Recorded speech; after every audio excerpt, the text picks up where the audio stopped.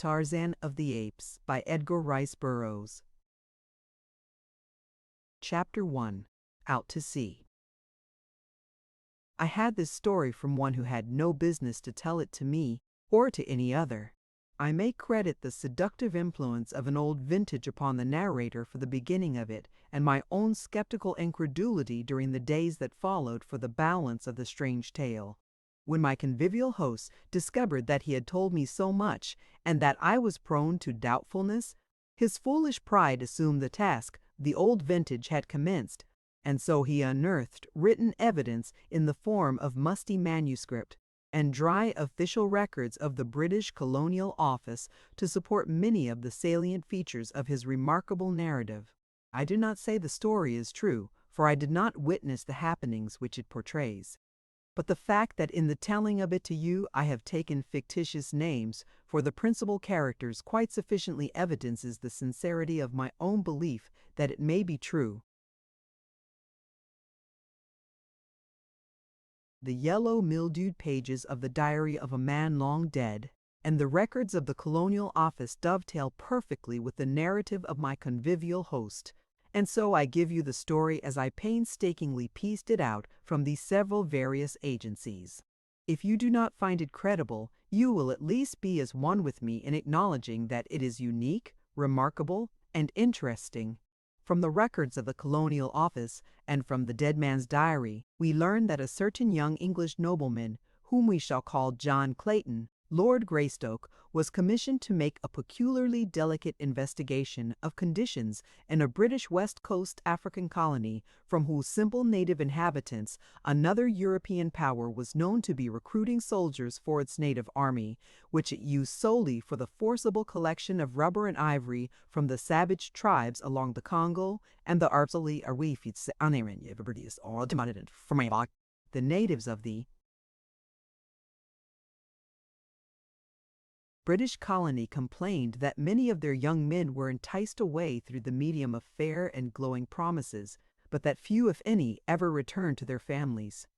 The Englishmen in Africa went even further, saying that these poor blacks were held in virtual slavery, since after their terms of enlistment expired, their ignorance was imposed upon by their white officers, and they were told that they had yet several years to serve.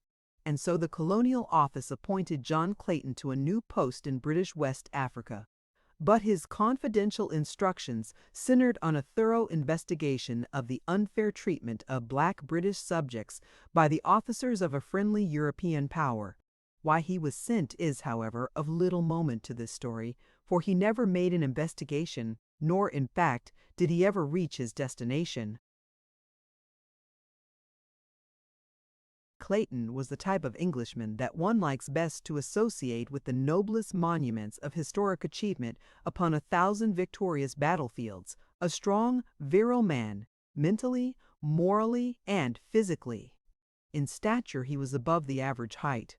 His eyes were gray, his features regular and strong, his carriage that of perfect, robust health influenced by his years of army training. Political ambition had caused him to seek transference from the army to the Colonial Office, and so we find him, still young, entrusted with a delicate and important commission in the service of the Queen. When he received this appointment, he was both elated and appalled. The preferment seemed to him in the nature of a well-merited reward for painstaking and intelligent service, and as a stepping stone to posts of greater importance and responsibility. But, on the other hand, he had been married to the Alice Rutherford for scarce 3 months, and it was the thought of taking this fair young girl into the dangers and isolation of tropical Africa that appalled him. For her sake he would have refused the appointment, but she would not have it so. Instead, she insisted that he accept, and indeed take her with him. There were mothers and brothers and sisters and aunts and cousins to express various opinions on the subject, but as to what they severally advised, history is silent. We know only that on a bright May morning in 1888, John, Lord Greystoke, and Lady Alice sailed from Dover on their way to Africa. A month later, they arrived at Freetown, where they chartered a small sailing vessel, the Fuwalda, which was to bear them to their final destination.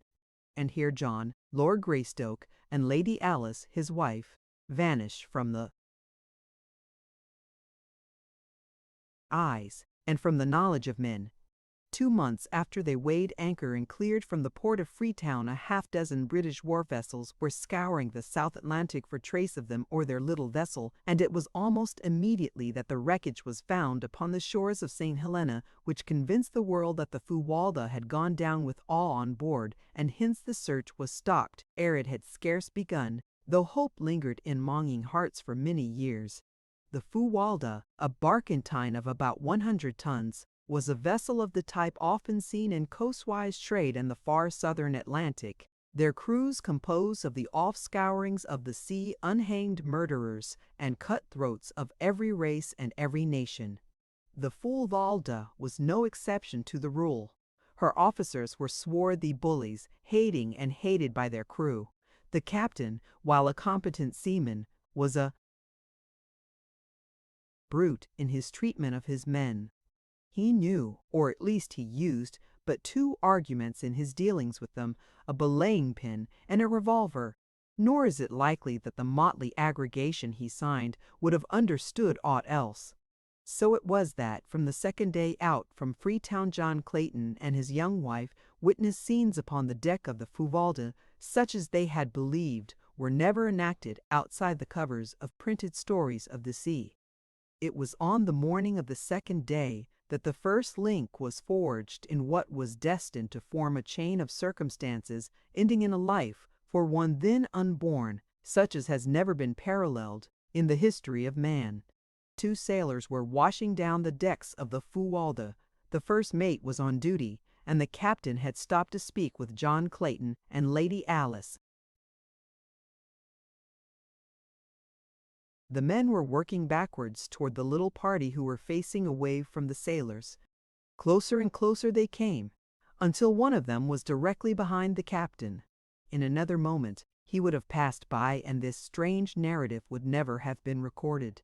But just that instant the officer turned to leave Lord and Lady Greystoke, and, as he did so, tripped against the sailor and sprawled headlong upon the deck, overturning the water pail so that he was drenched in its dirty contents. For an instant the scene was ludicrous, but only for an instant. With a volley of awful oaths, his face suffused with the scarlet of mortification and rage, the captain regained his feet, and with a terrific blow felled the sailor to the deck. The man was small and rather old, so that the brutality of the act was thus accentuated. The other seaman, however, was neither old nor small. A huge bear of a man, with fierce black mustachios and a great bull neck set between massive shoulders. As he saw his mate go down, he crouched, and with a low snarl sprang upon the captain, crushing him to his knees with a single mighty blow. From scarlet the officer's face went white, for this was mutiny, and mutiny he had met and subdued before in his brutal career.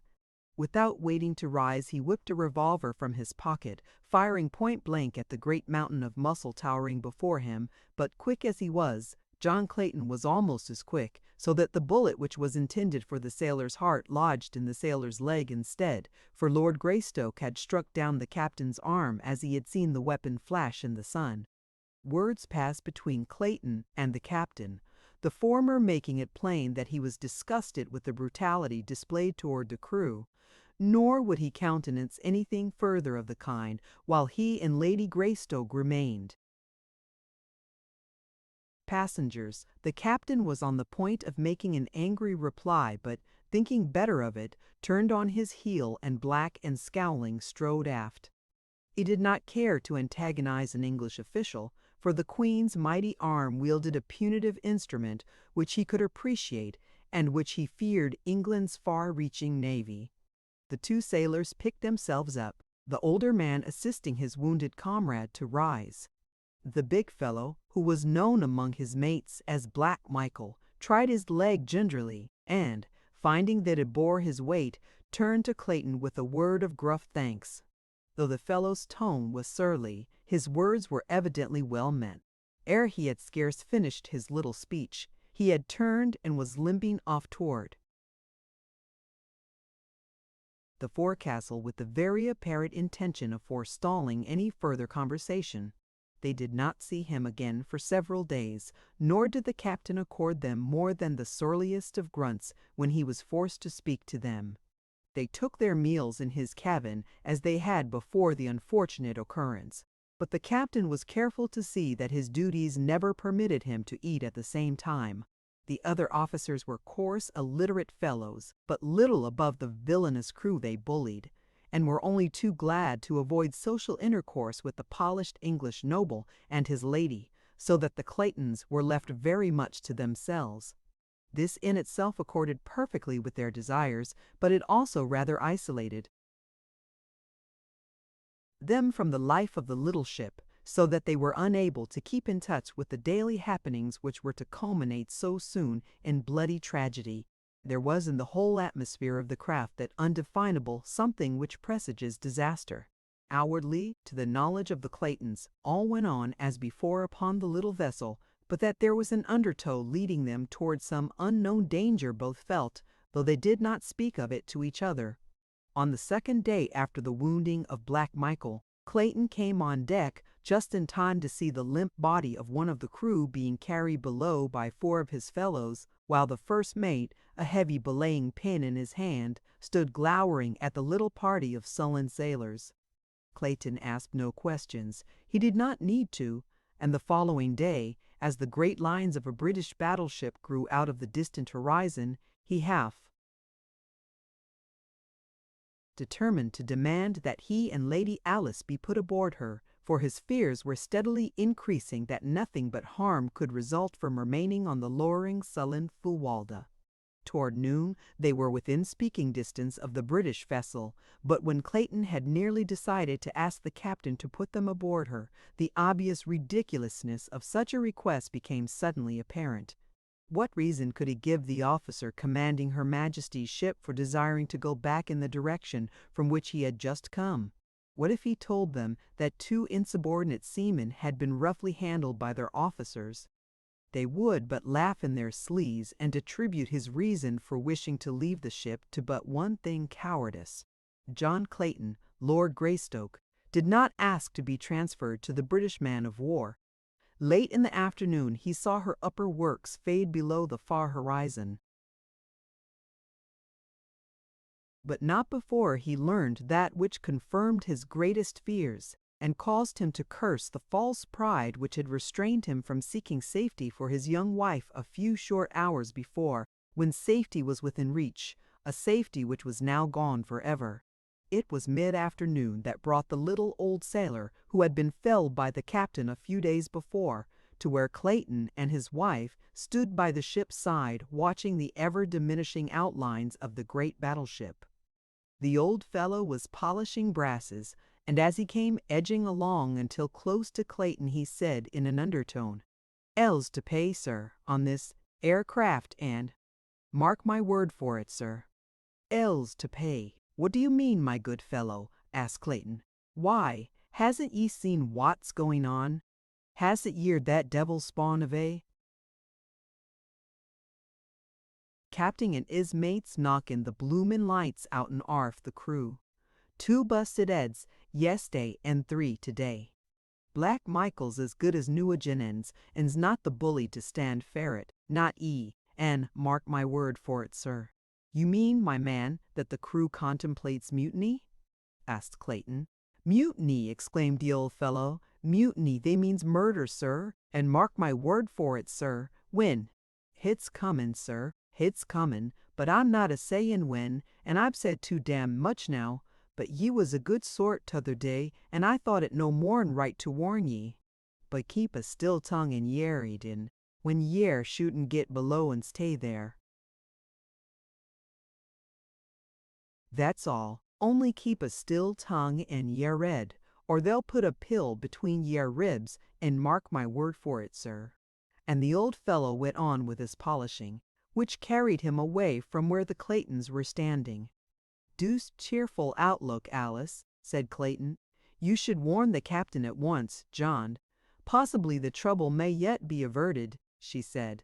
I suppose I should, but yet from purely selfish motives I am almost prompted to keep a still tongue in my head. Whatever they do now, they will spare us in recognition of my stand for this fellow Black Michael. But should they find that I had betrayed them, there would be no mercy shown us, Alice. You have but one duty, John, and that lies in the interest of vested authority. If you do not warn the captain, you are as much a party to whatever follows as though you had hoped to plot and carry it out with your own head and hands. You do not understand, dear, replied Clayton. It is of you I am thinking there lies my first duty. The captain has brought this condition upon himself, so why then should I risk subjecting my wife to unthinkable horrors in a probably futile attempt to save him from his own brutal folly? You have no conception, dear, of what would follow were this pack of cutthroats to gain control of the Fuwalda. Duty is duty, John, and no amount of sophistries may change it. I would be a poor wife for an English lord, were I to be responsible for his shirking a plain duty. I realize the danger which must follow, but I can face it with you. Have it as you will then, Alice, he answered, smiling. Maybe we are borrowing trouble. While I do not like the looks of things on board this ship, they may not be so bad after all, for it is possible that the ancient mariner was but voicing the desires of his wicked old heart rather than speaking of real facts. Mutiny on the high sea may have been common 100 years ago, but in this good year 1888 it is the least likely of happenings. But there goes the captain to his cabin now. If I am going to warn him, I might as well get the beastly job over, for I have little stomach to talk with the brute at all. So say he strolled carelessly in the direction of the companionway through which the captain had passed, and a moment later was knocking at his door. "Come in," growled the deep tones of that surly officer, and when Clayton had entered and closed the door behind him, "Well?" "I have come to report the gist of a conversation I heard today, because I feel that, while there may be nothing to it, it is as well that you be forearmed. In short, the men contemplate mutiny and murder." "It's a lie!" roared the captain. "And if you have been interfering again with the discipline of this ship, or meddling in affairs that don't concern you, you can take the consequences, and be damned. I don't care whether you are an English lord or not. I'm captain of this here ship, and from now on you keep your meddling nose out of my business." The captain had worked himself up to such a frenzy of rage that he was fairly purple of face, and he shrieked the last words at the top of his voice, emphasizing his remarks by a loud thumping of the table with one huge fist and shaking the other in Clayton's face. Greystoke never turned a hair, but stood eyeing the excited man with level gaze. "Captain Billings," he drawled finally, "if you will pardon my candor, I might remark that you are something of an ass." Whereupon he turned and left the captain with the same indifferent ease that was habitual with him, and which was more surely calculated to raise the ire of a man of Billings' class than a torrent of invective. So, whereas the captain might easily have been brought to regret his hasty speech had Clayton attempted to conciliate him, his temper was now irrevocably set in the mold in which Clayton had left it, and the last chance of their working together for their common good was gone. "Well, Alice," said Clayton, as he rejoined his wife, "I might have saved my breath. The fellow proved most ungrateful, fairly jumped at me like a mad dog. He and his blasted old ship may hang, for aught I care, and until we are safely off the thing I shall spend my energies in looking after our own welfare, and I rather fancy the first step to that end should be to go to our cabin and look over my revolvers. I am sorry now that we packed the larger guns and the ammunition with the stuff below." They found their quarters in a bad state of disorder. Clothing from their open boxes and bags strewed the little apartment, and even their beds had been torn to pieces. "Evidently someone was more anxious about our belongings than we," said Clayton. "Let's have a look around, Alice, and see what's missing." A thorough search revealed the fact that nothing had been taken but Clayton's 2 revolvers and the small supply of ammunition he had saved out for them. "Those are the very things I most wish they had left us," said Clayton. "And the fact that they wished for them and them alone is most sinister." "What are we to do, John?" asked his wife. "Perhaps you were right in that our best chance lies in maintaining a neutral position.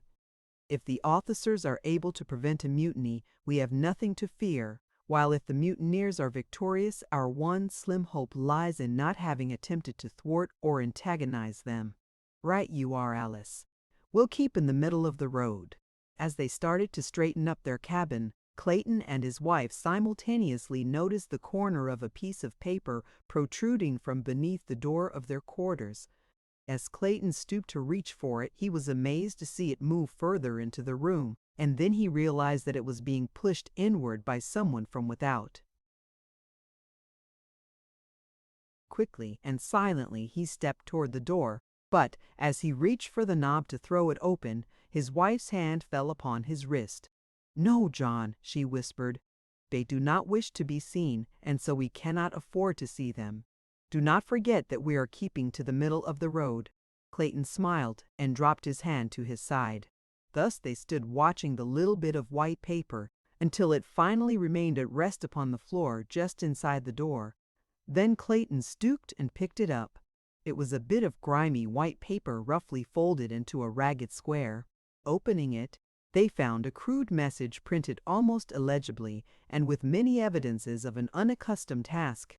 Translated, it was a warning to the Claytons to refrain from reporting the loss of the revolvers or from repeating what the old sailor had told them to refrain. "On pain of death, I rather imagine will be good," said Clayton with a rueful smile. "About all we can do is to sit tight and wait for whatever may come." Chapter 2. The Savage Home. Nor did they have long to wait, for the next morning, as Clayton was emerging on deck for his accustomed walk before breakfast, a shot rang out, and then another and another. The sight which met his eyes confirmed his worst fears. Facing the little knot of officers was the entire motley crew of the Fuwalda, and at their head stood Black Michael. At the first volley from the officers, the men ran for shelter, and from points of vantage behind masts, wheelhouse, and cabin, they returned the fire of the 5 men who represented the hated authority of the ship. 2 of their number had gone down before the captain's revolver. They lay where they had fallen between the combatants. But then the first mate lunged forward upon his face, and at a cry of command from Black Michael, the mutineers charged the remaining 4. The crew had been able to muster but 6 firearms, so most of them were armed with boat hooks, axes, hatchets, and crowbars. The captain had emptied his revolver and was reloading as the charge was made. The second mate's gun had jammed, and so there were but 2 weapons opposed to the mutineers as they bore down upon the officers, who now started to give back before the infuriated rush of their men. Both sides were cursing and swearing in a frightful manner, which, together with the reports of the firearms and the screams and groans of the wounded, turned the deck of the Fuwalda to the lightness of a madhouse.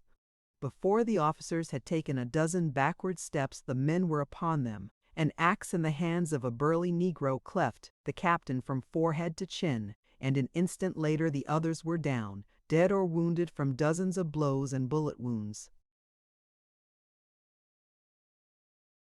Short and grisly had been the work of the mutineers of the Fuwalda, and through it all, John Clayton had stood leaning carelessly beside the companionway, puffing meditatively upon his pipe as though he had been but watching an indifferent cricket match.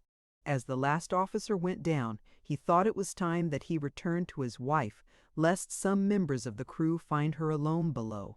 Though outwardly calm and indifferent, Clayton was inwardly apprehensive and wrought up, for he feared for his wife's safety at the hands of these ignorant half-brutes into whose hands fate had so remorselessly thrown them. As he turned to descend the ladder, he was surprised to see his wife standing on the steps almost at his side. "How long have you been here, Alice?" "Since the beginning," she replied. How awful, John! Oh, how awful! What can we hope for at the hands of such as those? Breakfast, I hope, he answered, smiling bravely in an attempt to allay her fears. At least, he added, I'm going to ask them. Come with me, Alice. We must not let them think we expect any but courteous treatment. The men had by this time surrounded the dead and wounded officers, and without either partiality or compassion, proceeded to throw both living and dead over the sides of the vessel. With equal heartlessness they disposed of their own dead and dying. Presently one of the crew spied the approaching Claytons, and with a cry of, "Here's two more for the fishes," rushed toward them with uplifted axe. But Black Michael was even quicker, so that the fellow went down with a bullet in his back before he had taken a half-dozen steps. With a loud roar, Black Michael attracted the attention of the others, and, pointing to Lord and Lady Greystoke, cried, "These here are my friends, and they are to be left alone. Do I understand? I'm captain of this ship now, and what I says goes," he added, turning to Clayton. "Just keep to yourselves, and nobody'll harm ye," and he looked threateningly on his fellows. The Claytons heeded Black Michael's instructions so well that they saw but little of the crew, and knew nothing of the plans the men were making. Occasionally they heard faint echoes of brawls and quarreling among the mutineers, and on 2 occasions the vicious bark of firearms rang out on the still air. But Black Michael was a fit leader for this band of cutthroats, and withal held them in fair subjection to his rule. On the 5th day following the murder of the ship's officers, land was sighted by the lookout. Whether island or mainland, Black Michael did not know, but he announced to Clayton that if investigation showed that the place was habitable, he and Lady Greystoke were to be put ashore with their belongings. "You'll be all right there for a few months," he explained, "and by that time we'll have been able to make an inhabited coast somewhere and scatter a bit. Then I'll see that your government's notified where you be, and they'll soon send a man o' war to fetch ye off. It would be a hard matter to land you in civilization without a lot of questions being asked, and none o' us here has any very convincing answers up our sleeves." Clayton remonstrated against the inhumanity of landing them upon an unknown shore to be left to the mercies of savage beasts, and, possibly, still more savage men. But his words were of no avail, and only tended to anger Black Michael, so he was forced to desist and make the best he could of a bad situation. About 3 o'clock in the afternoon they came about off a beautiful wooded shore opposite the mouth of what appeared to be a landlocked harbor. Black Michael sent a small boat filled with men to sound the entrance in an effort to determine if the Fuwalda could be safely worked through the entrance. In about an hour they returned and reported deep water through the passage as well as far into the little basin. Before dark the barkentine lay peacefully at anchor upon the bosom of the still, mirror-like surface of the harbor. The surrounding shores were beautiful, with semi-tropical verdure, while in the distance the country rose from the ocean and hill and tableland, almost uniformly clothed by primeval forest. No signs of habitation were visible, but that the land might easily support human life was evidenced by the abundant bird and animal life, of which the watchers on the Fuwalda's deck caught occasional glimpses, as well as by the shimmer of a little river which emptied into the harbor, ensuring fresh water in plenitude. As darkness settled upon the earth, Clayton and Lady Alice still stood by the ship's rail in silent contemplation of their future abode. From the dark shadows of the mighty forest came the wild calls of savage beasts, the deep roar of the lion, and, occasionally, the shrill scream of a panther. The woman shrank closer to the man in terror-stricken anticipation of the horrors lying in wait for them in the awful blackness of the nights to come, when they should be alone upon that wild and lonely shore.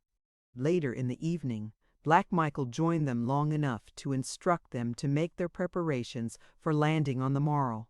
They tried to persuade him to take them to some more hospitable coast, near enough to civilization, so that they might hope to fall into friendly hands. But no pleas, or threats, or promises of reward could move him.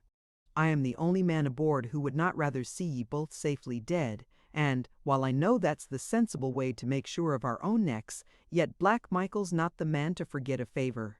Ye saved my life once, and in return I'm going to spare yours, but that's all I can do.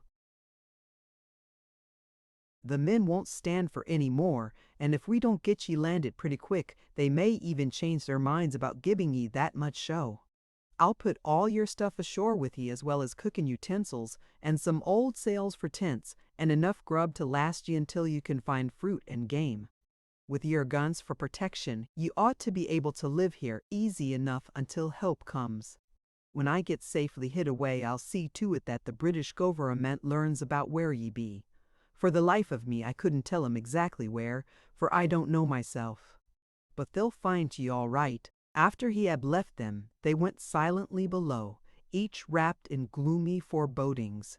Clayton did not believe that Black Michael had the slightest intention of notifying the British government of their whereabouts, nor was he any too sure but that some treachery was contemplated for the following day, when they should be on shore with the sailors who would have to accompany them with their belongings. Once out of Black Michael's sight, any of the men might strike them down and still leave Black Michael's conscience clear.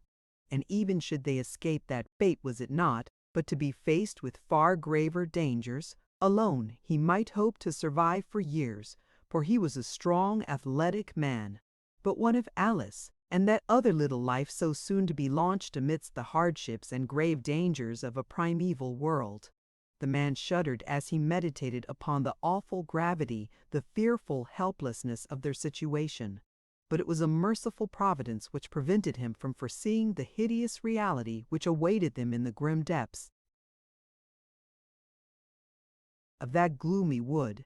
Early next morning, their numerous chests and boxes were hoisted on deck and lowered to waiting small boats for transportation to shore. There was a great quantity and variety of stuff, as the Claytons had expected a possible 5 to 8 years' residence in their new home. Thus, in addition to the many necessities they had brought, there were also many luxuries. Black Michael was determined that nothing belonging to the Claytons should be left on board. Whether out of compassion for them or in furtherance of his own self-interests, it would be difficult to say. There was no question but that the presence of property of a missing British official upon a suspicious vessel would have been a difficult thing to explain in any civilized port in the world. So zealous was he in his efforts to carry out his intentions that he insisted upon the return of Clayton's revolvers to him by the sailors in whose possession they were. Into the small boats were also loaded salt meats and biscuit, with a small supply of potatoes and beans, matches and cooking vessels, a chest of tools, and the old sails which Black Michael had promised them. As though himself fearing the very thing which Clayton had suspected, Black Michael accompanied them to shore, and was the last to leave them when the small boats, having filled the ship's cask with fresh water, were pushed out toward the waiting Fuwalda. As the boats moved slowly over the smooth waters of the bay, Clayton and his wife stood silently watching their departure in the breasts of both a feeling of impending disaster and utter hopelessness. And behind them, over the edge of a low ridge, other eyes watched, close-set, wicked eyes, gleaming beneath shaggy brows. As the Fuwalda passed through the narrow entrance to the harbor and out of sight behind a projecting point, Lady Alice threw her arms about Clayton's neck and burst into uncontrolled sobs.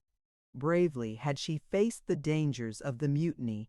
With heroic fortitude she had looked into the terrible future.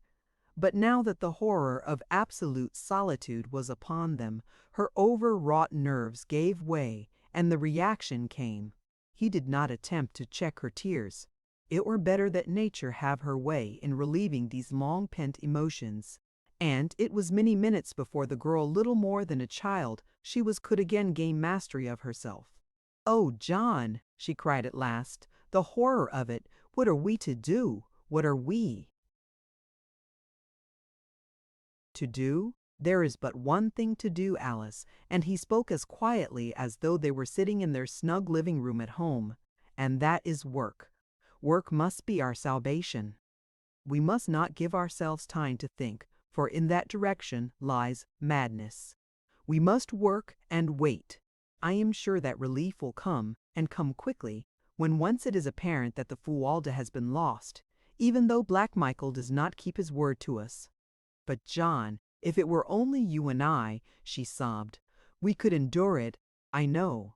But yes, dear, he answered gently, I have been thinking of that also, but we must face it as we must face whatever comes, bravely and with the utmost confidence in our ability to cope with circumstances, whatever they may be. Hundreds of thousands of years ago, our ancestors of the dim and distant past faced the same problems which we must face, possibly in these same primeval forests. That we are here today evidences their victory. What they did may we not do. And even better, for are we not armed with ages of superior knowledge, and have we not the means of protection, defense, and sustenance which science has given us, but of which they were totally ignorant? What they accomplished, Alice, with instruments and weapons of stone and bone, surely that may we accomplish also. Ah, John, I wish that I might be a man with a man's philosophy. But I am but a woman, seeing with my heart rather than my head, and all that I can see is too horrible, too unthinkable to put into words. I only hope you are right, John. I will do my best to be a brave primeval woman, a fit mate for the primeval man. Clayton's first thought was to arrange a sleeping shelter for the night, something which might serve to protect them from prowling beasts of prey. He opened the box containing his rifles and ammunition, that they might both be armed against possible attack while at work, and then together they sought a location for their first night's sleeping place. 100 yards from the beach was a little level spot, fairly free of trees. Here they decided eventually to build a permanent house, but for the time being they both thought it best to construct a little platform in the trees, out of reach of the larger of the savage beasts in whose realm they were. To this end, Clayton selected 4 trees which formed a rectangle about 8 feet square, and cutting long branches from other trees, he constructed a framework around them, about 10 feet from the ground, fastening the ends of the branches securely to the trees by means of rope, a quantity of which Black Michael had furnished him from the hold of the Fuwalda. Across this framework, Clayton placed other smaller branches quite close together. This platform he paved with the huge fronds of elephant's ear which grew in profusion about them, and over the fronds he laid a great sail folded into several thicknesses. 7 feet higher he constructed a similar, though lighter, platform to serve as roof, and from the sides of this he suspended the balance of his sailcloth for walls. When completed, he had a rather snug little nest, to which he carried their blankets and some of the lighter luggage. It was now late in the afternoon, and the balance of the daylight hours were devoted to the building of a rude ladder by means of which Lady Alice could mount to her new home. All during the day the forest about them had been filled with excited birds of brilliant plumage, and dancing, chattering monkeys, who watched these new arrivals and their wonderful nest-building operations with every mark of keenest interest and fascination. Notwithstanding that both Clayton and his wife kept a sharp lookout, they saw nothing of larger animals, though on 2 occasions they had seen their little simian neighbors come screaming and chattering from the nearby ridge, casting frightened glances back over their little shoulders, and evincing as plainly as though by speech that they were fleeing some terrible thing which lay concealed there. Just before dusk, Clayton finished his ladder, and, filling a great basin with water from the nearby stream, the two mounted to the comparative safety of their aerial chamber. As it was quite warm, Clayton had left the side curtains thrown back over the roof, and as they sat, like Turks, upon their blankets, Lady Alice, straining her eyes into the darkening shadows of the wood, suddenly reached out and grasped Clayton's arms. "John," she whispered, "look, what is it, a man?" As Clayton turned his eyes in the direction she indicated, he saw silhouetted dimly against the shadows beyond, a great figure standing upright upon the ridge. For a moment it stood as though listening, and then turned slowly and melted into the shadows of the jungle. "What is it, John?" "I do not know, Alice," he answered gravely. "It is too dark to see so far, and it may have been but a shadow cast by the rising moon. No, John, if it was not a man, it was some huge and grotesque mockery of man. Oh, I am afraid." He gathered her in his arms, whispering words of courage and love into her ears. Soon after, he lowered the curtain walls, tying them securely to the trees so that, except for a little opening toward the beach, they were entirely enclosed. As it was now pitch dark within their tiny eyrie, they lay down upon their blankets to try to gain, through sleep, a brief respite of forgetfulness. Clayton lay facing the opening at the front, a rifle and a brace of revolvers at his hand. Scarcely had they closed their eyes and the terrifying cry of a panther rang out from the jungle behind them. Closer and closer it came until they could hear the great beast directly beneath them. For an hour or more they heard it sniffing and clawing at the trees which supported their platform, but at last it roamed away across the beach, where Clayton could see it clearly in the brilliant moonlight. A great, handsome beast, the largest he had ever seen. During the long hours of darkness they caught but fitful snatches of sleep, for the night noises of a great jungle teeming with myriad animal life kept their overwrought nerves on edge, so that 100 times they were startled to wakefulness by piercing screams or the stealthy moving of great bodies beneath them. Chapter 3. Life and Death. Morning found them but little, if at all, refreshed, though it was with a feeling of intense relief that they saw the day dawn.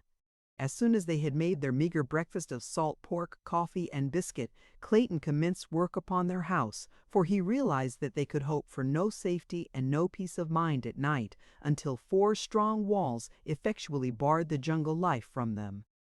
The task was an arduous one and required the better part of a month, though he built but one small room. He constructed his cabin of small logs about 6 inches in diameter, stopping the chinks with clay, which he found at the depth of a few feet beneath the surface soil. At one end he built a fireplace of small stones from the beach. These also he set in clay, and when the house had been entirely completed he applied a coating of the clay to the entire outside surface to the thickness of 4 inches. In the window opening he set small branches about 1 inch in diameter, both vertically and horizontally, and so woven that they formed a substantial grating that could withstand the strength of a powerful animal. Thus they obtained air and proper ventilation, without fear of lessening the safety of their cabin. The A-shaped roof was thatched with small branches laid close together, and over these long jungle grass and palm fronds with a final coating of clay. The door he built of pieces of the packing boxes, which had held their belongings, nailing one piece upon another, the grain of contiguous layers running transversely, until he had a solid body some 3 inches thick and of such great strength that they were both moved to laughter as they gazed upon it. Here the greatest difficulty confronted Clayton, for he had no means whereby to hang his massive door now that he had built it. After 2 days' work, however, he succeeded in fashioning 2 massive hardwood hinges, and with these he hung the door so that it opened and closed easily. The stuccoing and other final touches were added after they moved into the house, which they had done as soon as the roof was on, piling their boxes before the door at night, and thus having a comparatively safe and comfortable habitation. The building of a bed, chairs, table, and shelves was a relatively easy matter, so that by the end of the 2nd month they were well settled, and, but for the constant dread of attack by wild beasts and the ever-growing loneliness, they were not uncomfortable or unhappy. At night great beasts snarled and roared about their tiny cabin, but so accustomed may one become to oft-repeated noises that soon they paid little attention to them, sleeping soundly the whole night through. Thrice had they caught fleeting glimpses of great man-like figures like that of the first night, but never at sufficiently close range to know positively whether the half-seen forms were those of man or brute. The brilliant birds and the little monkeys had become accustomed to their new acquaintances, and as they had evidently never seen human beings before, they presently, after their first fright had worn off, approached closer and closer, impelled by that strange curiosity which dominates the wild creatures of the forest and the jungle and the plain, so that within the first month several of the birds had gone so far as even to accept morsels of food from the friendly hands of the Claytons. One afternoon, while Clayton was working upon an addition to their cabin, for he contemplated building several more rooms, a number of their grotesque little friends came shrieking and scolding through the trees from the direction of the Boti ridge. Ever as they fled, they cast fearful glances back at them, and finally they stopped near Clayton, jabbering excitedly to him as though to warn him of approaching danger. At last he saw it, the thing the little monkeys so feared, the man brute of which the Claytons had caught occasional fleeting glimpses. It was approaching through the jungle in a semi-erect position, now and then placing the backs of its closed fists upon the ground, a great anthropoid ape, and, as it advanced, it emitted deep guttural growls and an occasional low barking sound. Clayton was at some distance from the cabin, having come to fell a particularly perfect tree for his building operations. Grown careless from months of continued safety, during which time he had seen no dangerous animals during the daylight hours, he had left his rifles and revolvers all within the little cabin. And now that he saw the great ape crashing through the underbrush directly toward him, and from a direction which practically cut him off from escape, he felt a vague little shiver play up and down his spine. He knew that, armed only with an axe, his chances with this ferocious monster were small indeed, and Alice, oh God, he thought, what will become of Alice? There was yet a slight chance of reaching the cabin. He turned and ran toward it, shouting in alarm to his wife to run in and close the great door in case the ape cut off his retreat. Lady Greystoke had been sitting a little way from the cabin, and when she heard his cry she looked up to see the ape springing with almost incredible swiftness for so large and awkward an animal in an effort to head off Clayton. With a low cry she sprang toward the cabin and, as she entered, gave a backward glance which filled her soul with terror, for the brute had intercepted her husband, who now stood at bay grasping his axe with both hands ready to swing it upon the infuriated animal when he should make his final charge. "Close and bolt the door, Alice," cried Clayton. "I can finish this fellow with my axe." But he knew he was facing a horrible death, and so did she. The ape was a great bull, weighing probably 300 pounds. His nasty, close-set eyes gleamed hatred from beneath his shaggy brows, while his great canine fangs were bared in a horrid snarl as he paused a moment before his prey. Over the brute's shoulder, Clayton could see the doorway of his cabin, not 20 paces distant, and a great wave of horror and fear swept over him as he saw his young wife emerge, armed with one of his rifles. She had always been afraid of firearms and would never touch them, but now she rushed toward the ape with the fearlessness of a lioness protecting its young. "Back, Alice!" shouted Clayton. "For God's sake, go back!" But she would not heed, and just then the ape charged, so that Clayton could say no more. The man swung his axe with all his mighty strength, but the powerful brute seized it in those terrible hands, and tearing it from Clayton's grasp hurled it far to one side. With an ugly snarl, he closed upon his defenseless victim, but ere his fangs had reached the throat they thirsted for, there was a sharp report, and a bullet entered the ape's back between his shoulders. Throwing Clayton to the ground, the beast turned upon his new enemy. There,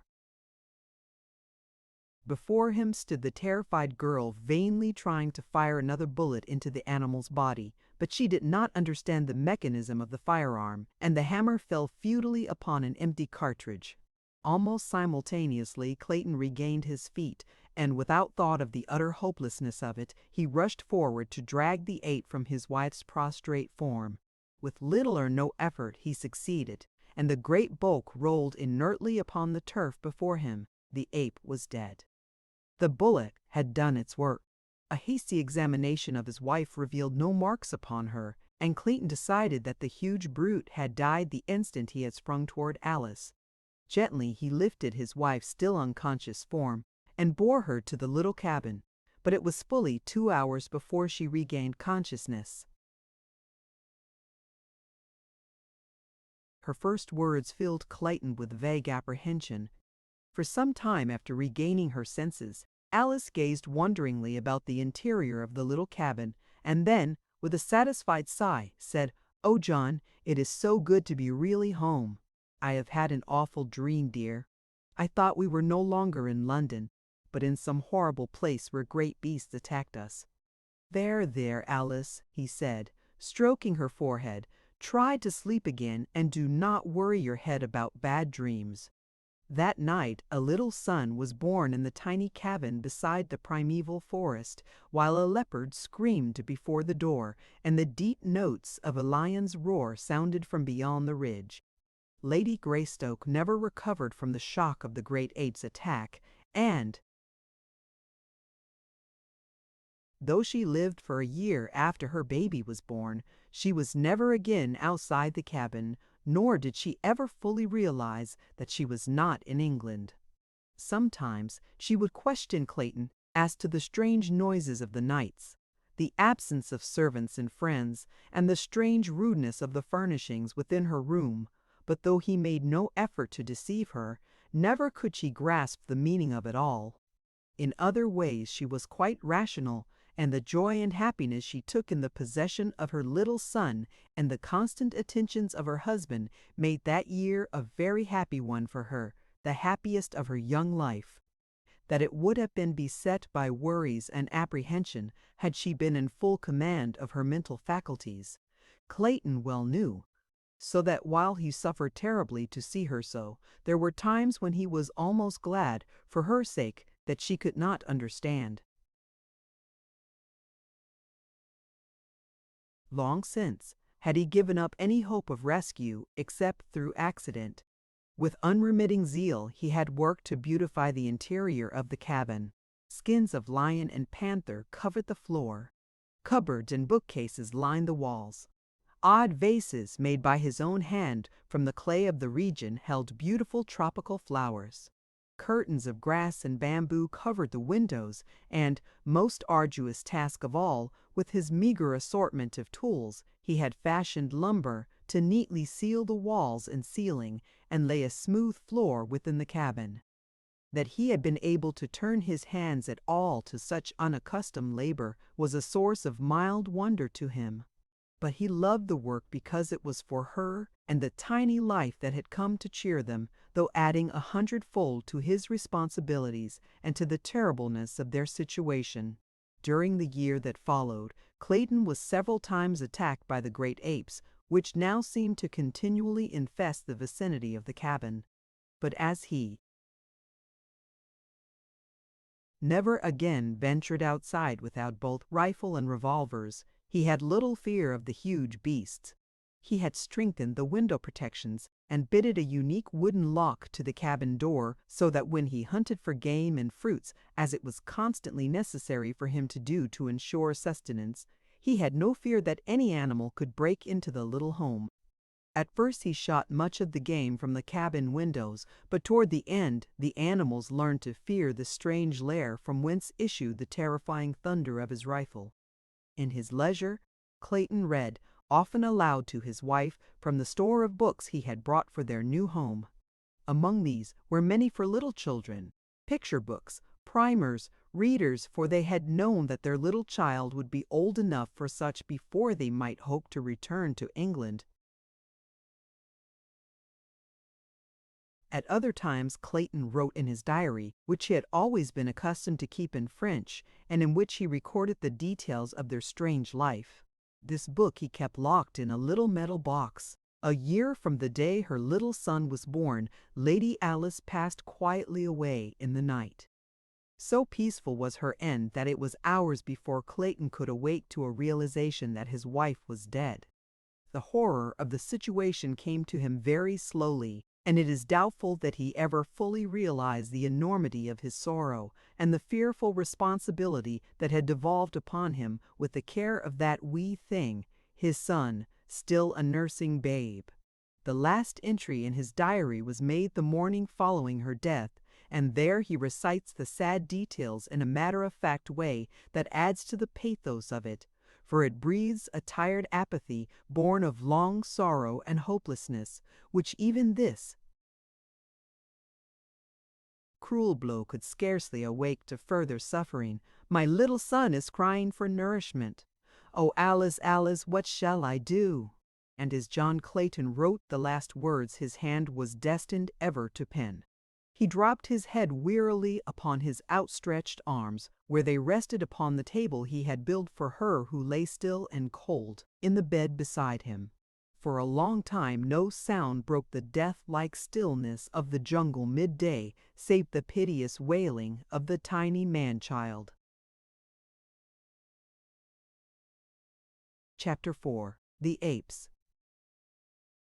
In the forests of the tableland, a mile back from the ocean, old Kerchak the ape was on a rampage of rage among his people.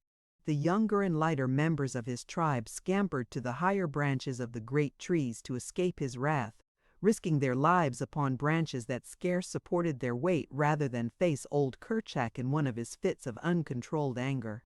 The other males scattered in all directions, but not before the infuriated brute had felt the vertebra of one snap between his great foaming jaws. A luckless young female slipped from an insecure hold upon a high branch and came crashing to the ground almost at Kerchak's feet. With a wild scream he was upon her, tearing a great piece from her side with his mighty teeth and striking her viciously upon her head and shoulders with a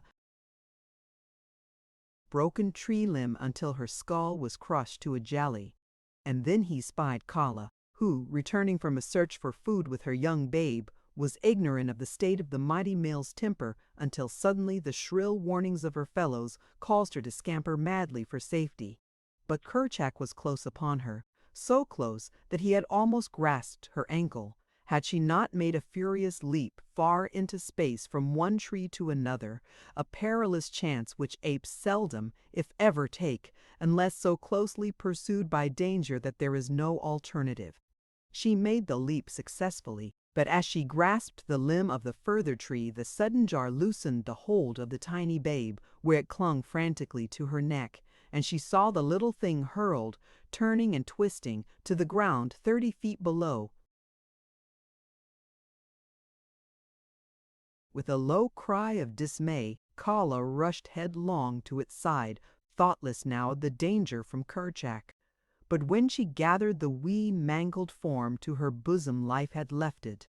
With low moans she sat cuddling the body to her, nor did Kerchak attempt to molest her. With the death of the babe his fit of demoniacal rage passed as suddenly as it had seized him. Kerchak was a huge king ape, weighing perhaps 350 pounds. His forehead was extremely low and receding, his eyes bloodshot, small and close-set to his coarse flat nose, his ears large and thin, but smaller than most of his kind. His awful temper and his mighty strength made him supreme among the little tribe into which he had been born some 20 years before.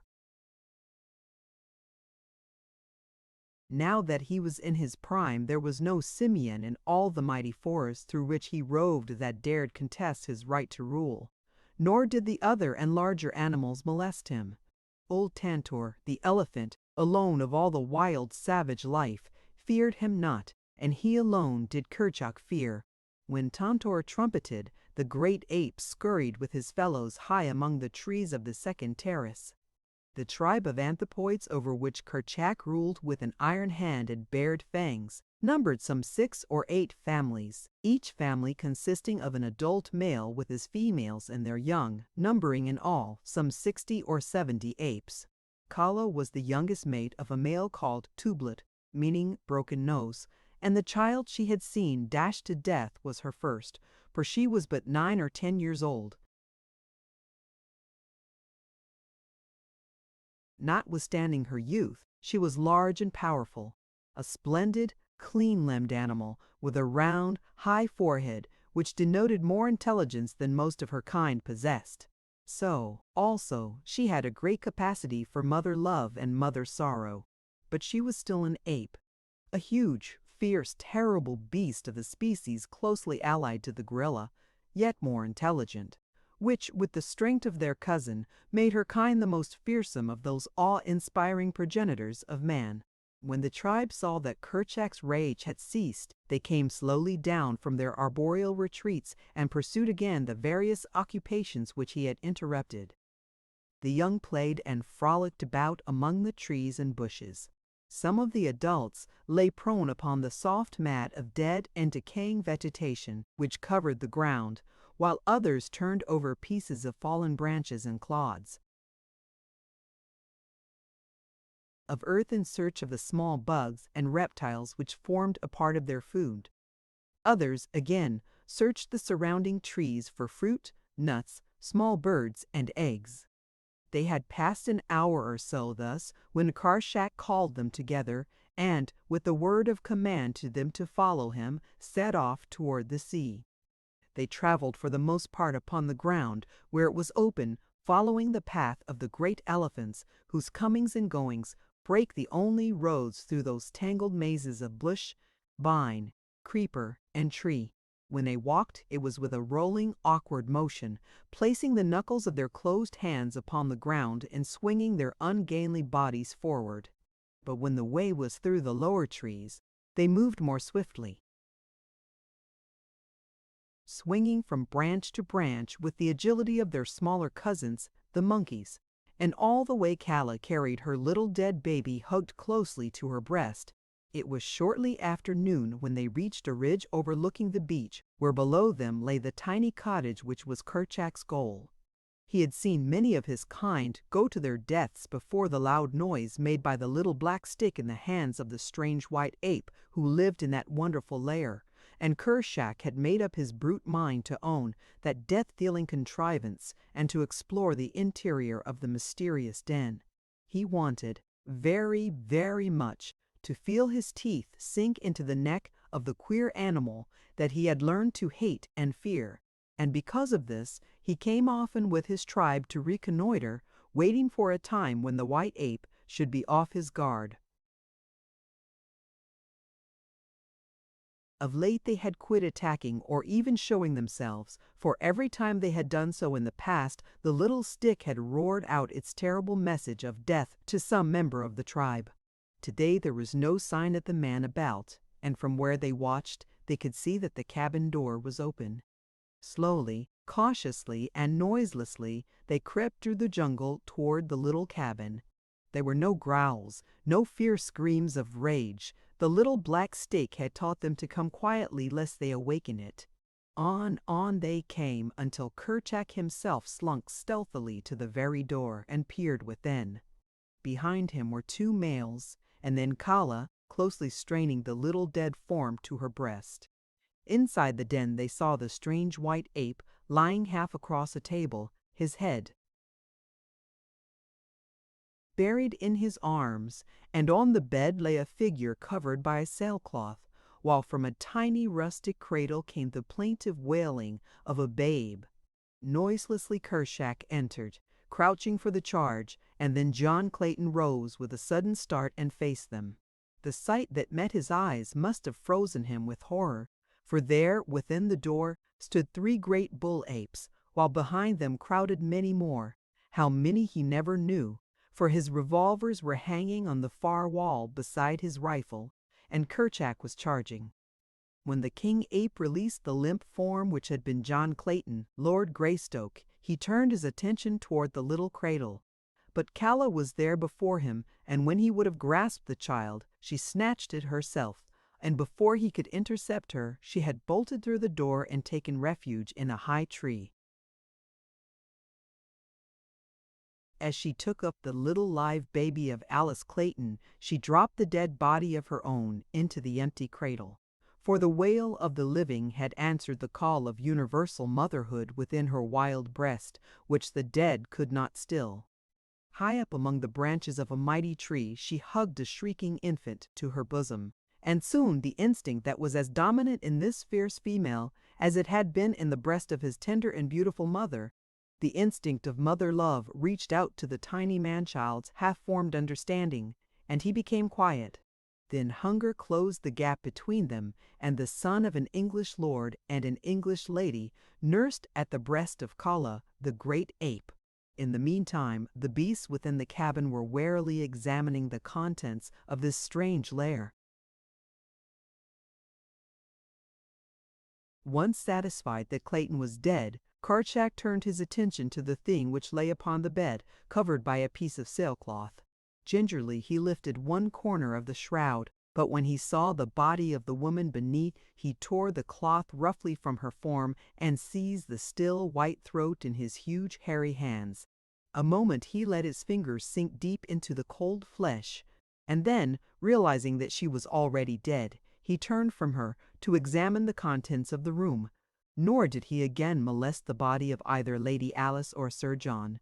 The rifle hanging upon the wall caught his first attention. It was for this strange, death-dealing thunderstick that he had yearned for months, but now that it was within his grasp, he scarcely had the temerity to seize it. Cautiously he approached the thing, ready to flee precipitately should it speak. In its deep roaring tones, as he had heard it speak before, the last words to those of his kind who, through ignorance or rashness, had attacked the wonderful white ape that had borne it. Deep in the beast's intelligence was something which assured him that the thunderstick was only dangerous when in the hands of one who could manipulate it, but yet it was several minutes ere he could bring himself to touch it. Instead, he walked back and forth along the floor before it, turning his head so that never once did his eyes leave the object of his desire. Using his long arms as a man uses crutches, and rolling his huge carcass from side to side with each stride, the great king ape paced to and fro, uttering deep growls occasionally punctuated with the ear-piercing scream than which there is no more terrifying noise in all the jungle. Presently he halted before the rifle. Slowly he raised a huge hand until it almost touched the shining barrel, only to withdraw it once more and continue his hurried pacing. It was as though the great brute, by this show of fearlessness and through the medium of his wild voice, was endeavoring to bolster up his courage to the point which would permit him to take the rifle in his hand. Again he stopped, and this time succeeded in forcing his reluctant hand to the cold steel, only to snatch it away almost immediately and resume his restless beat. Time after time this strange ceremony was repeated, but on each occasion with increased confidence, until, finally, the rifle was torn from its hook and lay in the grasp of the great brute. Finding that it harmed him not, Kerchak began to examine it closely. He felt of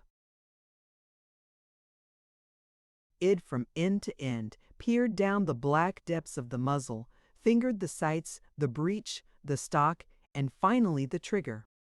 During all these operations, the apes who had entered sat huddled near the door watching their chief, while those outside strained and crowded to catch a glimpse of what transpired within. Suddenly Kerchak's finger closed upon the trigger. There was a deafening roar in the little room, and the apes at and beyond the door fell over one another in their wild anxiety to escape. Kerchak was equally frightened, so frightened in fact that he quite forgot to throw aside the author of that fearful noise, but bolted for the door with it tightly clutched in one hand. As he passed through the opening, the front sight of the rifle caught upon the biz edge of the in-swung door with sufficient force to close it tightly after the fleeing ape. When Kerchak came to a halt a short distance from the cabin and discovered that he still held the rifle, he dropped it as he might have dropped a red-hot iron, nor did he again attempt to recover it. The noise was too much for his brute nerves, but he was now quite convinced that the terrible stick was quite harmless by itself, if left alone. It was an hour before the apes could again bring themselves to approach the cabin to continue their investigations, and when they finally did so, they found to their chagrin that the door was closed and so securely fastened that they could not force it. The cleverly constructed latch which Clayton had made for the door had sprung as Kerchak passed out, nor could the apes find means of ingress through. the heavily barred windows. After roaming about the vicinity for a short time, they started back for the deeper forests and the higher land from whence they had come. Kala had not once come to earth with her little adopted babe, but now Kershak called to her to descend with the rest, and as there was no note of anger in his voice, she dropped lightly from branch to branch and joined the others on their homeward march. Those of the apes who attempted to examine Kala's strange baby were repulsed with bared fangs and low menacing growls, accompanied by words of warning from Kala. When they assured her that they meant the child no harm, she permitted them to come close, but would not allow them to touch her charge. It was as though she knew that her baby was frail and delicate, and feared lest the rough hands of her fellows might injure the little thing. Another thing she did, and which made traveling an onerous trial for her. Remembering the death of her own little one, she clung desperately to the new babe with one hand whenever they were upon the march. The other young rode upon their mothers' backs, their little arms tightly clasping the hairy necks before them, while their legs were locked beneath their mothers' armpits. Not so with Kala. She held the small form of the little Lord Greystoke tightly to her breast, where the dainty hands clutched the long black hair which covered that portion of her body. She had seen one child fall from her back to a terrible death, and she would take no further chances with this. Chapter 5. The White Ape. Tenderly Kala nursed her little waif, wondering silently why it did not gain strength and agility as did the little apes of other mothers.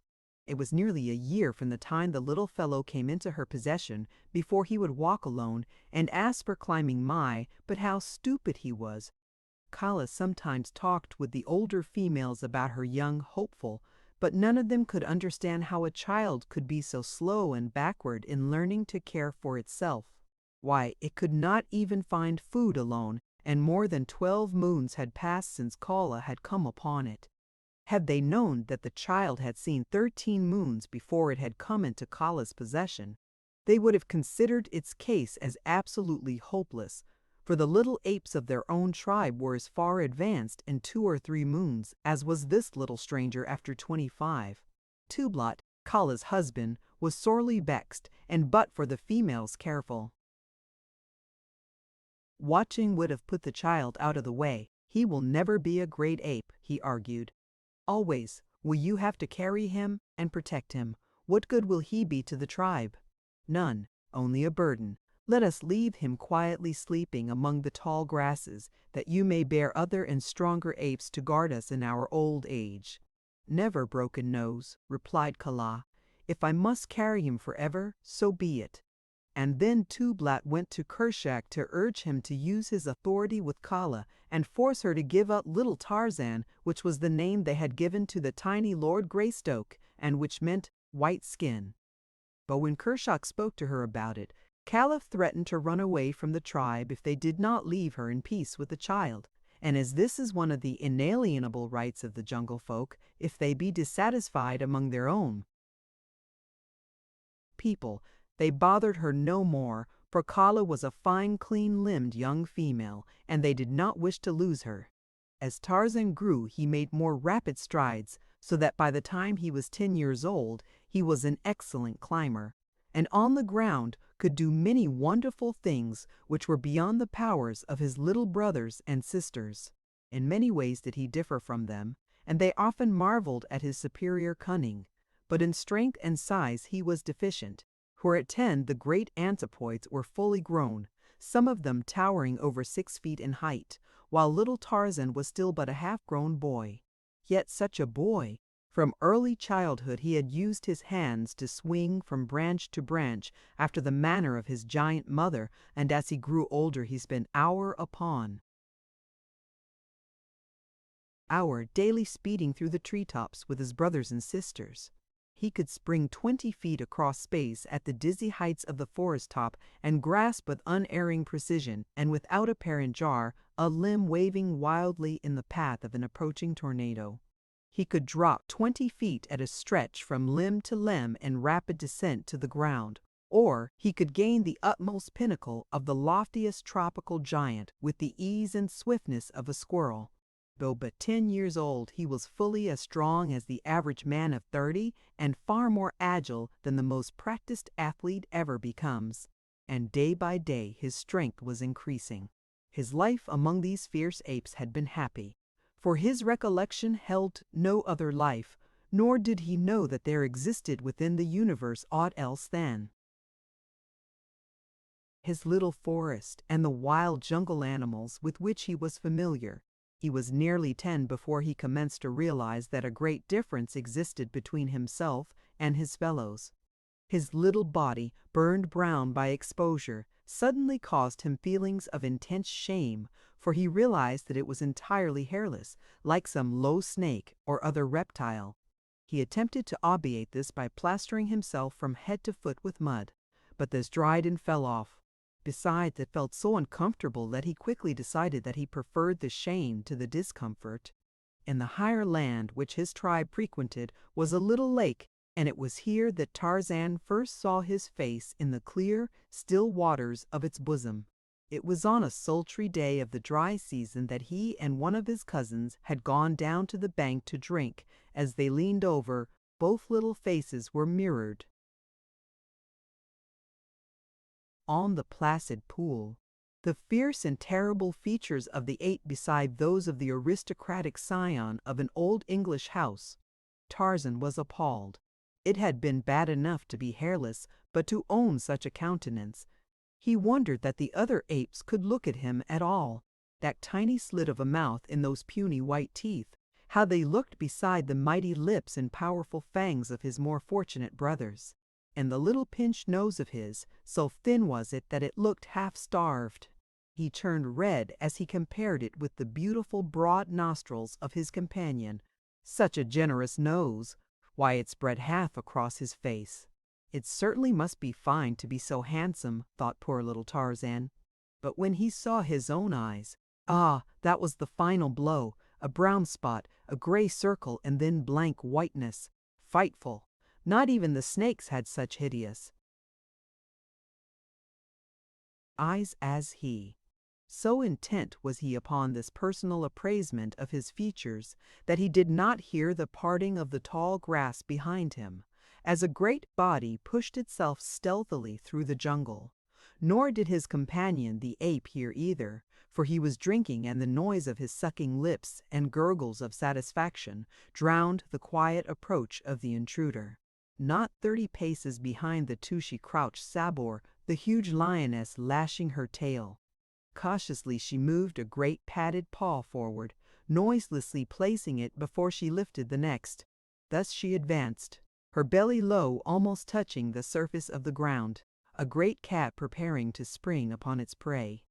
Now she was within 10 feet of the two unsuspecting little playfellows. Carefully she drew her hind feet well up beneath her body, the great muscles rolling under the beautiful skin. So low she was crouching now that she seemed flattened to the earth, except for the upward bend of the glossy back as it gathered for the spring. No longer the tail lashed quiet and straight behind her it lay. An instant she paused thus, as though turned to stone, and then, with an awful scream, she sprang. Sabor, the lioness, was a wise hunter. To one less wise, the wild alarm of her fierce cry as she sprang would have seemed a foolish thing, for could she not more surely have fallen upon her victims had she but quietly leaped without that loud shriek? But Sabor knew well the wondrous quickness of the jungle folk, and their almost unbelievable powers of hearing. To them the sudden scraping of one blade of grass across another was as effectual a warning as her loudest cry, and Sabor knew that she could not make that mighty leap without a little noise. Her wild scream was not a warning. It was voiced to freeze her poor victims in a paralysis of terror for the tiny fraction of an instant which would suffice for her mighty claws to sink into their soft flesh and hold them beyond hope of escape. So far as the ape was concerned, Sabor reasoned correctly. The little fellow crouched trembling just an instant, but that instant was quite long enough to prove his undoing. Not so, however, with Tarzan the man-child. His life amidst the dangers of the jungle had taught him to meet emergencies with self-confidence, and his higher intelligence resulted in a quickness of mental action far beyond the powers of the apes. So the scream of Sabor, the lioness, galvanized the brain and muscles of Little Tarzan into instant action. Before him lay the deep waters of the little lake, behind him certain death, a cruel death beneath tearing claws and rending fangs. Tarzan had always hated water except as a medium for quenching his thirst. He hated it because he connected it with the chill and discomfort of the torrential rains, and he feared it for the thunder and lightning and wind which accompanied them. The deep waters of the lake he had been taught by his wild mother to avoid, and further, had he not seen little Nita sink beneath its quiet surface only a few short weeks before, never to return to the tribe? But of the two evils his quick mind chose the lesser ere the first note of Sabor's scream had scarce broken the quiet of the jungle, and before the great beast had covered half her leap, Tarzan felt the chill waters close above his head. He could not swim, and the water was very deep, but still he lost no particle of that self-confidence and resourcefulness which were the badges of his superior being. Rapidly he moved his hands and feet in an attempt to scramble upward, and, possibly more by chance than design, he fell into the stroke that a dog uses when swimming, so that within a few seconds his nose was above water, and he found that he could keep it there by continuing his strokes and also make progress through the water. He was much surprised and pleased with this new acquirement, which had been so suddenly thrust upon him, but he had no time for thinking much upon it. He was now swimming parallel to the bank, and there he saw the cruel beast that would have seized him crouching upon the still form of his little playmate. The lioness was intently watching Tarzan, evidently expecting him to return to shore, but this the boy had no intention of doing. Instead, he raised his voice in the call of distress common to his tribe, adding to it the warning which would be rescuers from running into the clutches of Sabor. Almost immediately there came an answer from the distance, and presently 40 or 50 great apes swung rapidly and majestically through the trees toward the scene of tragedy. In the lead was Kala, for she had recognized the tones of her best beloved, and with her was the mother of the little ape who lay dead beneath cruel Sabor. Though more powerful and better equipped for fighting than the apes, the lioness had no desire to meet these enraged adults, and with a snarl of hatred she sprang quickly into the brush and disappeared. Tarzan now swam to shore and clambered quickly upon dry land.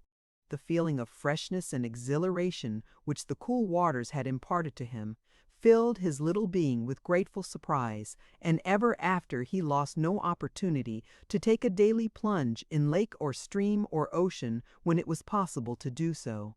For a long time Kala could not accustom herself to the sight, for though her people could swim when forced to it, they did not like to enter water, and never did so voluntarily.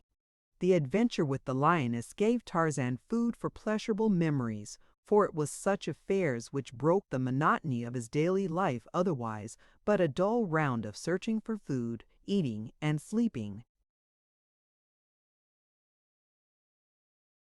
The tribe to which he belonged roamed a tract extending roughly 25 miles along the seacoast and some 50 miles inland.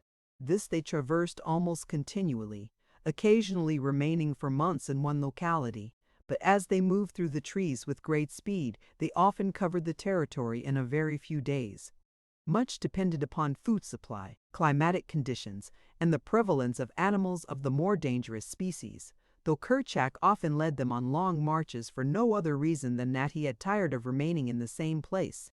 At night they slept where darkness overtook them, lying upon the ground, and sometimes covering their heads, and more seldom their bodies, with the great leaves of the elephant's ear. 2 or 3 might lie cuddled in each other's arms for additional warmth if the night were chill, and thus Tarzan had slept in Kala's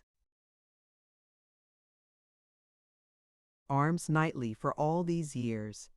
That the huge, fierce brute, loved this child of another race is beyond question, and he too gave to the great hairy beast all the affection that would have belonged to his fair young mother had she lived. When he was disobedient, she cuffed him, it is true, but she was never cruel to him, and was more often caressing him than chastising him. Tublat, her mate, always hated Tarzan, and on several occasions had come near ending his youthful career. Tarzan, on his part, never lost an opportunity to show that he fully reciprocated his foster father's sentiments, and whenever he could safely annoy him or make faces at him or hurl insults upon him from the safety of his mother's arms or the slender branches of the higher trees, he did so. His superior intelligence and cunning permitted him to invent 1,000 diabolical tricks to add to the burdens of Tublat's life. Early in his boyhood, he had learned to form ropes by twisting and tying long grasses together, and with these he was forever tripping Tublat or attempting to hang him from some overhanging branch. By constant playing and experimenting with these, he learned to tie rude knots and make sliding nooses, and with these he and the younger apes amused themselves. What Tarzan did they try to do also, but he alone originated and became proficient. One day, while playing thus, Tarzan had thrown his rope at one of his fleeing companions, retaining the other end at his grasp. By accident, the noose fell squarely about the running ape's neck, bringing him to a sudden and surprising halt. Ah, here was a new game, a fine game, thought Tarzan, and immediately he attempted to repeat the trick. And thus, by painstaking and continued practice, he learned the art of roping. Now indeed was the life of Tublat a living nightmare. In sleep, upon the march, night or day, he never knew when that quiet noose would slip about his neck and nearly choke the life out of him. Kala punished, Tublat swore dire vengeance, and old Kerchak took notice and warned and threatened, but all to no avail. Tarzan defied them all, and the thin, strong noose continued to settle about Tublat's neck whenever he least expected it. The other apes derived unlimited amusement from Tublat's discomfiture, for Broken Nose was a disagreeable old fellow whom no one liked anyway. In Tarzan's clever little mind, many thoughts revolved, and back of these was his divine power of reason. If he could catch his fellow apes with his long arm of many grasses, why not Sabor, the lioness? It was the germ of a thought which, however, was destined to mull around in his conscious and subconscious mind until it resulted in magnificent achievement. But that came in later years. Chapter 6. Jungle Battles. The wanderings of the tribe brought them often near the closed and silent cabin by the little land-locked harbor. To Tarzan this was always a source of never-ending mystery and pleasure. He would peek into the curtained windows or, climbing upon the roof, peer down the black depths of the chimney in vain endeavor to solve the unknown wonders that lay within those strong walls. His childlike imagination pictured wonderful creatures within, and the very impossibility of forcing entrance added 1,000-fold to his desire to do so. He could clamber about the roof and windows for hours, attempting to discover means of ingress, but to the door he paid little attention, for this was apparently as solid as the walls. It was in the next visit to the vicinity, following the adventure with old Sabor, that, as he approached the cabin, Tarzan noticed that from a distance the door appeared to be an independent part of the wall in which it was set, and for the first time it occurred to him that this might prove the means of entrance which had so long eluded him. He was alone, as was often the case when he visited the cabin, for the apes had no love for it. The story of the Thunderstick, having lost nothing in the telling during these 10 years, had quite surrounded the white man's deserted abode with an atmosphere of weirdness and terror for the simians. The story of his own connection with the cabin had never been told him. The language of the apes had so few words that they could talk but little of what they had seen in the cabin, having no words to accurately describe either the strange people or their belongings, and so, long before Tarzan was old enough to understand, the subject had been forgotten by the tribe. Only in a dim, vague way had Kala explained to him that his father had been a strange white ape, but he did not know that Kala was not his own mother. On this day, then, he went directly to the door and spent hours examining it and fussing with the hinges, the knob, and the latch. Finally, he stumbled upon the right combination, and the door swung creakingly open before his astonished eyes. For some minutes he did not dare venture within, but finally, as his eyes became accustomed to the dim light of the interior, he slowly and cautiously entered. In the middle of the floor lay a skeleton, every vestige of flesh gone from the bones to which still clung the mildewed and mouldered remnants of what had once been clothing. Upon the bed lay a similar gruesome thing, but smaller, while in a tiny cradle nearby was a third, a wee mite of a skeleton. To none of these evidences of a fearful tragedy of a long-dead day did little Tarzan give but passing heed. His wild jungle life had inured him to the sight of dead and dying animals, and had he known that he was looking upon the remains of his own father and mother, he would have been no more greatly moved. The furnishings and other contents of the room it was which riveted his attention. He examined many things, minutely strange tools and weapons, books, paper, clothing, what little had withstood the ravages of time in the humid atmosphere of the jungle coast. He opened chests and cupboards, such as did not baffle his small experience, and in these he found the contents much better preserved. Among other things, he found a sharp hunting knife, on the keen blade of which he immediately proceeded to cut his finger. Undaunted, he continued his experiments, finding that he could hack and hew splinters of wood from the jape, table, and chairs with this new toy. For a long time this amused him, but finally tiring, he continued his explorations. In a cupboard filled with books he came across one with brightly colored pictures. It was a child's illustrated alphabet. A is for archer, who shoots with a bow. B is for boy, his first name is Joe. The pictures interested him greatly. There were many apes with faces similar to his own, and further over in the book he found, under meh, some little monkeys, such as he saw daily flitting through the trees of his primeval forest.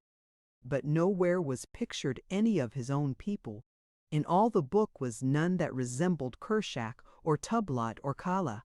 At first he tried to pick the little figures from the leaves, but he soon saw that they were not real, though he knew not what they might be, nor had he any words to describe them. The boats and trains and cows and horses were quite meaningless to him, but not quite so baffling as the odd little figures which appeared beneath and between the colored pictures. Some strange kind of bug he thought they might be, for many of them had legs, though nowhere could he find one with eyes and a mouth. It was his first introduction to the letters of the alphabet, and he was over 10 years old. Of course he had never before seen print, or ever had spoken with any living thing which had the remotest idea that such a thing as a written language existed, nor ever had he seen anyone reading. So what wonder that the little boy was quite at a loss to guess the meaning of these strange figures. Near the middle of the book he found his old enemy, Sabor, the lioness, and further on, coiled Hista, the snake. Oh, it was most engrossing. Never before in all his 10 years had he enjoyed anything so much. So absorbed was he that he did not note the approaching dusk until it was quite upon him and the figures were blurred. He put the book back in the cupboard and closed the door, for he did not wish anyone else to find and destroy his treasure. And as he went out into the gathering darkness, he closed the great door of the cabin behind him as it had been before he discovered the secret of its lock. But before he left, he had noticed the hunting knife lying where he had thrown it upon the floor, and this he picked up and took with him, to show to his fellows. He had taken scarce a dozen steps toward the jungle when a great form rose up before him from the shadows of a low bush. At first he thought it was one of his own people, but in another instant he realized that it was Bolgani, the huge gorilla.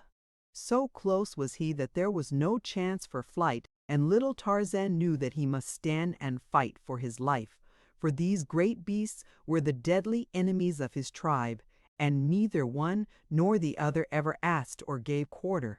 Had Tarzan been a full-grown bull ape of the species of his tribe, he would have been more than a match for the gorilla, but being only a little English boy, though enormously muscular for such, he stood no chance against his cruel antagonist.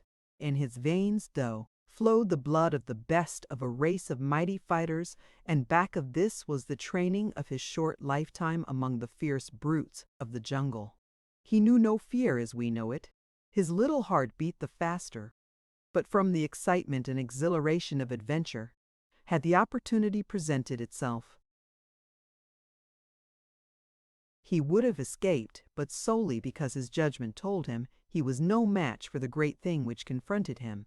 And since reason showed him that successful flight was impossible, he met the gorilla squarely and bravely, without a tremor of a single muscle or any sign of panic. In fact, he met the brute midway in its charge, striking its huge body with his closed fists and as futilely as he had been a fly attacking an elephant. But in one hand he still clutched the knife he had found in the cabin of his father, and as the brute, striking and biting, closed upon him, the boy accidentally turned the point toward the hairy breast. As the knife sank deep into its body, the gorilla shrieked in pain and rage. But the boy had learned in that brief second a use for his sharp and shining toy, so that as the tearing, striking beast dragged him to earth, he plunged the blade repeatedly and to the hilt into its breast. The gorilla, fighting after the manner of its kind, struck terrific blows with its open hand and tore the flesh at the boy's throat and chest with its mighty tusks. For a moment they rolled upon the ground in the fierce frenzy of combat. More and more weakly the torn and bleeding arms struck home with the long, sharp blade. Then the little figure stiffened with a spasmodic jerk, and Tarzan, the young Lord Greystoke, rolled unconscious upon the dead and decaying vegetation which carpeted his jungle home. A mile back in the forest, the tribe had heard the fierce challenge of the gorilla, and, as was his custom when any danger threatened, Kerchak called his people together, partly for mutual protection against a common enemy, since this gorilla might be but one of a party of several, and also to see that all members of the tribe were accounted for. It was soon discovered that Tarzan was missing, and Tublat was strongly opposed to sending assistance.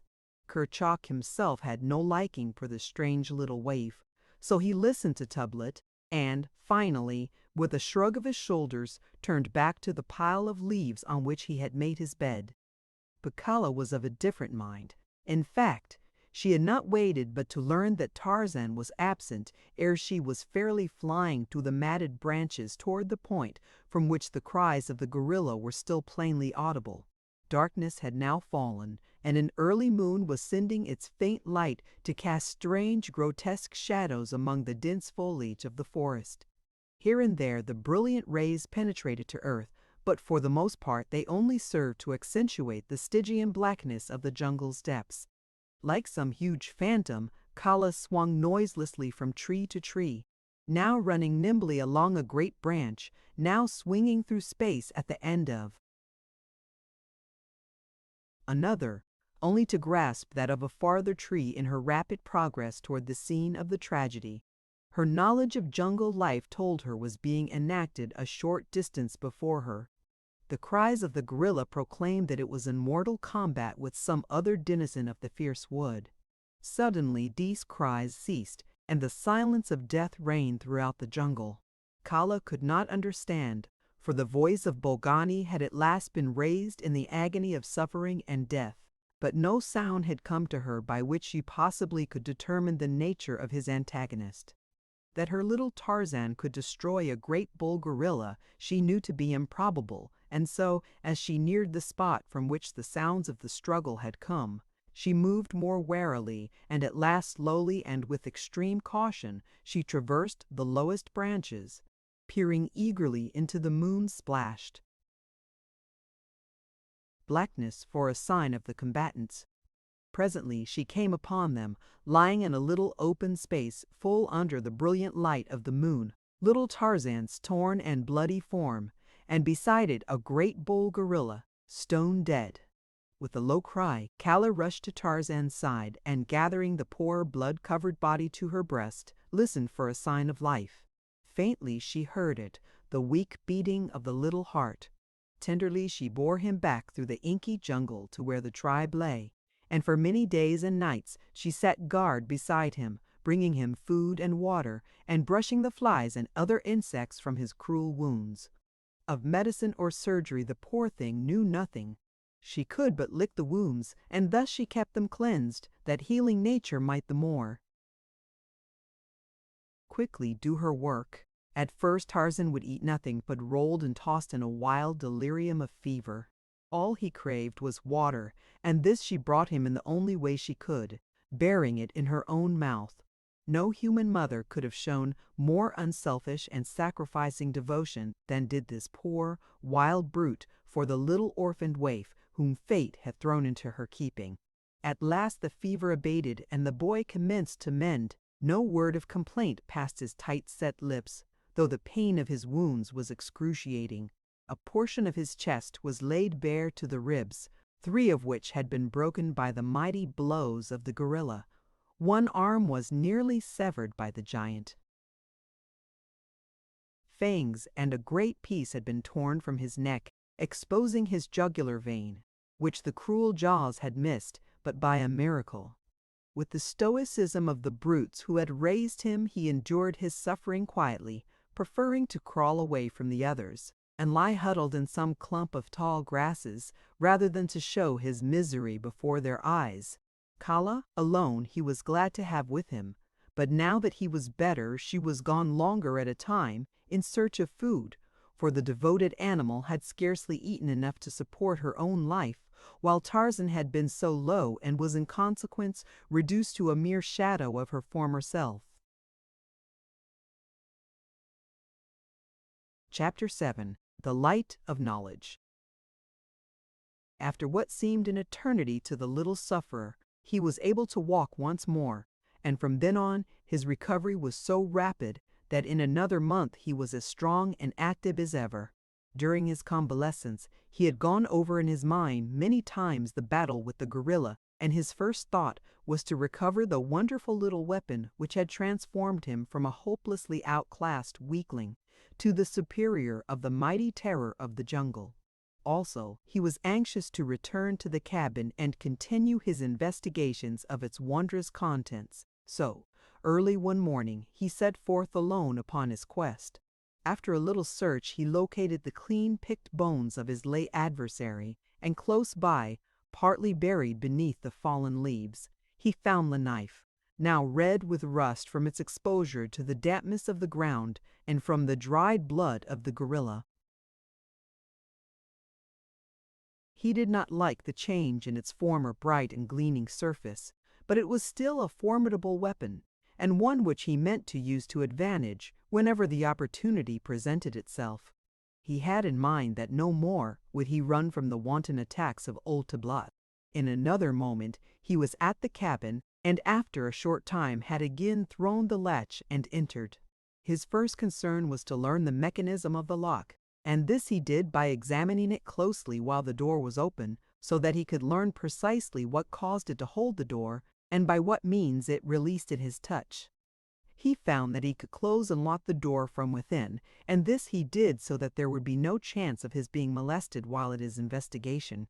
He commenced a systematic search of the cabin, but his attention was soon riveted by the books which seemed to exert a strange and powerful influence over him, so that he could scarce attend to aught else for the lure of the wondrous puzzle which their purpose presented to him. Among the other books were a primer, some child's readers, numerous picture books, and a great dictionary. All of these he examined, but the pictures caught his fancy most, though the strange little bugs which covered the pages where there were no pictures excited his wonder and deepest thought. squatting upon his haunches on the tabletop in the cabin his father had built. His smooth, brown, naked little body bent over the book, which rested in his strong, slender hands, and his great shock of long black hair falling about his well-shaped head and bright, intelligent eyes. Tarzan of the Apes, little primitive man, presented a picture filled, at once, with pathos and allegorical figure of the primordial groping through the black night of ignorance toward the light of learning. His little face was tense and steady, for he had partially grasped, in a hazy, nebulous way, the rudiments of a thought which was destined to prove the key and the solution to the puzzling problem of the strange little bugs. In his hands was a primer opened at a picture of a little ape similar to himself, but covered, except for hands and face, with strange colored fur, for such he thought the jacket and trousers to be. Beneath the picture were 3 little bugs, boy, and now he had discovered in the text upon the page that these 3 were repeated many times in the same sequence. Another fact he learned, that there were comparatively few individual bugs, but these were repeated many times, occasionally alone, but more often in company with others. Slowly he turned the pages, scanning the pictures and the text for a repetition of the combination. BOY. Presently he found it beneath a picture of another little ape and a strange animal, which went upon 4 legs like the jackal, and resembled him not a little. Beneath this picture the bugs appeared as a boy and a dog. There they were, the 3 little bugs which always accompanied the little ape. And so he progressed very, very slowly, for it was a hard and laborious task which he had set himself without knowing it, a task which might seem to you or me impossible, learning to read without having the slightest knowledge of letters or written language, or the faintest idea that such things existed. He did not accomplish it in a day, or in a week, or in a month, or in a year, but slowly, very slowly, he learned after he had grasped the possibilities which lay in those little bugs, so that by the time he was 15 he knew the various combinations of letters which stood for every pictured figure in the little primer and in 1 or 2 of the picture books, of the meaning and use of the articles and conjunctions, verbs and adverbs and pronouns he had but the faintest conception. One day when he was about 12 he found a number of lead pencils in a hitherto undiscovered drawer beneath the table, and in scratching upon the tabletop with one of them he was delighted to discover the black line it left behind it. He worked so assiduously with this new toy that the tabletop was soon a mass of scrawly loops and irregular lines, and his pencil point worn down to the wood. Then he took another pencil, but this time he had a definite object in view. He would attempt to reproduce some of the little bugs that scrambled over the pages of his books.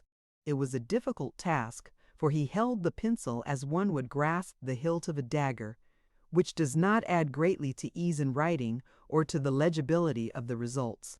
But he persevered for months at such times as he was able to come to the cabin, until at last, by repeated experimenting, he found a position in which to hold the pencil that best permitted him to guide and control it, so that at last he could roughly reproduce any of the little bugs. Thus he made a beginning of writing. Copying the bugs taught him another thing, their number, and though he could not count as we understand it, yet he had an idea of quantity, the base of his calculations being the number of fingers upon one of his hands. His search through the various books convinced him that he had discovered all the different kinds of bugs, most often repeated in combination, and these he arranged in proper order with great ease, because of the frequency with which he had perused the fascinating alphabet picture book. His education progressed, but his greatest finds were in the inexhaustible storehouse of the huge illustrated dictionary, for he learned more through the medium of pictures than text, even after he had grasped the significance of the bugs. When he discovered the arrangement of words in alphabetical order, he delighted in searching for and finding the combinations with which he was familiar, and the words which followed them, their definitions, led him still further into the mazes of erudition. By the time he was 17, he had learned to read the simple child's primer and had fully realized the true and wonderful purpose of the little bugs. No longer did he feel shame for his hairless body or his human features, for now his reason told him that he was of a different race from his wild and hairy companions. He was a man, they were apes, and the little apes which scurried through the forest top were monkeys. He knew, too, that old Sabor was a lioness, and Hista a snake, and Tontor an elephanteen, and so he learned to read. From then on his progress was rapid. With the help of the great dictionary and the active intelligence of a healthy mind endowed by inheritance with more than ordinary reasoning powers, he shrewdly guessed at much which he could not really understand, and more often than not his guesses were close to the mark of truth.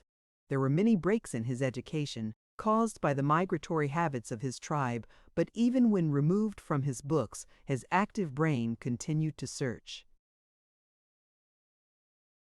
out the mysteries of his fascinating avocation.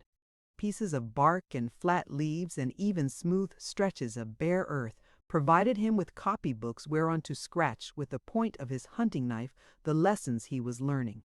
Nor did he neglect the sterner duties of life while following the bent of his inclination toward the solving of the mystery of his library. He practiced with his rope and played with his sharp knife, which he had learned to keep keen by whetting upon flat stones. The tribe had grown larger since Tarzan had come among them, for under the leadership of Kerchak, they had been able to frighten the other tribes from their part of the jungle, so that they had plenty to eat and little or no loss from predatory incursions of neighbors.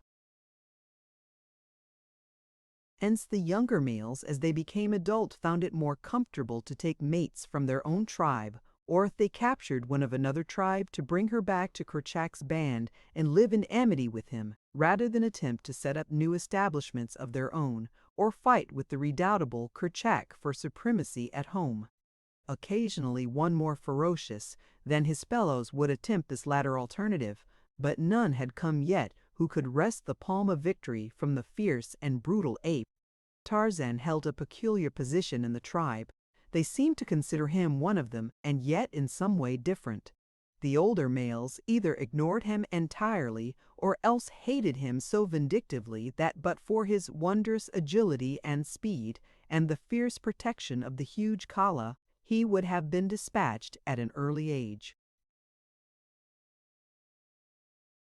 Tublat was his most consistent enemy, but it was through Tublat that, when he was about 13, the persecution of his enemies suddenly ceased and he was left severely alone, except on the occasions when one of them ran amok in the throes of one of those strange wild fits of insane rage which attacks the males of many of the fiercer animals of the jungle. Then none was safe. On the day that Tarzan established his right to respect, the tribe was gathered about a small natural amphitheater which the jungle had left free from its entangling vines and creepers in a hollow among some low hills. The open space was almost circular in shape. Upon every hand rose the mighty giants of the untouched forest, with the matted undergrowth banked so closely between the huge trunks that the only opening into the little, level arena was through the upper branches of the trees. Here, safe from interruption, the tribe often gathered. In the center of the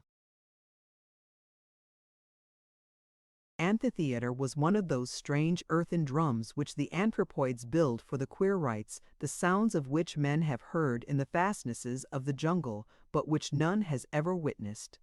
Many travelers have seen the drums of the great apes, and some have heard the sounds of their beating and the noise of the wild, weird revelry of these first lords of the jungle. But Tarzan, Lord Greystoke, is doubtless the only human being who ever joined in the fierce, mad, intoxicating revel of the dum-dum. From this primitive function has arisen, unquestionably, all the forms and ceremonials of modern church and state, for through all the countless ages, back beyond the uttermost ramparts of a dawning humanity, our fierce hairy forebears danced out the rites of the dumb to the sound of their earthen drums beneath the bright light of a tropical moon in the depth of a mighty jungle which stands unchanged today as it stood on that long-forgotten night in Dum. The dim, unthinkable vistas of the long-dead past when our first shaggy ancestor swung from a swaying bough and dropped lightly upon the soft turf of the first meeting place. On the day that Tarzan won his emancipation from the persecution that had followed him remorselessly for 12 of his 13 years of life, the tribe, now a full 100 strong, trooped silently through the lower terrace of the jungle trees and dropped noiselessly upon the floor of the amphitheater. The rites of the Dum-Dum marked important events in the life of the tribe: a victory, the capture of a prisoner, the killing of some large, fierce denizen of the jungle, the death or accession of a king, and were conducted with set ceremonialism. Today it was the killing of a giant ape, a member of another tribe, and as the people of Kerchak entered the arena, 2 mighty bulls were seen bearing the body of the vanquished between them. They laid their burden before the earthen drum and then squatted there beside it as guards, while the other members of the community curled themselves in grassy nooks to sleep until the rising moon should give the signal for the commencement of their savage orgy. For hours, absolute quiet reigned in the little clearing, except as it was broken by the discordant notes of brilliantly feathered parrots, or the screeching and twittering of the 1,000 jungle birds flitting ceaselessly amongst the vivid orchids and flamboyant blossoms which festooned the myriad moss-covered branches of the forest kings. At length, as darkness settled upon the jungle, the apes commenced to bestir themselves, and soon they formed a great circle about the earthen drum. The females and young squatted in a thin line at the outer periphery of the circle, while just in front of them ranged the adult males. Before the drum sat 3 old females, each armed with a knotted branch 15 or 18 inches in length. Slowly and softly they began tapping upon the resounding surface of the drum as the first faint rays of the ascending moon silvered the encircling treetops. As the light in the amphitheater increased, the females augmented the frequency and force of their blows, until presently a wild, rhythmic din pervaded the great jungle for miles in every direction. Huge, fierce brutes stopped in their hunting, with up-pricked ears and raised heads, to listen to the dull booming that betokened the Dum-Dum of the Apes. Occasionally, one would raise his shrill scream or thunderous roar in answering challenge to the savage din of the anthropoids, but none came near to investigate or attack, for the great apes, assembled in all the power of their numbers, filled the breasts of their jungle neighbors with deep respect. As the din of the drum rose to almost deafening volume, Kerchak sprang into the open space between the squatting males and the drummers. Standing erect, he threw his head far back, and looking full into the eye of the rising moon, he beat upon his breast with his great hairy paws and emitted his fearful roaring shriek. Once, twice, thrice that terrifying cry rang out across the teeming solitude of that unspeakably quick, yet unthinkably dead world. Then crouching, Kerchak slunk noiselessly around the open circle, veering far away from the dead body lying before the altar drum, but, as he passed, keeping his little, fierce, wicked red eyes upon the corpse. Another male then sprang into the arena and, repeating the horrid cries of his king, followed stealthily in his wake. Another and another followed in quick succession until the jungle reverberated with the now almost ceaseless notes of their bloodthirsty screams. It was the challenge and the hunt. When all the adult males had joined in the thin line of circling dancers, the attack commenced. Kerchak, seizing a huge club from the pile which lay at hand for the purpose, rushed furiously upon the dead ape, dealing the corpse a terrific blow, at the same time emitting the growls and snarls of combat. The din at the drum was now increased, as well as the frequency of the blows, and the warriors, as each approached the victim of the hunt and delivered his bludgeon blow, joined in the mad whirl of the death dance. Tarzan was one of the wild leaping horde, his brown sweat-streaked, muscular body, glistening in the moonlight, shone supple and graceful among the uncouth, awkward, hairy brutes about him. None was more stealthy in the mimic hunt, none more ferocious than he in the wild ferocity of the attack, none who leaped so high into the air in the dance of death. As the noise and rapidity of the drumbeats increased, the dancers apparently became intoxicated with the wild rhythm and the savage yells. Their leaps and bounds increased, their bared fangs dripped saliva, and their lips and breasts were flecked with foam. For half an hour the weird dance went on, until, at a sign from Kerchak, the noise of the drums ceased, the female drummers scampering hurriedly through the line of dancers toward the outer rim of squatting spectators. Then, as one, the males rushed headlong upon the thing which their terrific blows had reduced to a mass of hairy pulp. Flesh seldom came to their jaws in satisfying quantities, so a fit finale to their wild revel was a taste of fresh-killed meat, and it was to the purpose of devouring their late enemy that they now turned their attention. Great fangs sunk into the carcass, tearing away huge hunks, the mightiest of the apes obtaining the choicest morsels, while the weaker circled the outer edge of the fighting, snarling pack awaiting their chance to dodge in and snatch a dropped tidbit or filch a remaining bone before all was gone. Tarzan, more than the apes, craved and needed flesh. Descended from a race of meat-eaters, never in his life, he thought, had he once satisfied his appetite for animal food, and so now his agile little body wormed its way far into the mass of struggling, rending apes in an endeavor to obtain the share which his strength would have been unequal to the task of winning for him. At his side hung the hunting knife of his unknown father in a sheath self-fashioned in copy of one he had seen among the pictures of his treasure books.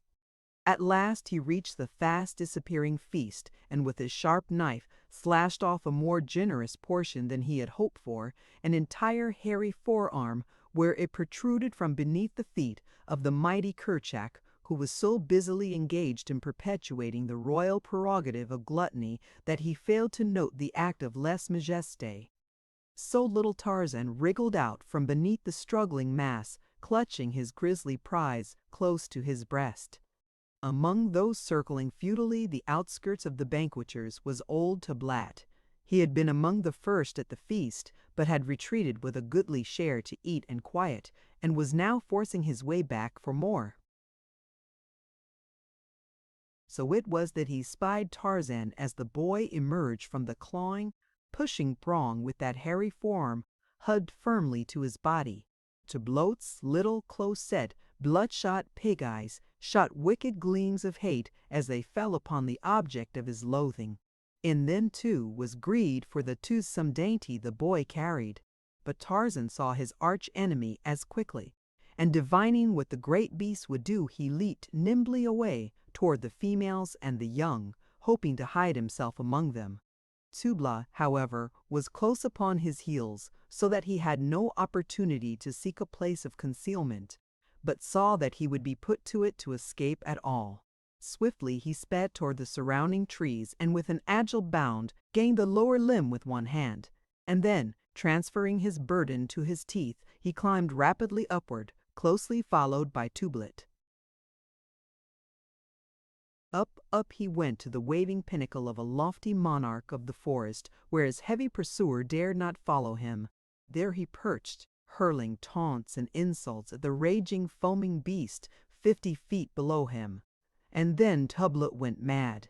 With horrifying screams and roars, he rushed to the ground among the females and young, sinking his great fangs into a dozen tiny necks and tearing great pieces from the backs and breasts of the females who fell into his clutches.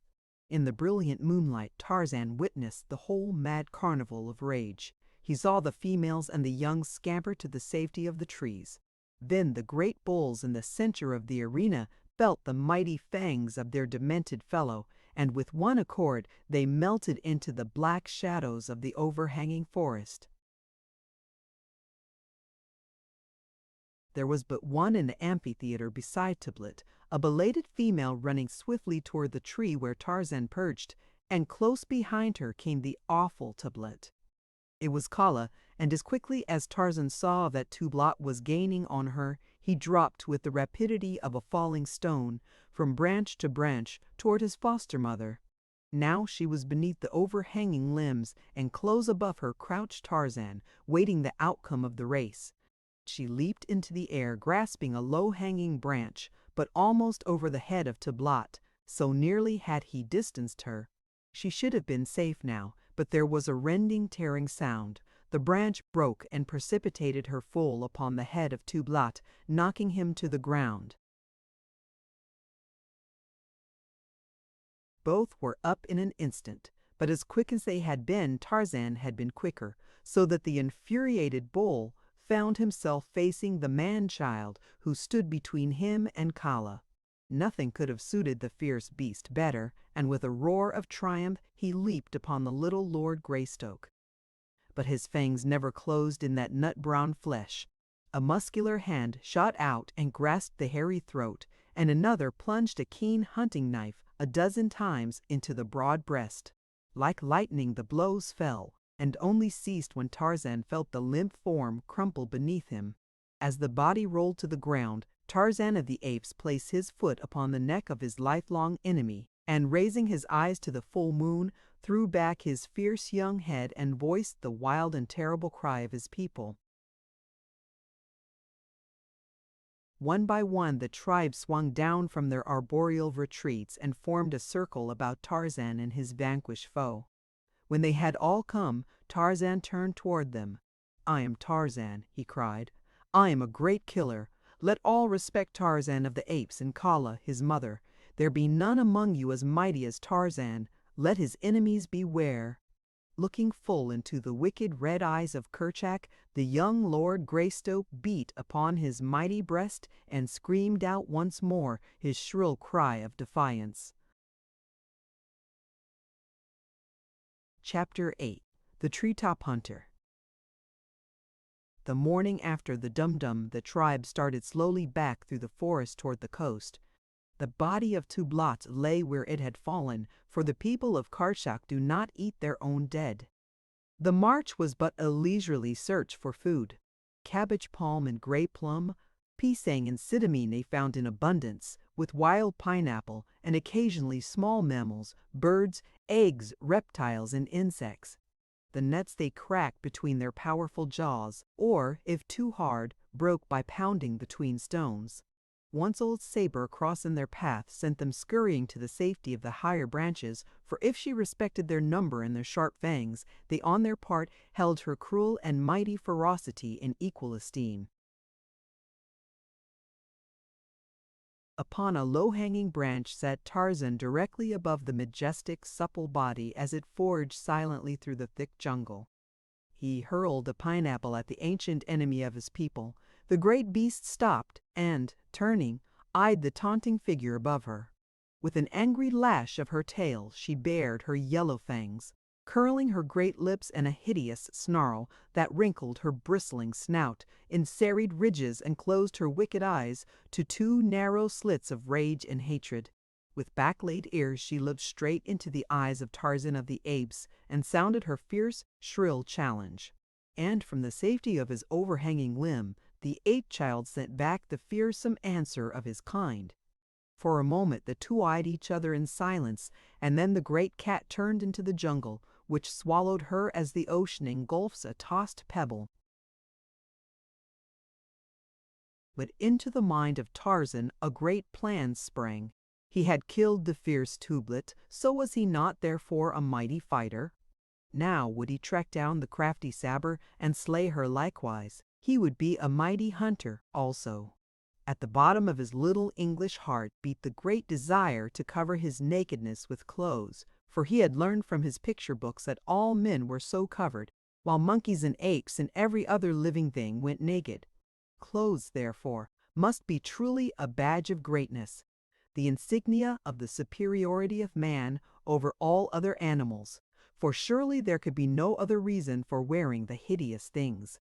Many moons ago, when he had been much smaller, he had desired the skin of Sabor, the lioness, or Numa, the lion, or Sheeta, the leopard, to cover his hairless body that he might no longer resemble hideous Hista, the snake. But now he was proud of his sleek skin, for it betokened his descent from a mighty race, and the conflicting desires to go naked in prideful proof of his ancestry, or to conform to the customs of his own kind and wear hideous and uncomfortable apparel, found first one and then the other in the ascendancy. As the tribe continued their slow way through the forest after the passing of Sabor, Tarzan's head was filled with his great scheme for slaying his enemy, and for many days thereafter he thought of little else. On this day, however, he presently had other and more immediate interests to attract his attention. Suddenly it became as midnight. The noises of the jungle ceased. The trees stood motionless as though in paralyzed expectancy of some great and imminent disaster. All nature waited, but not for long. Faintly from a distance came a low, sad moaning. Nearer and nearer it approached, mounting louder and louder in volume. The great trees bent in unison as though pressed earthward by a mighty hand. Farther and farther toward the ground they inclined, and still there was no sound save the deep and awesome moaning of the wind. Then suddenly the jungle giants whipped back, lashing their mighty tops in angry and deafening protest. A vivid and blinding light flashed from the whirling, inky clouds above. The deep cannonade of roaring thunder belched forth its fearsome challenge. The deluge came, all hell broke loose upon the jungle. The tribe, shivering from the cold rain, huddled at the bases of great trees.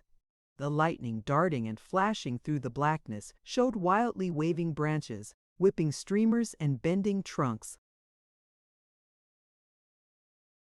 Now and again some ancient patriarch of the woods, rent by a flashing bolt, would crash in 1,000 pieces among the surrounding trees, carrying down numberless branches and many smaller neighbors to add to the tangled confusion of the tropical jungle. Branches, great and small, torn away by the ferocity of the tornado, hurtled through the wildly waving verdure, carrying death and destruction to countless unhappy denizens of the thickly peopled world below. For hours the fury of the storm continued without surcease, and still the tribe huddled close in shivering fear. In constant danger from falling trunks and branches, and paralyzed by the vivid flashing of lightning and the bellowing of thunder, they crouched in pitiful misery until the storm passed. The end was as sudden as the beginning. The wind ceased, the sun shone forth, nature smiled once more. The dripping leaves and branches and the moist petals of gorgeous flowers glistened in the splendor of the returning day. And, so as nature forgot, her children forgot also.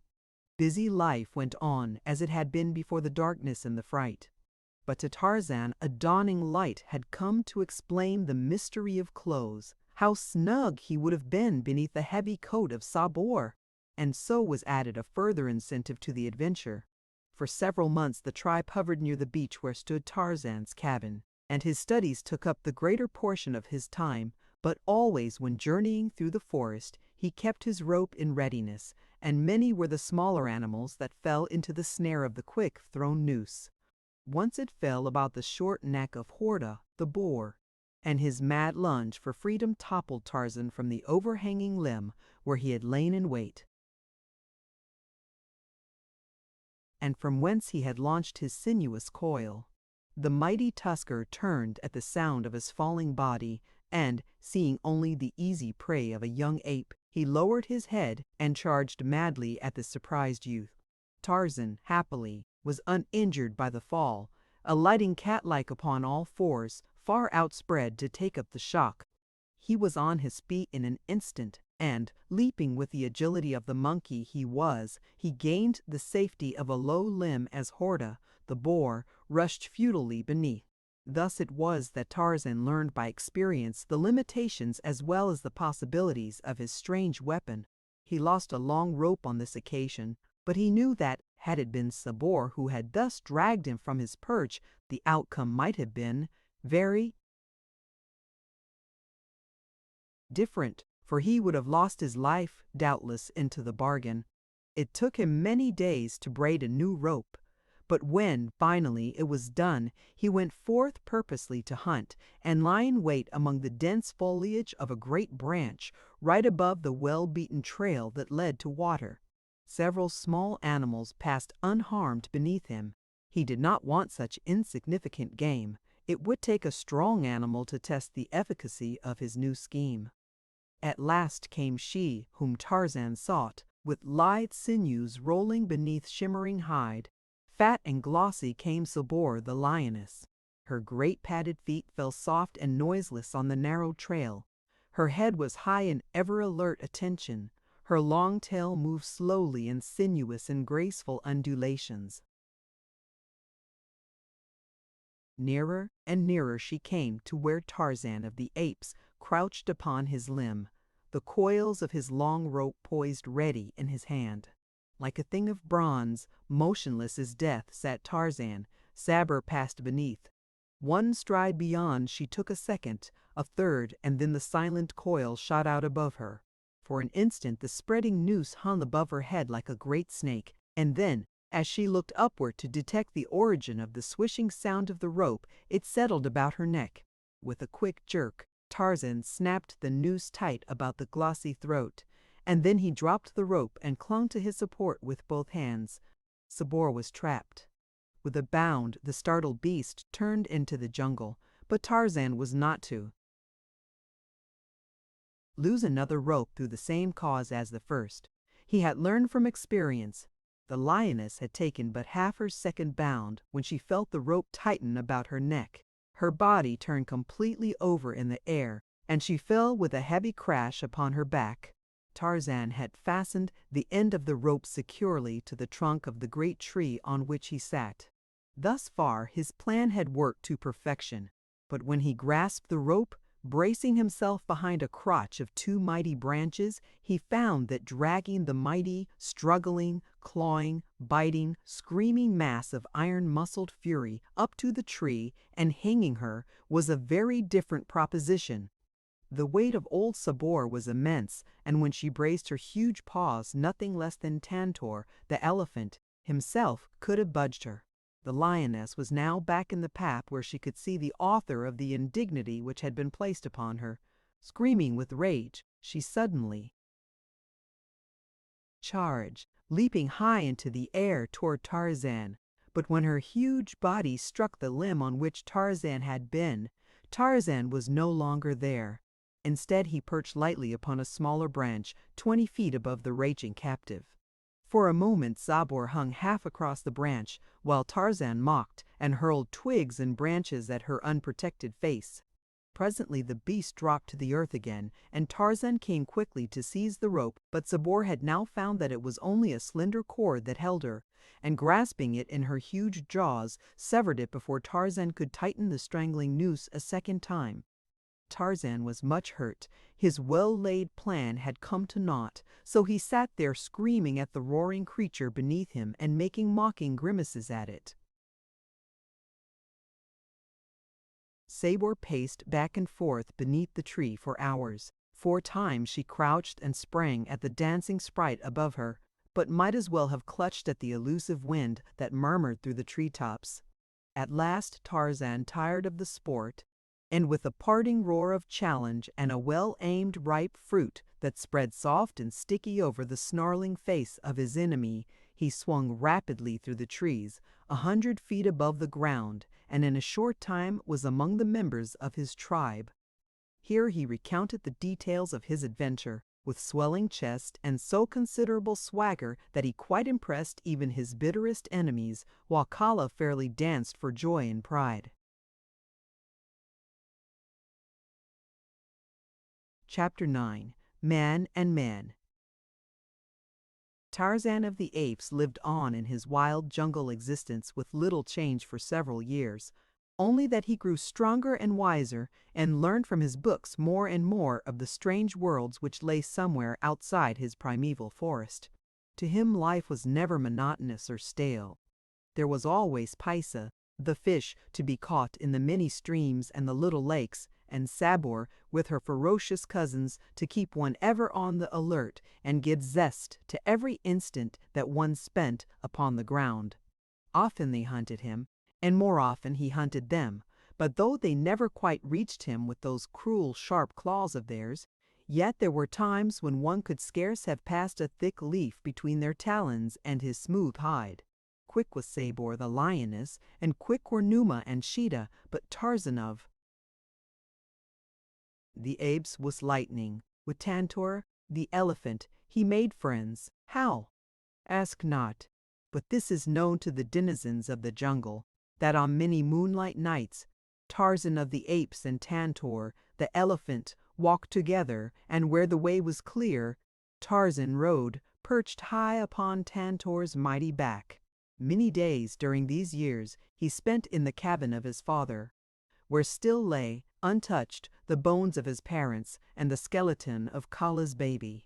At 18 he read fluently and understood nearly all he read in the many and varied volumes on the shelves.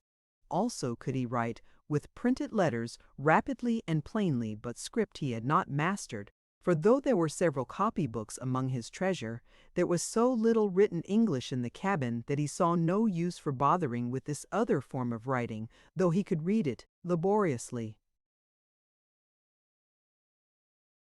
Thus, at 18, we find him, an English lordling who could speak no English, and yet who could read and write his native language. Never had he seen a human being other than himself, for the little area traversed by his tribe was watered by no greater river to bring down the savage natives of the interior. High hills shut it off on 3 sides, the ocean on the 4th. It was alive with lions and leopards and poisonous snakes. Its untouched mazes of matted jungle had as yet invited no hardy pioneer from the human beasts beyond its frontier. But as Tarzan of the Apes sat one day in the cabin of his father, delving into the mysteries of a new book, the ancient security of his jungle was broken forever. At the far eastern confine a strange cavalcade strung in single file over the brow of a low hill. In advance were 50 black warriors armed with slender wooden spears with ends hard baked over slow fires and longbows and poisoned arrows. On their backs were oval shields, in their noses huge rings, while from the kinky wool of their heads protruded tufts of gay feathers. Across their foreheads were tattooed 3 parallel lines of color, and on each breast 3 concentric circles. Their yellow teeth were filed to sharp points, and their great protruding lips added still further to the low and bestial brutishness of their appearance. Following them were several hundred women and children, the former bearing upon their heads great burdens of cooking pots, household utensils, and ivory. In the rear were 100 warriors, similar in all respects to the advance guard. That they more greatly feared an attack from the rear than whatever unknown enemies lurked in their advance was evidenced by the formation of the column, and such was the fact, for they were fleeing from the white man's soldiers who had so harassed them for rubber and ivory that they had turned upon their conquerors one day and massacred a white officer and a small detachment of his black troops.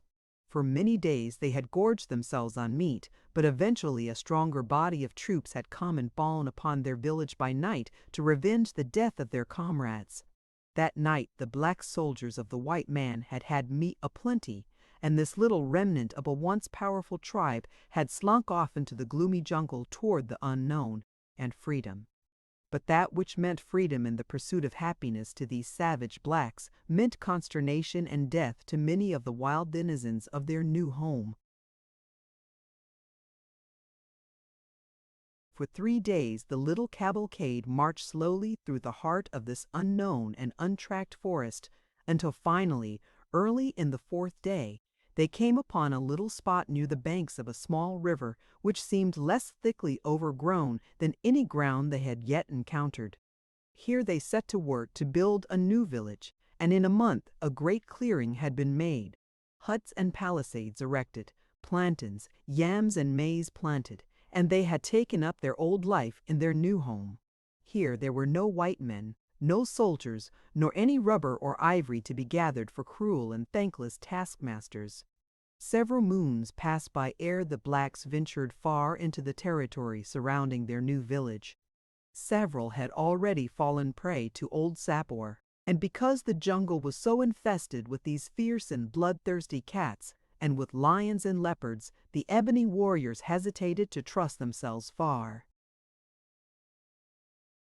from the safety of their palisades. But one day Kulonga, a son of the old king Umbonga, wandered far into the dense mazes to the west. Warily he stepped, his slender lance ever ready, his long oval shield firmly grasped in his left hand close to his sleek ebony body. At his back his bow, and in the quiver upon his shield many slim straight arrows, well smeared with the thick dark tarry substance that rendered deadly their tiniest needle prick. Night found Kulonga far from the palisades of his father's village, but still headed westward, and climbing into the fork of a great tree he fashioned a rude platform and curled himself for sleep. 3 miles to the west slept the tribe of Karchak. Early the next morning the apes were astir, moving through the jungle in search of food. Tarzan, as was his custom, prosecuted his search in the direction of the cabin, so that by leisurely hunting on the way his stomach was filled by the time he reached the beach. The apes scattered by ones and twos and threes in all directions, but ever within sound of the signal of alarm. Kala had moved slowly along an elephant track toward the east, and was busily engaged in turning over rotted limbs and logs in search of succulent bugs and fungi, when the faintest shadow of a strange noise brought her to startled attention. For 50 yards before her the trail was straight, and down this leafy tunnel she saw the stealthy advancing figure of a strange and fearful creature. It was Kulonga. Kala did not wait to see more, but, turning, moved rapidly back along the trail. She did not run, but, after the manner of her kind when not aroused, sought rather to avoid than to escape. Close after her came Kulonga. Here was meat. He could make a killing and feast well this day. On he hurried, his spear poised for the throw. At a turning of the trail, he came in sight of her again upon another straight stretch. His spear hand went far back, the muscles rolled, lightning-like, beneath the sleek hide. Out shot the arm, and the spear sped toward Kala. A poor cast, it but grazed her side. With a cry of rage and pain, the she-ape turned upon her tormentor. In an instant the trees were crashing beneath the weight of her hurrying fellows, swinging rapidly toward the scene of trouble in answer to Kala's scream. As she charged, Kulonga unslung his bow and fitted an arrow with almost unthinkable quickness. Drawing the shaft far back, he drove the poisoned missile straight into the heart of the great anthropoid. With a horrid scream, Kala plunged forward upon her face before the astonished members of her tribe. Roaring and shrieking, the apes dashed toward Kulonga, but that wary savage was fleeing down the trail like a frightened antelope. He knew something of the ferocity of these wild, hairy men, and his one desire was to put as many miles between himself and them as he possibly could. They followed him, racing through the trees for a long distance, but finally, one by one, they abandoned the chase and returned to the scene of the tragedy. None of them had ever seen a man before, other than Tarzan, and so they wondered vaguely what strange manner of creature it might be that had invaded their jungle. On the far beach by the little cabin, Tarzan heard the faint echoes of the conflict, and knowing that something was seriously amiss among the tribe, he hastened rapidly toward the direction of the sound. When he arrived, he found the entire tribe gathered jabbering about the dead body of his slain mother. Tarzan's grief and anger were unbounded. He roared out his hideous challenge time and again. He beat upon his great chest with his clenched fists, and then he fell upon the body of Kala and sobbed out the pitiful sorrowing of his lonely heart. To lose the only creature in all his world who ever had manifested love and affection for him was the greatest tragedy he had ever known. What though Kala was a fierce and hideous ape? To Tarzan she had been kind, she had been beautiful. Upon her he had lavished, unknown to himself, all the reverence and respect and love that a normal English boy feels for his own mother. He had never known another, and so to Kala was given, though mutely, all that would have belonged to the fair and lovely Lady Alice had she lived. After the first outburst of grief, Tarzan controlled himself, and questioning the members of the tribe who had witnessed the killing of Kala, he learned all that their meager vocabulary could convey. It was enough, however, for his needs. It told him of a strange, hairless black ape with feathers growing upon its head, who launched death from a slender branch and then ran, with the fleetness of Bara, the deer, toward the rising sun. Tarzan waited no longer, but leaping into the branches of the trees sped rapidly through the forest. He knew the windings of the elephant trail along which Kala's murderer had flown, and so he cut straight through the jungle to intercept the black warrior who was evidently following the tortuous detours of the trail. At his side was the hunting knife of his unknown sire, and across his shoulders the coils of his own long rope. In an hour he struck the trail again, and coming to earth examined the soil minutely. In the soft mud on the bank of the tiny rivulet he found footprints such as he alone in all the jungle had ever made, but much larger than his. His heart beat fast. Could it be that he was trailing a man, one of his own race? There were two sets of imprints pointing in opposite directions, so his quarry had already passed on his return along the trail. As he examined the newer spoor, a tiny particle of earth toppled from the outer edge of one of the footprints to the bottom of its shallow depression. Ah, the trail was very fresh. His prey must have but scarcely passed. Tarzan swung himself to the trees once more, and with swift noiselessness sped along high above the trail. He had covered barely a mile when he came upon the black warrior standing in a little open space. In his hand was his slender bow, to which he had fitted one of his death-dealing arrows. Opposite him across the little clearing stood Horta, the boar, with lowered head and foam-flecked tusks, ready to charge. Tarzan looked with wonder upon the strange creature beneath him, so like him in form and yet so different in face and color. His books had portrayed the Negro, but how different had been the dull, dead print to this sleek thing of ebony pulsing with life. As the man stood there with taut drawn bow, Tarzan recognized him not so much the Negro as the archer of his picture book. A stands for archer. How wonderful! Tarzan almost betrayed his presence in the deep excitement of his discovery, but things were commencing to happen below him. The sinewy black arm had drawn the shaft far back. Horta, the boar, was charging, and then the black released the little poisoned arrow, and Tarzan saw it fly with the quickness of thought and lodge in the bristling neck of the boar. Scarcely had the shaft left his bow ere Kulonga had fitted another to it. But Horta, the boar, was upon him so quickly that he had no time to discharge it. With a bound, the black leaped entirely over the rushing beast, and turning with incredible swiftness, planted a second arrow in Horta's back. Then Kulonga sprang into a nearby tree. Horta wheeled to charge his enemy once more. A dozen steps he took, then he staggered and fell upon his side. For a moment his muscles stiffened and relaxed convulsively. Then he lay still. Kulonga came down from his tree. With a knife that hung at his side, he cut several large pieces from the boar's body, and in the center of the trail he built a fire, cooking and eating as much as he wanted. The rest he left where it had fallen.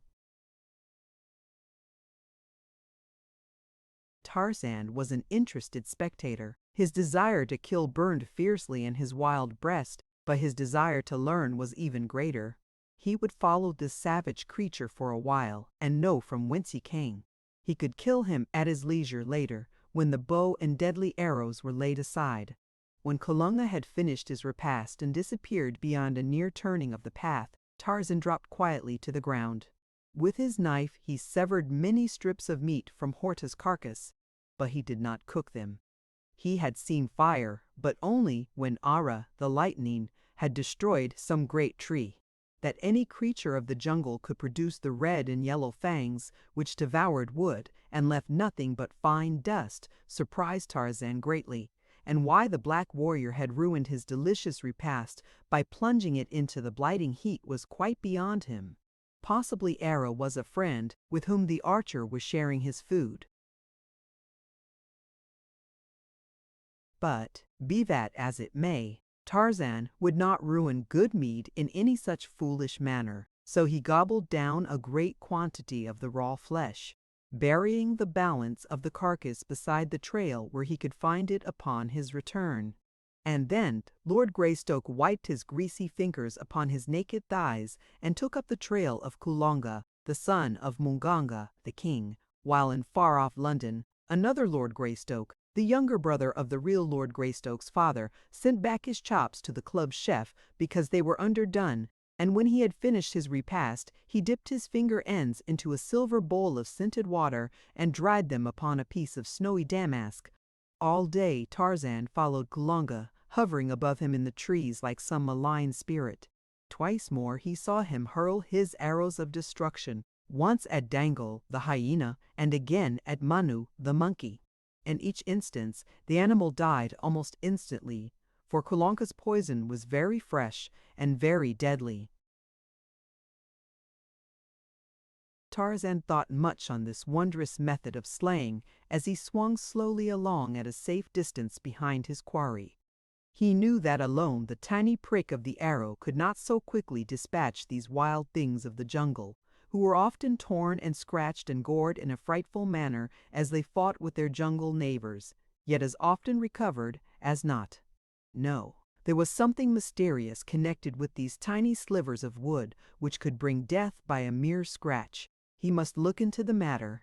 That night, Kulonga slept in the crotch of a mighty tree, and far above him crouched Tarzan of the Apes. When Kulonga awoke, he found that his bow and arrows had disappeared. The black warrior was furious and frightened, but more frightened and furious.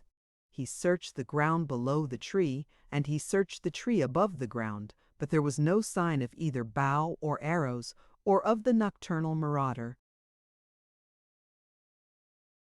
Kulonga was panic-stricken. His spear he had hurled at Kala and had not recovered, and, now that his bow and arrows were gone, he was defenseless except for a single knife. His only hope lay in reaching the village of Monga as quickly as his legs would carry him. That he was not far from home he was certain, so he took the trail at a rapid trot. From a great mass of impenetrable foliage a few yards away emerged Tarzan of the Apes to swing quietly in his wake. Kulonga's bow and arrows were securely tied high in the top of a giant tree from which a patch of bark had been removed by a sharp knife near to the ground, and a branch half cut through and left hanging about 50 feet higher up. Thus Tarzan blazed the forest trails and marked his caches. As Kulonga continued his journey, Tarzan closed on him until he traveled almost over the black's head. His rope he now held coiled in his right hand. He was almost ready for the kill. The moment was delayed only because Tarzan was anxious to ascertain the black warrior's destination, and presently he was rewarded, for they came suddenly in view of a great clearing, at one end of which lay many strange lairs. Tarzan was directly over Kulonga as he made the discovery. The forest ended abruptly, and beyond lay 200 yards of planted fields between the jungle and the village. Tarzan must act quickly or his prey would be gone, but Tarzan's life training left so little space between decision and action when an emergency confronted him that there was not even room for the shadow of a thought between. So it was that as Kulonga emerged from the shadow of the jungle, a slender coil of rope sped sinuously above him from the lowest branch of a mighty tree directly upon the edge of the fields of Mbonga, and ere the king's son had taken a half-dozen steps into the clearing, a quick noose tightened about his neck. So quickly did Tarzan of the Apes drag back his prey that Kulonga's cry of alarm was was throttled in his windpipe. Hand over hand, Tarzan drew the struggling black until he had him hanging by his neck in midair. Then Tarzan climbed to a larger branch, drawing the still threshing victim well up into the sheltering verdure of the tree.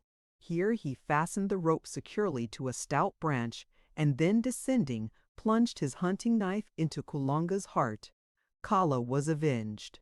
Tarzan examined the black monotony, for he had never seen any other human being. The knife with its sheath and belt caught his eye. He appropriated them. A copper anklet also took his fancy, and this he transferred to his own leg. He examined and admired the tattooing on the forehead and breast. He marveled at the sharp-filed teeth. He investigated and appropriated the feathered headdress, and then he prepared to get down to business, for Tarzan of the Apes was hungry, and here was meat of the kill, which jungle ethics permitted him to eat. How may we judge him? By what standards? This ape-man with the heart and head and body of an English gentleman, and the training of a wild beast. Tublat, whom he had hated, and who had hated him, he had killed in a fair fight, and yet never had the thought of eating Tublat's flesh entered his head.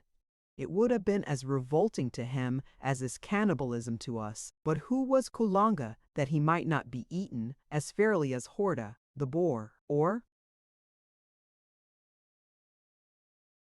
Bara, the deer? Was he not simply another of the countless wild things of the jungle who preyed upon one another to satisfy the cravings of hunger? Suddenly, a strange doubt stayed his hand. Had not his books taught him that he was a man, and was not the archer a man also? Did men eat men? Alas, he did not know. Why then this hesitancy? Once more he essayed the effort, but a qualm of nausea overwhelmed him. He did not understand. All he knew was that he could not eat the flesh of this black man, and thus hereditary instinct, ages old, usurped the functions of his untaught mind and saved him from transgressing a world-wide law of whose very existence he was ignorant. Quickly he lowered Kulonga's body to the ground, removed the noose, and took to the trees again. Chapter 10. The Fear Phantom. From a lofty perch Tarzan viewed the village of thatched huts across the intervening plantation.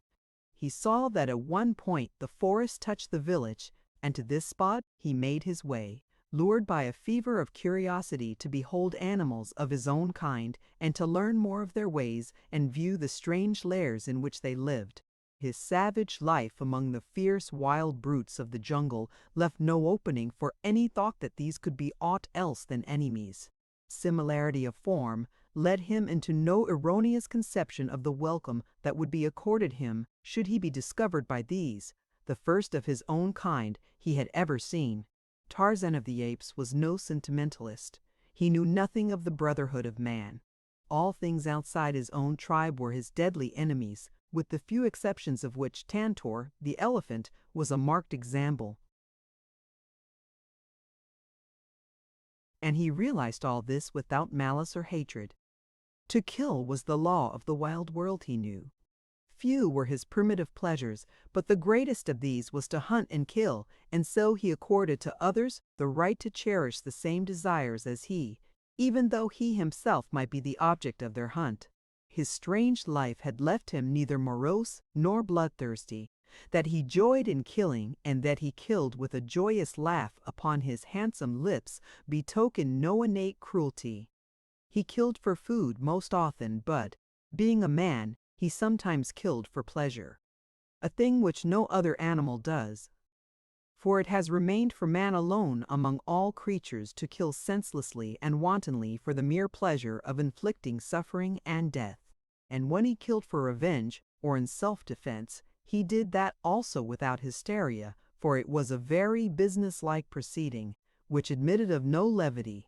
So it was that now, as he cautiously approached the village of Mbanga, he was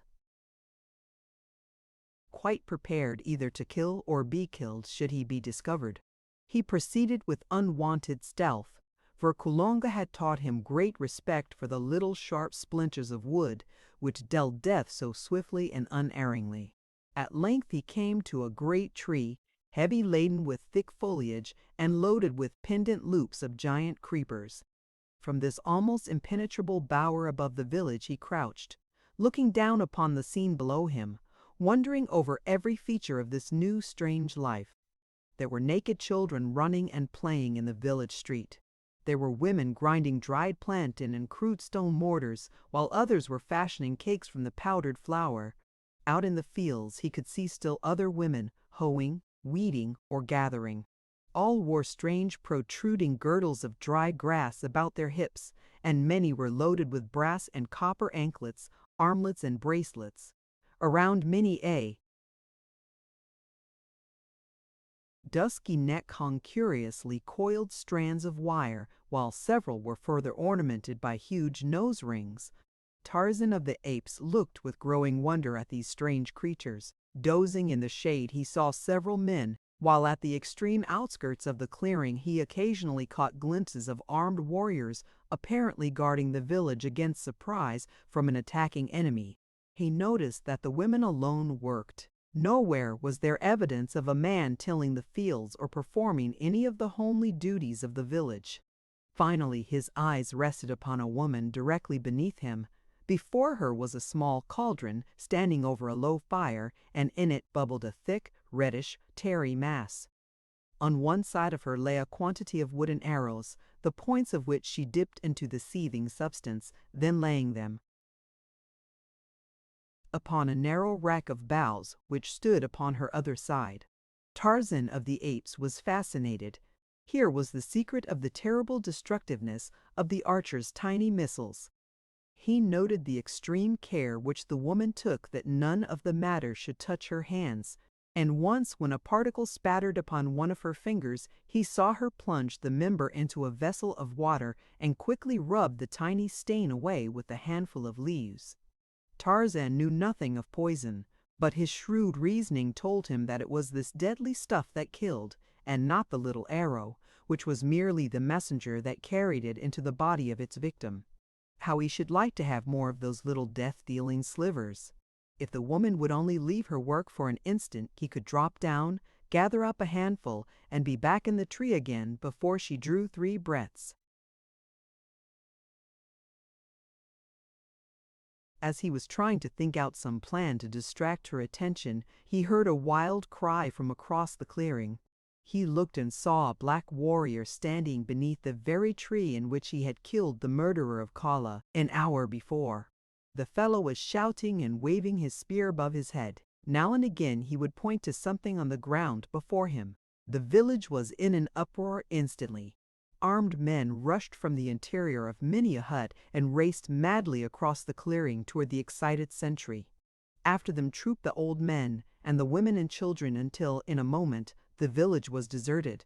Tarzan of the Apes knew that they had found the body of his victim, but that interested him far less than the fact that no one remained in the village to prevent his taking a supply of the arrows which lay below him. Quickly and noiselessly he dropped to the ground beside the cauldron of poison. For a moment he stood motionless, his quick, bright eyes scanning the interior of the palisade. No one was in sight. His eyes rested upon the open doorway of a nearby hut. He would take a look within, thought Tarzan. And so, cautiously, he approached the low thatched building. For a moment he stood without, listening intently. There was no sound, and he glided into the semi-darkness of the interior. Weapons hung against the walls, long spears, strangely shaped knives, a couple of narrow shields. In the center of the room was a cooking pot, and at the far end a litter of dry grasses covered by woven mats, which evidently served the owners as beds and bedding. Several human skulls lay upon the floor. Tarzan of the Apes felt of each article, hefted the spears, smelled of them, for he saw largely through his sensitive and highly trained nostrils. He determined to own one of these long, pointed sticks, but he could not take one on this trip because of the arrows he meant to carry. As he took each article from the walls, he placed it in a pile in the center of the room. On top of all he placed the cooking pot, inverted, and on top of this he laid one of the grinning skulls, upon which he fastened the headdress of the dead Kulonga. Then he stood back, surveyed his work, and grinned. Tarzan of the Apes enjoyed a joke, but now he heard, outside, the sounds of many voices and long mournful howls and mighty wailing. He was startled. Had he remained too long? Quickly he reached the doorway and peered down the village street toward the village gate. The natives were not yet in sight, though he could plainly hear them approaching across the plantation. They must be very near. Like a flash he sprang across the opening to the pile of arrows. Gathering up all he could carry under one arm, he overturned the seething cauldron with a kick and disappeared into the foliage above just as the first of the returning natives entered the gate at the far end of the village street. Then he turned to watch the proceeding below, poised like some wild bird ready to take swift wing at the first sign of danger. The natives filed up the street, 4 of them bearing the dead body of Kulonga. Behind trailed the women, uttering strange cries and weird lamentation. On they came to the portals of Kulonga's hut, the very one in which Tarzan had wrought his depredations. Scarcely had half a dozen entered the building ere they came brushing out in wild, jabbering confusion. The others hastened to gather about. There was much excited gesticulating, pointing, and chattering. Then several of the warriors approached and peered within. Finally, an old fellow with many ornaments of metal about his arms and legs, and a necklace of dried human hands depending upon his chest, entered the hut. It was Mbonga, the king, father of Kulonga. For a few moments all was silent. Then Mbonga emerged, a look of mingled wrath and superstitious fear writ upon his hideous countenance. He spoke a few words to the assembled warriors, and in an instant the men were flying to the little village, searching minutely every hut and corner within the palisades. Scarcely had the search commenced than the overturned cauldron was discovered, and with it the theft of the poisoned arrows. Nothing more they found, and it was a thoroughly awed and frightened group of savages which huddled around their king a few moments later. Mongok could explain nothing of the strange events that had taken place. The finding of the still warm body of Kulonga on the very verge of their fields, and within easy earshot of the village, knifed and stripped at the door of his father's home, was in itself sufficiently mysterious, but these last awesome discoveries within the village, within the dead Kulonga's own hut, filled their hearts with dismay and conjured in their poor brains only the most frightful of superstitious explanations. They stood in little groups, talking in low tones, and ever casting affrighted glances behind them from their great rolling eyes. Tarzan of the Apes watched them for a while from his lofty perch in the great tree. There was much in their demeanor which he could not understand, for of superstition he was ignorant, and of fear of any kind he had but a vague conception. The sun was high in the heavens. Tarzan had not broken fast this day, and it was many miles to where lay the toothsome remains of Horta the boar. So he turned his back upon the village of Mbonga and melted away into the leafy fastness of the forest. Chapter 11. King of the Apes. It was not yet dark when he reached the tribe, though he stopped to exhume and devour the remains of the wild boar he had cached the preceding day, and again to take Kulonga's bow and arrows from the treetop in which he had hidden them. It was a well-laden Tarzan who dropped from the branches into the midst of the tribe of Karchok. With swelling chest, he narrated the glories of his adventure and exhibited the spoils of conquest. Kershak grunted and turned away, for he was jealous of the strange member of his band. In his little evil brain he sought for some excuse to wreak his hatred upon Tarzan. The next day Tarzan was practicing with his bow and arrows at the first gleam of dawn. At first he lost nearly every bolt he shot, but finally he learned to guide the little shafts with fair accuracy, and ere a month had passed he was no mean shot, but his proficiency had cost him nearly his entire supply of arrows. The tribe continued to find the hunting good in the vicinity of the beach, and so Tarzan of the Apes varied his archery practice with further investigation of his father's choice, though little store of books. It was during this period that the young English lord found hidden in the back of one of the cupboards in the cabin a small metal box. The key was in the lock, and a few moments of investigation and experimentation were rewarded with the successful opening of the receptacle. In it he found a faded photograph of a smooth-faced young man, a golden locket studded with diamonds linked to a small gold chain, a few letters, and a small book. Tarzan examined these all minutely. The photograph he liked most of all, for the eyes were smiling and the face was open and frank. It was his father. The locket, too, took his fancy, and he placed the chain about his neck in imitation of the ornamentation he had seen to be so common among the black men he had visited. The brilliant stones gleamed strangely against his smooth brown hide. The letters he could scarcely decipher, for he had learned little or nothing of script, so he put them back in the box with the photograph and turned his attention to the book. This was almost entirely filled with fine script, but while the little bugs were all familiar to him, their arrangement and the combinations in which they occurred were strange and entirely incomprehensible. Tarzan had long since learned the use of the dictionary, but much to his sorrow and perplexity it proved of no avail to him in this emergency. Not a word of all that was written in the book could he find, and so he put it back in the metal box, but with a determination to work out the mysteries of it later on. Little did he know that this book held between its covers the key to his origin, the answer to the strange riddle of his strange life. It was the diary of John Clayton. Lord Greystoke kept in French, as had always been his custom. Tarzan replaced the box in the cupboard, but always thereafter he carried the features of the strong, smiling face of his father in his heart, and in his head a fixed determination to solve the mystery of the strange words in the little black book. At present he had more important business in hand, for his supply of arrows was exhausted, and he must needs journey to the black men's village and renew it. Early the following morning he set out, and, traveling rapidly, he came before midday to the clearing. Once more he took up his position in the great tree, and, as before, he saw the women in the fields and the village street, and the cauldron of bubbling poison directly beneath him.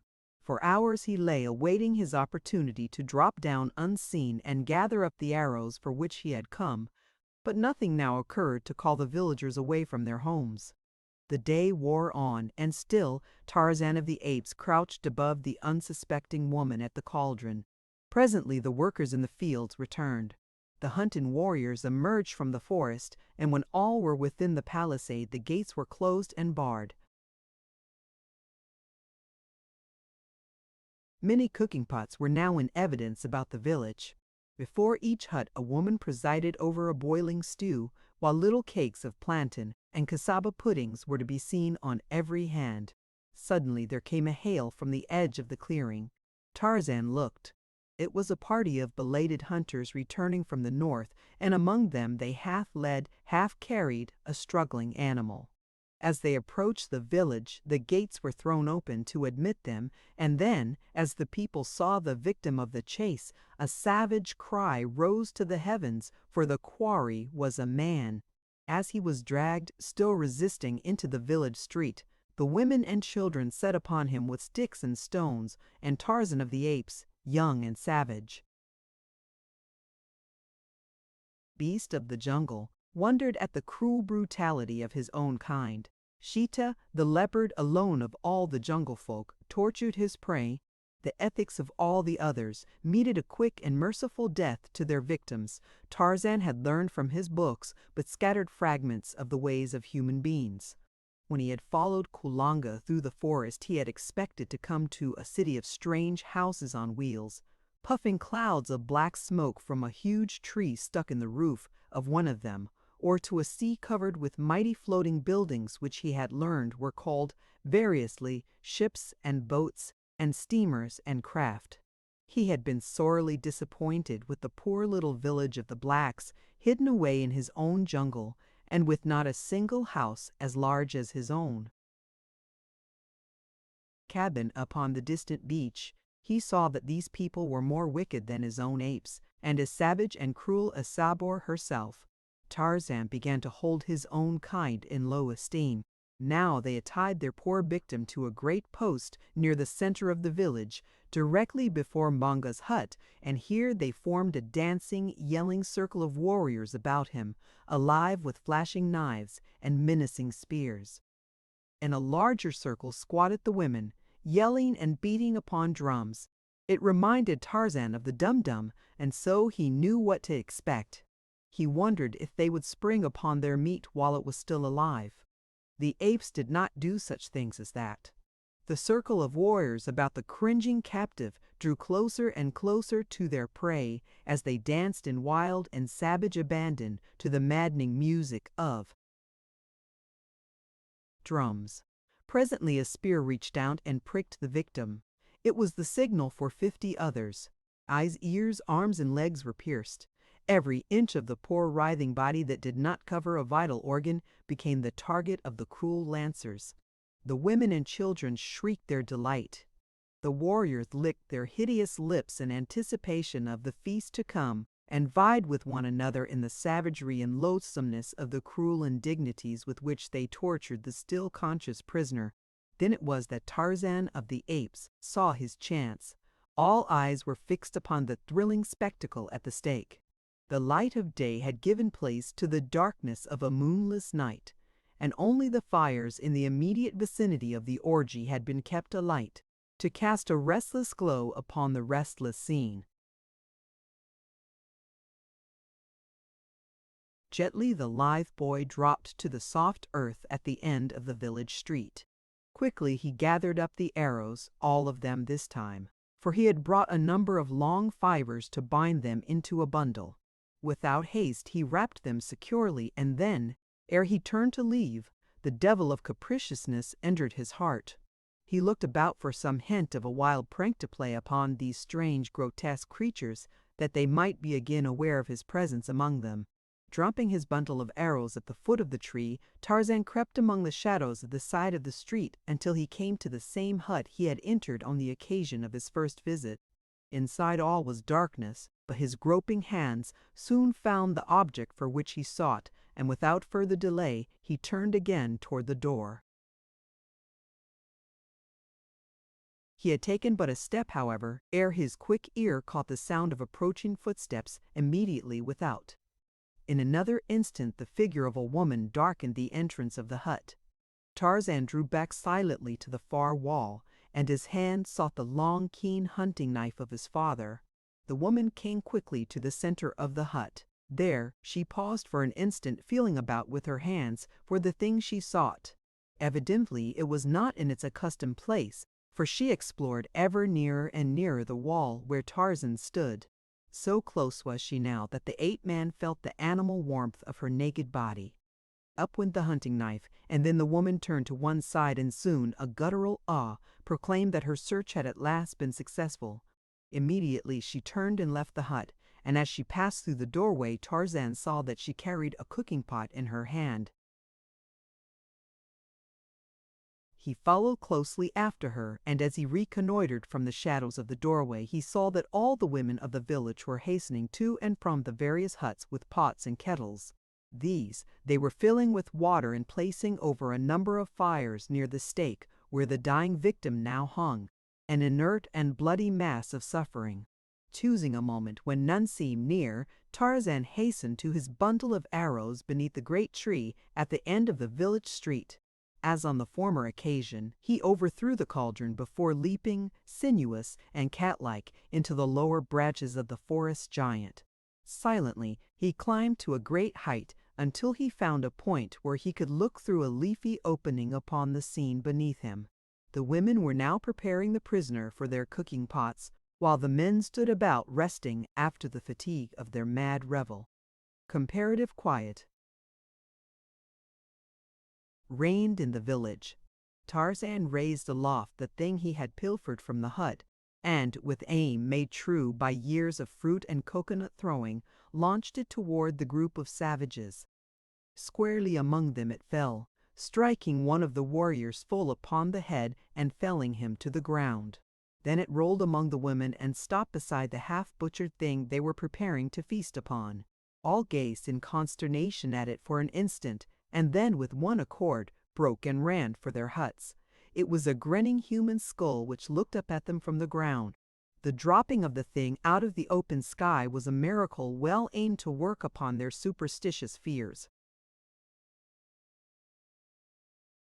Thus Tarzan of the Apes left them filled with terror at this new manifestation of the presence of some unseen and unearthly evil power which lurked in the forest about their village. Later, when they discovered the overturned cauldron and that once more their arrows had been pilfered, it commenced to dawn upon them that they had offended some great god by placing their village in this part of the jungle without propitiating him. From then on, an offering of food was daily placed below the great tree, from whence the arrows had disappeared in an effort to conciliate the mighty one. But the seed of fear was deep sown, and had he but known it, Tarzan of the Apes had laid the foundation for much future misery for himself and his tribe. That night he slept in the forest not far from the village, and early the next morning set out slowly on his homeward march, hunting as he traveled. Only a few berries and an occasional grubworm rewarded his search, and he was half famished when, looking up from a log he had been rooting beneath, he saw Sabor, the lioness, standing in the center of the trail not 20 paces from him. The great yellow eyes were fixed upon him with a wicked and baleful gleam, and the red tongue licked the longing lips as Saber crouched, worming her stealthy way with belly flattened against the earth. Tarzan did not attempt to escape. He welcomed the opportunity for which in fact he had been searching for days past, now that he was armed with something more than a rope of grass. Quickly he unslung his bow and fitted a well-daubed arrow, and as Sapper sprang, the tiny missile leaped to meet her in midair. At the same instant, Tarzan of the Apes jumped to one side, and as the gray cat struck the ground beyond him, another death-tipped arrow sunk deep into Sabor's loin. With a mighty roar, the beast turned and charged once more, only to be met with a third arrow full in one eye, but this time she was too close to the ape-man for the latter to sidestep the onrushing body. Tarzan of the Apes went down beneath the great body of his enemy, but with gleaming knife drawn and striking home. For a moment they lay there, and then Tarzan realized that the inert mass lying upon him was beyond power ever again to injure man or ape. With difficulty he wriggled from beneath the great weight, and as he stood erect and gazed down upon the trophy of his skill, a mighty wave of exultation swept over him. With swelling breast, he placed a foot upon the body of his powerful enemy, and throwing back his fine young head, roared out the awful challenge of the victorious bull-ape. The forest echoed to the savage and triumphant paean. Birds fell still, and the larger animals and beasts of prey slunk stealthily away, for few there were of all the jungle who sought for trouble with the great anthropoids. And in London another Lord Greystoke was speaking to his kind in the House of Lords, but none trembled at the sound of his soft voice. Sabor proved unsavory eating even to Tarzan of the Apes, but hunger served as a most efficacious disguise to toughness and rank taste, and ere long, with well-filled stomach, the ape-man was ready to sleep again. First, however, he must remove the hide, for it was as much for this as for any other purpose that he had desired to destroy Sabor. Deftly he removed the great pelt, for he had practiced often on smaller animals. When the task was finished, he carried his trophy to the fork of a high tree, and there, curling himself securely in a crotch, he fell into deep and dreamless slumber. What with loss of sleep, arduous exercise, and a full belly, Tarzan of the Apes slept the sun around, awakening about noon of the following day. He straightway repaired to the carcass of Sabor, but was angered to find the bones picked clean by other hungry denizens of the jungle. Half an hour's leisurely progress through the forest brought to sight a young deer, and before the little creature knew that an enemy was near, a tiny arrow had lodged in its neck.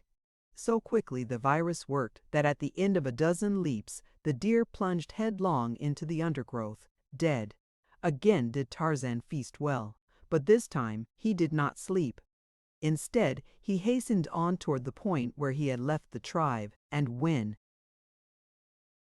he had found them proudly exhibited the skin of Sabor, the lioness. "Look," he cried, "apes of Kershak! See what Tarzan, the mighty killer, has done! Who else among you has ever killed one of Numa's people? Tarzan is mightiest amongst you, for Tarzan is no ape. Tarzan is, but—" Here he stopped, for in the language of the anthropoids there was no word for man, and Tarzan could only write the word in English. He could not pronounce it. The tribe had gathered about to look upon the proof of his wondrous prowess, and to listen to his words. Only Kerchak hung back, nursing his hatred and his rage. Suddenly, something snapped in the wicked little brain of the anthropoid. With a frightful roar, the great beast sprang among the assemblage. Biting and striking with his huge hands, he killed and maimed a dozen ere the balance could escape to the upper terraces of the forest. Frothing and shrieking in the insanity of his fury, Kershak looked about for the object of his greatest hatred, and there, upon a nearby limb, he saw him sitting. "Come down, Tarzan, great killer," cried Kerchak. "Come down and feel the fangs of a greater. Do mighty fighters fly to the trees at the first approach of danger?" And then Kerchak emitted the volleying challenge of his kind. Quietly, Tarzan dropped to the ground. Breathlessly the tribe watched from their lofty perches as Kerchak, still roaring, charged the relatively puny figure. Nearly 7 feet stood Kerchak on his short legs. His enormous shoulders were bunched and rounded with huge muscles. The back of his short neck was as a single lump of iron sinew which bulged beyond the base of his skull, so that his head seemed like a small ball protruding from a huge mountain of flesh. His back-drawn, snarling lips exposed his great fighting fangs, and his little, wicked, blood-shot eyes gleamed in horrid reflection of his madness.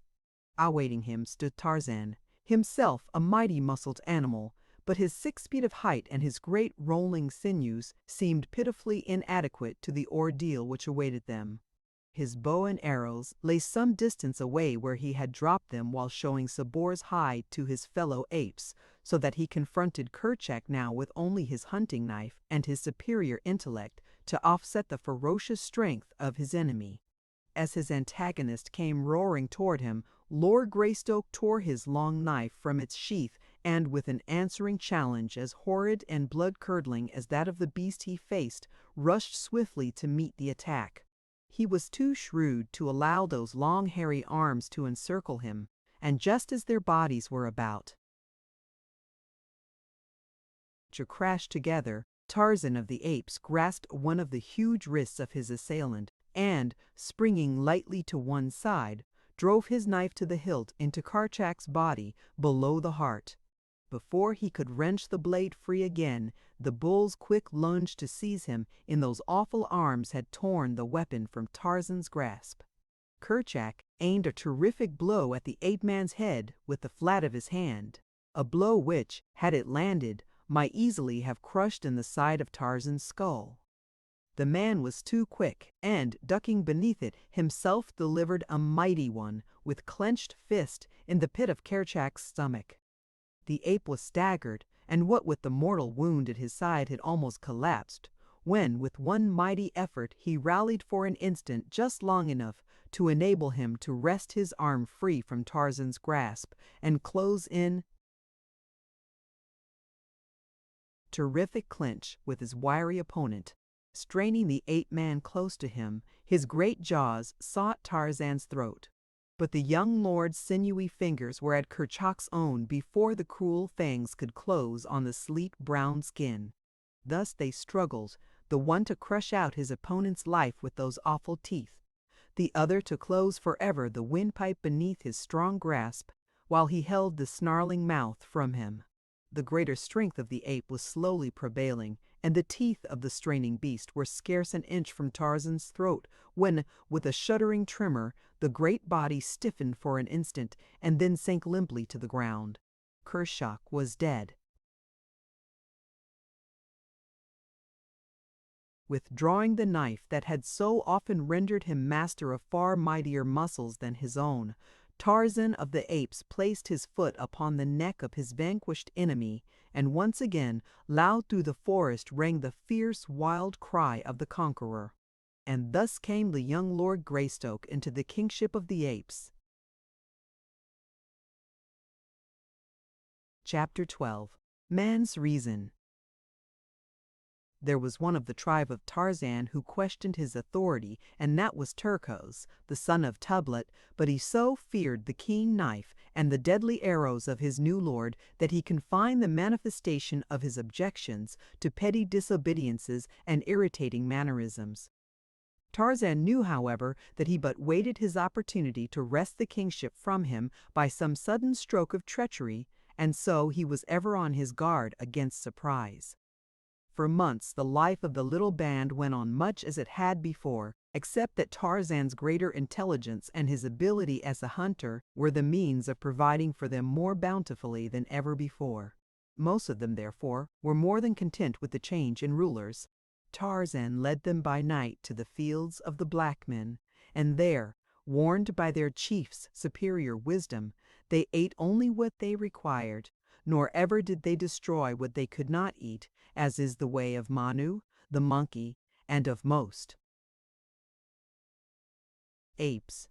So, while the blacks were wroth at the continued pilfering of their fields, they were not discouraged in their efforts to cultivate the land, as would have been the case had Tarzan permitted his people to lay waste the plantation wantonly. During this period Tarzan paid many nocturnal visits to the village, where he often renewed his supply of arrows. He soon noticed the food always standing at the foot of the tree which was his avenue into the palisade, and after a little he commenced to eat whatever the blacks put there. When the awe-struck savages saw that the food disappeared overnight, they were filled with consternation and dread, for it was one thing to put food out to propitiate a god or a devil, but quite another thing to have the spirit really come into the village and eat it. Such a thing was unheard of, and it clouded their superstitious minds with all manner of vague fears. Nor was this all. The periodic disappearance of their arrows and the strange pranks perpetrated by unseen hands had wrought them to such a state that life had become a veritable burden in their new home, and now it was that Mbonga and his headmen began to talk of abandoning the village and seeking a site farther on in the jungle. Presently the black warriors began to strike farther and farther south into the heart of the forest when they went to hunt, looking for a site for a new village. More often was the tribe of Tarzan disturbed by these wandering huntsmen. Now was the quiet, fierce solitude of the primeval forest broken by new strange cries. No longer was there safety for bird or beast. Man had come. Other animals passed up and down the jungle by day and by night, fierce, cruel beasts, but their weaker neighbors only fled from their immediate vicinity to return again when the danger was past. With man it is different. When he comes, many of the larger animals instinctively leave the district entirely, seldom if ever to return, and thus it has always been with the great anthropoids. They flee man as man flees a pestilence. For a short time the tribe of Tarzan lingered in the vicinity of the beach because their new chief hated the thought of leaving the treasured contents of the little cabin forever. But when one day a member of the tribe discovered the blacks in great numbers on the banks of a little stream that had been their watering place for generations, and in the act of clearing a space in the jungle and erecting many huts, the apes would remain no longer, and so Tarzan led them inland for many marches to a spot as yet undefiled by the foot of a human being. Once every moon Tarzan would go swinging rapidly back through the swaying branches to have a day with his books and to replenish his supply of arrows. This latter task was becoming more and more difficult, for the blacks had taken to hiding their supply away at night in granaries and living huts. This necessitated watching by day on Tarzan's part to discover where the arrows were being concealed. Twice had he entered huts at night while the inmates lay sleeping upon their mats, and stolen the arrows from the very sides of the warriors. But this method he realized to be too fraught with danger, and so he commenced picking up solitary hunters with his long, deadly noose, stripping them of weapons and ornaments, and dropping their bodies from a high tree into the village street during the still watches of the night. These various escapades again so terrorized the blacks that, had it not been for the monthly respite between Tarzan's visits, in which they had opportunity to renew hope that each fresh incursion would prove the last, they soon would have abandoned their new village. The blacks had not as yet come upon Tarzan's cabin on the distant beach, but the ape-man lived in constant dread that, while he was away with the tribe, they would discover and despoil his treasure. So it came that he spent more and more time in the vicinity of his father's last home and less with the tribe. Presently the members of his little community began to suffer on account of his neglect, for disputes and quarrels constantly arose, which only the king might settle peaceably. At last some of the older apes spoke to Tarzan on the subject, and for a month thereafter he remained constantly with the tribe. The duties of kingship among the anthropoids are not many or arduous. In the afternoon comes Thaka, possibly, to complain that old Mungo has stolen his new wife. Then must Tarzan summon all before him, and if he finds that the wife prefers her new lord, he commands that matters remain as they are, or possibly that Mungo give Thaka one of his daughters in exchange. Whatever his decision, the apes accept it as final and return to their occupations satisfied. Then comes Tana, shrieking and holding tight her side from which blood is streaming. Gunto, her husband, has cruelly bitten her. And Gunto, summoned, says that Tana is lazy and will not bring him nuts and beetles or scratch his back for him. So Tarzan scolds them both and threatens Gunto with a taste of the death-bearing slivers if he abuses Tana further, and Tana, for her part, is compelled to promise better attention to her wifely duties. And so it goes. Little family differences for the most part, which, if left unsettled, would result finally in greater factional strife and the eventual dismemberment of the tribe. But Tarzan tired of it as he found that kingship meant the kernel of his liberty.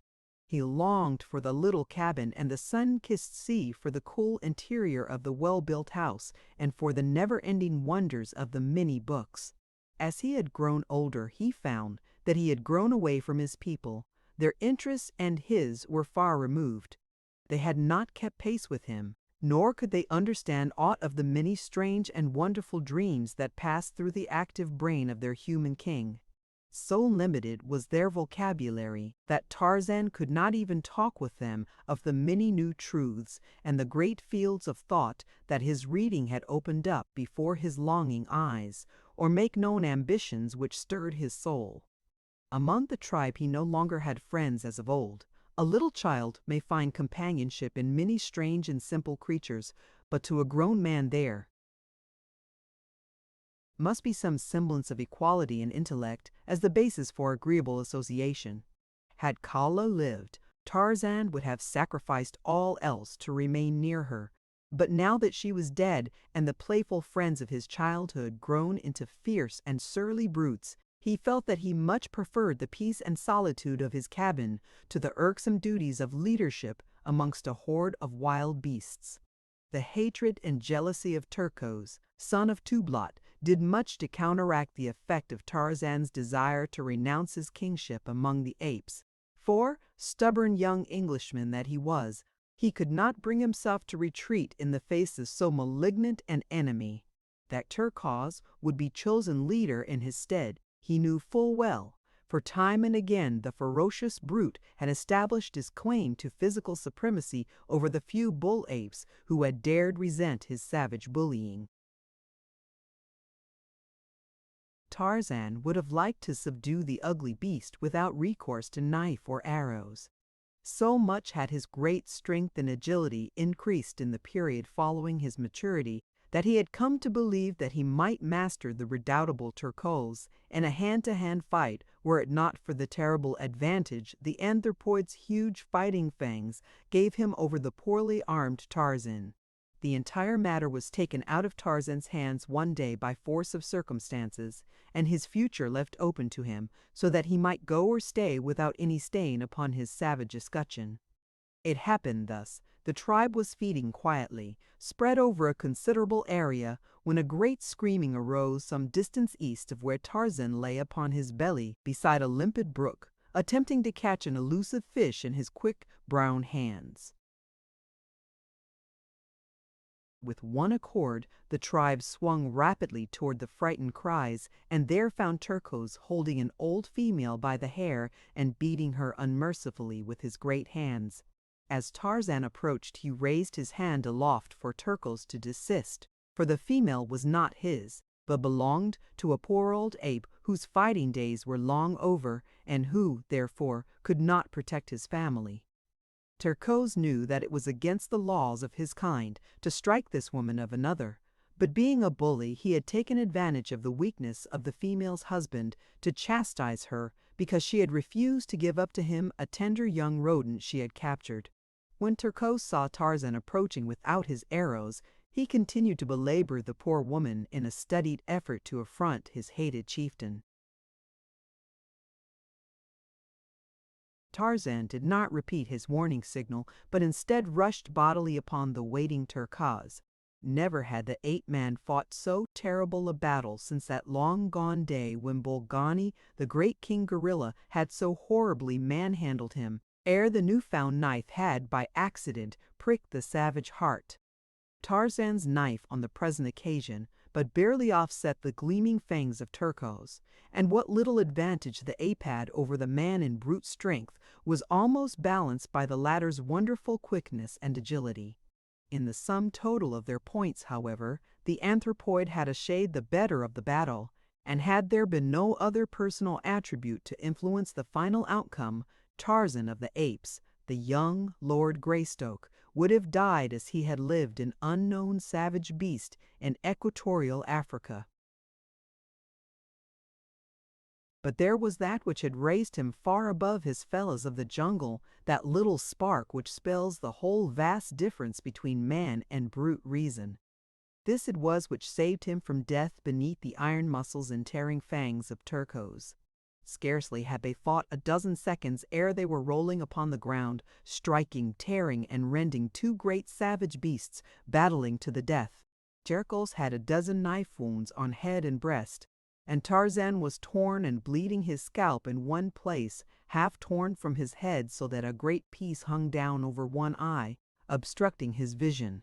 But so far the young Englishman had been able to keep those horrible fangs from his jugular, and now, as they fought less fiercely for a moment to regain their breath, Tarzan formed a cunning plan.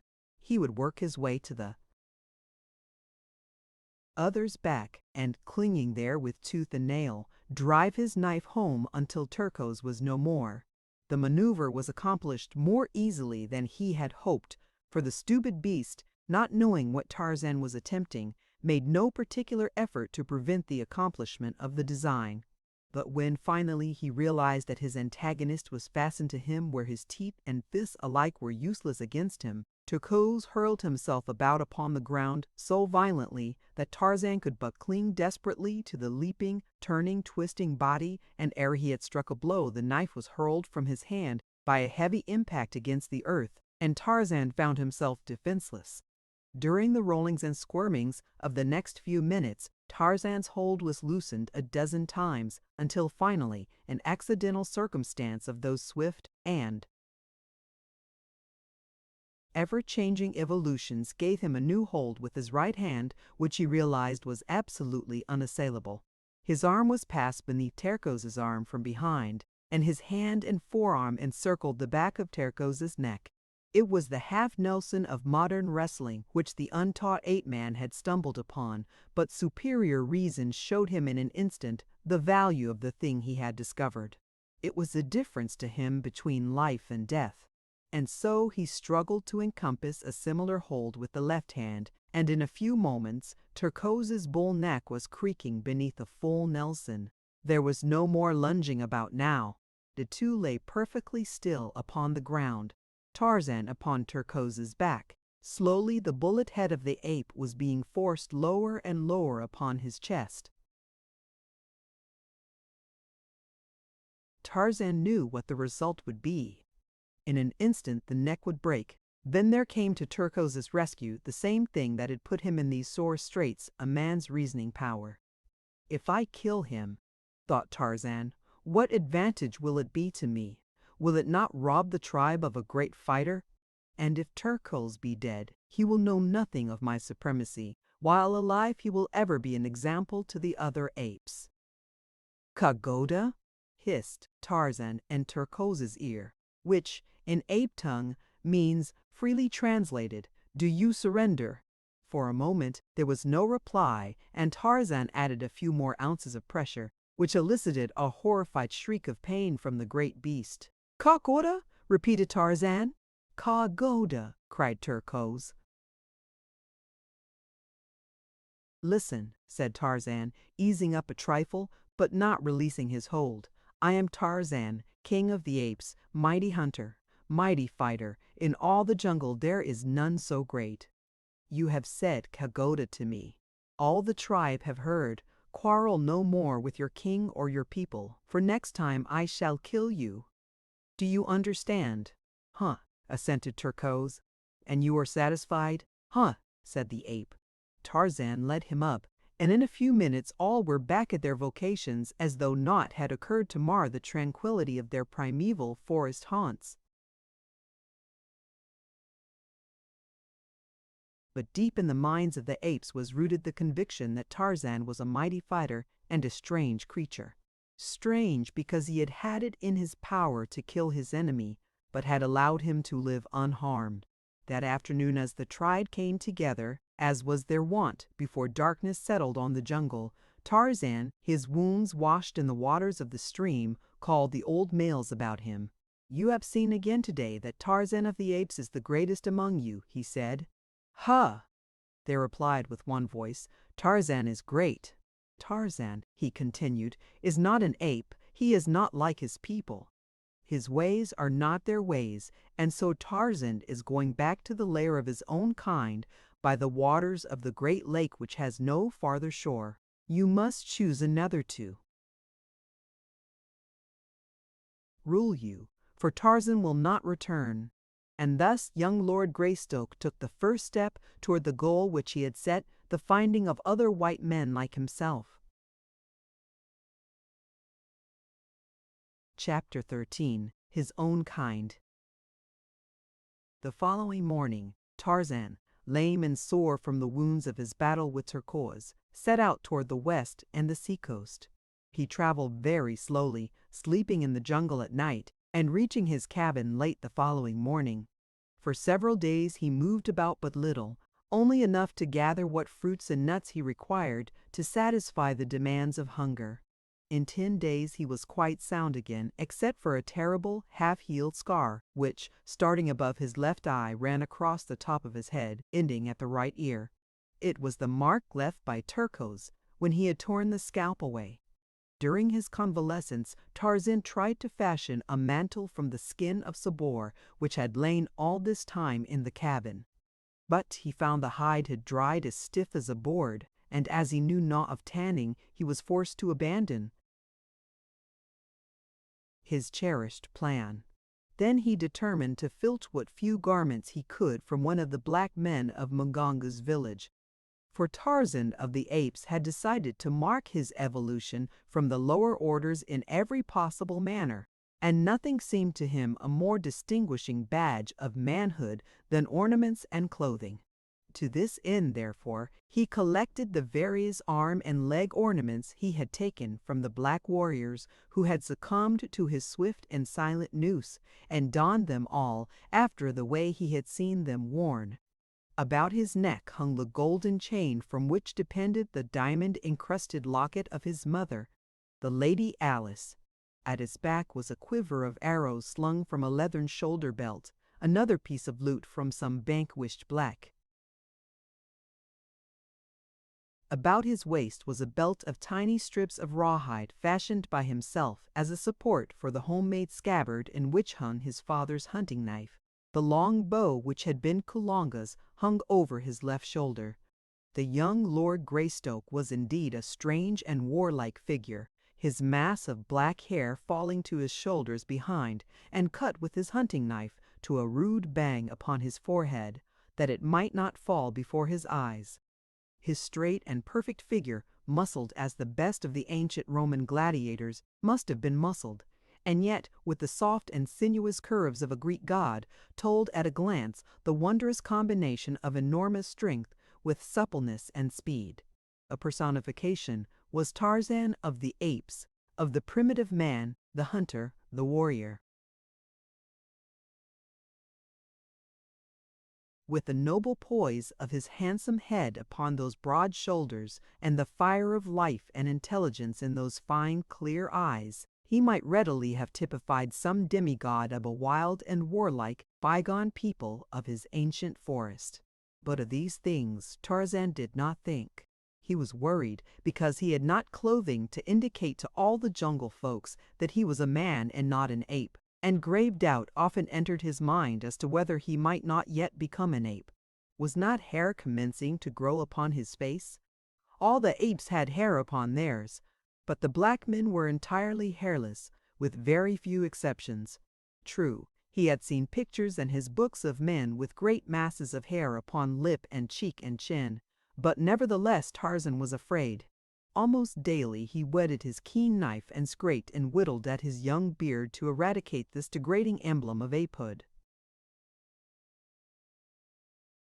And so he learned to shave rudely and painfully, it is true, but nevertheless effectively. When he felt quite strong again after his bloody battle with Turcos, Tarzan set off one morning towards Mbonga's village. He was moving carelessly along a winding jungle trail instead of making his progress through the trees, when suddenly he came face to face with a black warrior. The look of surprise on the savage face was almost comical, and before Tarzan could unsling his bow, the fellow had turned and fled down the path, crying out in alarm as though to others before him. Tarzan took to the trees in pursuit, and in a few moments came in view of the men desperately striving to escape. There were 3 of them, and they were racing madly in single file through the dense undergrowth.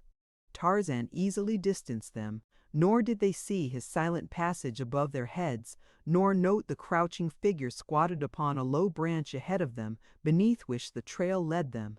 Tarzan let the first 2 pass beneath him, but as the third came swiftly on, the quiet noose dropped about the black throat. A quick jerk drew it taut. There was an agonized scream from the victim, and his fellows turned to see his struggling body rise as by magic, slowly into the dense foliage of the trees above. With frightened shrieks they wheeled once more and plunged on in their efforts to escape. Tarzan dispatched his prisoner quickly and silently, removed the weapons and ornaments, and oh, the greatest joy of all, a handsome deerskin breechcloth, which he quickly transferred to his own person. Now indeed was he dressed as a man should be. None there was who could now doubt his high origin. How he should have liked to have returned to the tribe, to parade before their envious gaze this wondrous finery. Taking the body across his shoulder, he moved more slowly through the trees toward the little palisaded village, for he again needed arrows. As he approached quite close to the enclosure, he saw an excited group surrounding the 2 fugitives, who, trembling with fright and exhaustion, were scarce able to recount the uncanny details of their adventure. "Mirando," they said, who had been ahead of them a short distance, had suddenly come screaming toward them, crying that a terrible white and naked warrior was pursuing him. The three of them had hurried toward the village as rapidly as their legs would carry them.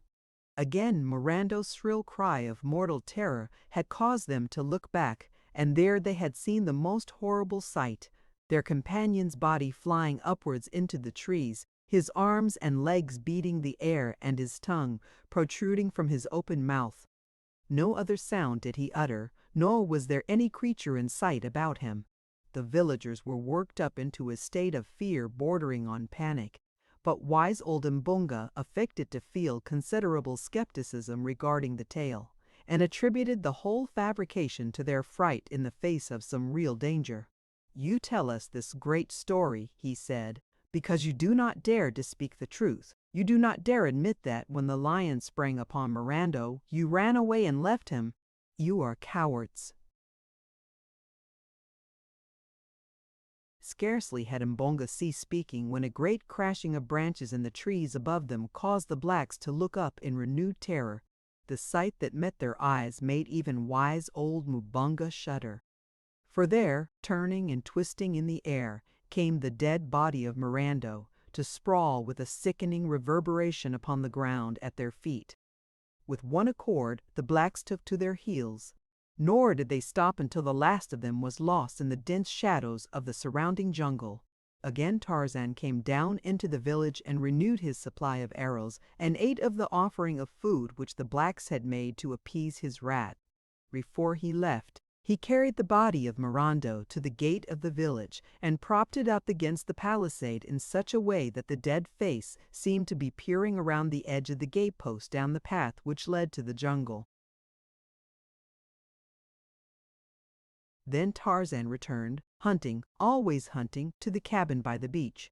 It took a dozen attempts on the part of the thoroughly frightened blacks to re-enter their village, past the horrible grinning face of their dead fellow, and when they found the food and arrows gone, they knew, what they had only too well feared, that Mirando had seen the evil spirit of the jungle. That now seemed to them the logical explanation. Only those who saw this terrible god of the jungle died. For was it not true that none left alive in the village had ever seen him? Therefore, those who had died at his hands must have seen him and paid the penalty with their lives.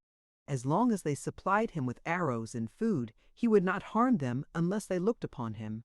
So it was ordered by Mbonga that in addition to the food offering, there should also be laid out an offering of arrows for this Munango Kewati, and this was done from then on. If you ever chance to pass that far-off African village, you will still see before a tiny thatched hut, built just without the village, a little iron pot in which is a quantity of food, and beside it a quiver of well-daubed arrows. When Tarzan came in sight of the beach where stood his cabin, a strange and unusual spectacle met his vision. On the placid waters of the landlocked harbor floated a great ship, and on the beach a small boat was drawn up. But, most wonderful of all, a number of white men like himself were moving about between the beach and his cabin.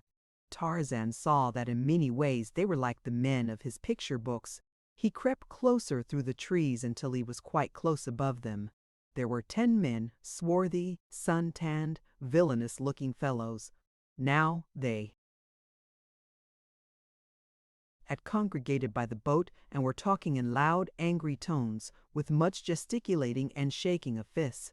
Presently one of them, a little, mean-faced, black-bearded fellow with the countenance which reminded Tarzan of Pamba the rat, laid his hand upon the shoulder of a giant who stood next him and with whom all the others had been arguing and quarreling. The little man pointed inland, so that the giant was forced to turn away from the others to look in the direction indicated. As he turned, the little mean-faced man drew a revolver from his belt and shot the giant in the back. The big fellow threw his hands above his head, his knees bent beneath him, and without a sound he tumbled forward upon the beach, dead.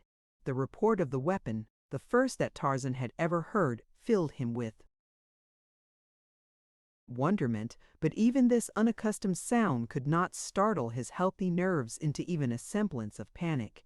The conduct of the white strangers it was that caused him the greatest perturbation. He puckered his brows into a frown of deep thought. It was well, thought he, that he had not given way to his first impulse to rush forward and greet these white men as brothers. They were evidently no different from the black men, no more civilized than the apes, no less cruel than Sabor. For a moment the others stood looking at the little, mean-faced man and the giant lying dead upon the beach. Then one of them laughed and slapped the little man upon the back. There was much more talk and gesticulating, but less quarreling. Presently they launched the boat and all jumped into it and rowed away toward the great ship, where Tarzan could see other figures moving about upon the deck. When they had clambered aboard, Tarzan dropped to earth behind a great tree and crept to his cabin, keeping it always between himself and the ship. Slipping in at the door, he found that everything had been ransacked. His books and pencils strewed the floor. His weapons and shields and other little store of treasures were littered about. As he saw what had been done, a great wave of anger surged through him, and the new-made scar upon his forehead stood suddenly out, a bar of inflamed crimson against his tawny hide. Quickly he ran to the cupboard and searched in the far recess of the lower shelf.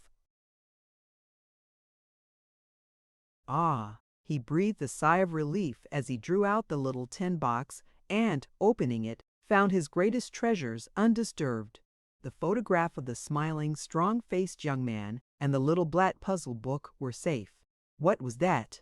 His quick ear had caught a faint but unfamiliar sound. Running to the window, Tarzan looked toward the harbor, and there he saw that a boat was being lowered from the great ship beside the one already in the water. Soon he saw many people clambering over the sides of the larger vessel and dropping into the boats. They were coming back in full force. For a moment longer Tarzan watched while a number of boxes and bundles were lowered into the waiting boats. Then, as they shoved off from the ship's side, the ape-man snatched up a piece of paper and with a pencil printed on it for a few moments until it bore several lines of strong, well-made, almost letter-perfect characters. This notice he stuck upon the door with a small, sharp splinter of wood. Then gathering up his precious tin box, his arrows, and as many bows and spears as he could carry, he hastened through the door and disappeared into the forest. When the two boats were beached upon the silvery sand, it was a strange assortment of humanity that clambered ashore. Some 20 souls in all there were, 15 of them rough and villainous appearing seamen. The others of the party were of different stamp. One was an elderly man with white hair and large-rimmed spectacles. His slightly stooped shoulders were draped in an ill-fitting, though immaculate, frock coat, and a shiny silk hat added to the incongruity of his garb in an African jungle.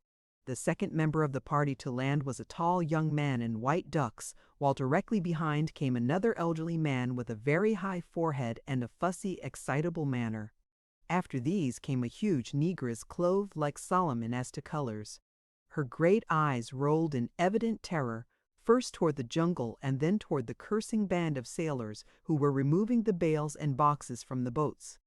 The last member of the party to disembark was a girl of about 19, and it was the young man who stood at the boat's prow to lift her high and dry upon land. She gave him a brave and pretty smile of thanks, but no words passed between them. In silence the party advanced toward the cabin. It was evident that whatever their intentions, all had been decided upon before they left the ship. And so they came to the door, the sailors carrying the boxes and bales, followed by the 5 who were of so different a class. The men put down their burdens, and then one caught sight of the notice which Tarzan had posted. "Home, mates," he cried, "what's here?"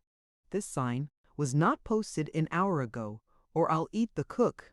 The others gathered about, craning their necks over the shoulders of those before them, but as few of them could read it all, and then only after the most laborious fashion, one finally turned to the little old man of the top hat and frock coat. "Hi, Professor," he called. stepped forward and read the bloomin' notice. Thus addressed, the old man came slowly to where the sailor stood, followed by the other members of his party. Adjusting his spectacles, he looked for a moment at the placard and then, turning away, strolled off, muttering to himself, "Most remarkable, most remarkable." "Hi, old fossil," cried the man who had first called on him for assistance. "Did ye think we wanted of you to read the bloomin' notice to yourself? Come back here and read it out loud, you old barnacle." The old man stopped and, turning back, said, "Oh yes, my dear sir, 1,000 pardons. It was quite thoughtless of me, yes, very thoughtless. Most remarkable, most remarkable." Again he faced the notice and read it through, and doubtless would have turned off again to ruminate upon it had not the sailor grasped him roughly by the collar and howled into his ear, "Read it out loud, you blithering old idiot." "Ah, yes indeed, yes indeed," replied the professor softly, and adjusting his spectacles once more he read aloud. "This is the house of Tarzan, the killer of bats and many black men. Do not harm the thins, which are Tarzan's. Tarzan watches, Tarzan of the Apes." "Who the devil is Tarzan?" cried the sailor who had before spoken. "He evidently speaks English," said the young man. "But what does Tarzan of the Apes mean?" cried the girl. "I do not know, Miss Porter," replied the young man, "unless we have discovered a runaway simian from the London Zoo who has brought back a European education to his jungle home. What do you make of it, Professor Porter?" he added, turning to the old man. "Professor Archimedes Q." Porter adjusted his spectacles. "Ah, yes indeed, most remarkable," said the professor. "But I can add nothing further to what I have already remarked in elucidation of this truly momentous occurrence." And the professor turned slowly in the direction of the jungle. "But, Papa," cried the girl, "you haven't said anything about it yet." "Tut, tut, child, tut, tut," responded Professor Porter in a kindly and indulgent tone. "Do not trouble your pretty head with such weighty and abstruse problems." And again he wandered slowly off in still another direction, his eyes bent upon the ground at his feet, his hands clasped behind him beneath the flowing tails of his coat. "I reckon the daffy old bounder don't know no more'n we do about it," growled the rat-faced sailor. "Keep a civil tongue in your head," cried the young man, his face paling in anger at the insulting tone of the sailor. "You've murdered our officers and robbed us. We are absolutely in your power, but you'll treat Professor Porter and Miss Porter with respect or I'll break that vile neck of yours with my bare hands, guns or no guns."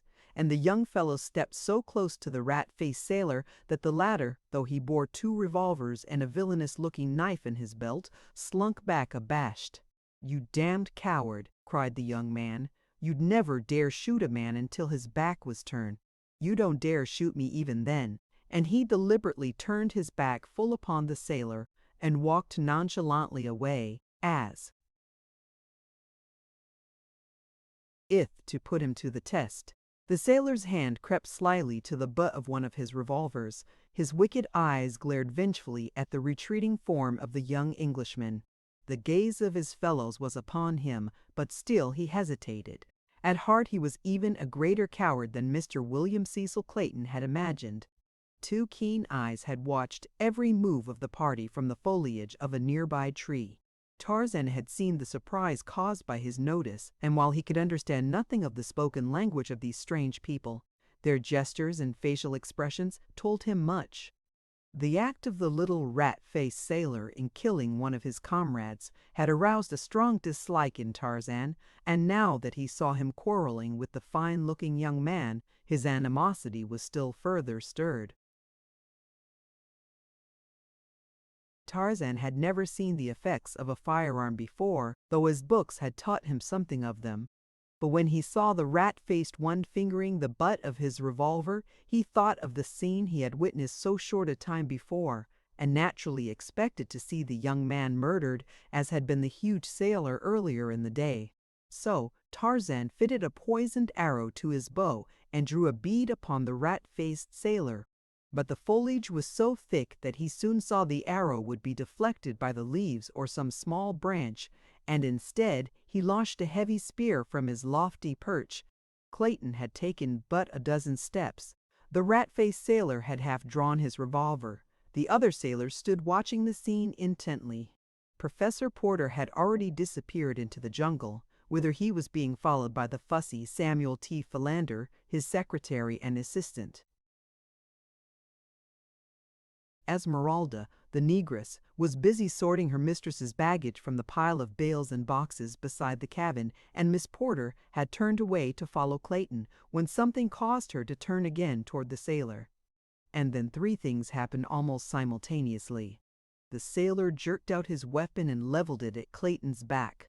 Miss Porter screamed a warning, and a long metal-shod spear shot like a bolt from above and passed entirely through the right shoulder of the rat-faced man.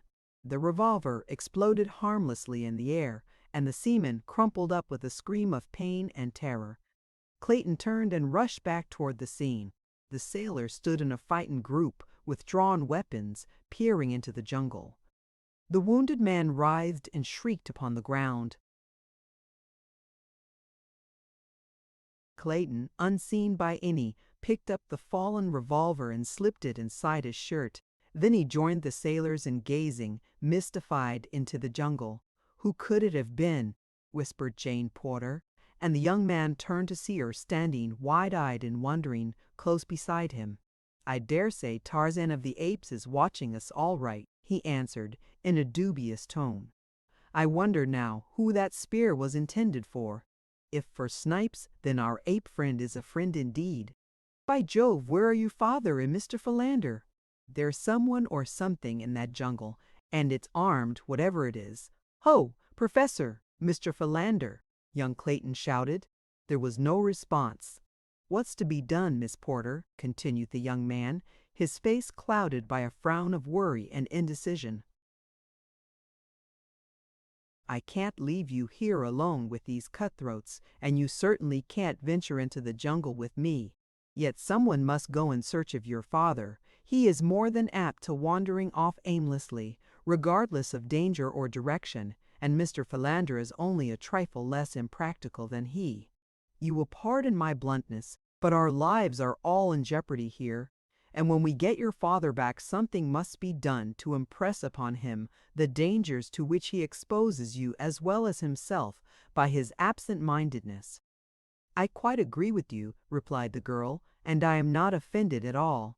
Dear old Papa would sacrifice his life for me without an instant's hesitation, provided one could keep his mind on so frivolous a matter for an entire instant. There is only one way to keep him in safety, and that is to chain him to a tree. The poor dear is so impractical." "I have it!" suddenly exclaimed Clayton. "You can use a revolver, can't you?" "Yes. Why?" "I have one. With it, you and Esmeralda will be comparatively safe in this cabin while I am searching for your father and Mr. Philander. Come, call the woman and I will hurry on. They can't have gone far." Jane did as he suggested, and when he saw the door close safely behind them, Clayton turned toward the jungle. Some of the sailors were drawing the spear from their wounded comrade, and, as Clayton approached, he asked if he could borrow a revolver from one of them while he searched the jungle for the professor. The rat-faced one, finding he was not dead, had regained his composure, and with a volley of oaths directed at Clayton, refused in the name of his fellows to allow the young man any firearms. This man, Snipes, had assumed the role of chief since he had killed their former leader, and so little time had elapsed that none of his companions had as yet questioned his authority. Clayton's only response was a shrug of the shoulders, but as he left them he picked up the spear which had transfixed Snipes, and thus primitively armed, the son of the then Lord Greystoke strode into the dense jungle. Every few moments he called aloud the names of the wanderers. The watchers in the cabin by the beach heard the sound of his voice growing ever fainter and fainter, until at last it was swallowed up by the myriad noises of the primeval wood. When Professor Archimedes Q. Porter and his assistant, Samuel T. Philander, after much insistence on the part of the latter, had finally turned their steps toward camp, they were as completely lost in the wild and tangled labyrinth of the matted jungle as two human beings well could be, though they did not know it. It was by the merest caprice of fortune that they headed toward the west coast of Africa instead of toward Zanzibar on the opposite side of the dark continent. When in a short time they reached the beach, only to find no camp in sight, Philander was positive that they were north of their proper destination, while, as a matter of fact, they were about 200 yards south of it. It never occurred to either of these impractical theorists to call aloud on the chance of attracting their friends' attention. Instead, with all the assurance that deductive reasoning from a wrong premise induces in one, Mr. Samuel T. Philander grasped Professor Archimedes Q. Porter firmly by the arm and hurried the weakly protesting old gentleman off in the direction of Cape Town, 1,500 miles to the south. When Jane and Esmeralda found themselves safely behind the cabin door, the negress's first thought was to barricade the portal from the inside. With this idea in mind, she turned to search for some means of putting it into execution. But her first view of the interior of the cabin brought a shriek of terror to her lips, and like a frightened child, the huge woman ran to bury her face on her mistress's shoulder. Jane, turning at the cry, saw the cause of it lying prone upon the floor before them, the whitened skeleton of a man. A further glance revealed a second skeleton upon the bed. "What horrible place are we in?" murmured the awestruck girl. But there was no panic in her fright. At last, disengaging herself from the frantic clutch of the still shrieking Esmeralda, Jane crossed the room to look into the little cradle, knowing what she should see there even before the tiny skeleton disclosed itself in all its pitiful and pathetic frailty. What an awful tragedy these poor mute bones proclaimed. The girl shuddered at thought of the eventualities which might lie before herself and her friends in this ill-fated cabin, the haunt of mysterious, perhaps hostile beings. Quickly, with an impatient stamp of her little foot, she endeavored to shake off the gloomy forebodings, and turning to Esmeralda, bade her cease her wailing. "Stop, Esmeralda, stop it this minute," she cried. "You are only making it worse." She ended lamely, a little quiver in her own voice as she thought of the three men upon whom she depended for protection, wandering in the depth of that awful forest. Soon the girl found that the door was equipped with a heavy wooden bar upon the inside, and after several efforts, the combined strength of the two enabled them to slip it into place the first time in 20 years. Then they sat down upon a bench, with their arms about one another, and waited. Chapter 14. At the Mercy of the Jungle. After Clayton had plunged into the jungle, the sailors mutineers of the Arrow fell into a discussion of their next step. But on one point, all were agreed that they should hasten to put off to the anchored Arrow, where they could at least be safe from the spears of their unseen foe. And so, while Jane Porter and Esmeralda were barricading themselves within the cabin, the cowardly crew of cutthroats were pulling rapidly for their ship in the two boats that had brought them ashore. So much had Tarzan seen that day that his head was in a whirl of wonder. But the most wonderful sight of all, to him, was the face of the beautiful white girl. Here at last was one of his own kind. Of that he was positive. And the young man and the two old men, they too were much as he had pictured his own people to be. But doubtless they were as ferocious and cruel as other men he had seen. The fact that they alone of all the party were unarmed might account for the fact that they had killed no one. They might be very different if provided with weapons. Tarzan had seen the young man pick up the fallen revolver of the wounded Snites and hide it away in his breast, and he had also seen him slip it cautiously to the girl as she entered the cabin door. He did not understand anything of the motives behind all that he had seen, but somehow, intuitively, he liked the young man and the two old men, and for the girl he had a strange longing which he scarcely understood.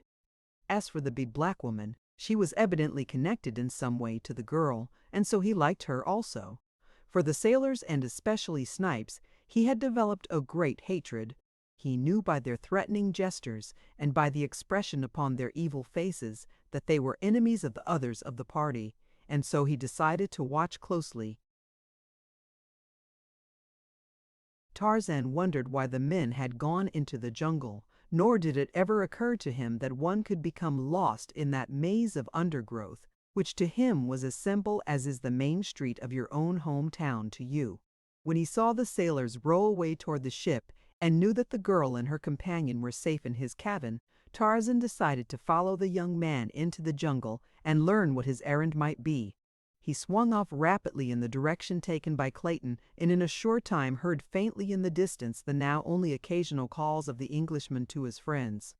Presently Tarzan came up with the white man, who, almost fagged, was leaning against a tree wiping the perspiration from his forehead. The ape man, hiding safe behind a screen of foliage, sat watching this new specimen of his own race intently. At intervals, Clayton called aloud, and finally it came to Tarzan that he was searching for the old man. Tarzan was on the point of going off to look for them himself when he caught the yellow glint of a sleek hide moving cautiously through the jungle toward Clayton. It was Sheeta, the leopard. Now Tarzan heard the soft bending of grasses and wondered why the young white man was not warned. Could it be he had failed to note the loud warning? Never before had Tarzan known Sheeta to be so clumsy. No, the white man did not hear. Sheeta was crouching for the spring, and then, shrill and horrible, there rose from the stillness of the jungle the awful cry of the challenging ape, and Sheeta turned, crashing into the underbrush. Clayton came to his feet with a start. His blood ran cold. Never in all his life had so fearful a sound smote upon his ears. He was no coward, but if ever man felt the icy fingers of fear upon his heart, William Cecil Clayton, eldest son of Lord Greystoke of England, did that day in the fastness of the African jungle. The noise of some great body crashing through the underbrush so close beside him, and the sound of that blood-curdling shriek from above, tested Clayton's courage to the limit. But he could not know that it was to that very voice he owed his life, nor that the creature who hurled it forth was his own cousin, the real Lord Greystoke. The afternoon was drawing to a close, and Clayton, disheartened and discouraged, was in a terrible quandary as to the proper course to pursue, whether to keep on in search of Professor Porter at the almost certain risk of his own death in the jungle by night, or to return to the cabin where he might at least serve to protect Jane from the perils which confronted her on all sides. He did not wish to return to camp without her father. Still more, he shrank from the thought of leaving her alone and unprotected in the hands of the mutineers of the Arrow, or to the 100 unknown dangers of the jungle. Possibly, too, he thought, the professor and Philander might have returned to camp. Yes, that was more than likely. At least he would return and see before he continued what seemed to be a most fruitless quest. And so he started, stumbling back through the thick and matted underbrush in the direction that he thought the cabin lay. To Tarzan's surprise, the young man was heading further into the jungle in the general direction of Mbonga's village, and the shrewd young ape-man was convinced that he was lost. To Tarzan this was scarcely comprehensible. His judgment told him that no man would venture toward the village of the cruel blacks, armed only with a spear, which, from the awkward way in which he carried it, was evidently an unaccustomed weapon to this white man. Nor was he following the trail of the old men. That they had crossed and left long since, though it had been fresh and plain before Tarzan's eyes. Tarzan was perplexed. The fierce jungle would make easy prey of this unprotected stranger in a very short time if he were not guided quickly to the beach. Yes, there was Numa, the lion, even now, stalking the white man a dozen paces to the right. Clayton heard the great body paralleling his course, and now there rose upon the evening air the beast's thunderous roar. The man stopped with upraised spear and faced the brush from which issued the awful sound. The shadows were deepening, darkness was settling in. God, to die here alone beneath the fangs of wild beasts, to be torn and rended, to feel the hot breath of the brute on his face as the great paw crushed down upon his breast. For a moment all was still. Clayton stood rigid, with raised spear.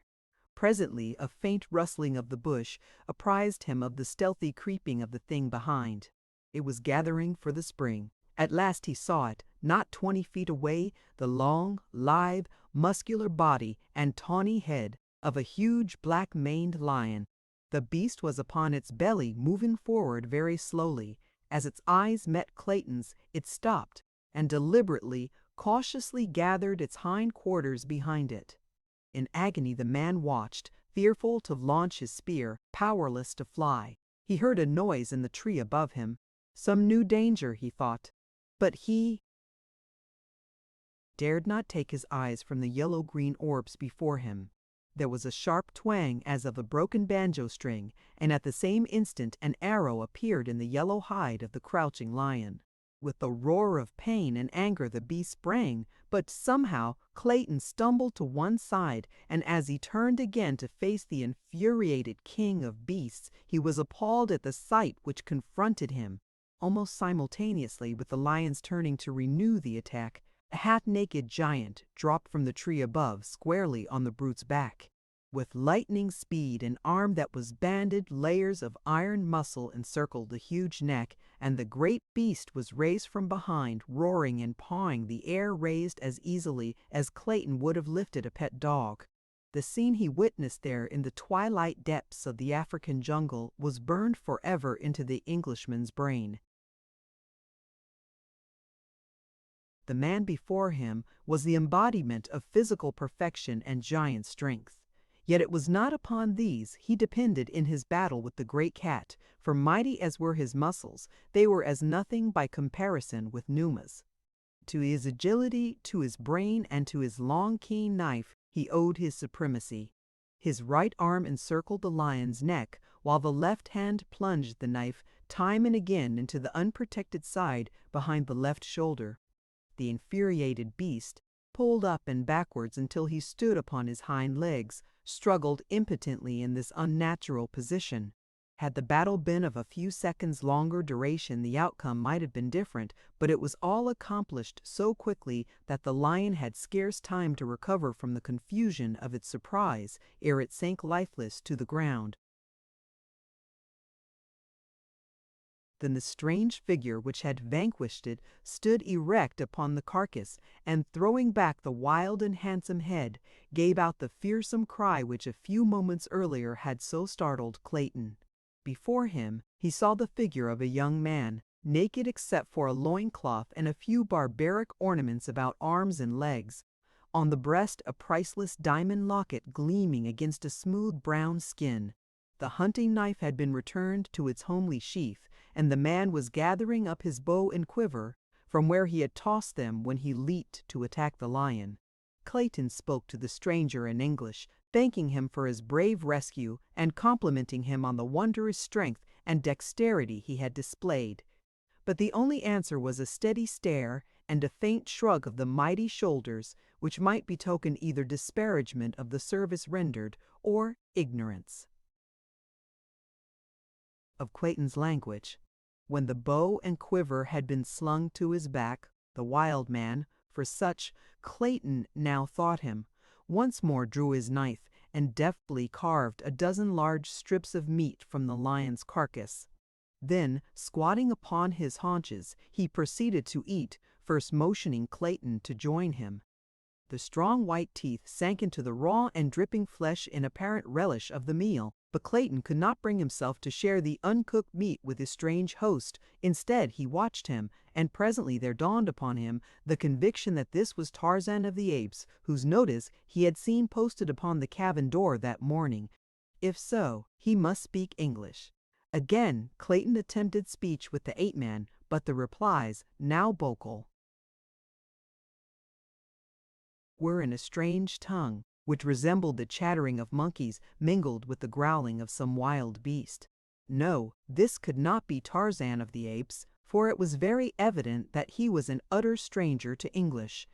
When Tarzan had completed his repast, he rose and, pointing a very different direction from that which Clayton had been pursuing, started off through the jungle toward the point he had indicated. Clayton, bewildered and confused, hesitated to follow him, for he thought he was but being led more deeply into the mazes of the forest. But the ape-man, seeing him disinclined to follow, returned and, grasping him by the coat, dragged him along until he was convinced that Clayton understood what was required of him. Then he left him to follow voluntarily. The Englishman, finally concluding that he was a prisoner, saw no alternative open but to accompany his captor, and thus they traveled slowly through the jungle while the sable mantle of the impenetrable forest night fell about them, and the stealthy footfalls of padded paws mingled with the breaking of twigs and the wild calls of the savage life that Clayton felt closing in upon him. Suddenly, Clayton heard the faint report of a firearm. A single shot and then silence. In the cabin by the beach, two thoroughly terrified women clung to each other as they crouched upon the low bench in the gathering darkness. The negress sobbed hysterically, bemoaning the evil day that had witnessed her departure from her dear Maryland, while the white girl, dry-eyed and outwardly calm, was torn by inward fears and forebodings. She feared not more for herself than for the three men whom she knew to be wandering in the abysmal depths of the savage jungle, from which she now heard issuing the almost incessant shrieks and roars, barkings and growlings of its terrifying and fearsome denizens as they sought their prey. And now there came the sound of a heavy body brushing against the side of the cabin. She could hear the great padded paws upon the ground outside. For an instant all was silence. Even the bedlam of the forest died to a faint murmur. Then she distinctly heard the beast outside sniffing at the door, not 2 feet from where she crouched. Instinctively the girl shuddered and shrank closer to the black woman. "Hush," she whispered. "Hush, Esmeralda," for the woman's sobs and groans seemed to have attracted the thing that stalked there just beyond the thin wall. A gentle scratching sound was heard on the door. The brute tried to force an entrance, but presently this ceased, and again she heard the great pads creeping stealthily around the cabin. Again they stopped beneath the window on which the terrified eyes of the girl now glued themselves. "God!" she murmured, for now, silhouetted against the moonlit sky beyond, she saw framed in the tiny square of the latticed window the head of a huge lioness. The gleaming eyes were fixed upon her in intent ferocity. "Look, Esmeralda," she whispered. "For God's sake, what shall we do? Look, quick, the window!" Esmeralda, cowering still closer to her mistress, took one frightened glance toward the little square of moonlight, just as the lioness emitted a low, savage snarl. The sight that met the poor woman's eyes was too much for the already overstrung nerves. "Oh, Gabrielle!" she shrieked, and slid to the floor, an inert and senseless mass. For what seemed an eternity, the great brute stood with its forepaws upon the sill, glaring into the little room. Presently, it tried the strength of the lattice with its great talons. The girl had almost ceased to breathe when, to her relief, the head disappeared and she heard the brute's footsteps leaving the window. But now they came to the door again, and once more the scratching commenced, this time with increasing force until the great beast was tearing at the massive panels in a perfect frenzy of eagerness to seize its defenseless victims. Could Jane have known the immense strength at that door, built piece by piece, she would have felt less fear of the lioness reaching her by this avenue. Little did John Clayton imagine when he fashioned that crude but mighty portal that one day, 20 years later, it would shield the fair American girl, then unborn, from the teeth and talons of a man-eater. For fully 20 minutes the brute alternately sniffed and tore at the door, occasionally giving voice to a wild, savage cry of baffled rage. At length, however, she gave up the attempt, and Jane heard her returning toward the window, beneath which she paused for an instant and then launched her great weight against the time-worn lattice. The girl heard the wooden rods groan beneath the impact, but they held, and the huge body dropped back to the ground below. Again and again the lioness repeated these tactics, until finally the horrified prisoner within saw a portion of the lattice give way, and in an instant one great paw and the head of the animal were thrust within the room. Slowly, the powerful neck and shoulders spread the bars apart, and the lithe body protruded farther and farther into the room. As in a trance, the girl rose, her hand upon her breast, wide eyes staring horror-stricken into the snarling face of the beast scarce 10 feet from her. At her feet lay the prostrate form of the negress. If she could but arouse her, their combined efforts might possibly avail to beat back the fierce and bloodthirsty intruder. Jane stooped to grasp the black woman by the shoulder. Roughly she shook her. "Esmeralda! Esmeralda!" she cried. "Help me, or we are lost." Esmeralda opened her eyes. The first object they encountered was the dripping fangs of the hungry lioness. With a horrified scream, the poor woman rose to her hands and knees, and in this position scurried across the room shrieking, "O Gabarelle! O Gabarelle! O ad Anderelle!" The top of her lungs. Esmeralda weighed some 280 pounds, and her extreme haste, added to her extreme corpulency, produced a most amazing result when Esmeralda elected to travel on all fours. For a moment the lioness remained quiet with intense gaze directed upon the flitting Esmeralda, whose goal appeared to be the cupboard into which she attempted to propel her huge bulk. But as the shelves were but 9 or 10 inches apart, she only succeeded in getting her head in, whereupon, with a final screech, which paled the jungle noises into insignificance, she fainted once again. With the subsidence of Esmeralda, the lioness renewed her efforts to wriggle her huge bulk through the weakening lattice. The girl, standing pale and rigid against the farther wall, sought with ever increasing terror for some loophole of escape. Suddenly her hand, tight pressed against her bosom, felt the hard outline of the revolver that Clayton had left with her earlier in the day. Quickly she snatched it from its hiding place and, leveling it full at the lioness's face, pulled the trigger. There was a flash of flame, the roar of the discharge, and an answering roar of pain and anger from the beast. Jane Porter saw the great form disappear from the window, and then she too fainted, the revolver falling at her side. But Sabor was not killed.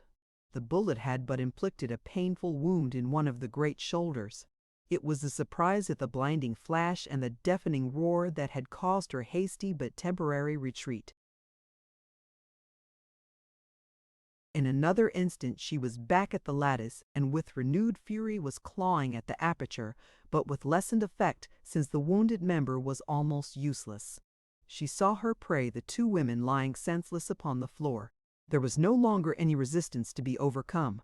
Her meat lay before her, and Sabor had only to worm her way through the lattice to claim it. Slowly she forced her great bulk, inch by inch, through the opening. Now her head was through, now one great forearm and shoulder. Carefully she drew up the wounded member to insinuate it gently beyond the tight pressing bars. A moment more and both shoulders through. The long sinuous body and the narrow hips would glide quickly after. It was on this sight that Jane Porter again opened her eyes. Chapter 15. The Forest God. When Clayton heard the report of the firearm, he fell into an agony of fear and apprehension. He knew that one of the sailors might be the author of it, but the fact that he had left the revolver with Jane, together with the overwrought condition of his nerves, made him morbidly positive that she was threatened with some great danger. Perhaps even now she was attempting to defend herself against some savage man or beast. What were the thoughts of his strange captor or guide, Clayton could only vaguely conjecture, but that he had heard the shot and was in some manner affected by it was quite evident, for he quickened his pace so appreciably that Clayton, stumbling blindly in his wake, was down a dozen times in as many minutes in a vain effort to keep pace with him, and soon was leapt hopelessly behind. Fearing that he would again be irretrievably lost, he called aloud to the wild man ahead of him, and in a moment had the satisfaction of seeing him drop lightly to his side from the branches above. For a moment Tarzan looked at the young man closely, as though undecided as to just what was best to do. Then, stooping down before Clayton, he motioned him to grasp him about the neck, and with the white man upon his back, Tarzan took to the trees. The next few minutes the young Englishman never forgot. High into bending and swaying branches he was borne with what seemed to him incredible swiftness, while Tarzan chafed at the slowness of his progress. From one lofty branch the agile creature swung with Clayton through a dizzy arc to a neighboring tree. Then for 100 yards maybe the sure feet threaded a maze of interwoven limbs, balancing like a tightrope walker high above the black depths of verdure beneath. From the first sensation of chilling fear, Clayton passed to one of keen admiration and envy of those giant muscles and that wondrous instinct or knowledge which guided this forest god through the inky blackness of the night as easily and safely as Clayton would have strolled a London street at high noon. Occasionally they would enter a spot where the foliage above was less dense, and the bright rays of the moon lit up before Clayton's wondering eyes the strange path they were traversing. At such times the man fairly caught his breath at sight of the horrid depths below them, for Tarzan took the easiest way, which often led over 100 feet above the earth. And yet with all his seeming speed, Tarzan was in reality feeling his way with comparative slowness, searching constantly for limbs of adequate strength for the maintenance of this double weight. Presently they came to the clearing before the beach. Tarzan's quick ears had heard the strange sounds of Sapor's efforts to force her way through the lattice, and it seemed to Clayton that they dropped a straight 100 feet to earth, so quickly did Tarzan descend. Yet when they struck the ground, it was with scarce a jar, and as Clayton released his hold on the ape-man, he saw him dart like a squirrel for the opposite side of the cabin. The Englishman sprang quickly after him just in time to see the hind quarters of some huge animal about to disappear through the window of the cabin. As Jane Porter opened her eyes to a realization of the again imminent peril which threatened her, her brave young heart gave up at last its final vestige of hope, and she turned to grope for the fallen weapon that she might meet to herself a merciful death ere the cruel fangs tore into her fair flesh. The lioness was almost through the opening before Jane found the weapon, and she raised it quickly to her temple to shut out forever the hideous jaws gaping for their prey. An instant she hesitated to breathe a short and silent prayer to her Maker, and as she did so, her eyes fell upon her poor Esmeralda, lying inert but alive beside the cupboard. How could she leave the poor, faithful thing to those merciless yellow fangs? No, she must use one cartridge on the senseless woman ere she turned the cold muzzle toward herself again. How she shrank from the ordeal! But it had been cruelty 1,000 times less justifiable to have left the loving black woman who had reared her from infancy with all a mother's care and solicitude, to regain consciousness beneath the rending claws of the great cat.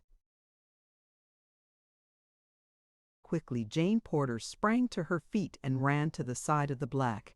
She pressed the muzzle of the revolver tight against that devoted heart, closed her eyes, and Sabor emitted a frightful shriek. The girl, startled, pulled the trigger and turned to face the beast, and with the same movement raised the weapon against her own temple. She did not fire a second time, for to her surprise she saw the huge animal being slowly drawn back through the window, and in the moonlight beyond she saw the heads and shoulders of 2 men. As Clayton rounded the corner of the cabin to behold the animal disappearing within, it was also to see the ape-man seize the long tail in both hands, and, bracing himself with his feet against the side of the cabin, throw all his mighty strength into the effort to draw the beast out of the interior.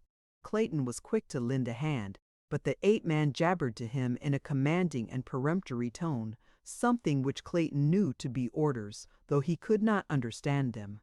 At last, under their combined efforts, the great body was slowly dragged farther and farther outside the window, and then there came to Clayton's mind a dawning conception of the rash bravery of his companion's act. For a naked man to drag a shrieking, clawing man-eater forth from a window by the tail to save a strange white girl was indeed the last word in heroism. Insofar as Clayton was concerned, it was a very different matter, since the girl was not only of his own kind and race, but was the one woman in all the world whom he loved. Though he knew that the lioness would make short work of both of them, he pulled with a will to keep it from Jane Porter. And then he recalled the battle between this man and the great black-maned lion which he had witnessed a short time before, and he commenced to feel more assurance. Tarzan was still issuing orders which Clayton could not understand. He was trying to tell the stupid white man to plunge his poisoned arrows into Sabor's back and sides and to reach the savage heart with the long, thin hunting knife that hung at Tarzan's hip. But the man would not understand, and Tarzan did not dare release his hold to do the things himself, for he knew that the puny white man never could hold mighty Sabor alone for an instant. Slowly the lioness was emerging from the window. At last her shoulders were out. And then Clayton saw an incredible thing. Tarzan, racking his brains for some means to cope single-handed with the infuriated beast, had suddenly recalled his battle with Turcos. And as the great shoulders came clear of the window, so that the lioness hung upon the sill only by her forepaws, Tarzan suddenly released his hold upon the brute. With the quickness of a striking rattler, he launched himself full upon Sabor's back, his strong young arms seeking and gaining a full Nelson upon the beast, as he had learned it that other day during his bloody, wrestling victory over Turcos. With a roar, the lioness turned completely over upon her back, falling full upon her enemy. But the black-haired giant only closed tighter his hold. Pawing and tearing at earth and air, Sabor rolled and threw herself this way and that in an effort to dislodge this strange antagonist. But ever tighter and tighter drew the iron bands that were forcing her head lower and lower upon her tawny breast. Higher crept the steel forearms of the ape-man about the back of Sabor's neck. Weaker and weaker became the lioness's efforts. At last Clayton saw the immense muscles of Tarzan's shoulders and biceps leap into corded knots beneath the silver moonlight. There was a long sustained and supreme effort on the ape-man's part, and the vertebrae of Sabor's neck parted with a sharp snap. In an instant Tarzan was upon his feet, and for the second time that day Clayton heard the bull ape's savage roar of victory. Then he heard Jane's agonized cry, "Cecil, Mr. Clayton!" "Oh, what is it? What is it?" Running quickly to the cabin door, Clayton called out that all was right and shouted to her to open the door. As quickly as she could, she raised the great bar and fairly dragged Clayton within.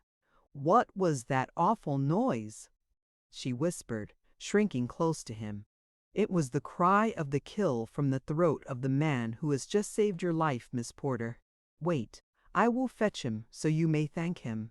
The frightened girl would not be left alone, so she accompanied Clayton to the side of the cabin, where lay the dead body of the lioness. Tarzan of the Apes was gone. Clayton called several times, but there was no reply, and so the two returned to the greater safety of the interior. "What a frightful sound!" cried Jane. "I shudder at the mere thought of it. Do not tell me that a human throat voiced that hideous and fearsome shriek." "But it did, Miss Porter," replied Clayton. "Or at least, if not a human throat, that of a forest god." and then he told her of his experiences with this strange creature, of how twice the wild man had saved his life, of the wondrous strength and agility and bravery, of the brown skin and the handsome face. "I cannot make it out at all," he concluded. "At first I thought he might be Tarzan of the Apes, but he neither speaks nor understands English, so that theory is untenable." "Well, whatever he may be," cried the girl, "we owe him our lives, and may God bless him and keep him in safety in his wild and savage jungle." "Amen," said Clayton fervently. "For the good Lord's sake, ain't I dead?" The two turned to see Esmeralda sitting upright upon the floor, her great eyes rolling from side to side as though she could not believe their testimony as to her whereabouts. And now for Jane Porter the reaction came, and she threw herself upon the bench, sobbing with hysterical laughter. Chapter 16. Most Remarkable. Several miles south of the cabin, upon a strip of sandy beach, stood two old men arguing. Before them stretched the broad Atlantic. At their backs was the dark continent. Close around them loomed the impenetrable blackness of the jungle. Savage beasts roared and growled. Noises, hideous and weird, assailed their ears. They had wandered for miles in search of their camp, but always in the wrong direction. They were as hopelessly lost as though they suddenly had been transported to another world. At such a time, indeed, every fiber of their combined intellects must have been concentrated upon the vital question of the minute the life and death question to them, of retracing their steps to camp. Samuel T. Philander was speaking. "But, my dear Professor," he was saying, "I still maintain that, but for the victories of Ferdinand and Isabella over the 15th century Moors in Spain, the world would be today 1,000 years in advance of where we now find ourselves." The Moors were essentially a tolerant, broad-minded, liberal race of agriculturists, artisans, and merchants, the very type of people that has made possible such civilization as we find today in America and Europe, while the Spaniards— "Tut, tut, dear Mr. Philander," interrupted Professor Porter. "Their religion positively precluded the possibilities you suggest. Muslimism was, is, and always will be a blight on that scientific progress which has marked—" "Bless me, Professor," interjected Mr. Philander, who had turned his gaze toward the jungle.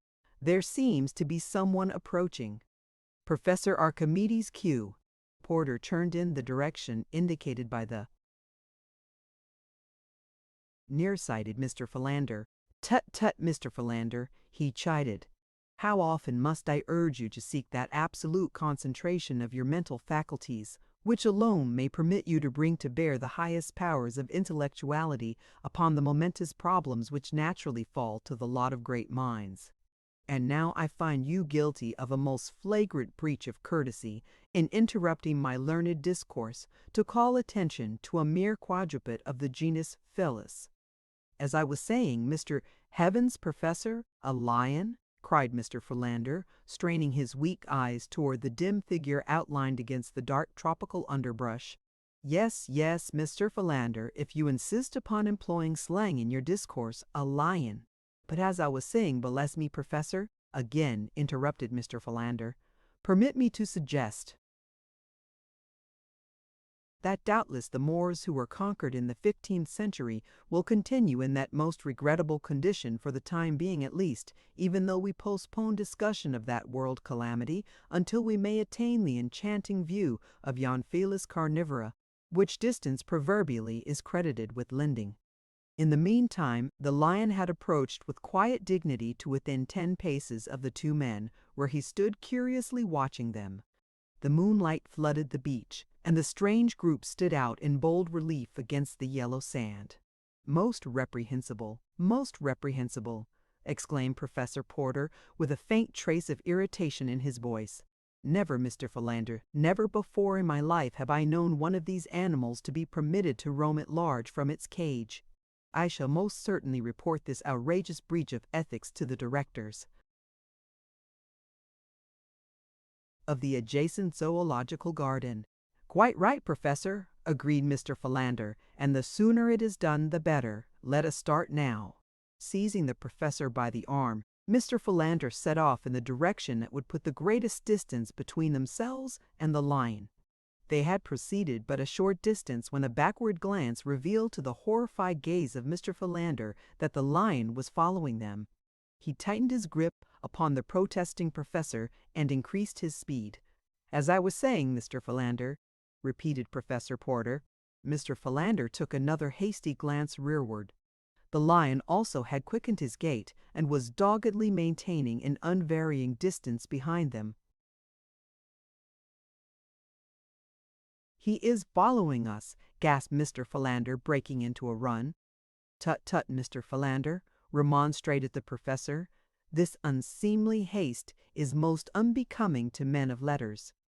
What will our friends think of us, who may chance to be upon the street and witness our frivolous antics? Pray let us proceed with more decorum." Mr. Philander stole another observation astern. The lion was bounding along in easy leaps scarce 5 paces behind. Mr. Philander dropped the professor's arm and broke into a mad orgy of speed that would have done credit to any varsity track team. "As I was saying, Mr. Philander," screamed Professor Porter, as, metaphorically speaking, he himself threw her into high.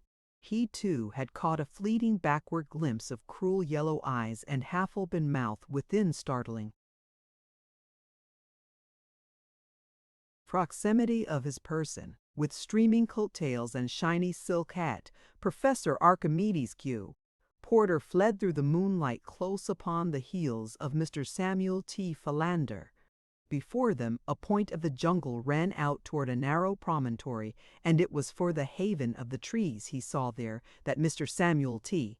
Philander directed his prodigious leaps and bounds, while from the shadows of this same spot peered 2 keen eyes in interested appreciation of the race. It was Tarzan of the Apes who watched, with face agrin, this odd game of follow the leader. He knew the 2 men were safe enough from attack in so far as the lion was concerned.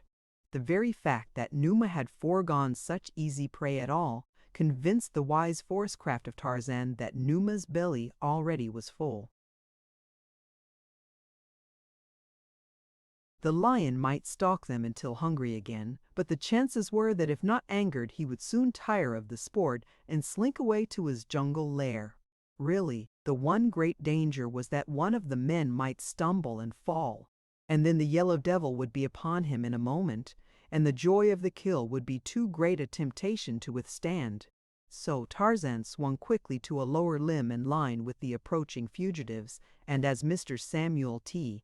Philander came panting and blowing beneath him, already too spent to struggle up to the safety of the limb, Tarzan reached down and, grasping him by the collar of his coat, yanked him to the limb by his side. Another moment brought the professor within the sphere of the friendly grip, and he too was drawn upward to safety just as the baffled Numa, with a roar, leaped to recover his vanishing quarry. For a moment the 2 men clung panting to the great branch, while Tarzan squatted with his back to the stem of the tree, watching them with mingled curiosity and amusement. It was the professor who first broke the silence. "I am deeply pained, Mr. Philander, that you should have evinced such a paucity of manly courage in the presence of one of the lower orders, and by your crass timidity have caused me to exert myself to such an unaccustomed degree in order that I might resume my discourse. As I was saying, Mr. Philander, when you interrupted me, the Moor's Professor Archimedes Q. Porter," broke in Mr. Philander in icy tones, "the time has arrived when patience becomes a crime and mayhem appears garbed in the mantle of virtue. You have accused me of cowardice. You have insinuated that you ran only to overtake me, not to escape the clutches of the lion. Have a care. Professor Archimedes Q. Porter, I am a desperate man. Goaded by long-suffering patience, the worm will turn." "Tut, tut, tut, Mr. Philander, tut, tut," cautioned Professor Porter. "You forget yourself." "I forget nothing as yet, Professor Archimedes Q. Porter. But believe me, sir, I am tottering on the verge of forgetfulness as to your exalted position in the world of science and your gray hairs." The professor sat in silence for a few minutes, and the darkness hid the grim smile that wreathed his wrinkled countenance. Presently he spoke. "Look here, Skinny Philander," he said in belligerent tones. "If you are looking for a scrap, peel off your coat and come on down on the ground, and I'll punch your head just as I did 60 years ago in the alley back of Porky Evans' barn." "Ark," gasped the astonished Mr. Philander. "Lordy, how good that sounds! When you're human, Ark, I love you, but somehow it seems as though you had forgotten how to be human for the last 20 years." The professor reached out a thin, trembling old hand through the darkness until it found his old friend's shoulder. "Forgive me, Skinny," he said softly. "It hasn't been quite 20 years, and God alone knows how hard I have tried to be human for Jane's sake, and yours too, since he took my other Jane away." Another old hand stole up from Mr. Philander's side to clasp the one that lay upon his shoulder, and no other message could better have translated the one heart to the other. They did not speak for some minutes. The lion below them paced nervously back and forth. The third figure in the tree was hidden by the dense shadows near the stem. He too was silent, motionless as a graven image. "You certainly pulled me up into this tree just in time," said the professor at last. "I want to thank you. You saved my life." "But I didn't pull you up here, Professor," said Mr. Philander. "Bless me. The excitement of the moment quite caused me to forget that I myself was drawn up here by some outside agency. There must be someone or something in this tree with us." "Eh?" ejaculated Professor Porter. "Are you quite positive, Mr. Philander?" "Most positive, Professor," replied Mr. Philander. "And," he added, "I think we should thank the party. He may be sitting right next to you now, Professor." "Eh? What's that? Tut, tut, Mr. Philander, tut, tut," said Professor Porter, edging cautiously nearer to Mr. Philander. Just then it occurred to Tarzan of the Apes that Numa had loitered beneath the tree for a sufficient length of time, so he raised his young head toward the heavens, and there rang out upon the terrified ears of the two old men the awful warning challenge of the anthropoid. The two friends, huddled trembling in their precarious position on the limb, saw the great lion halt in his restless pacing as the blood-curdling cry smote his ears, and then slink quickly into the jungle, to be instantly lost to view. "Even the lion trembles in fear," whispered Mr. Philander. "Most remarkable, most remarkable," murmured Professor Porter, clutching frantically at Mr. Philander to regain the balance which the sudden fright had so perilously endangered. Unfortunately for them both, Mr. Philander's center of equilibrium was at that very moment hanging upon the ragged edge of nothing, so that it needed but the gentle impetus supplied by the additional weight of Professor Porter's body to topple the devoted secretary from the limb. For a moment they swayed uncertainly, and then, with mingled and most unscholarly shrieks, they pitched headlong from the tree, locked in frenzied embrace. It was quite some moments ere either moved, for both were positive that any such attempt would reveal so many breaks and fractures as to make further progress impossible. At length, Professor Porter made an attempt to move one leg. To his surprise, it responded to his will as in days gone by. He now drew up its mate and stretched it forth again. "Most remarkable, he murmured. "Thank God, Professor," whispered Mr. Philander fervently. "You are not dead, then." "Tut, tut, Mr. Philander, tut, tut," cautioned Professor Porter. "I do not know with accuracy as yet." With infinite solicitude, Professor Porter wiggled his right arm joy. It was intact. Breathlessly he waved his left arm above his prostrate body. It waved. Most remarkable, he said. "To whom are you signaling, Professor?" asked Mr. Philander in an excited tone. Professor Porter deigned to make no response to this puerile inquiry. Instead, he raised his head gently from the ground, nodding it back and forth a half-dozen times. "Most remarkable," he breathed. "It remains intact." Mr. Philander had not moved from where he had fallen. He had not dared the attempt. How, indeed, could one move when one's arms and legs and back were broken? One eye was buried in the soft loam. The other, rolling sidewise, was fixed in awe upon the strange gyrations of Professor Porter. "How sad!" exclaimed Mr. Philander, half aloud. Concussion of the brain, superinducing total mental aberration. How very sad indeed, and for one still so young. Professor Porter rolled over upon his stomach. Gingerly he bowed his back until he resembled a huge tom-cat in proximity to a yelping dog. Then he sat up and felt of various portions of his anatomy. "They are all here," he exclaimed. "Most remarkable!" Whereupon he arose and, bending a scathing glance upon the still prostrate form of Mr. Samuel T. Philander, he said, "Tut, tut, Mr. Philander, this is no time to indulge in slothful ease. We must be up and doing." Mr. Philander lifted his other eye out of the mud and gazed in speechless rage at Professor Porter. Then he attempted to rise. Nor could there have been any more surprise than he when his efforts were immediately crowned with marked success. He was still bursting with rage, however, at the cruel injustice of Professor Porter's insinuation, and was on the point of rendering a tart rejoinder when his eyes fell upon a strange figure standing a few paces away, scrutinizing them intently. Professor Porter had recovered his shiny silk hat, which he had brushed carefully upon the sleeve of his coat and replaced upon his head. When he saw Mr. Philander pointing to something behind him, he turned to behold a giant, naked but for a loincloth and a few metal ornaments, standing motionless before him. "Good evening, sir," said the professor, lifting his hat. For reply, the giant motioned them to follow him and set off up the beach in the direction from which they had recently come. "I think it the better part of discretion to follow him," said Mr. Philander. "Tut, tut, Mr. Philander," returned the professor. "A short time since you were advancing a most logical argument in substantiation of your theory that camp lay directly south of us. I was skeptical, but you finally convinced me, so now I am positive that toward the south we must travel to reach our friends, therefore I shall continue south. But, Professor Porter, this man may know better than either of us. He seems to be indigenous to this part of the world. Let us at least follow him for a short distance." "Tut, tut, Mr. Philander," repeated the professor. "I am a difficult man to convince, but when once convinced my decision is unalterable.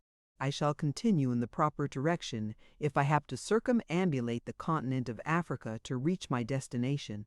Further argument was interrupted by Tarzan, who, seeing that these strange men were not following him, had returned to their side. Again he beckoned to them, but still they stood in argument. Presently the ape-man lost patience with their stupid ignorance. He grasped the frightened Mr. Philander by the shoulder, and before that worthy gentleman knew whether he was being killed or merely maimed for life, Tarzan had tied one end of his rope securely about Mr. Philander's neck. "Tut, tut, Mr. Philander," remonstrated Professor Porter. "It is most unbeseeming in you to submit to such indignities." But scarcely were the words out of his mouth ere he, too, had been seized and securely bound by the neck with the same rope. Then Tarzan set off toward the north, leading the now thoroughly frightened professor and his secretary. In deathly silence, they proceeded for what seemed hours to the too tired and hopeless old men. But presently, as they topped a little rise of ground, they were overjoyed to see the cabin lying before them, not 100 yards distant. Here Tarzan released them and, pointing toward the little building, vanished into the jungle beside them. Most remarkable," gasped the professor. "But you see, Mr. Philander, that I was quite right, as usual, and but for your stubborn willfulness we should have escaped a series of most humiliating, not to say dangerous accidents. Pray allow yourself to be guided by a more mature and practical mind hereafter when in need of wise counsel. Mr. Samuel T. Philander was too much relieved at the happy outcome to their adventure to take umbrage at the professor's cruel fling. Instead, he grasped his friend's arm and hastened him forward in the direction of the cabin. It was a much-relieved party of castaways that found itself once more united. Dawn discovered them still recounting their various adventures and speculating upon the identity of the strange guardian and protector they had found on this savage shore. Esmeralda was positive that it was none other than an angel of the Lord, sent down especially to watch over them. "Had you seen him devour the raw meat of the lion, Esmeralda?" laughed Clayton. "You would have thought him a very material angel." "There was nothing heavenly about his voice," said Jane Porter, with a little shudder at recollection of the awful roar which had followed the killing of the lioness. "Nor did it precisely comport with my preconceived ideas of the dignity of divine messengers," remarked Professor Porter, when the aged gentleman tied two highly respectable and erudite scholars neck to neck and dragged them through the jungle as though they had been cows. Chapter 17. Burials. As it was now quite light, the party, none of whom had eaten or slept since the previous morning, began to bestir themselves to prepare food. The mutineers of the Arrow had landed a small supply of dried meats, canned soups and vegetables, crackers, flour, tea, and coffee for the 5 they had marooned, and these were hurriedly drawn upon to satisfy the craving of long-famished appetites. The next task was to make the cabin habitable, and to this end it was decided to at once remove the gruesome relics of the tragedy which had taken place there on some bygone day. Professor Porter and Mr. Philander were deeply interested in examining the skeletons. The 2 larger, they stated, had belonged to a male and female of one of the higher white races. The smallest skeleton was given but passing attention, as its location in the crib left no doubt as to its having been the infant offspring of this unhappy couple. As they were preparing the skeleton of the man for burial, Clayton discovered a massive ring which had evidently encircled the man's finger at the time of his death, for one of the slender bones of the hand still lay within the golden bauble. Picking it up to examine it, Clayton gave a cry of astonishment, for the ring bore the crest of the House of Greystoke. At the same time, Jane discovered the books in the cupboard, and on opening the flyleaf of one of them, saw the name John Clayton, London. In a second book which she hurriedly examined was the single name, Greystoke. "Why, Mr. Clayton," she cried, "what does this mean? Here are the names of some of your own people in these books." "And here," he replied gravely, "is the great ring of the House of Greystoke, which has been lost since my uncle, John Clayton, the former Lord Greystoke, disappeared, presumably lost at sea." "But how do you account for these things being here, in this savage African jungle?" exclaimed the girl. "There is but one way to account for it, Miss Porter," said Clayton. "The late Lord Greystoke was not drowned. He died here in this cabin, and this poor thing upon the floor is all that is mortal of him." "Then this must have been Lady Greystoke," said Jane reverently, indicating the poor mass of bones upon the bed.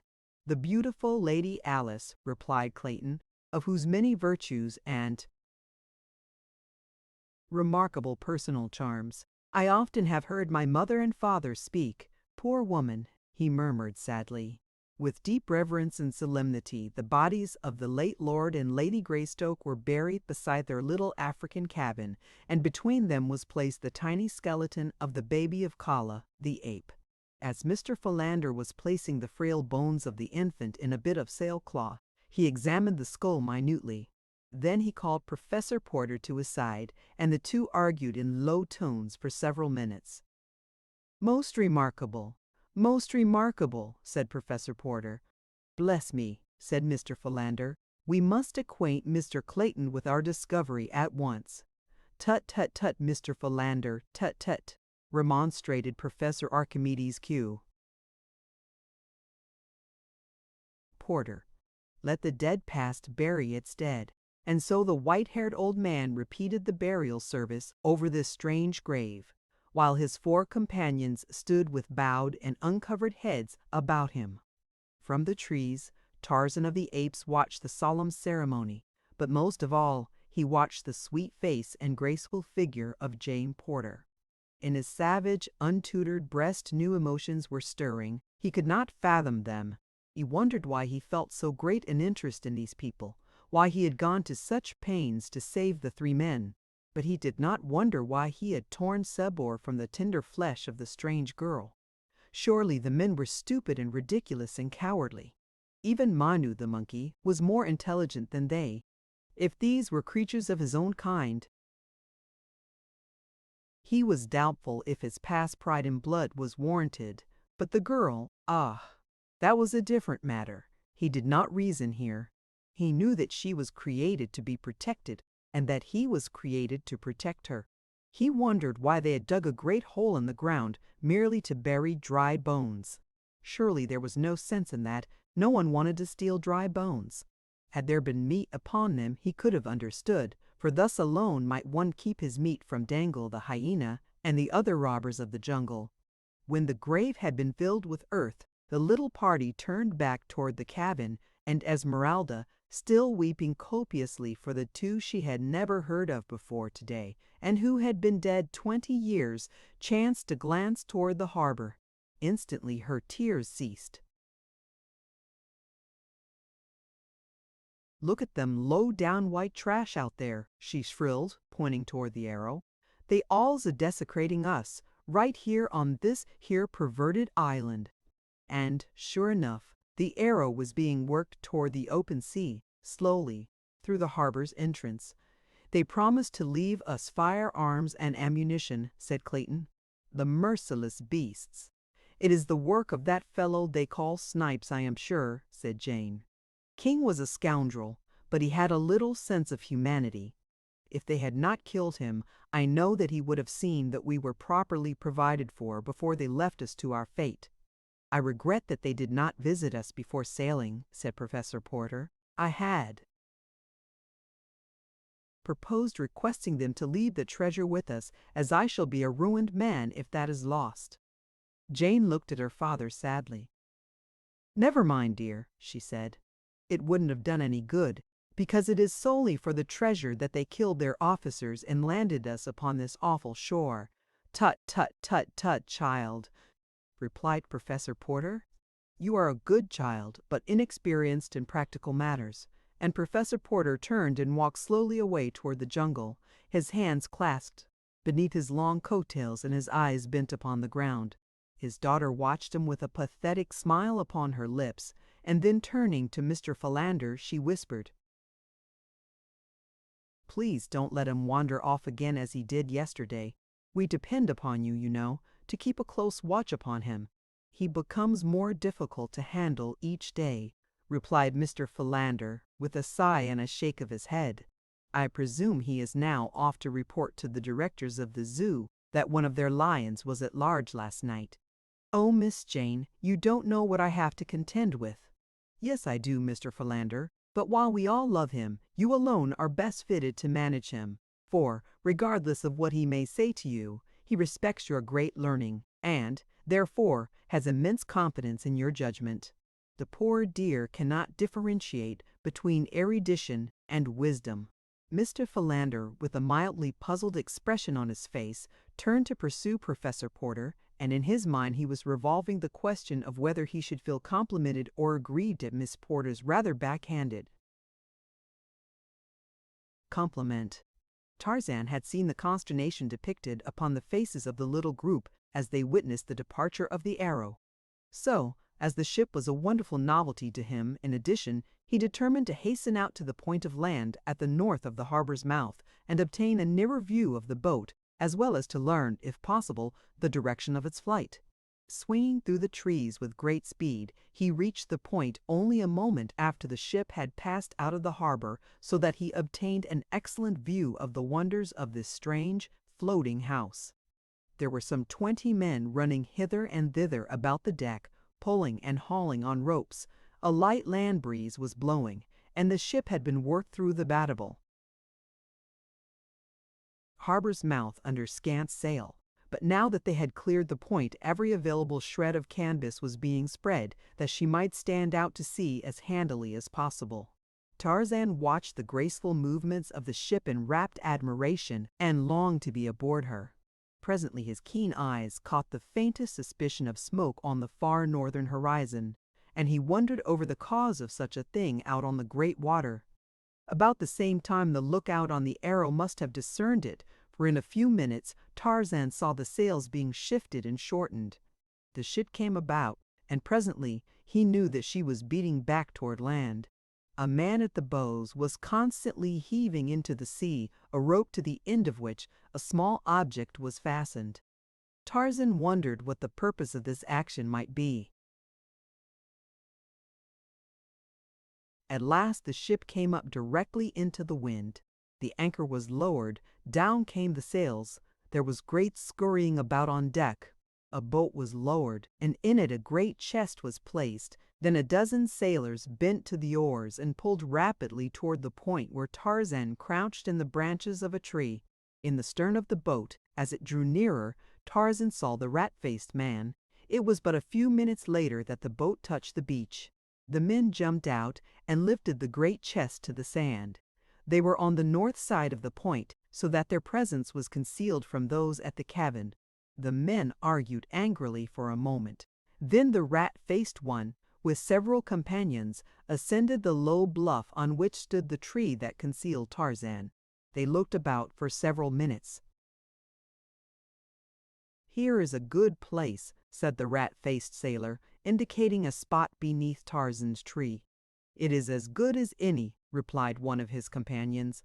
"If they catch us with the treasure aboard, it will all be confiscated anyway.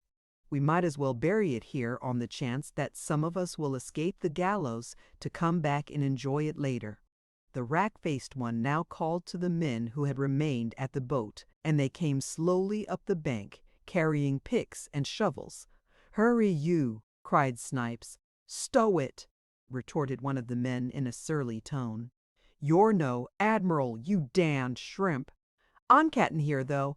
I'll have you to understand, you swab!" shrieked Snipes, with a volley of frightful oaths. "Steady, boys," cautioned one of the men who had not spoken before. "It ain't going to get us nothing by fighting amongst ourselves."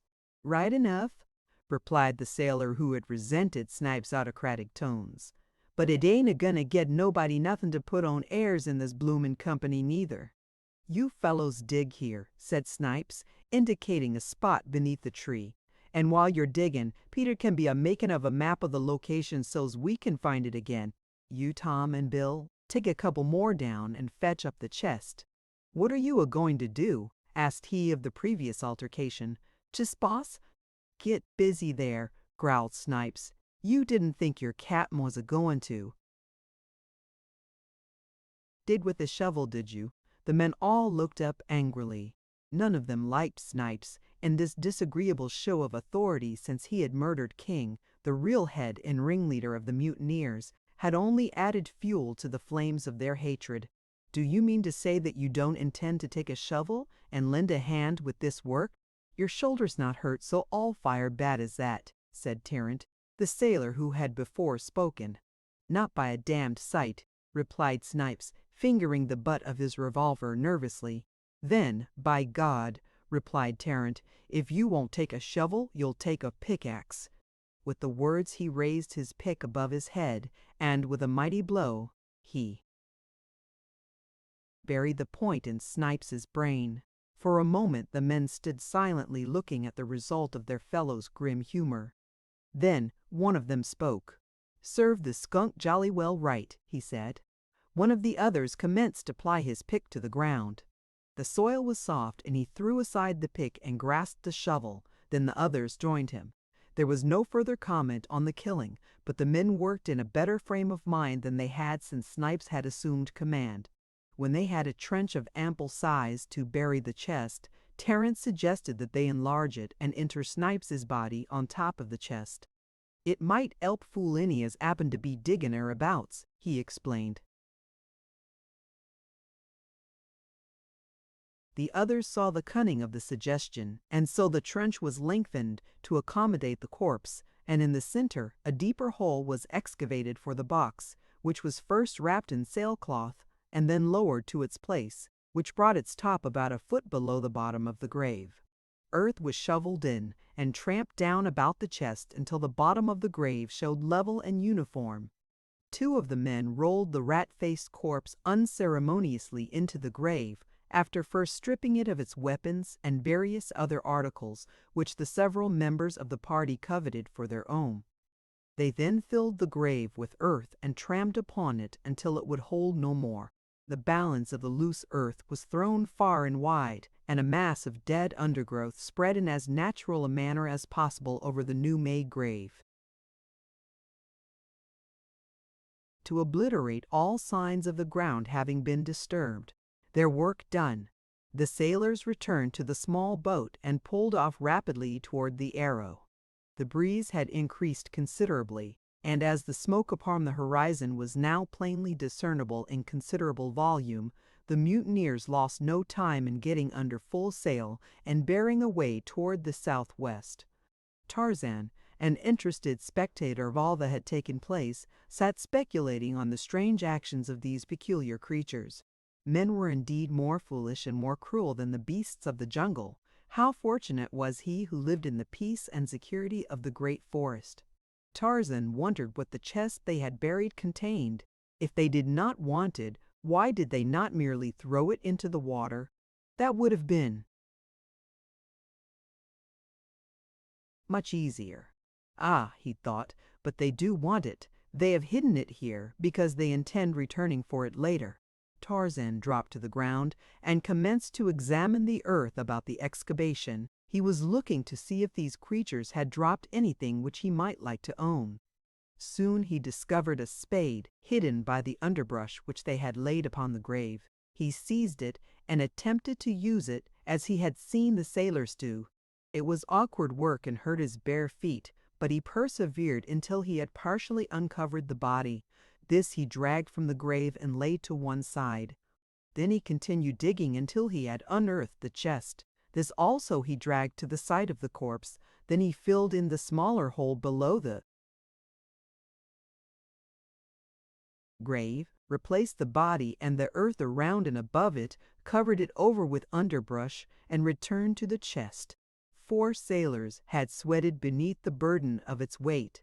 Tarzan of the Apes picked it up as though it had been an empty packing case, and with the spade slung to his back by a piece of rope, carried it off into the densest part of the jungle. He could not well negotiate the trees with his awkward burden, but he kept to the trails, and so made fairly good time. For several hours he traveled a little north of east until he came to an impenetrable wall of matted and tangled vegetation. Then he took to the lower branches, and in another 15 minutes he emerged into the amphitheater of the apes, where they met in council or to celebrate the rites of the dum-dum.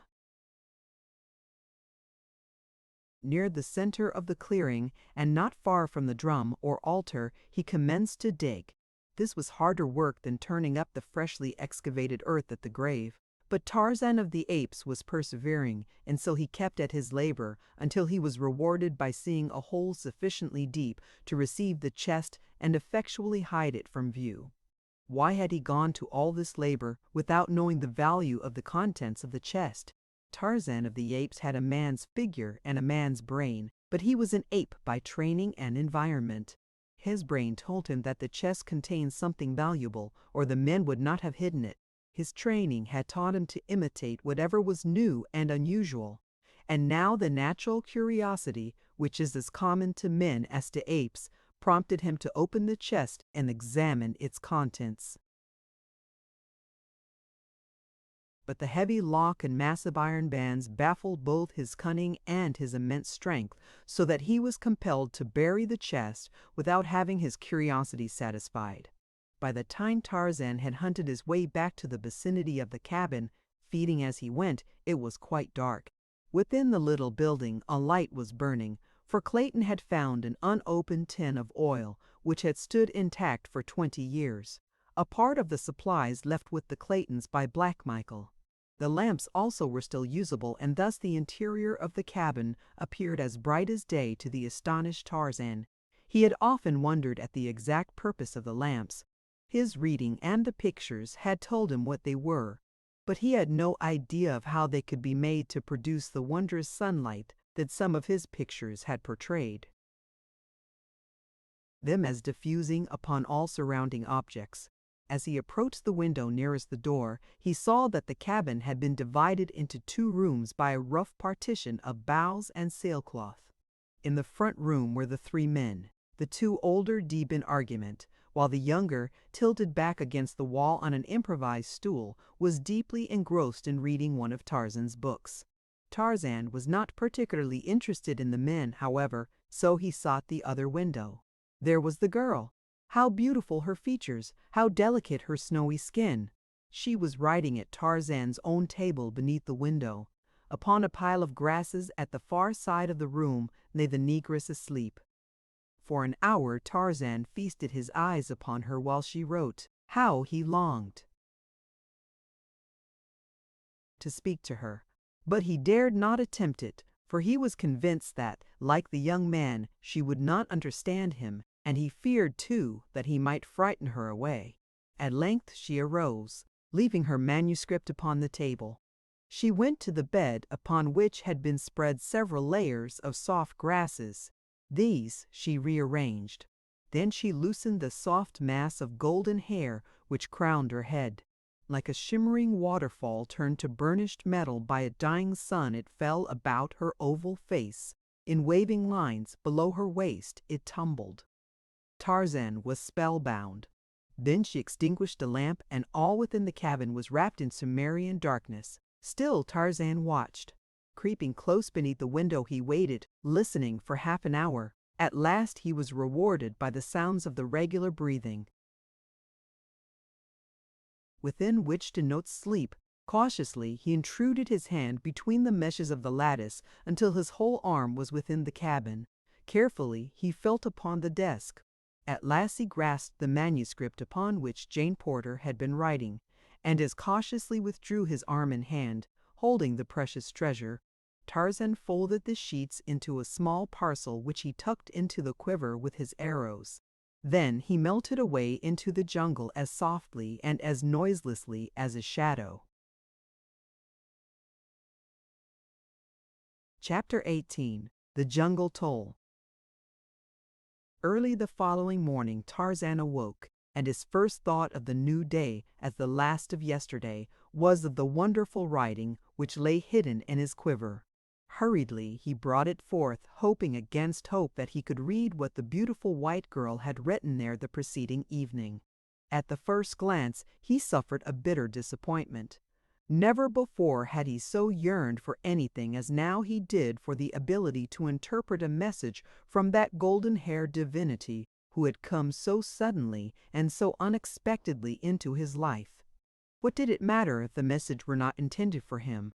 It was an expression of her thoughts, and that was sufficient for Tarzan of the Apes. And now to be baffled by strange, uncouth characters the like of which he had never seen before. Why, they even tipped in the opposite direction from all that he had ever examined, either in printed books or the difficult script of the few letters he had found. Even the little bugs of the black book were familiar friends, though their arrangement meant nothing to him. But these bugs were new and unheard of. For 20 minutes he pored over them, when suddenly they commenced to take familiar though distorted shapes. Ah, they were his old friends, but badly crippled. Then he began to make out a word here and a word there. His heart leaped for joy. He could read it. And he would.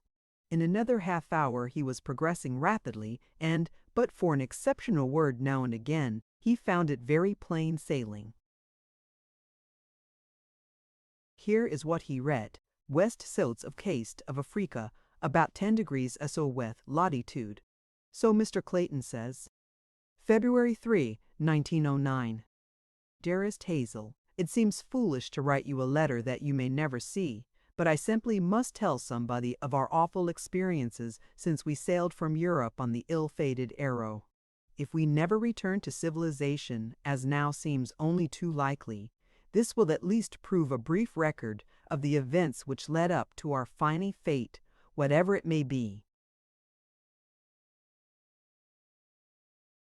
As you know, we were supposed to have set out upon a scientific expedition to the Congo.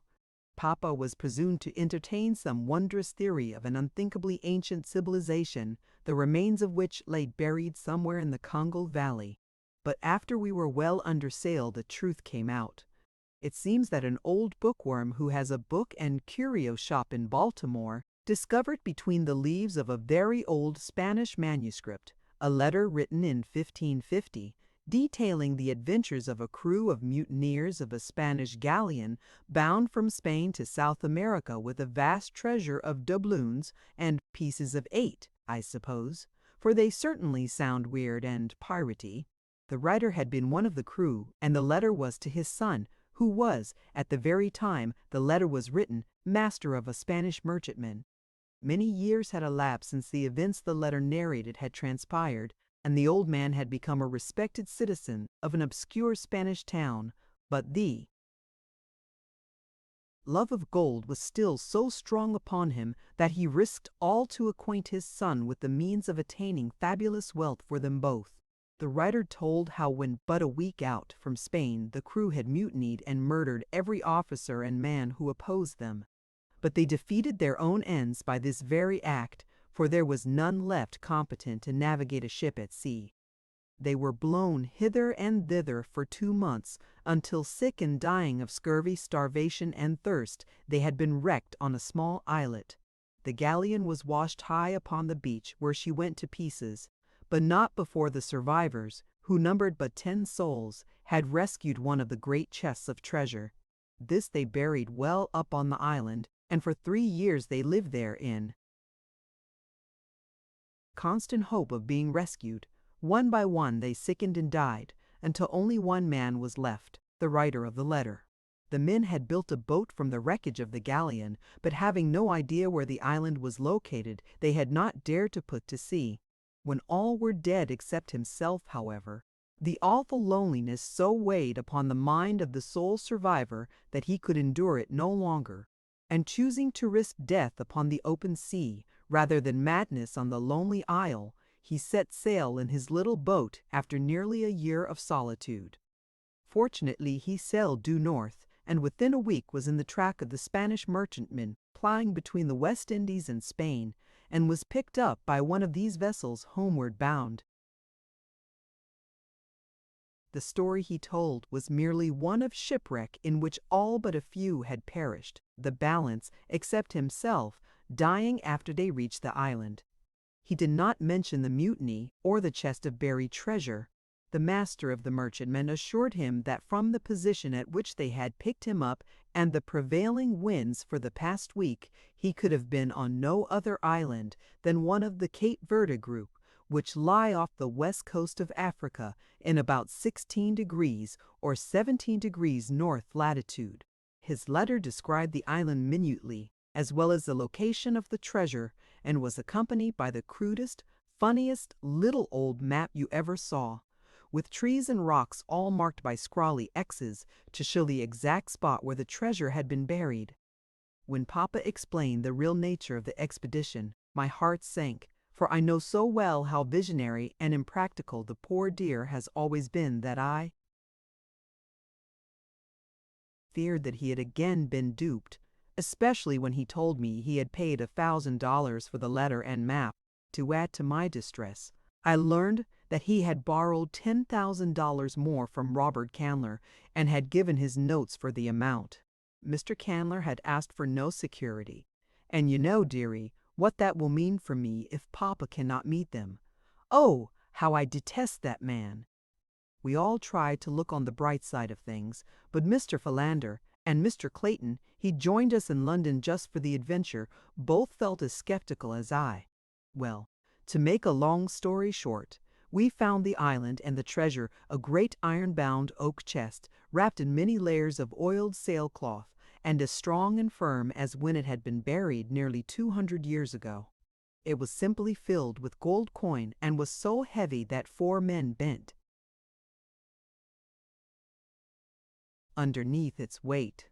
The horrid thing seems to bring nothing but murder and misfortune to those who have anything to do with it. For 3 days after we sailed from the Cape Verde Islands, our own crew mutinied and killed every one of their officers. Oh, it was the most terrifying experience one could imagine. I cannot even write of it. They were going to kill us too, but one of them, the leader, named King, would not let them, and so they sailed south along the coast to a lonely spot where they found a good harbor, and here they landed and have left us. They sailed away with the treasure today, but Mr. Clayton says they will meet with a fate similar to the mutineers of the ancient galleon because King, the only man aboard who knew aught of navigation, was murdered on the beach by one of the men the day we landed.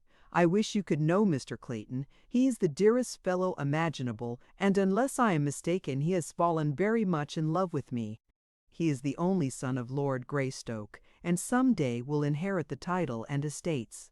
In addition, he is wealthy in his own right, but the fact that he is going to be an English lord makes me very sad. You know what my sentiments have always been relative to American girls who marry titled foreigners. Oh, if he were only a plain American gentleman! But it isn't his fault, poor fellow, and in everything except birth, he would do credit to my country, and that is the greatest compliment I know how to pay any man. We have had the most weird experiences since we were landed here, Papa and Mr. Philander lost in the jungle and chased by a real lion. Mr. Clayton lost and attacked twice by wild beasts. Esmeralda and I cornered in an old cabin by a perfectly awful man-eating lioness. Oh, it was simply terrifical, as Esmeralda would say. But the strangest part of it all is the wonderful creature who rescued us. I have not seen him, but Mr. Clayton and Papa and Mr. Philander have, and they say that he is a perfectly godlike white man, tanned to a dusky brown, with the strength of a wild elephant, the agility of a monkey, and the bravery of a lion. He speaks no English and vanishes as quickly and as mysteriously after he has performed some valorous deed, as though he were a disembodied spirit. Then we have another weird neighbor who printed a beautiful sign in English and tacked it on the door of his cabin, which we have preempted, warning us to destroy none of his belongings, and signing himself Tarzan of the Apes. We have never seen him, though we think he is about, for one of the sailors, who was going to shoot Mr. Clayton in the back, received a spear in his shoulder from some unseen hand in the jungle. The sailors left us but a meager supply of food. So, as we have only a single revolver with but 3 cartridges left in it, we do not know how we can procure meat, though Mr. Philander says that we can exist indefinitely on the wild fruit and nuts which abound in the jungle. I am very tired now, so I shall go to my funny bed of grasses, which Mr. Clayton gathered for me, but will add to this from day to day as things happen. Lovingly, Jane Porter. Theo Hazel Frong, Baltimore, M.D. Tarzan sat in a brown study for a long time after he finished reading the letter. It was filled with so many new and wonderful things that his brain was in a whirl as he attempted to digest them all. So they did not know that he was Tarzan of the Apes, he would tell them. In his tree he had constructed a rude shelter of leaves and boughs, beneath which, protected from the rain, he had placed the few treasures brought from the cabin. Among these were some pencils. He took one, and beneath Jane Porter's signature he wrote, "I am Tarzan of the Apes." He thought that would be sufficient. Later he would return the letter to the cabin. In the matter of food, thought Tarzan, they had no need to worry, he would provide, and he did. The next morning, Jane found her missing letter in the exact spot from which it had disappeared 2 nights before. She was mystified, but when she saw the printed words beneath her signature, she felt a cold, clammy chill run up her spine. She showed the letter, or rather the last sheet with the signature, to Clayton. "And to think," she said, "that uncanny thing was probably watching me all the time that I was writing ooh. It makes me shudder just to think of it." but he must be friendly," reassured Clayton, "for he has returned your letter, nor did he offer to harm you. And unless I am mistaken, he left a very substantial memento of his friendship outside the cabin door last night, for I just found the carcass of a wild boar there as I came out." From then on scarcely a day passed that did not bring its offering of game or other food. Sometimes it was a young deer, again a quantity of strange cooked food, cassava cakes pilfered from the village of Munganga, or a boar or leopard, and once a lion. Tarzan derived the greatest pleasure of his life in hunting meat for these strangers. It seemed to him that no pleasure on earth could compare with laboring for the welfare and protection of the beautiful white girl. Some day he would venture into the camp in daylight and talk with these people through the medium of the little bugs which were familiar to them and to Tarzan. But he found it difficult to overcome the timidity of the wild thing of the forest, and so day followed day without seeing a fulfillment of his good intentions. The party in the camp, emboldened by familiarity, wandered farther and yet farther into the jungle in search of nuts and fruit. Scarcely a day passed that did not find Professor Porter straying in his preoccupied indifference toward the jaws of death. Mr. Samuel T. Philander, never what one might call robust, was mourned to the shadow of a shadow through the ceaseless worry and mental distraction resultant from his Herculean efforts to safeguard the professor. A month passed. Tarzan had finally determined to visit the camp by daylight. It was early afternoon. Clayton had wandered to the point at the harbor's mouth to look for passing vessels. Here he kept a great mass of wood, high piled, ready to be ignited as a signal should a steamer or a sail top the far horizon.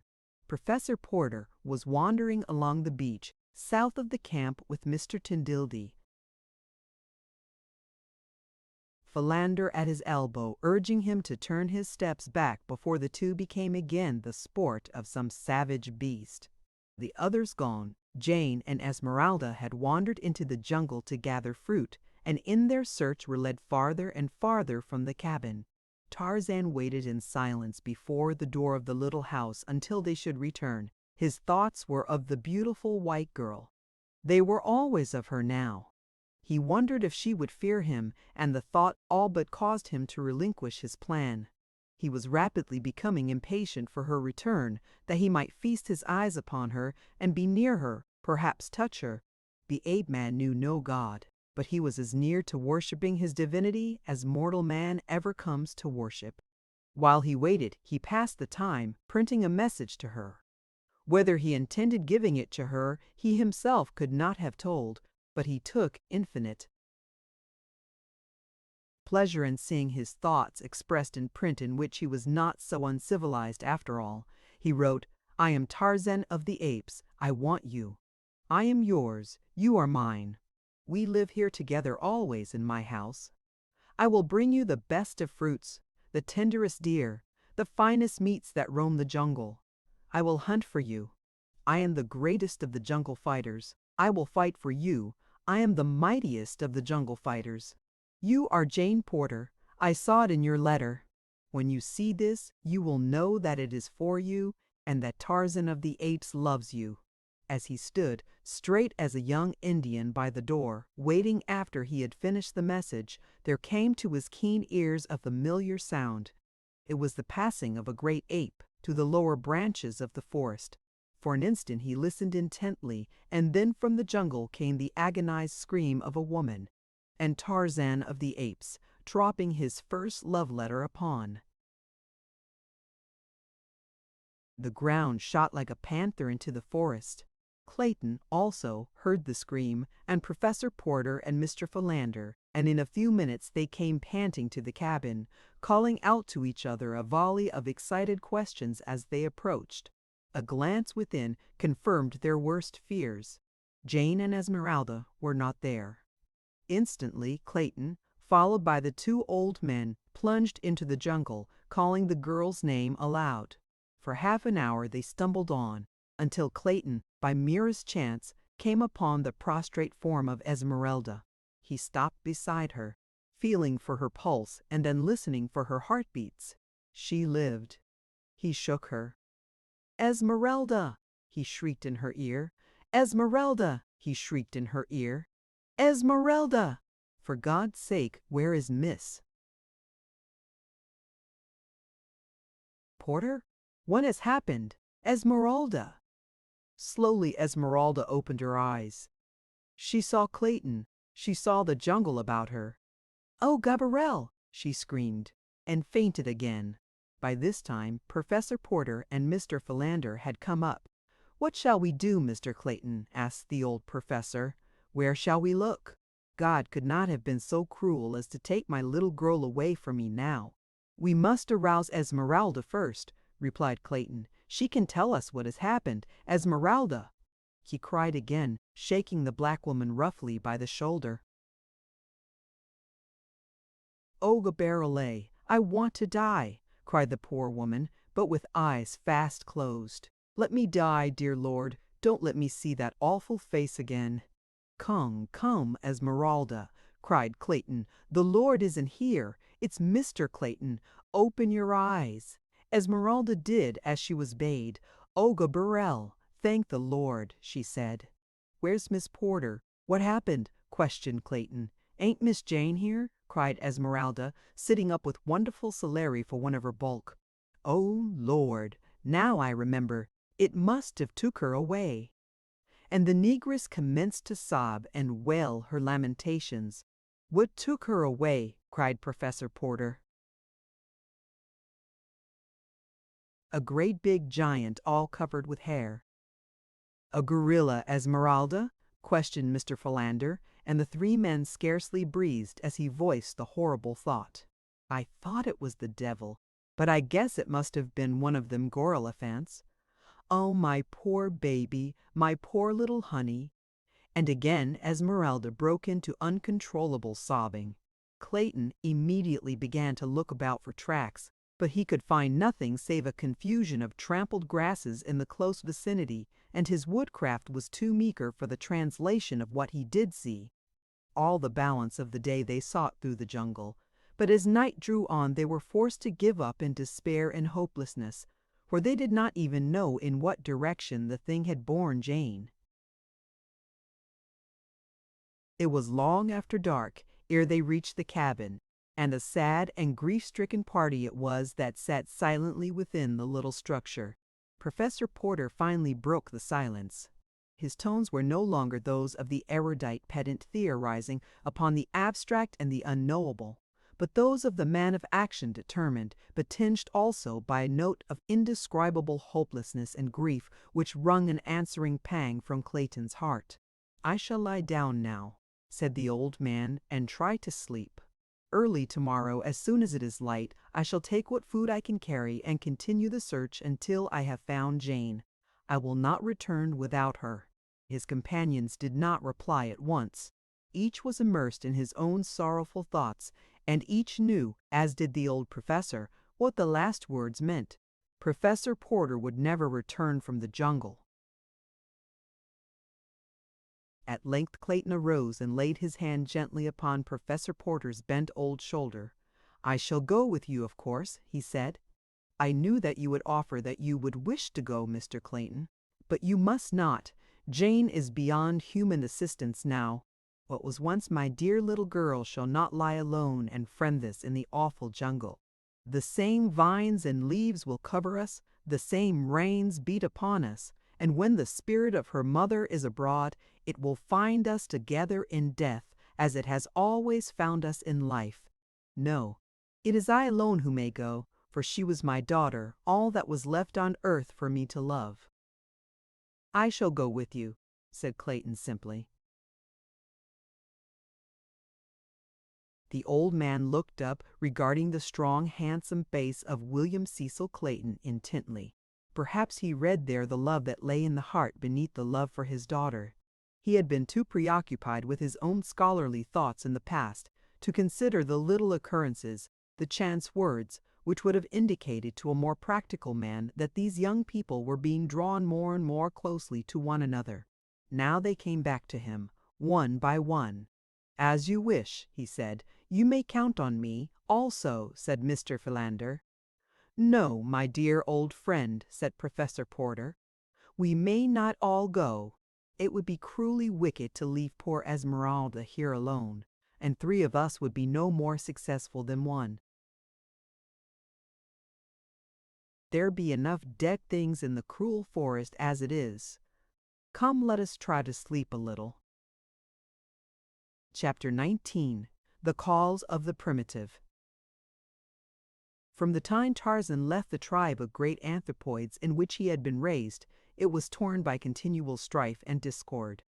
Tirkos proved a cruel and capricious king, so that, one by one, many of the older and weaker apes, upon whom he was particularly prone to vent his brutish nature, took their families and sought the quiet and safety of the far interior.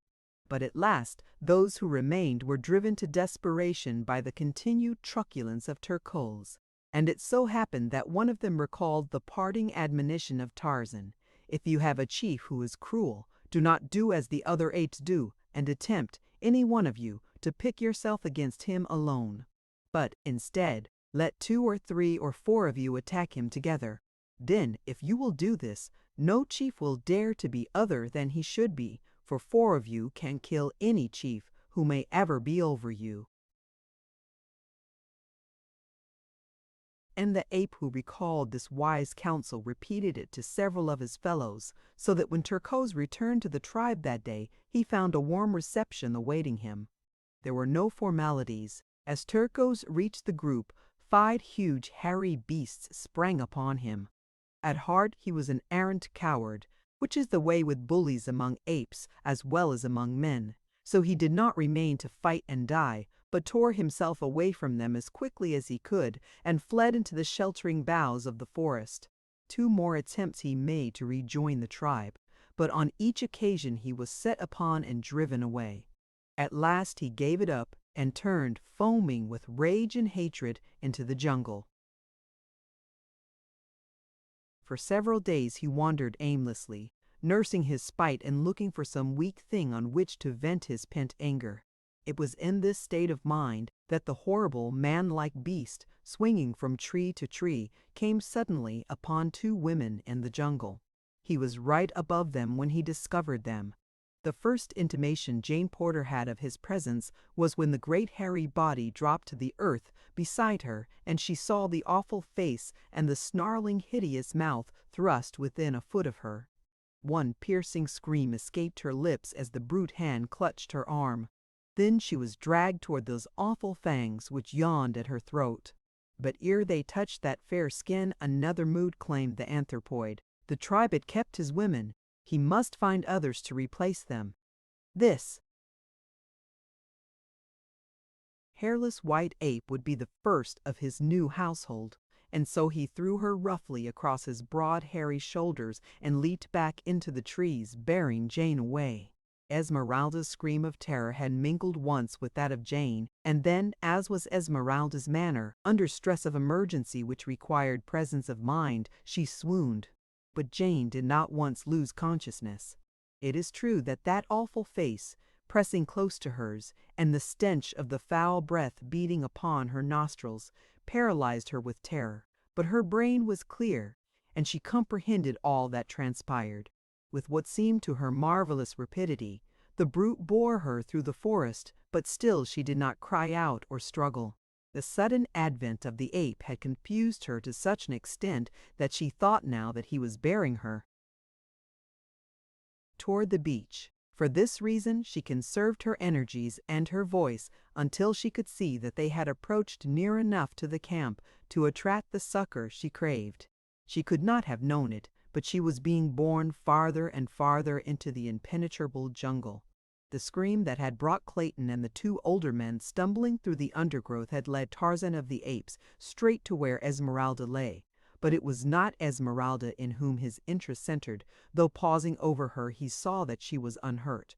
For a moment he scrutinized the ground below and the trees above, until the ape that was in him, by virtue of training and environment, combined with the intelligence that was his by right of birth, told his wondrous woodcraft the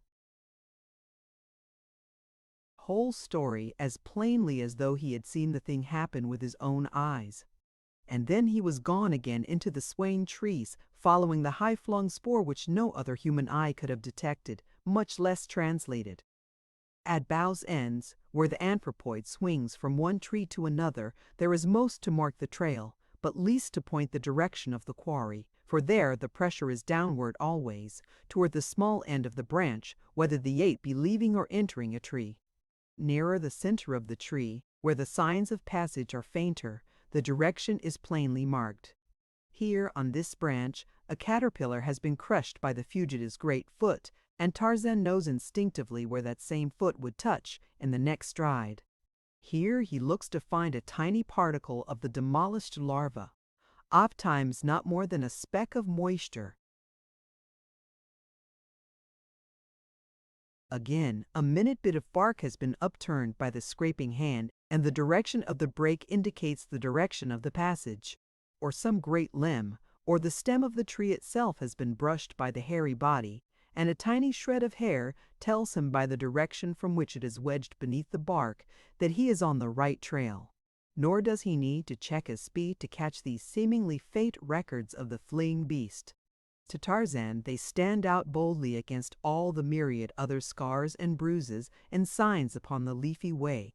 But strongest of all is the scent, for Tarzan is pursuing up the wind, and his trained nostrils are as sensitive as a hound's. There are those who believe that the lower orders are specially endowed by nature with better olfactory nerves than man, but it is merely a matter of development. Man's survival does not hinge so greatly upon the perfection of his senses. His power to reason has relieved them of many of their duties, and so they have, to some extent, atrophied, as have the muscles which move the ears and scalp, merely from disuse. The muscles are there, about the ears and beneath the scalp, and so are the nerves which transmit sensations to the brain, but they are underdeveloped because they are not needed. Not so with Tarzan of the Apes. From early infancy his survival had depended upon acuteness of eyesight, hearing, smell, touch, and taste, far more than upon the more slowly developed organ of reason. The least developed of all in Tarzan was the sense of taste, for he could eat luscious fruits or raw flesh long buried with almost equal appreciation.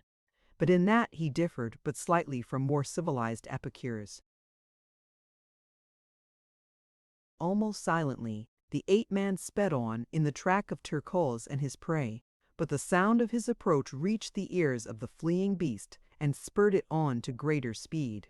3 miles were covered before Tarzan overtook them, and then Turquoise, seeing that further flight was futile, dropped to the ground in a small open glade, that he might turn and fight for his prize, or be free to escape unhampered if he saw that the pursuer was more than a match for him. He still grasped Jane in one great arm as Tarzan bounded like a leopard into the arena which nature had provided for this primeval-like battle. When Turquoise saw that it was Tarzan who pursued him, he jumped to the conclusion that this was Tarzan's woman, since they were of the same kind, white and hairless, and so he rejoiced at this opportunity for double revenge upon his hated enemy. To Jane the strange apparition of this godlike man was as wine to sick nerves. From the description which Clayton and her father and Mr. Philander had given her, she knew that it must be the same wonderful creature who had saved them, and she saw in him only a protector and a friend. But as Turquoise pushed her roughly aside to meet Tarzan's charge, and she saw the great proportions of the ape, and the mighty muscles and the fierce fangs, her heart quailed. How could any vanquish such a mighty antagonist? Like 2 charging bulls they came together, and like 2 wolves sought each other's throat. Against the long canines of the ape was pitted the thin blade of the man's knife. Jane, her lithe, young form flattened against the trunk of a great tree, her hands tight pressed against her rising and falling bosom, and her eyes wide with mingled horror, fascination, fear, and admiration, watched the primordial ape battle with the primeval man for possession of a woman for her. As the great muscles of the man's back and shoulders knotted beneath the tension of his efforts, and the huge biceps and forearm held at bay those mighty tusks, the veil of centuries of civilization and culture was swept from the blurred vision of the Baltimore girl. When the long knife drank deep a dozen times of Turco's heart's blood and the great carcass rolled lifeless upon the ground, it was a primeval woman who sprang forward with outstretched arms toward the primeval man who had fought for her and won her. And Tarzan? He did what no red-blooded man needs lessons in doing. He took his woman in his arms and smothered her upturned, panting lips with kisses. For a moment Jane lay there with half-closed eyes. For a moment, the first in her young life, she knew the meaning of love. But as suddenly as the veil had been withdrawn, it dropped again, and an outraged conscience suffused her face with its scarlet mantle, and a mortified woman thrust Tarzan of the Apes from her and buried her face in her hands. Tarzan had been surprised when he had found the girl he had learned to love, after a vague and abstract manner, a willing prisoner in his arms. Now he was surprised that she repulsed him. He came close to her once more and took hold of her arm. She turned upon him like a tigress, striking his great breast with her tiny hands. Tarzan could not understand it. A moment ago, and it had been his intention to hasten Jane back to her people, but that little moment was lost now in the dim and distant past of things which were, but can never be again, and with it the good intentions had gone to join the impossible. Since then Tarzan of the Apes had felt a warm, lithe form close pressed to his. Hot, sweet breath against his cheek and mouth had fanned a new flame to life within his breast, and perfect lips had clung to his in burning kisses that had seared a deep brand into his soul, a brand which marked a new Tarzan. Again he laid his hand upon her arm. Again she repulsed him, and then Tarzan of the Apes did just what his first ancestor would have done. He took his woman in his arms and carried her into the jungle. Early the following morning the four within the little cabin by the beach were awakened by the booming of a cannon. Clayton was the first to rush out, and there, beyond the harbor's mouth, he saw two vessels lying at anchor.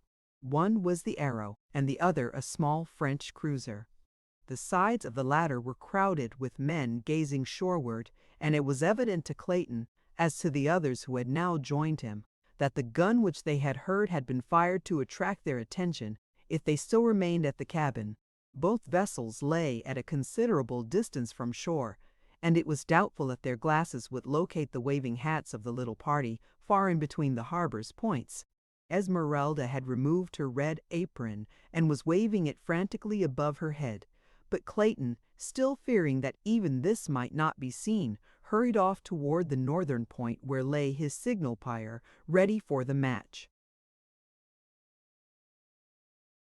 It seemed an age to him, as to those who waited breathlessly behind, ere he reached the great pile of dry branches and underbrush. As he broke from the dense wood and came in sight of the vessels again, he was filled with consternation to see that the Arrow was making sail, and that the cruiser was already under way. Quickly lighting the pyre in a dozen places, he hurried to the extreme point of the promontory, where he stripped off his shirt and, tying it to a fallen branch, stood waving it back and forth above him. But still, the vessels continued to stand out, and he had given up all hope when the great column of smoke rising above the forest in one dense vertical shaft attracted the attention of a lookout aboard the cruiser, and instantly a dozen glasses were leveled on the beach.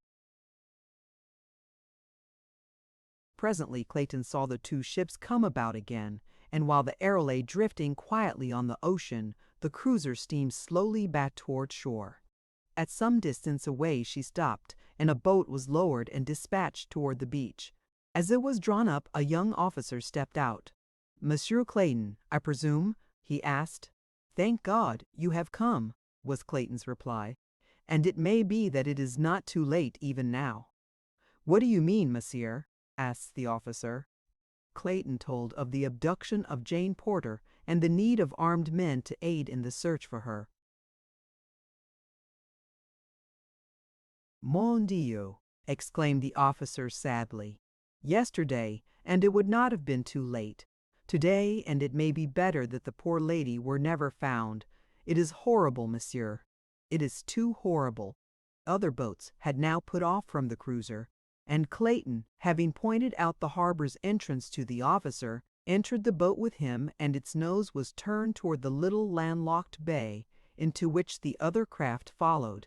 Soon the entire party had landed where stood Professor Porter, Mr. Philander, and the weeping Esmeralda.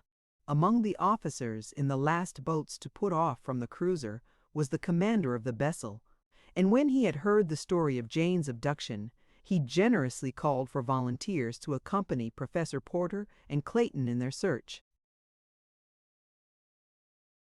Not an officer or a man was there of those brave and sympathetic Frenchmen who did not quickly beg leave to be one of the expedition. The commander selected 20 men and 2 officers, Lieutenant Darnot and Lieutenant Charpentier. A boat was dispatched to the cruiser for provisions, ammunition, and carbines. The men were already armed with revolvers.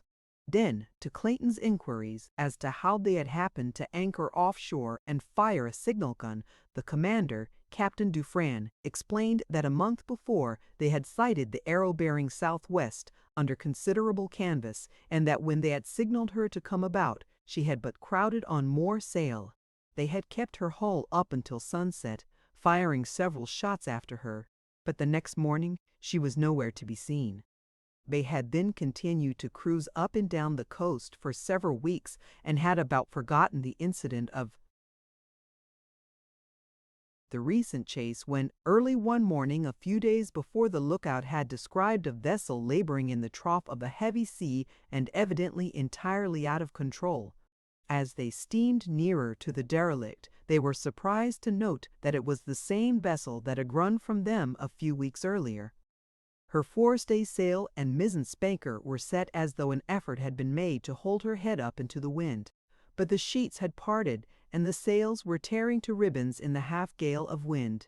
In the high sea that was running it was a difficult and dangerous task to attempt to put a prize crew aboard her, and as no signs of life had been seen above deck, it was decided to stand by until the wind and sea abated. But just then a figure was seen clinging to the rail and feebly waving a mute signal of despair toward them. Immediately a boat's crew was ordered out, and an attempt was successfully made to board the Arrow. The sight that met the Frenchmen's eyes as they clambered over the ship's side was appalling. A dozen dead and dying men rolled hither and thither upon the pitching deck, the living intermingled with the dead. 2 of the corpses appeared to have been partially devoured as though by wolves.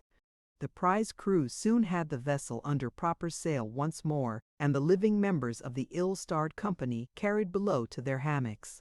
The dead were wrapped in tarpaulins and lashed on deck to be identified by their comrades before being consigned to the deep. None of the living was conscious when the Frenchman reached the Arrow's deck, even the poor devil who had waved the single despairing signal of distress had lapsed into unconsciousness before he had learned whether it had availed or not. It did not take the French officer long to learn what had caused the terrible condition aboard, for when water and brandy were sought to restore the men, it was found that there was none, nor even food of any description. He immediately signaled to the cruiser to send water, medicine, and provisions, and another boat made the perilous trip to the Arrow. When restoratives had been applied, several of the men regained consciousness, and then the whole story was told. That part of it we know up to the sailing of the Arrow after the murder of Snipes and the burial of his body above the treasure chest. It seems that the pursuit by the cruiser had so terrorized the mutineers that they had continued out across the Atlantic for several days after losing her. But on discovering the meager supply of water and provisions aboard, they had turned back toward the east. With no one on board who understood navigation, discussions soon arose as to their whereabouts, and as 3 days' sailing to the east did not raise land, they bore off to the north, fearing that the high north winds that had prevailed had driven them south of the southern extremity of Africa. They kept on a north-northeasterly course for 2 days, when they were overtaken by a calm which lasted for nearly a week. Their water was gone, and in another day they would be without food. Conditions changed rapidly from bad to worse. One man went mad and leaped overboard. Soon another opened his veins and drank his own blood.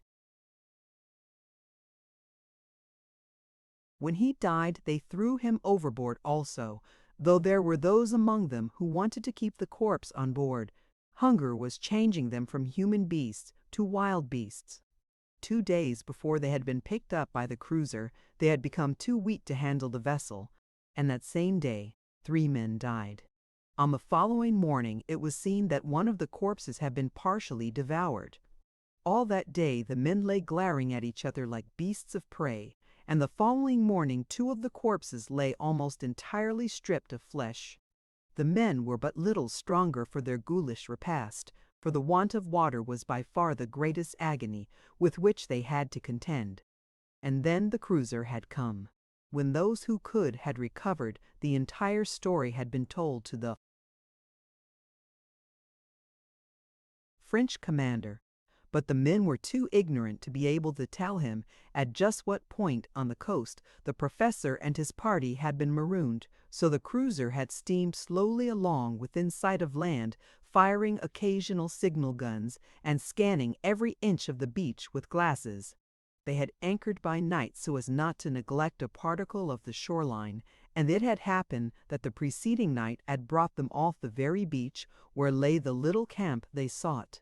The signal guns of the afternoon before had not been heard by those on shore, it was presumed, because they had doubtless been in the thick of the jungles searching for Jane Porter, where the noise of their own crashing through the underbrush would have drowned the report of a far distant gun. By the time the 2 parties had narrated their several adventures, the cruiser's boat had returned with supplies and arms for the expedition. Within a few minutes, the little body of sailors and the 2 French officers, together with Professor Porter and Clayton, set off upon their hopeless and ill-fated quest into the untracked jungle.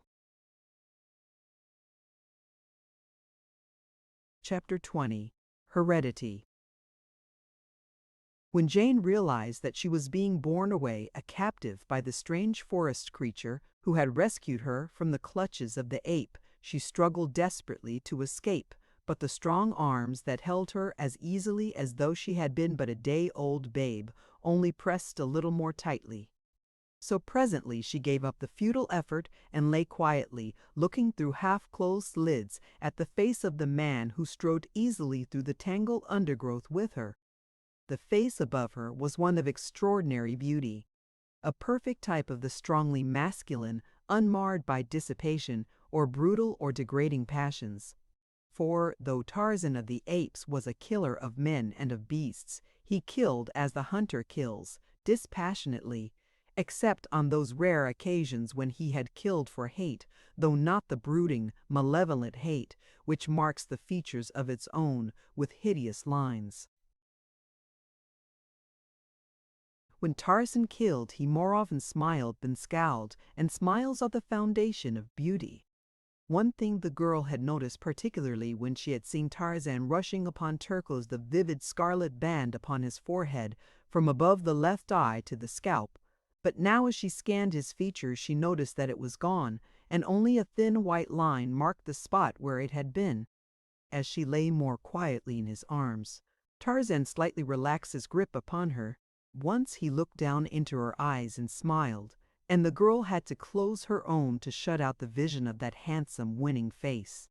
Presently Tarzan took to the trees, and Jane, wondering that she felt no fear, began to realize that in many respects she had never felt more secure in her whole life than now as she lay in the arms of this strong, wild creature, being born.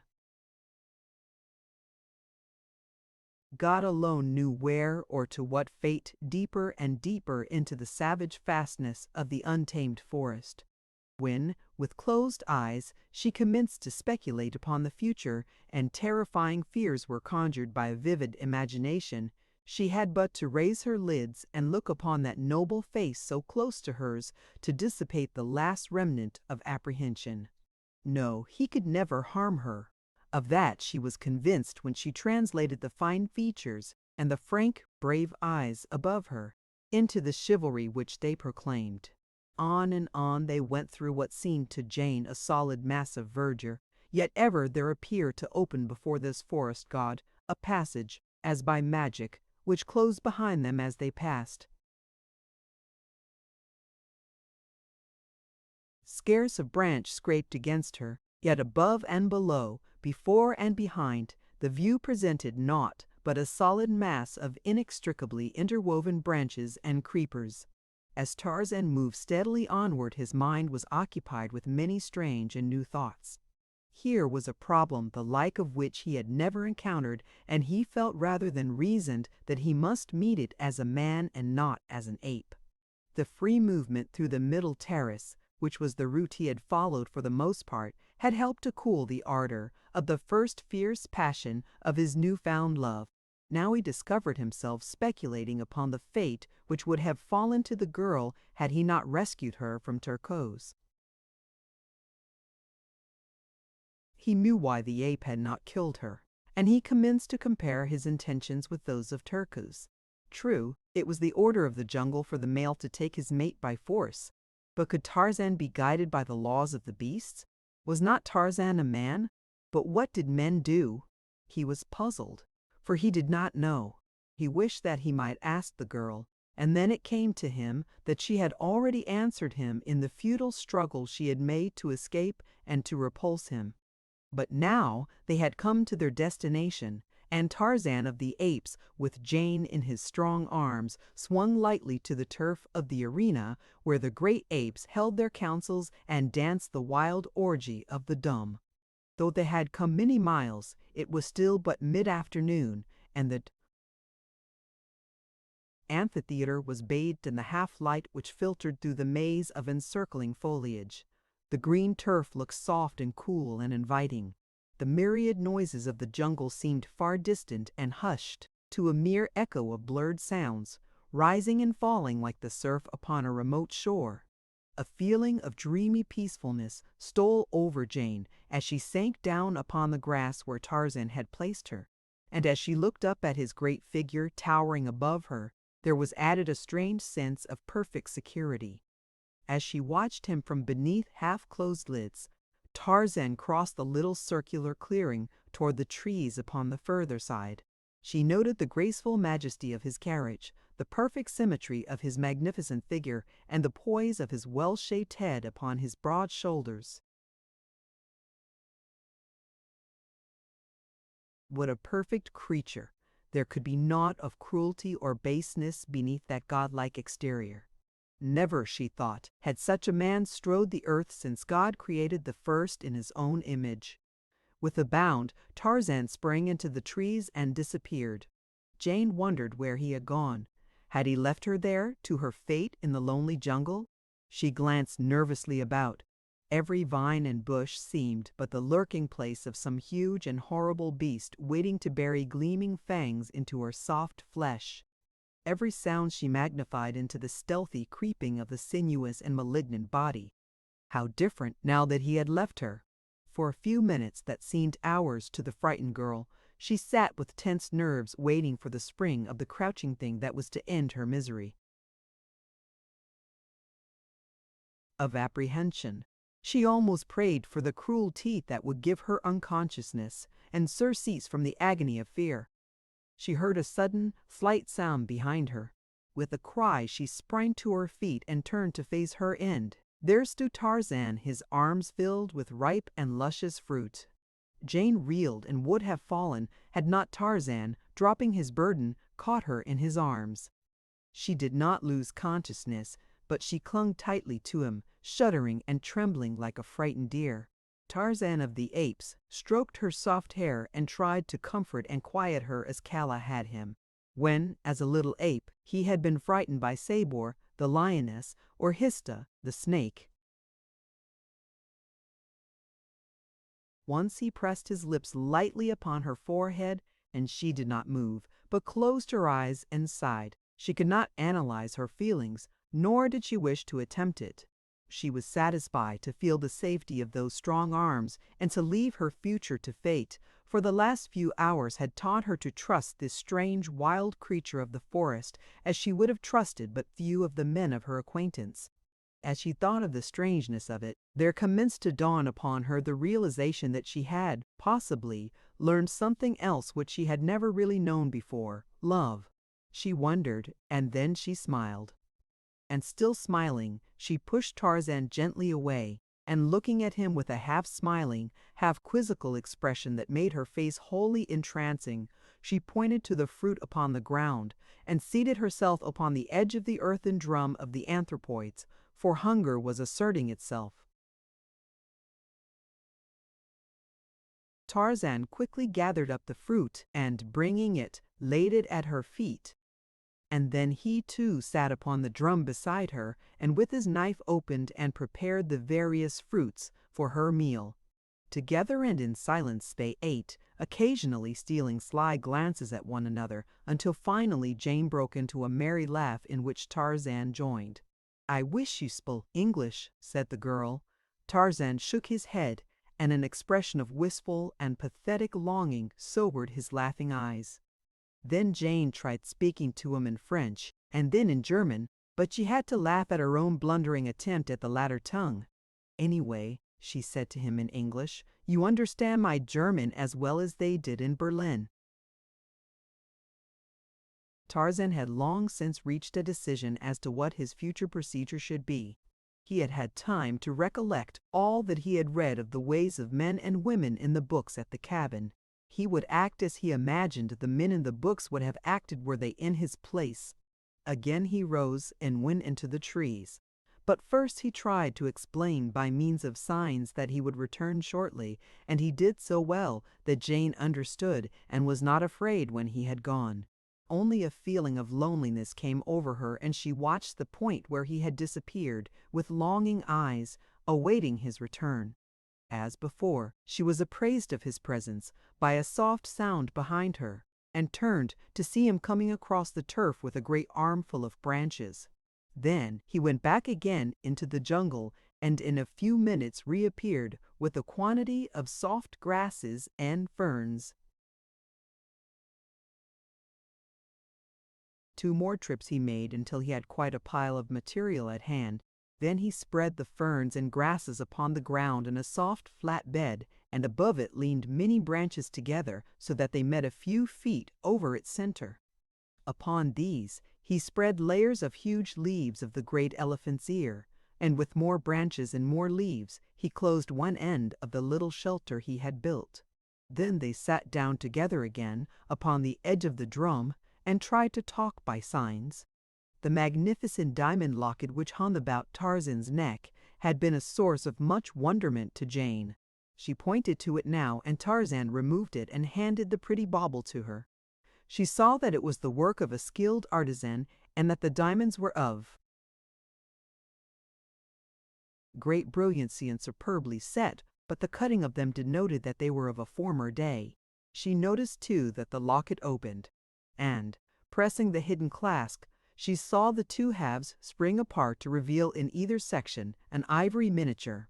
One was of a beautiful woman, and the other might have been a likeness of the man who sat beside her, except for a subtle difference of expression that was scarcely definable. She looked up at Tarzan to find him leaning toward her, gazing on the miniatures with an expression of astonishment. He reached out his hand for the locket and took it away from her, examining the likenesses within with unmistakable signs of surprise and new interest.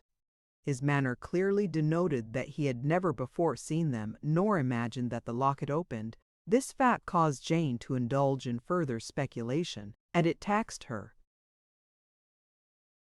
imagination to picture how this beautiful ornament came into the possession of a wild and savage creature of the unexplored jungles of Africa.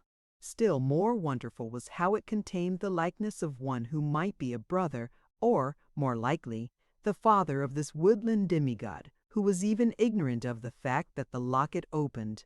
Tarzan was still gazing with fixity at the 2 faces.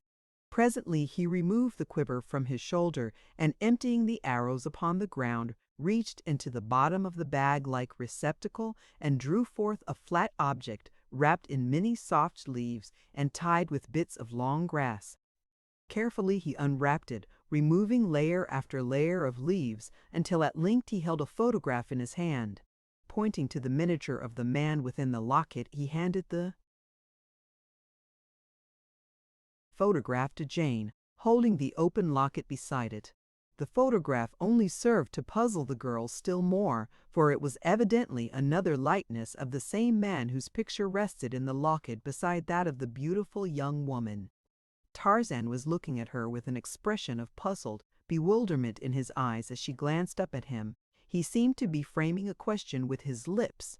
The girl pointed to the photograph and then to the miniature and then to him, as though to indicate that she thought the likenesses were of him, but he only shook his head, and then shrugging his great shoulders, he took the photograph from her and, having carefully rewrapped it, placed it again in the bottom of his quiver. For a few moments he sat in silence, his eyes bent upon the ground, while Jane held the little locket in her hand, turning it over and over in an endeavor to find some further clue that might lead to the identity of its original owner.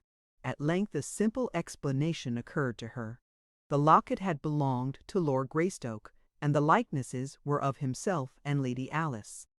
This wild creature had simply found it in the cabin by the beach. How stupid of her not to have thought of that solution before! But to account for the strange likeness between Lord Greystoke and this forest god, that was quite beyond her, and it is not strange that she could not imagine that this naked savage was indeed an English nobleman. At length Tarzan looked up to watch the girl as she examined the locket. He could not fathom the meaning of the faces within, but he could read the interest and fascination upon the face of the live young creature by his side. She noticed that he was watching her, and thinking that he wished his ornament again, she held it out to him. He took it from her, and taking the chain in his two hands, he placed it about her neck, smiling at her expression of surprise at his unexpected gift. Jane shook her head vehemently and would have removed the golden links from about her throat, but Tarzan would not let her. Taking her hands in his when she insisted upon it, he held them tightly to prevent her. At last she desisted, and with a little laugh raised the locket to her lips. Tarzan did not know precisely what she meant, but he guessed correctly that it was her way of acknowledging the gift, and so he rose, and taking the locket in his hand, stooped gravely like some courtier of old, and pressed his lips upon it. Where hers had rested, it was a stately and gallant little compliment, performed with the grace and dignity of utter unconsciousness of self. It was the hallmark of his aristocratic birth, the natural outcropping of many generations of fine breeding, an hereditary instinct of graciousness, which a lifetime of uncouth and savage training and environment could not eradicate. It was growing dark now, and so they ate again of the fruit which was both food and drink for them. Then Tarzan rose, and leading Jane to the little bower he had erected, motioned her to go within. For the first time in hours a feeling of fear swept over her, and Tarzan felt her draw away as though shrinking from him. Contact with this girl for half a day had left a very different Tarzan from the one on whom the morning sun had arisen. Now, in every fiber of his being, heredity spoke louder than training. He had not in one swift transition become a polished gentleman from a savage ape-man, but at last the instincts of the former predominated, and over all was the desire to please the woman he loved, and to appear well in her eyes. So Tarzan of the Apes did the only thing he knew to assure Jane of her safety. He removed his hunting knife from its sheath, and handed it to her hilt first, again motioning her into the bower. The girl understood, and taking the long knife she entered and lay down upon the soft grasses, while Tarzan of the Apes stretched himself upon the ground across the entrance. And thus the rising sun found them in the morning. When Jane awoke, She did not at first recall the strange events of the preceding day, and so she wondered at her odd surroundings, the little leafy bower, the soft grasses of her bed, the unfamiliar prospect from the opening at her feet. Slowly the circumstances of her position crept one by one into her mind. And then a great wonderment arose in her heart, a mighty wave of thankfulness and gratitude, that though she had been in such terrible danger, yet she was unharmed. She moved to the entrance of the shelter to look for Tarzan. He was gone, but this time no fear assailed her, for she knew that he would return. In the grass at the entrance to her bower, she saw the imprint of his body where he had lain all night to guard her. She knew that the fact that he had been there was all that had permitted her to sleep in such peaceful security. With him near, who could entertain fear? She wondered if there was another man on earth with whom a girl could feel so safe in the heart of this savage African jungle. Even the lions and panthers had no fears for her now. She looked up to see his lithe form drop softly from a nearby tree. As he caught her eyes upon him, his face lighted with that frank and radiant smile that had won her confidence the day before. As he approached her, Jane's heart beat faster and her eyes brightened as they had never done before at the approach of any man. He had again been gathering fruit, and this he laid at the entrance of her bower. Once more they sat down together to eat. Jane commenced to wonder what his plans were. Would he take her back to the beach, or would he keep her here? Suddenly she realized that the matter did not seem to give her much concern. Could it be that she did not care? She began to comprehend, also, that she was entirely contented sitting here by the side of this smiling giant eating delicious fruit in a sylvan paradise far within the remote depths of an African jungle, that she was contented and very happy. She could not understand it. Her reason told her that she should be torn by wild anxieties, weighted by dread fears, cast down by gloomy forebodings. But instead, her heart was singing, and she was smiling into the answering face of the man beside her. When they had finished their breakfast, Tarzan went to her bower and recovered his knife. The girl had entirely forgotten it. She realized that it was because she had forgotten the fear that prompted her to accept it. Motioning her to follow, Tarzan walked toward the trees at the edge of the arena, and taking her in one strong arm swung to the branches above. The girl knew that he was taking her back to her people, and she could not understand the sudden feeling of loneliness and sorrow which crept over her. For hours they swung slowly along. Tarzan of the Apes did not hurry. He tried to draw out the sweet pleasure of that journey with those dear arms about his neck as long as possible, and so he went far south of the direct route to the beach. Several times they halted for brief rests, which Tarzan did not need, and at noon they stopped for an hour at a little brook where they quenched their thirst and ate.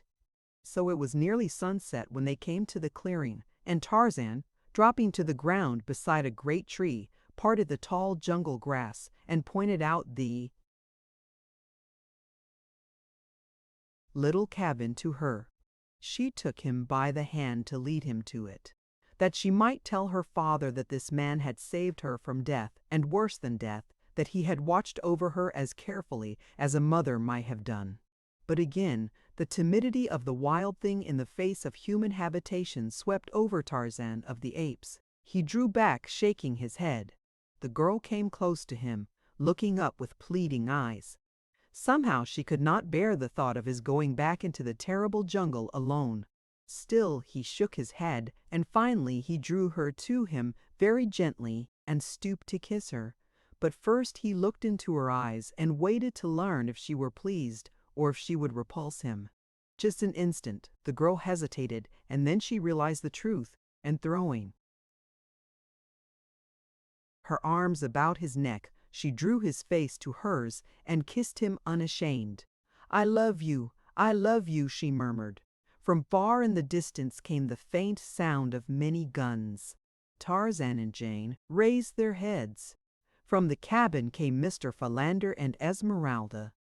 From where Tarzan and the girl stood, They could not see the two vessels lying at anchor in the harbor.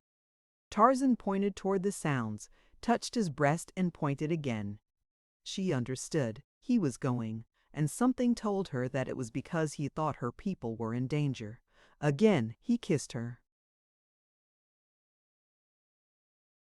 "Come back to me," she whispered. "I shall wait for you always." He was gone, and Jane turned to walk across the clearing to the cabin. Mr. Philander was the first to see her. It was dusk, and Mr. Philander was very near-sighted. "Quickly, Esmeralda," he cried. "Let us seek safety within. It is a lioness. Bless me." Esmeralda did not bother to verify Mr. Philander's vision. His tone was enough. She was within the cabin and had slammed and bolted the door before he had finished pronouncing her name. The "bless me" was startled out of Mr. Philander by the discovery that Esmeralda, in the exuberance of her haste, had fastened him upon the same side of the door as was the close approaching lioness. He beat furiously upon the heavy portal. "Esmeralda, Esmeralda!" he shrieked. "Let me in! I am being devoured by a lion!" Esmeralda thought that the noise upon the door was made by the lioness in her attempts to pursue her, so after her custom, she fainted. Mr. Philander cast a frightened glance behind him. Horrors, the thing was quite close now. He tried to scramble up the side of the cabin and succeeded in catching a fleeting hold upon the thatched roof. For a moment he hung there, clawing with his feet like a cat on a clothesline, but presently a piece of the thatch came away, and Mr. Philander, preceding it, was precipitated upon his back. At the instant he fell, a remarkable item of natural history leaped to his mind. If one feigns death, lions and lionesses are supposed to ignore one, according to Mr. Philander's faulty memory. So Mr. Philander lay as he had fallen, frozen into the horrid semblance of death. As his arms and legs had been extended stiffly upward as he came to earth, upon his back, the attitude of death was anything but impressive. Jane had been watching his antics in mild-eyed surprise. Now she laughed, a little choking gurgle of a laugh, but it was enough. Mr. Philander rolled over upon his side and peered about. At length he discovered her. "Jane!" he cried. "Jane Porter! Bless me!" He scrambled to his feet and rushed toward her. He could not believe that it was she, and alive. "Bless me! Where did you come from? Where in the world have you been? How—" "Mercy, Mr. Philander," interrupted the girl. "I can never remember so many questions." "Well, well," said Mr. Philander.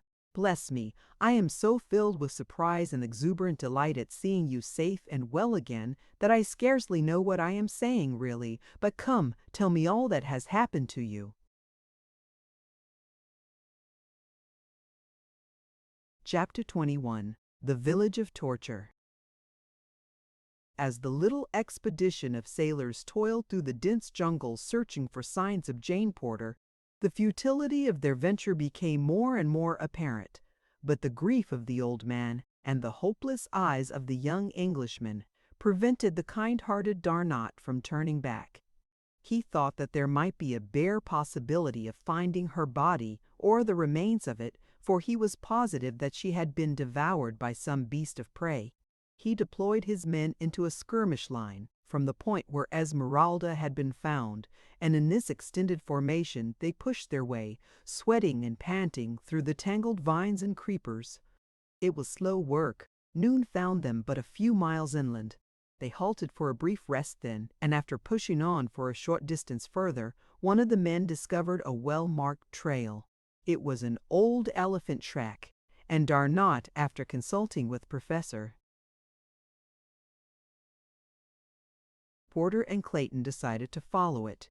The path wound through the jungle in a northeasterly direction, and along it the column moved in single file.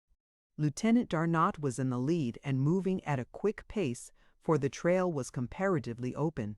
Immediately behind him came Professor Porter, but as he could not keep pace with the younger man, Darnot was 100 yards in advance when suddenly a half-dozen black warriors arose about him. Darnot gave a warning shout to his column as the blacks closed on him, but before he could draw his revolver, he had been pinioned and dragged into the jungle.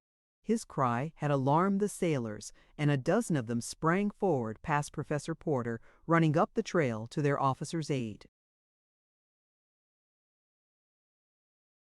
They did not know the cause of his outcry, only that it was a warning of danger ahead. They had rushed past the spot where Darnot had been seized when a spear hurled from the jungle transfixed one of the men, and then a volley of arrows fell among them. Raising their rifles, they fired into the underbrush in the direction from which the missiles had come. By this time, the balance of the party had come up, and volley after volley was fired toward the concealed foe. It was these shots that Tarzan and Jane Porter had heard. Lieutenant Charpentier, who had been bringing up the rear of the column, now came running to the scene, and on hearing the details of the ambush, ordered the men to follow him, and plunged into the tangled vegetation. In an instant they were in a hand-to-hand fight with some 50 black warriors of Mbonga's village. Arrows and bullets flew thick and fast. Queer African knives and French gun butts mingled for a moment in savage and bloody duels, but soon the natives fled into the jungle, leaving the Frenchmen to count their losses. 4 of the 20 were dead, a dozen others were wounded, and Lieutenant Darnot was missing. Night was falling rapidly, and their predicament was rendered doubly worse when they could not even find the elephant trail which they had been following. There was but one thing to do: make camp where they were until daylight. Lieutenant Charpentier ordered a clearing made and a circular abattis of underbrush constructed about the camp. This work was not completed until long after dark, the men building a huge fire in the center of the clearing to give them light to work by. When all was safe as possible against attack of wild beasts and savage men, Lieutenant Charpentier placed sentries about the little camp, and the tired and hungry men threw themselves upon the ground to sleep. The groans of the wounded, mingled with the roaring and growling of the great beasts, which the noise and firelight had attracted, kept sleep, except in its most fitful form, from the tired eyes. It was a sad and hungry party that lay through the long night praying for dawn. The blacks who had seized Darnot had not waited to participate in the fight which followed, but instead had dragged their prisoner a little way through the jungle and then struck the trail further on beyond the scene of the fighting in which their fellows were engaged. They hurried him along, the sounds of battle growing fainter and fainter as they drew away from the contestants, until there suddenly broke upon Darnot's vision a good-sized clearing, at one end of which stood a thatched and palisaded village. It was now dusk, but the watchers at the gate saw the approaching trio and distinguished one as a prisoner ere they reached the portals. A cry went up within the palisade. A great throng of women and children rushed out to meet the party. And then began for the French officer the most terrifying experience which man can encounter upon earth, the reception of a white prisoner into a village of African cannibals. To add to the fiendishness of their cruel savagery was the poignant memory of still crueler barbarities practiced upon them and theirs by the white officers of that arch-hypocrite, Leopold II of Belgium, because of whose atrocities they had fled the Congo Free State, a pitiful remnant of what once had been a mighty tribe. They fell upon Darnot tooth and nail, beating him with sticks and stones, and tearing at him with claw-like hands. Every vestige of clothing was torn from him, and the merciless blows fell upon his bare and quivering flesh, but not once did the Frenchman cry out in pain. He breathed a silent prayer that he be quickly delivered from his torture. But the death he prayed for was not to be so easily had. Soon the warriors beat the women away from their prisoner. He was to be saved for nobler sport than this, and the first wave of their passion having subsided, they contented themselves with crying out taunts and insults and spitting upon him. Presently they reached the center of the village. There Darnat was bound securely to the great post from which no live man had ever been released. A number of the women scattered to their several huts to fetch pots and water, while others built a row of fires on which portions of the feast were to be boiled, while the balance would be slowly dried in strips for future use, as they expected the other warriors to return with many prisoners.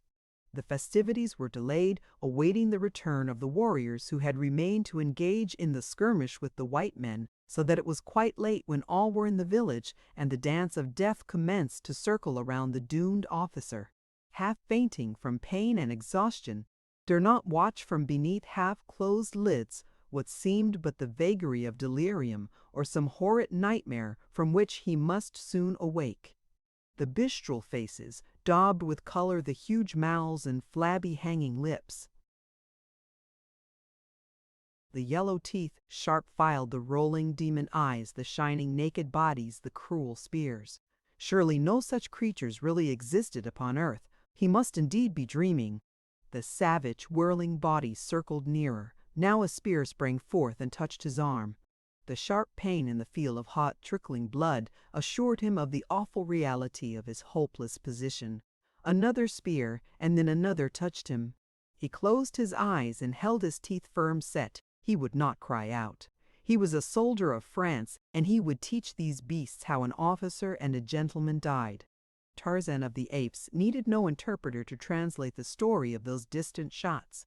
With Jane Porter's kisses still warm upon his lips, he was swinging with incredible rapidity through the forest trees, straight toward the village of Bonga.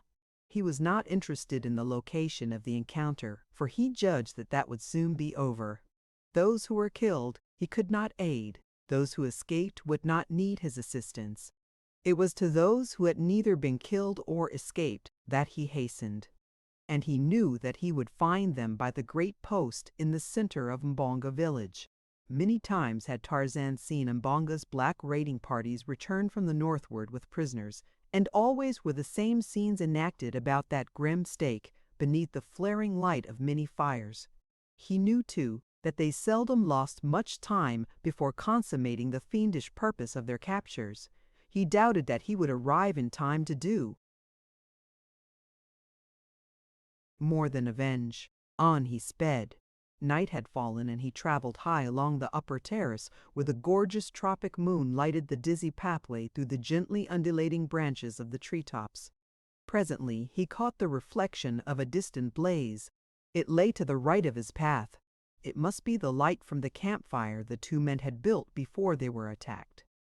Tarzan knew nothing of the presence of the sailors. So sure was Tarzan of his jungle knowledge that he did not turn from his course, but passed the glare at a distance of a half-mile. It was the campfire of the Frenchmen. In a few minutes more, Tarzan swung into the trees above Mongong's village. Ah, he was not quite too late. Or was he? He could not tell. The figure at the stake was very still, yet the black warriors were but pricking it. Tarzan knew their customs. The death blow had not been struck. He could tell almost to a minute how far the dance had gone.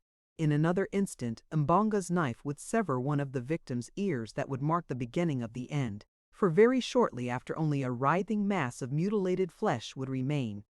There would still be life in it, but death then would be the only charity it craved. The stake stood 40 feet from the nearest tree. Tarzan coiled his rope. Then there rose suddenly above the fiendish cries of the dancing demons the awful challenge of the ape-man. The dancers halted as though turned to stone. The rope sped with singing whir high above the heads of the blacks. It was quite invisible in the flaring lights of the campfires. Darnat opened his eyes. A huge black, standing directly before him, lunged backward as though felled by an invisible hand. Struggling and shrieking, his body rolling from side to side, moved quickly toward the shadows beneath the trees. The blacks, their eyes protruding in horror, watched spellbound. Once beneath the trees, the body rose straight into the air, and as it disappeared into the foliage above, the terrified Negroes, screaming with fright, broke into a mad race for the village gate. Darnot was left alone. He was a brave man, but he had felt the short hairs bristle upon the nape of his neck when that uncanny cry rose upon the air. As the writhing body of the black soared, as though by unearthly power, into the dense foliage of the forest, Darnot felt an icy shiver run along his spine, as though death had risen from a dark grave and laid a cold and clammy finger on his flesh. As Darnot watched the spot where the body had entered the tree, he heard the sounds of movement there. The branches swayed as though under the weight of a man's body. There was a crash, and the black came sprawling to earth again, to lie very quietly where he had fallen. Immediately after him came a white body, but this one alighted erect. Darnot saw a clean-limbed young giant emerge from the shadows into the firelight and come quickly toward him. What could it mean? Who could it be? Some new creature of torture and destruction, doubtless. Darnot waited. His eyes never left the face of the advancing man, nor did the other's frank, clear eyes waver beneath Darnot's fixed gaze. Darnot was reassured, but still without much hope, though he felt that that face could not mask a cruel heart. Without a word, Tarzan of the Apes cut the bonds which held the Frenchman. Weak from suffering and loss of blood, he would have fallen but for the strong arm that caught him. He felt himself lifted from the ground. There was a sensation as of flying, and then he lost consciousness. Chapter 22. The Search Party. When dawn broke upon the little camp of Frenchmen in the heart of the jungle, it found a sad and disheartened group. As soon as it was light enough to see their surroundings, Lieutenant Charpentier sent men in groups of 3 in several directions to locate the trail, and in 10 minutes it was found and the expedition was hurrying back toward the beach. It was slow work, for they bore the bodies of 6 dead men, 2 more having succumbed during the night, and several of those who were wounded required support to move even very slowly. Charpentier had decided to return to camp for reinforcements and then make an attempt to track down the natives and rescue Darnot. It was late in the afternoon when the exhausted men reached the clearing by the beach, but for 2 of them the return brought so great a happiness that all their suffering and heartbreaking grief was forgotten on the instant. As a little party emerged from the jungle, the first person that Professor Porter and Cecil Clayton saw was Jane, standing by the cabin door. With a little cry of joy and relief, she ran forward to greet them, throwing her arms about her father's neck and bursting into tears for the first time since they had been cast upon this hideous and adventurous shore. Professor Porter strove manfully to suppress his own emotions, but the strain upon his nerves and weakened vitality were too much for him, and at length, burying his old face in the girl's shoulder, he sobbed quietly like a tired child. Jane led him toward the cabin, and the Frenchmen turned toward the beach from which several of their fellows were advancing to meet them. Clayton, wishing to leave father and daughter alone, joined the sailors and remained talking with the officers until their boat pulled away toward the cruiser whither Lieutenant Charpentier was bound to report the unhappy outcome of his adventure. Then Clayton turned back slowly toward the cabin. His heart was filled with happiness. The woman he loved was safe. He wondered by what manner of miracle she had been spared. To see her alive seemed almost unbelievable. As he approached the cabin, he saw Jane coming out. When she saw him, she hurried forward to meet him. "Jane," he cried, "God has been good to us indeed. Tell me how you escaped, what form Providence took to save you for us." He had never before called her by her given name. 48 hours before it would have suffused Jane with a soft glow of pleasure to have heard that name from Clayton's lips. Now it frightened her. "Mr. Clayton," she said quietly, extending her hand, "first let me thank you for your chivalrous loyalty to my dear father. He has told me how noble and self-sacrificing you have been. How can we repay you?" Clayton noticed that she did not return his familiar salutation, but he felt no misgivings on that score. She had been through so much. This was no time to force his love upon her, he quickly realized. "I am already repaid," he said, "just to see you and Professor Porter both safe, well, and together again." I do not think that I could much longer have endured the pathos of his quiet and uncomplaining grief. It was the saddest experience of my life, Miss Porter, and then, added to it, there was my own grief, the greatest I have ever known. But his was so hopeless, his was pitiful.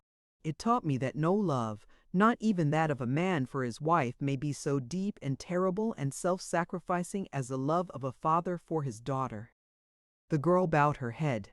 There was a question she wanted to ask, but it seemed almost sacrilegious in the face of the love of these two men and the terrible suffering they had endured, while she sat laughing and happy beside a godlike creature of the forest, eating delicious fruits and looking with eyes of love into answering eyes. But love is a strange master, and human nature is still stranger, so she asked her question. "Where is the forest man who went to rescue you? Why did he not return?" "I do not understand," said Clayton. "Whom do you mean?" "He who has saved each of us, who saved me from the gorilla."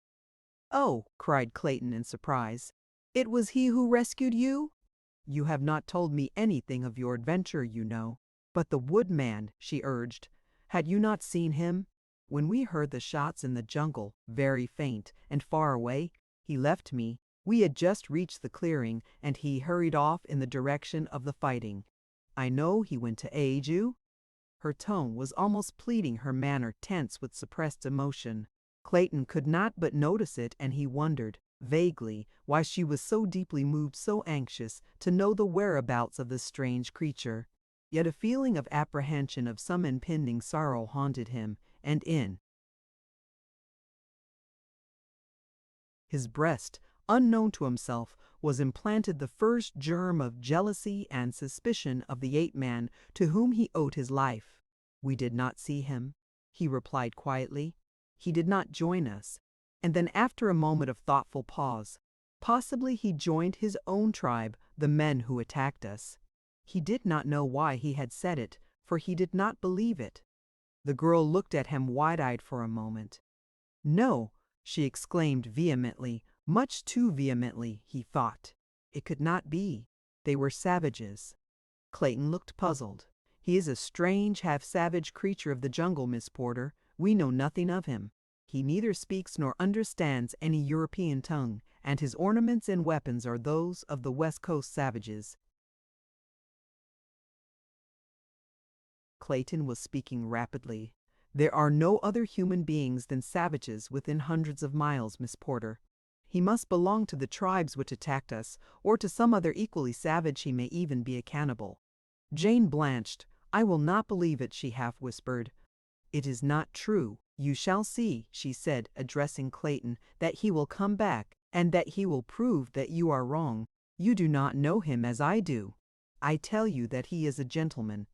Clayton was a generous and chivalrous man, but something in the girl's breathless defense of the forest man stirred him to unreasoning jealousy, so that for the instant he forgot all that they owed to this wild demigod, and he answered her with a half sneer upon his lip.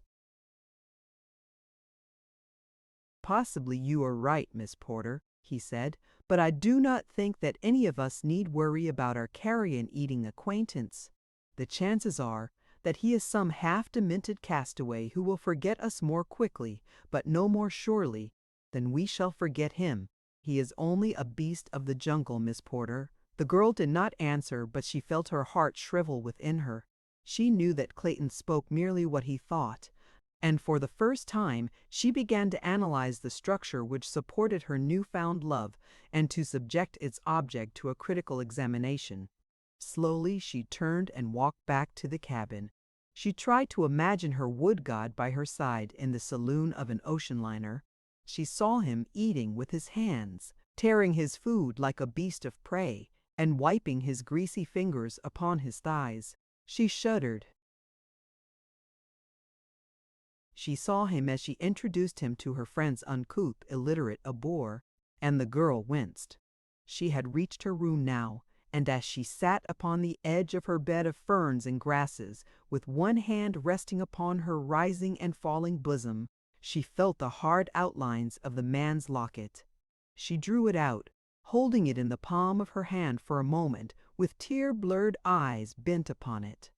Then she raised it to her lips, and crushing it there, buried her face in the soft ferns, sobbing. "Beast," she murmured. "Then God make me a beast, for man or beast, I am yours." She did not see Clayton again that day. Esmeralda brought her supper to her, and she sent word to her father that she was suffering from the reaction. Following her adventure, the next morning Clayton left early with a relief expedition in search of Lieutenant Darnot.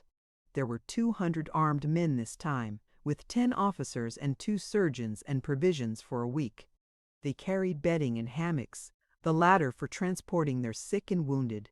It was a determined and angry company, a punitive expedition as well as one of relief. They reached the site of the skirmish of the previous expedition shortly after noon, for they were now traveling a known trail, and no time was lost in exploring. From there on, the elephant track led straight to Mbonga's village. It was but 2 o'clock when the head of the column halted upon the edge of the clearing.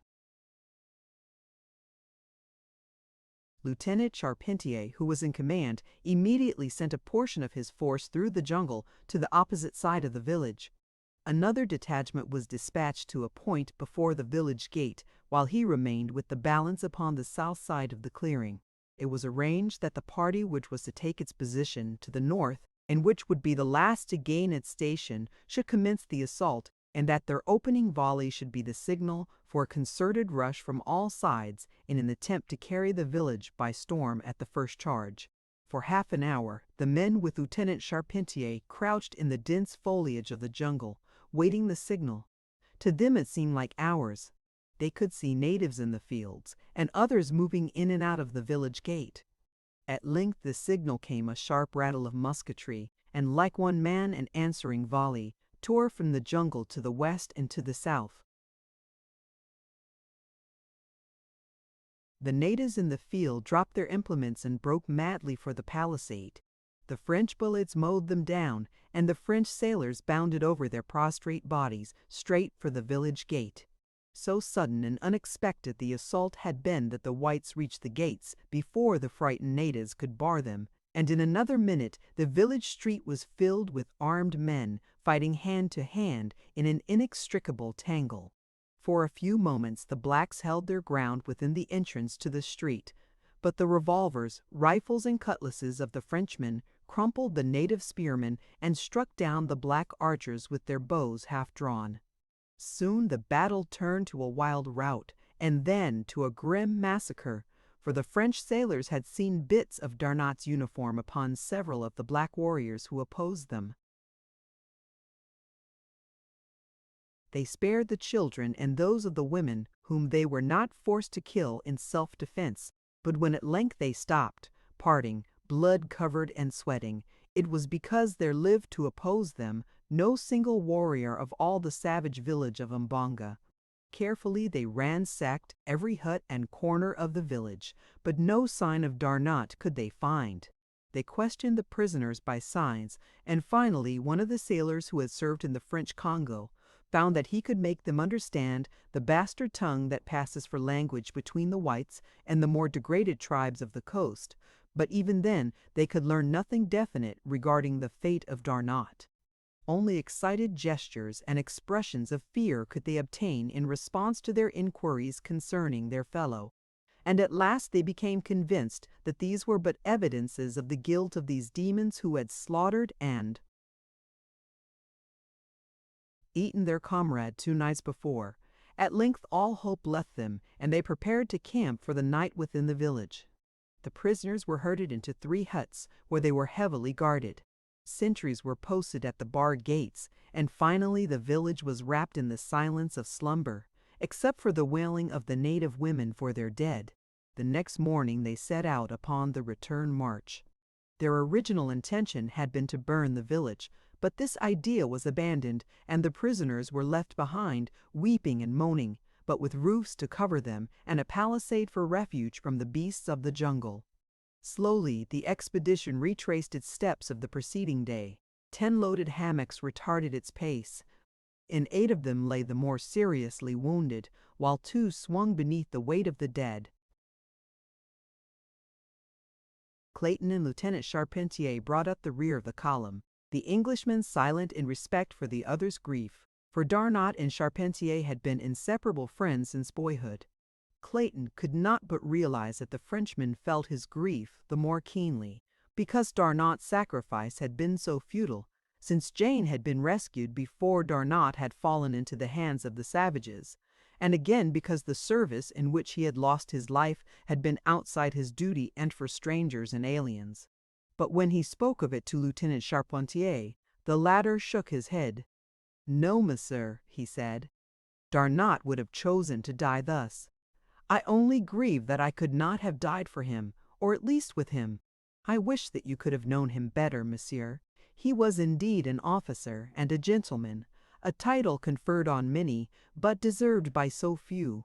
He did not die futilely, for his death in the cause of a strange American girl will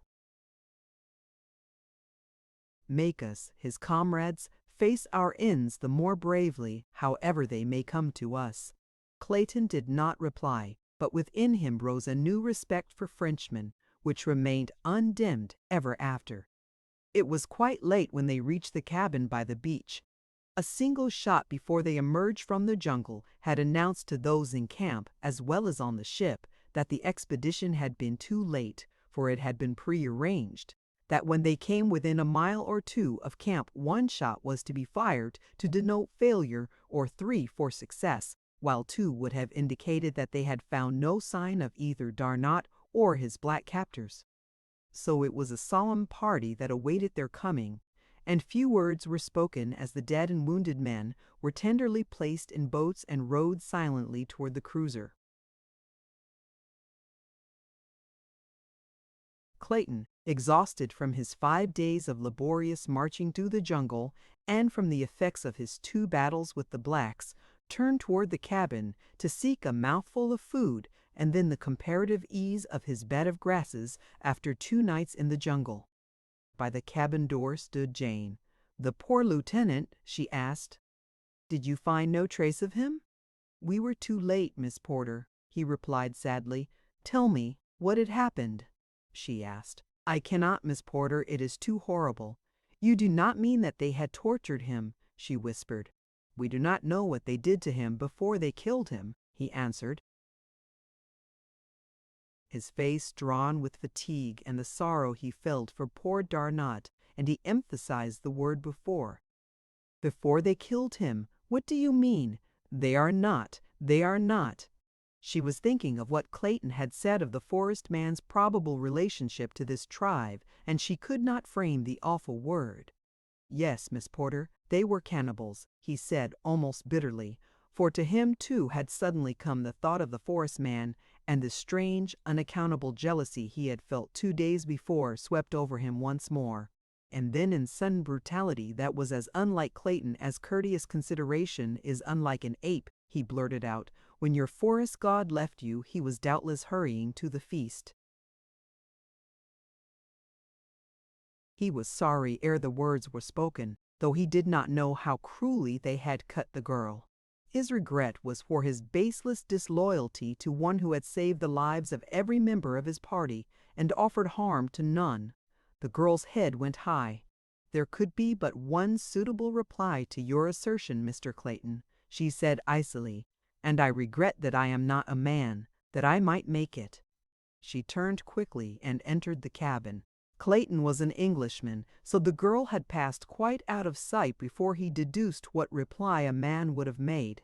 "Upon my word," he said ruefully, "she called me a liar, and I fancy I jolly well deserved it," he added thoughtfully.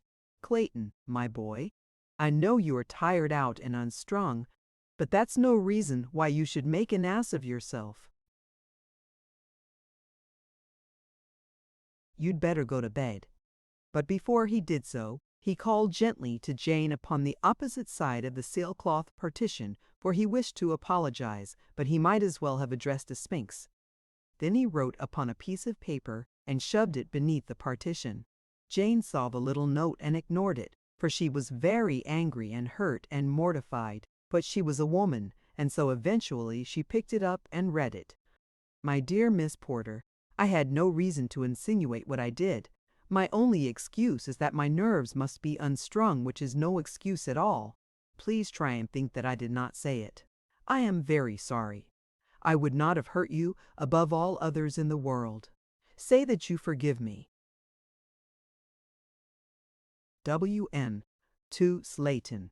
Care ye first thing Kit, or he never would have said it, reasoned the girl. But it cannot be true. Oh, I know it is not true. One sentence in the letter frightened her.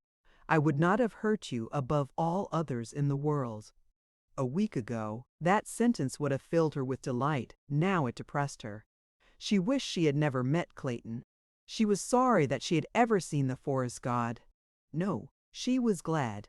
And there was that other note she had found in the grass before the cabin the day after her return from the jungle, the love note signed by Tarzan of the Apes. Who could be this new suitor, if he were another of the wild denizens of this terrible forest? What might he not do to claim her? Esmeralda, wake up, she cried. You make me so irritable, sleeping there peacefully when you know perfectly well that the world is filled with sorrow. Gabrielle, screamed Esmeralda, sitting up. What is it now? A hipponoceros? Where is he, Miss Jane? Nonsense, Esmeralda, there is nothing. Go back to sleep. You are bad enough asleep, but you are infinitely worse awake. Yes, honey, but what's the matter with you, precious? You act sort of disgranulated this evening. Oh, Esmeralda, I'm just plain ugly tonight, said the girl. Don't pay any attention to me, that's a dear. Yes, honey, now you go right to sleep. Your nerves are all on edge. What with all these rippotamuses and man-eating geniuses that Mr. Philander been telling about Lord, it ain't no wonder we all get nervous prosecution. Jane crossed the little room, laughing and kissing the faithful woman, bid Esmeralda good night. Chapter 23. Brother Men. When Donat regained consciousness, he found himself lying upon a bed of soft ferns and grasses beneath a little A-shaped shelter of boughs. At his feet an opening looked out upon a green sward, and at a little distance beyond was the dense wall of jungle and forest. He was very lame and sore and weak, and as full consciousness returned, he felt the sharp torture of many cruel wounds and the dull aching of every bone and muscle in his body, as a result of the hideous beating he had received. Even the turning of his head caused him such excruciating agony that he lay still with closed eyes for a long time. He tried to piece out the details of his adventure prior to the time he lost consciousness to see if they would explain his present whereabouts. He wondered if he were among friends or foes. At length he recollected the whole hideous scene at the stake, and finally recalled the strange white figure in whose arms he had sunk into oblivion. Darnot wondered what fate lay in store for him now. He could neither see nor hear any signs of life about him. The incessant hum of the jungle, the rustling of millions of leaves, the buzz of insects, the voices of the birds and monkeys seemed blended into a strangely soothing purr, as though he lay apart, far from the myriad life whose sounds came to him only as a blurred echo. At length he fell into a quiet slumber, nor did he awake again until afternoon. Once more he experienced the strange sense of utter bewilderment that had marked his earlier awakening, but soon he recalled the recent past, and looking through the opening at his feet, he saw the figure of a man squatting on his haunches. The broad, muscular back was turned toward him, but tanned though it was, Darnot saw that it was the back of a white man, and he thanked God. The Frenchman called faintly. The man turned, and rising, came toward the shelter. His face was very handsome, the handsomest, thought Darnot, that he had ever seen. Stooping, he crawled into the shelter beside the wounded officer and placed a cool hand upon his forehead. Darnot spoke to him in French, but the man only shook his head sadly, it seemed to the Frenchman. Then Darnot tried English, but still the man shook his head. Italian, Spanish, and German brought similar discouragement. Darnot knew a few words of Norwegian, Russian, Greek, and also had a smattering of the language of one of the West Coast Negro tribes. The man denied them all. After examining Darnot's wounds, the man left the shelter and disappeared. In half an hour, he was back with fruit and a hollow gourd, like vegetable, filled with water. Darnot drank and ate a little. He was surprised that he had no fever. Again he tried to converse with his strange nurse, but the attempt was useless. Suddenly, the man hastened from the shelter only to return a few minutes later with several pieces of bark and, wonder of wonders, a lead pencil. Squatting beside Darnot, he wrote for a minute on the smooth inner surface of the bark. Then he handed it to the Frenchman. Darnot was astonished to see, in plain Pret-like characters, a message in English. "I am Tarzan of the Apes. Who are you? Can you read this language?" Darnot seized the pencil, then he stopped. This strange man wrote English. Evidently he was an Englishman. "Yes," said Darnot, "I read English. I speak it also. Now we may talk. First, let me thank you for all that you have done for me." The man only shook his head and pointed to the pencil and the bark. "Mon Dieu!" cried Darnot. "If you are English, why is it then that you cannot speak English?" And then in a flash it came to him. The man was a mute, possibly a deaf mute. So Darnot wrote a message on the bark in English. "I am Paul Darnot, lieutenant in the Navy of France. I thank you for what you have done for me. You have saved my life, and all that I have is yours. May I ask how it is that one who writes English does not speak it?" Tarzan's reply filled Darnot with still greater wonder. "I speak only the language of my tribe, the great apes who were Kershaks, and a little of the languages of Tantor, the elephant, and Numa, the lion, and of the other folks of the jungle I understand. With a human being I have never spoken, except once with Jane Porter, by signs. This is the first time I have spoken with another of my kind through written words." Darnot was mystified. It seemed incredible that there lived upon earth a full-grown man who had never spoken with a fellow man, and still more preposterous that such a one could read and write. He looked again at Tarzan's message, except once was Jane Porter. That was the American girl who had been carried into the jungle by a gorilla. A sudden light commenced to dawn on Darnot. This then was the gorilla. He seized the pencil and wrote, "Where is Jane Porter?" And Tarzan replied, "Below, back with her people in the cabin of Tarzan of the Apes." "She is not dead then? Where was she? What happened to her?" "She is not dead. She was taken by Turcos to be his wife. But Tarzan of the Apes took her away from Turcos and killed him before he could harm her. None in all the jungle may face Tarzan of the Apes in battle and live. I am Tarzan of the Apes' mighty fighter." Darnot wrote, "I am glad she is safe. It pains me to write. I will rest a while." And then Tarzan, "Yes, rest. When you are well, I shall take you back to your people." For many days Darnot lay upon his bed of soft ferns. The second day a fever had come, and Darnot thought that it meant infection, and he knew that he would die. An idea came to him. He wondered why he had not thought of it before. He called Tarzan and indicated by signs that he would write, and when Tarzan had fetched the bark and pencil, Darnot wrote, "Can you go to my people and lead them here? I will write a message that you may take to them, and they will follow you." Tarzan shook his head and taking the bark wrote, "I had thought of that the first day, but I dared not. The great apes come often to this spot, and if they found you here, wounded and alone, they would kill you." Darnot turned on his side and closed his eyes. He did not wish to die, but he felt that he was going, for the fever was mounting higher and higher. That night he lost consciousness. For 3 days he was in delirium, and Tarzan sat beside him and bathed his head and hands and washed his wounds. On the 4th day the fever broke as suddenly as it had come, but it left Darnot a shadow of his former self and very weak. Tarzan had to lift him that he might drink from the gourd.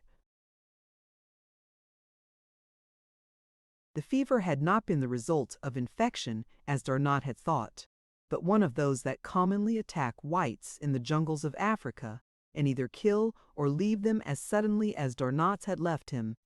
2 days later, Darnot was tottering about the amphitheater, Tarzan's strong arm about him to keep him from falling. They sat beneath the shade of a great tree, and Tarzan found some smooth bark that they might converse. Darnot wrote the first message, "What can I do to repay you for all that you have done for me?" And Tarzan in reply, "Teach me to speak the language of men." And so Darnot commenced at once, pointing out familiar objects and repeating their names in French, for he thought that it would be easier to teach this man his own language, since he understood it himself best of all.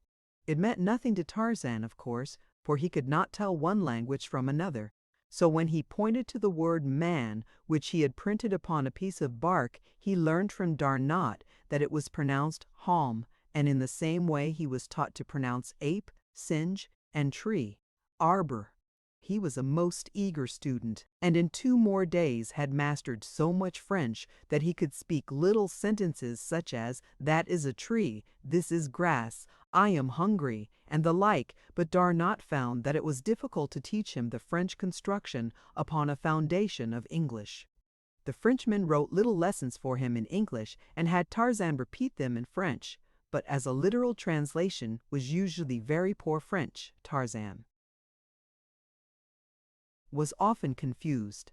Darnot realized now that he had made a mistake, but it seemed too late to go back and do it all over again and force Tarzan to unlearn all that he had learned, especially as they were rapidly approaching a point where they would be able to converse. On the 3rd day after the fever broke, Tarzan wrote a message asking Darnot if he felt strong enough to be carried back to the cabin. Tarzan was as anxious to go as Darnot, for he longed to see Jane again. It had been hard for him to remain with the Frenchman all these days for that very reason, and that he had unselfishly done so spoke more glowingly of his nobility of character than even did his rescuing the French officer from Mbonga's clutches. Darnot, only too willing to attempt the journey, wrote, "But you cannot carry me all the distance through this tangled forest." Tarzan laughed. "Mais oui," he said, and Darnot laughed aloud to hear the phrase that he used so often glide from Tarzan's tongue. So they set out, Darnot marveling, as had Clayton and Jane, at the wondrous strength and agility of the ape-man. Mid-afternoon brought them to the clearing, and as Tarzan dropped to earth from the branches of the last tree, his heart leaped and bounded against his ribs in anticipation of seeing Jane so soon again. No one was in sight outside the cabin, and Darnot was perplexed to note that neither the cruiser nor the Arrow was at anchor in the bay. An atmosphere of loneliness pervaded the spot, which caught suddenly at both men as they strode toward the cabin. Neither spoke, yet both knew before they opened the closed door what they would find beyond. Tarzan lifted the latch and pushed the great door in upon its wooden hinges. It was as they had feared. The cabin was deserted. The men turned and looked at one another. Darnot knew that his people thought him dead, but Tarzan thought only of the woman who had kissed him in love and now had fled from him while he was serving one of her people. A great bitterness rose in his heart. He would go away, far into the jungle, and join his tribe. Never would he see one of his own kind again, nor could he bear the thought of returning to the cabin. He would leave that forever behind him, with the great hopes he had nursed there of finding his own race and becoming a man among men. And the Frenchman, Darnot? What of him? He could get along as Tarzan had. Tarzan did not want to see him more. He wanted to get away from everything that might remind him of Jane. As Tarzan stood upon the threshold brooding, Darnot had entered the cabin. Many comforts he saw that had been left behind. He recognized numerous articles from the cruiser, a camp oven, some kitchen utensils, a rifle, and many rounds of ammunition, canned foods, blankets, 2 chairs, and a cot, and several books and periodicals, mostly American. They must intend returning, thought Darnot. He walked over to the table that John Clayton had built so many years before to serve as a desk, and on it he saw 2 notes addressed to Tarzan of the Apes. One was in a strong masculine hand and was unsealed. The other, in a woman's hand, was sealed. "Here are 2 messages for you, Tarzan of the Apes," cried Darnot, turning toward the door, but his companion was not there. Darnot walked to the door and looked out. Tarzan was nowhere in sight. He called aloud, but there was no response. "Mon Dieu!" exclaimed Darnot. "He has left me. I feel it. He has gone back into his jungle and left me here alone." And then he remembered the look on Tarzan's face when they had discovered that the cabin was empty, such a look as the hunter sees in the eyes of the wounded deer he has wantonly brought down. The man had been hard hit. Darnot realized it now, but why? He could not understand. The Frenchman looked about him. The loneliness and the horror of the place commenced to get on his nerves, already weakened by the ordeal of suffering and sickness he had passed through. To be left here alone beside this awful jungle, never to hear a human voice or see a human face, in constant dread of savage beasts and more terribly savage men, a prey to solitude and hopelessness. It was awful. And far to the east, Tarzan of the Apes was speeding through the middle terrace back to his tribe. Never had he traveled with such reckless speed. He felt that he was running away from himself, that by hurtling through the forest, like up a palace, frightened squirrel, he was escaping from his own thoughts. But no matter how fast he went, he found them always with him. He passed above the sinuous body of Sabor, the lioness, going in the opposite direction toward the cabin, thought Tarzan. What could Darnot do against Sabor, or if Bolgani, the gorilla, should come upon him, or Numa, the lion, or cruel Sheeta? Tarzan paused in his flight. "What are you, Tarzan?" he asked aloud. "An ape or a man? If you are an ape, you will do as the apes would do, leave one of your kind to die in the jungle if it suited your whim to go elsewhere. If you are a man, you will return to protect your kind. You will not run away from one of your own people because one of them has run away from you." Darnot closed the cabin door. He was very nervous. Even brave men, and Darnot was a brave man, are sometimes frightened by solitude. He loaded one of the rifles and placed it within easy reach.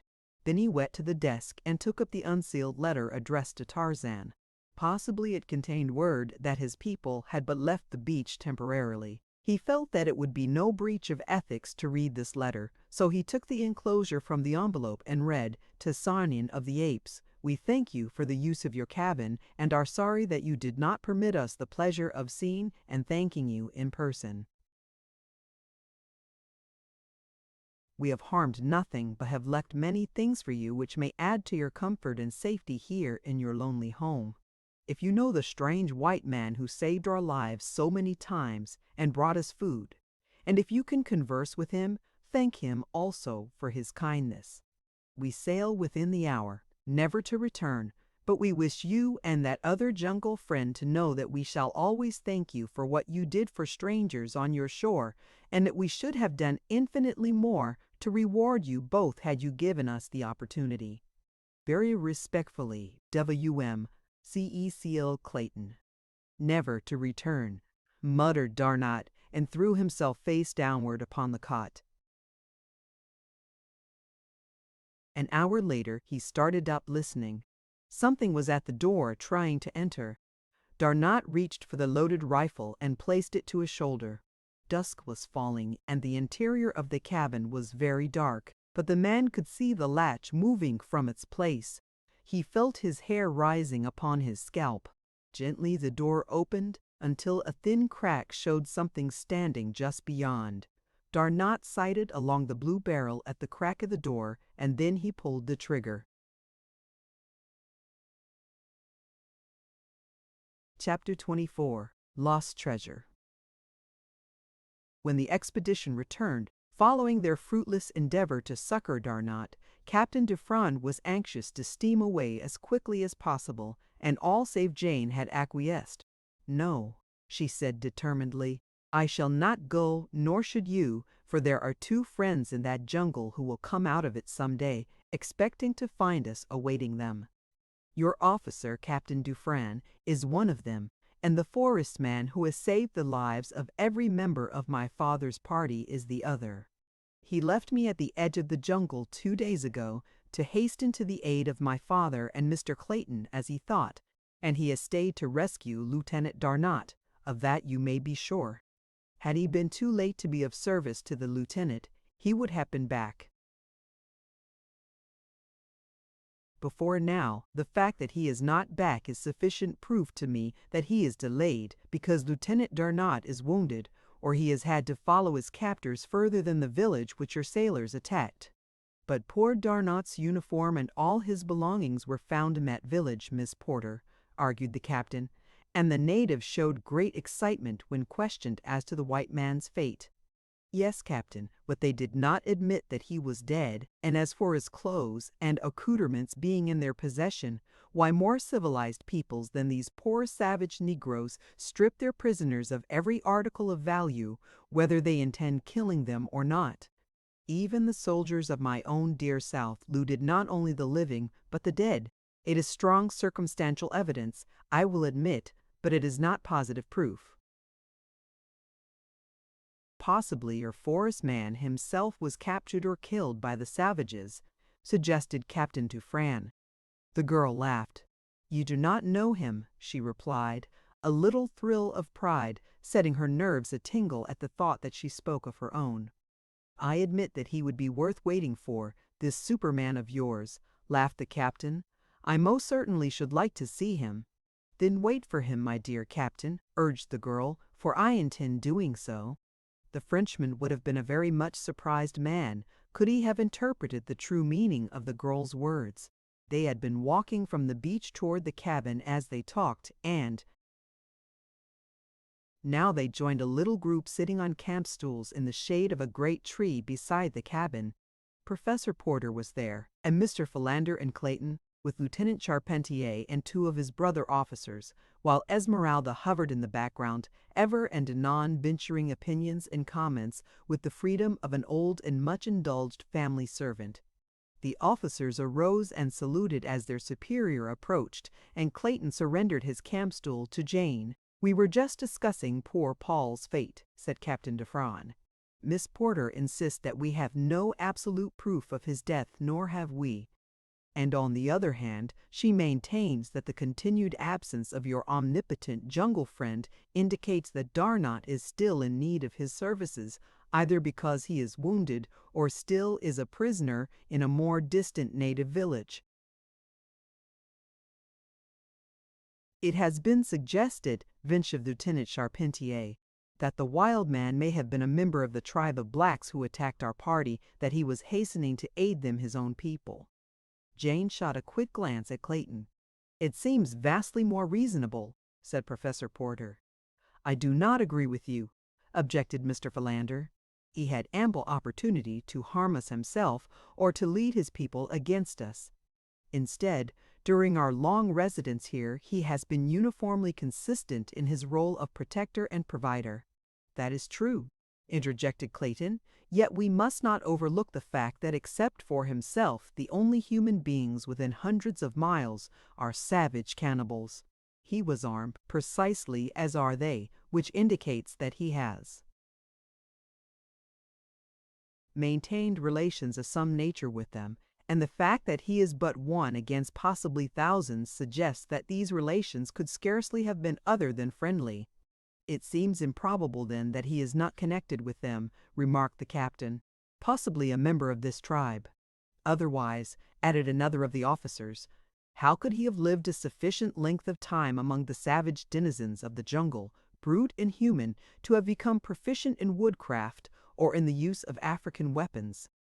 "You are judging him according to your own standards, gentlemen," said Jane. "An ordinary white man such as any of you.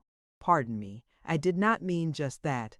Rather, a white man above the ordinary in physique and intelligence could never, I grant you, have lived a year alone and naked in this tropical jungle. But this man not only surpasses the average white man in strength and agility, but as far transcends our trained athletes and strong men as they surpass a day-old babe, and his courage and ferocity in battle are those of the wild beast." "He has certainly won a loyal champion, Miss Porter," said Captain Dufresne, laughing. "I am sure that there be none of us here but would willingly face death 100 times in its most terrifying forms to deserve the tributes of one even half so loyal or so beautiful." "You would not wonder that I defend him," said the girl. "Could you have seen him as I saw him battling in my behalf with that huge hairy brute? Could you have seen him charge the monster as a bull might charge a grizzly absolutely without sign of fear or hesitation, you would have believed him more than human. Could you have seen those mighty muscles knotting under the brown skin? Could you have seen them force back those awful fangs, you too would have thought him invincible.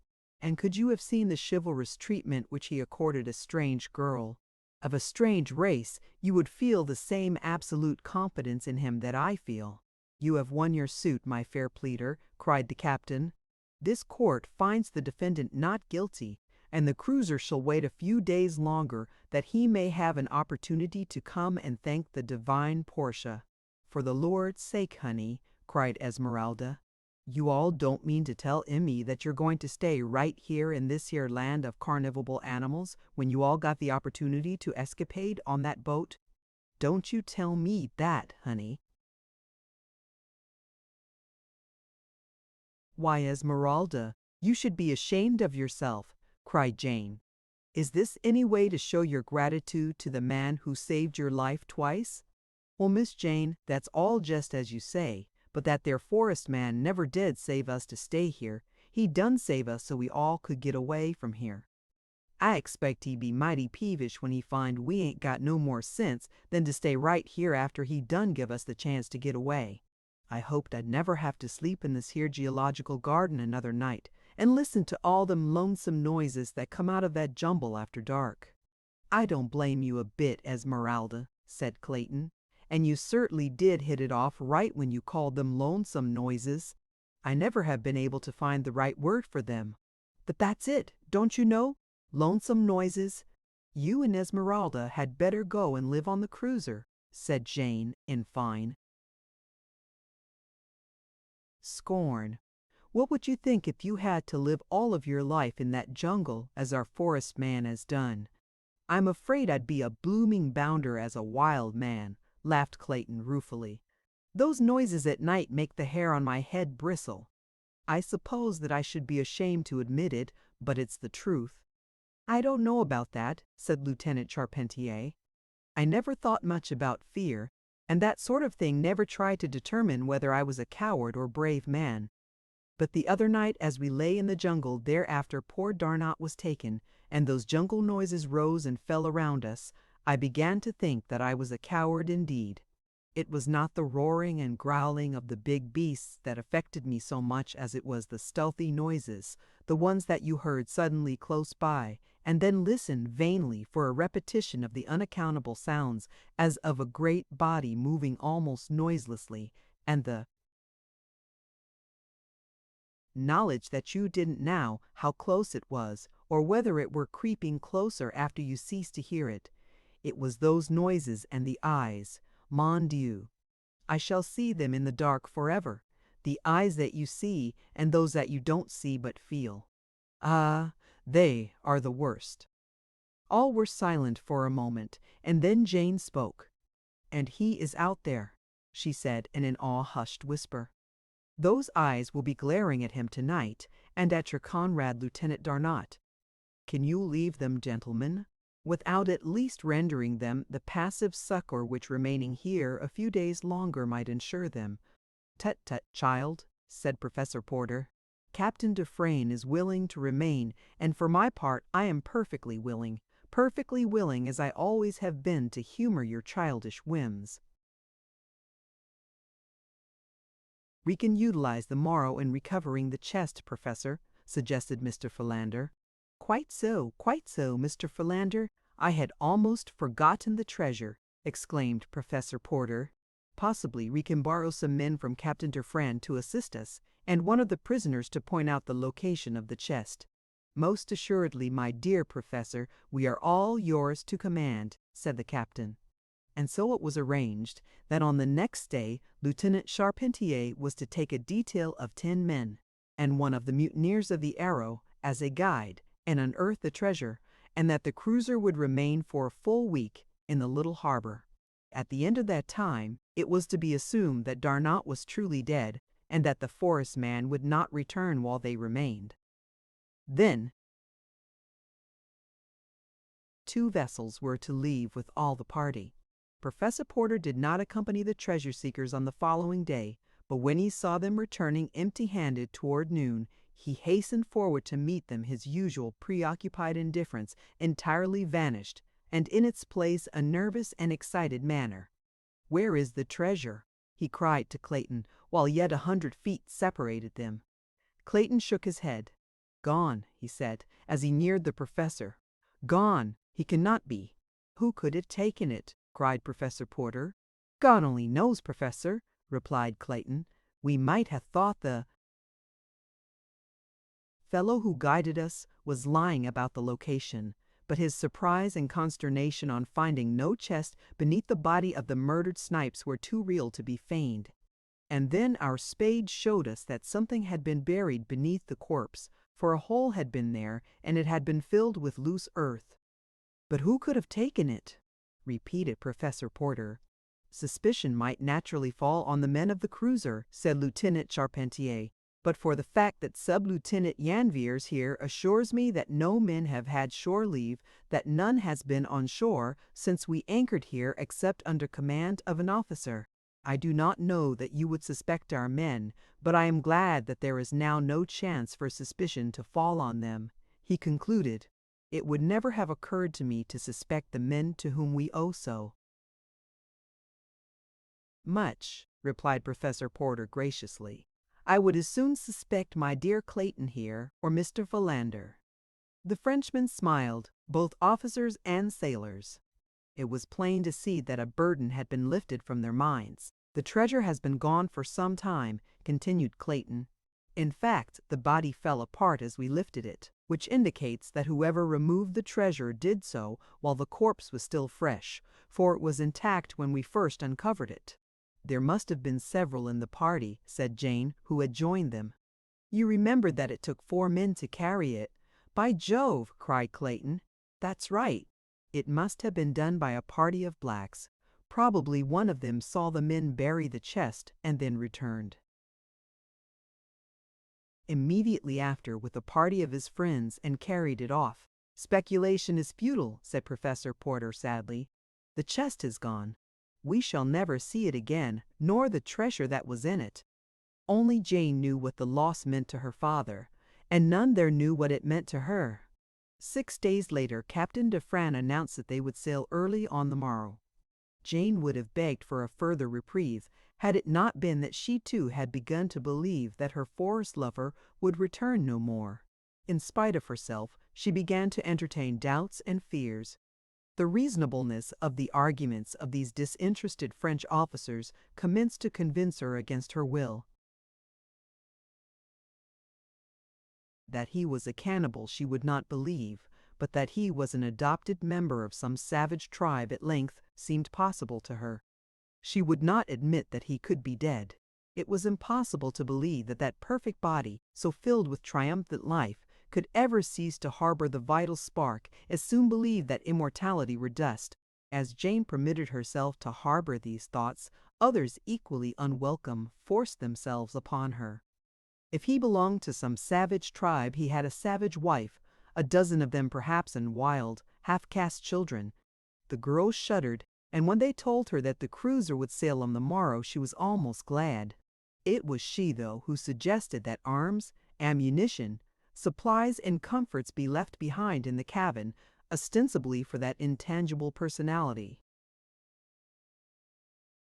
who had signed himself Tarzan of the Apes, and for Darnot should he still be living, but really, she hoped, for her forest god, even though his feet should prove of clay. And at the last minute she left a message for him, to be transmitted by Tarzan of the Apes. She was the last to leave the cabin, returning on some trivial pretext after the others had started for the boat. She kneeled down beside the bed in which she had spent so many nights and offered up a prayer for the safety of her primeval man, and crushing his locket to her lips she murmured, "I love you, and because I love you, I believe in you. But if I did not believe, still should I love. Had you come back for me, and had there been no other way, I would have gone into the jungle with you forever." Chapter 25. The Outpost of the World. With the report of his gun, Darnot saw the door fly open and the figure of a man pitch headlong within onto the cabin floor. The Frenchman in his panic raised his gun to fire again into the prostrate form, but suddenly in the half-dusk of the open door he saw that the man was white, and in another instant realized that he had shot his friend and protector, Tarzan of the Apes. With a cry of anguish, Darnot sprang to the ape-man's side, and kneeling, lifted the latter's head in his arms, calling Tarzan's name aloud. There was no response, and then Darnot placed his ear above the man's heart. To his joy, he heard its steady beating beneath. Carefully, he lifted Tarzan to the cot, and then, after closing and bolting the door, he lighted one of the lamps and examined the wound. The bullet had struck a glancing blow upon the skull. There was an ugly flesh wound, but no signs of a fracture of the skull. Darnot breathed a sigh of relief, and went about bathing the blood from Tarzan's face. Soon the cool water revived him, and presently he opened his eyes to look in questioning surprise at Darnot.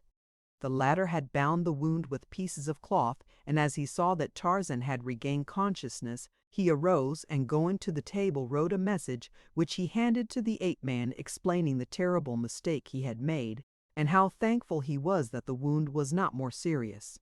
Tarzan, after reading the message, sat on the edge of the couch and laughed.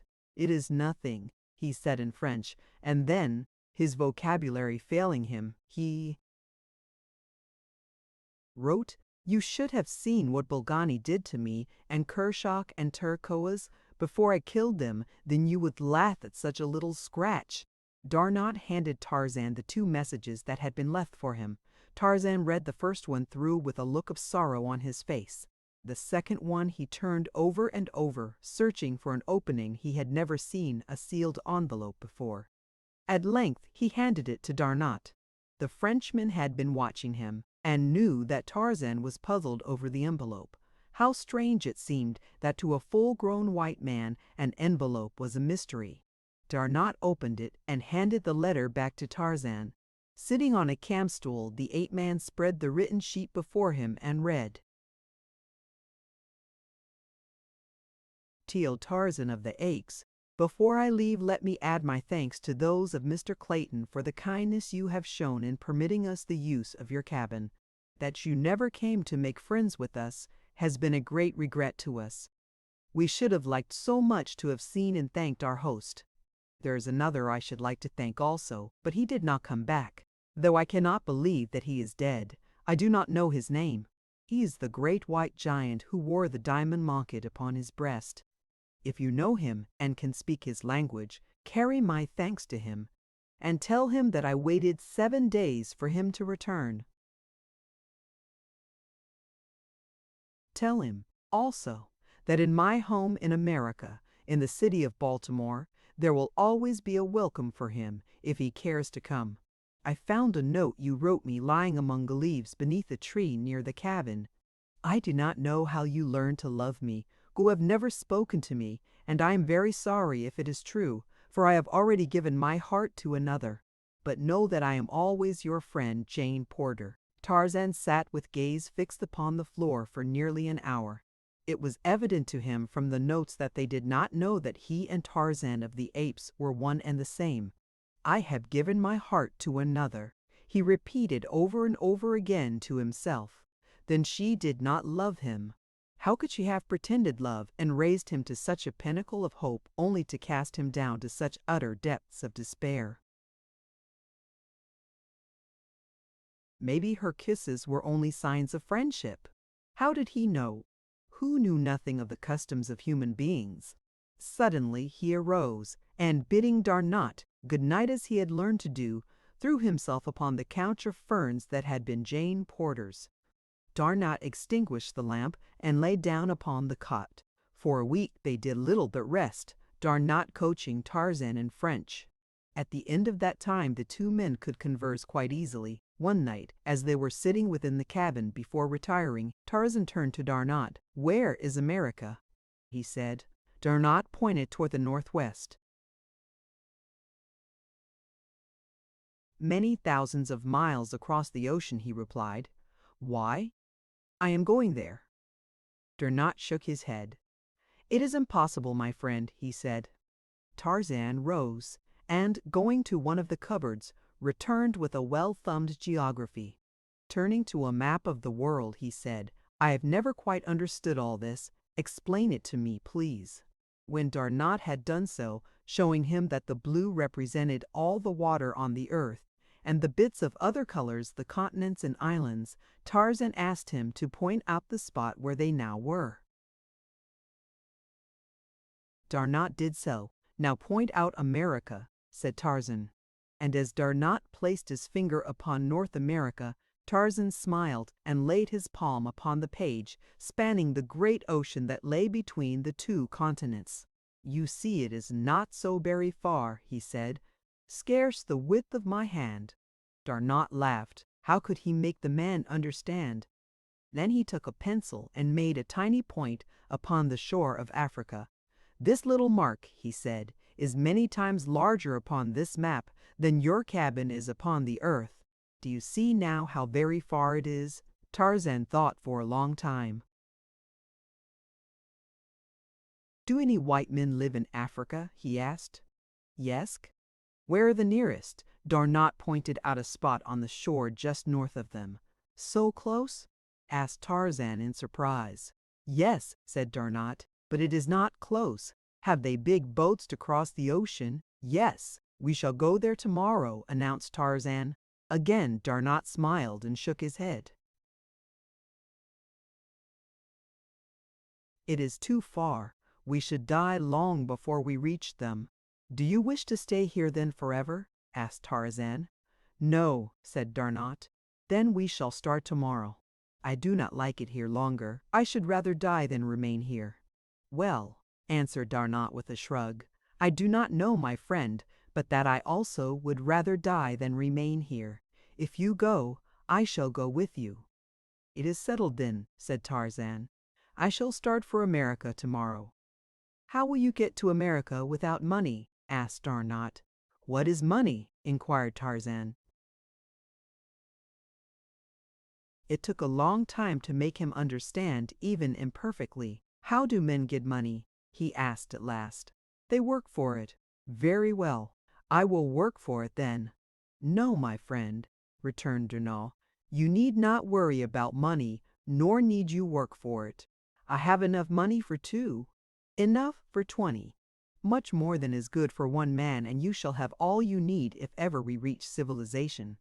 So on the following day they started north along the shore, each man carrying a rifle and ammunition, beside bedding and some food and cooking utensils. The latter seemed to Tarzan a most useless encumbrance, so he threw his away. "But you must learn to eat cooked food, my friend," remonstrated Darnot. "No civilized men eat raw flesh." "There will be time enough when I reach civilization," said Tarzan. "I do not like the things, and they only spoil the taste of good meat." For a month they traveled north, sometimes finding food in plenty, and again going hungry for days. They saw no signs of natives, nor were they molested by wild beasts. Their journey was a miracle of ease. Tarzan asked questions and learned rapidly. Darnot taught him many of the refinements of civilization, even to the use of knife and fork, but sometimes Tarzan would drop them in disgust and grasp his food in his strong brown hands, tearing it with his molars like a wild beast. Then Darnot would expostulate with him, saying, "You must not eat like a brute, Tarzan, while I am trying to make a gentleman of you. Mon Dieu! Gentlemen, do not thus, it is terrible." Tarzan would grin sheepishly and pick up his knife and fork again, but at heart he hated them. On the journey, he told Darnot about the great chest he had seen the sailors bury, of how he had dug it up and carried it to the gathering place of the apes, and buried it there. "It must be the treasure chest of Professor Porter," said Darnot. "It is too bad, but of course you did not know." Then Tarzan recalled the letter written by Jane to her friend, the one he had stolen when they first came to his cabin, and now he knew what was in the chest. And what it meant to Jane. "Tomorrow we shall go back after it," he announced to Darnot. "Go back!" exclaimed Darnot. "But, my dear fellow, we have now been 3 weeks upon the march. It would require 3 more to return to the treasure, and then, with that enormous weight which required, you say, 4 sailors to carry, it would be months before we had again reached this spot." "It must be done, my friend," insisted Tarzan. "You may go on toward civilization, and I will return for the treasure. I can go very much faster alone." "I have a better plan, Tarzan," exclaimed Darnot. "We shall go on together to the nearest settlement, and there we will charter a boat and sail back down the coast for the treasure, and so transport it easily. That will be safer and quicker, and also not require us to be separated. What do you think of that plan?" "Very well," said Tarzan. "The treasure will be there whenever we go for it, and while I could fetch it now and catch up with you in a moon or 2, I shall feel safer for you to know that you are not alone on the trail. When I see how helpless you are, Darnot, I often wonder how the human race has escaped annihilation all these ages which you tell me about. Why, Sabor, single-handed, could exterminate 1,000 of you." Darnot laughed.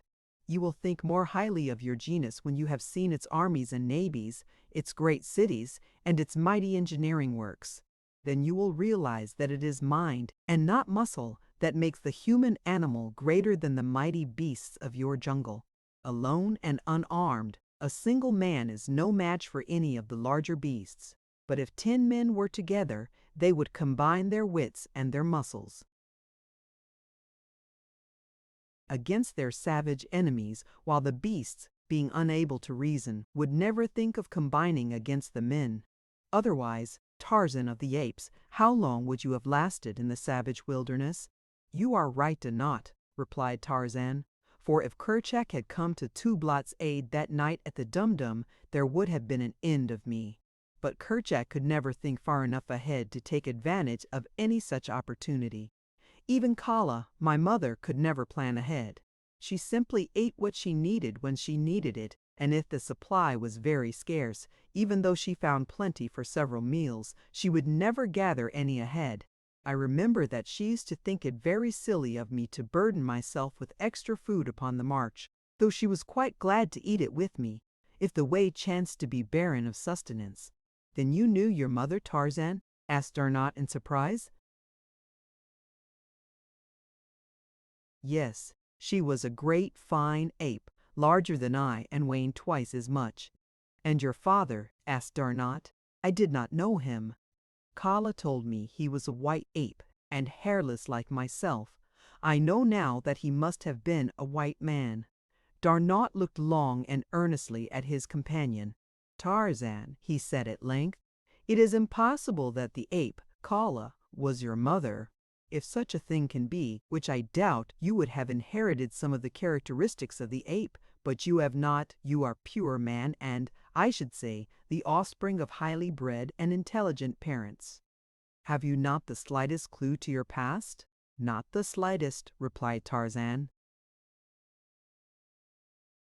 no writings in the cabin that might have told something of the lives of its original inmates. I have read everything that was in the cabin with the exception of one book which I know now to be written in a language other than English. Possibly you can read it." Tarzan fished the little black diary from the bottom of his quiver and handed it to his companion. Darnot glanced at the title page. "It is the diary of John Clayton, Lord Greystoke, an English nobleman, and it is written in French," he said. Then he proceeded to read the diary that had been written over 20 years before and which recorded the details of the story which we already know. Story of adventure, hardships, and sorrow of John Clayton and his wife Alice from the day they left England until an hour before he was struck down by Kerchak. Darnot read aloud. At times his voice broke, and he was forced to stop reading for the pitiful hopelessness that spoke between the lines. Occasionally he glanced at Tarzan, but the ape-man sat upon his haunches like a carven image, his eyes fixed upon the ground. Only when the little babe was mentioned did the tone of the diary alter from the habitual note of despair, which had crept into it by degrees after the first 2 months upon the shore. Then the passages were tinged with a subdued happiness that was even sadder than the rest. One entry showed an almost hopeful spirit. "Today our little boy is 6 months old. He is sitting in Alice's lap beside the table where I am writing, a happy, healthy, perfect child. Somehow, even against all reason, I seem to see him a grown man taking his father's place in the world, the second John Clayton, and bringing added honors to the house of Greystoke. There, as though to give my prophecy the weight of his endorsement, he has grabbed my pen in his chubby fist and with his ink-begrimed little fingers has placed the seal of his tiny fingerprints upon the page. And there, on the margin of the page, were the partially blurred imprints of 4 wee fingers and the outer half of the thumb." When Darnot had finished the diary, the 2 men sat in silence for some minutes. "Well, Tarzan of the Apes, what think you?" asked Darnot. "Does not this little book clear up the mystery of your parentage? Why, man, you were Lord Greystoke." "The book speaks of but one child," he replied. "Its little skeleton lay in the crib, where it died crying for nourishment, from the first time I entered the cabin until Professor Porter's party buried it, with its father and mother, beside the cabin. No, that was the babe the book speaks of. And the mystery of my origin is deeper than before, for I have thought much of late of the possibility of that cabin having been my birthplace. I am afraid that Kala spoke the truth," he concluded sadly. Darnot shook his head. He was unconvinced, and in his mind had sprung the determination to prove the correctness of his theory, for he had discovered the key which alone could unlock the mystery or consign it forever to the realms of the unfathomable. A week later, the 2 men came suddenly upon a clearing in the forest. In the distance were several buildings surrounded by a strong palisade. Between them and the enclosure stretched a cultivated field in which a number of Negroes were working. The 2 halted at the edge of the jungle. Tarzan fitted his bow with a poisoned arrow, but Darnot placed a hand upon his arm. "What would you do, Tarzan?" he asked. "They will try to kill us if they see us," replied Tarzan. "I prefer to be the killer." "Maybe they are friends," suggested Darnot. "They are black," was Tarzan's only reply, and again he drew back his shaft. "You must not, Tarzan," cried Darnot. "White men do not kill wantonly, mon Dieu. But you have much to learn. I pity the ruffian who crosses you, my wild man, when I take you to Paris. I will have my hands full, keeping your neck from beneath the guillotine." Tarzan lowered his bow and smiled. "I do not know why I should kill the blacks back there in my jungle, yet not kill them here. Suppose Numa, the lion, should spring out upon us, I should say. Then, I presume, good morning, Monsieur Numa. How is Madame Numa, eh?" "Wait until the blacks spring upon you," replied Darnot. "Then you may kill them. Do not assume that men are your enemies until they prove it." "Come," said Tarzan, Let us go and present ourselves to be killed." And he started straight across the field, his head high held, and the tropical sun beating upon his smooth brown skin. Behind him came Darnot, clothed in some garments which had been discarded at the cabin by Clayton when the officers of the French cruiser had fitted him out in more presentable fashion. Presently one of the blacks looked up, and beholding Tarzan, turned, shrieking, toward the palisade. In an instant the air was filled with cries of terror from the fleeing gardeners. But before any had reached the palisade, a white man emerged from the enclosure, rifle in hand, to discover the cause of the commotion. What he saw brought his rifle to his shoulder, and Tarzan of the Apes would have felt cold lead once again had not Darnot cried loudly to the man with the leveled gun, "Do not fire. We are friends." "How, then?" was the reply. "Stop, Tarzan," cried Darnot. "He thinks we are enemies." Tarzan dropped into a walk, and together he and Darnot advanced toward the white man by the gate. The latter eyed them in puzzled bewilderment. "What manner of men are you?" he asked in French. "White men," replied Darnot. "We have been lost in the jungle for a long time." The man had lowered his rifle and now advanced with outstretched hand. "I am Father Constantine of the French mission here," he said, "and I am glad to welcome you." "This is Monsieur Tarzan, Father Constantine," replied Darnot, indicating the ape man, and as the priest extended his hand to Tarzan, Darnot added, "And I am Paul Darnot of the French Navy." Father Constantine took the hand which Tarzan extended in imitation of the priest's act, while the latter took in the superb physique and handsome face in one quick, keen glance. And thus came Tarzan of the Apes to the first outpost of civilization. For a week they remained there, and the ape-man, keenly observant, learned much of the ways of men.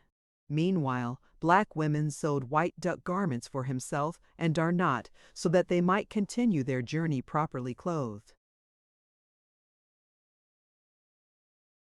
Chapter 26. The Height of Civilization. Another month brought them to a little group of buildings at the mouth of a wide river, and there Tarzan saw many boats, and was filled with the timidity of the wild thing by the sight of many men. Gradually he became accustomed to the strange noises and the odd ways of civilization, so that presently none might know that 2 short months before this handsome Frenchman in immaculate white ducks, who laughed and chatted with the gayest of them, had been swinging naked through primeval forests to pounce upon some unwary victim, which, raw, was to fill his savage belly. The knife and fork, so contemptuously flung aside a month before, Tarzan now manipulated as exquisitely as did the polished Darnot. So apt a pupil had he been that the young Frenchman had labored assiduously to make of Tarzan of the Apes a polished gentleman in so far as nicety of manners and speech were concerned.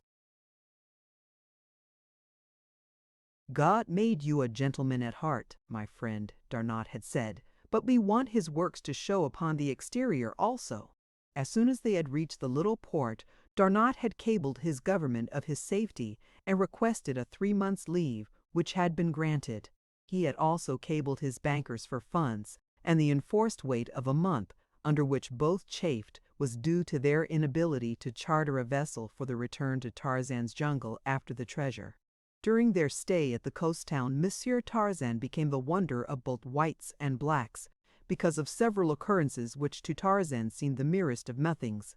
Once a huge black crazed by drink had run amok and terrorized the town, until his evil star had led him to where the black-haired French giant lolled upon the veranda of the hotel.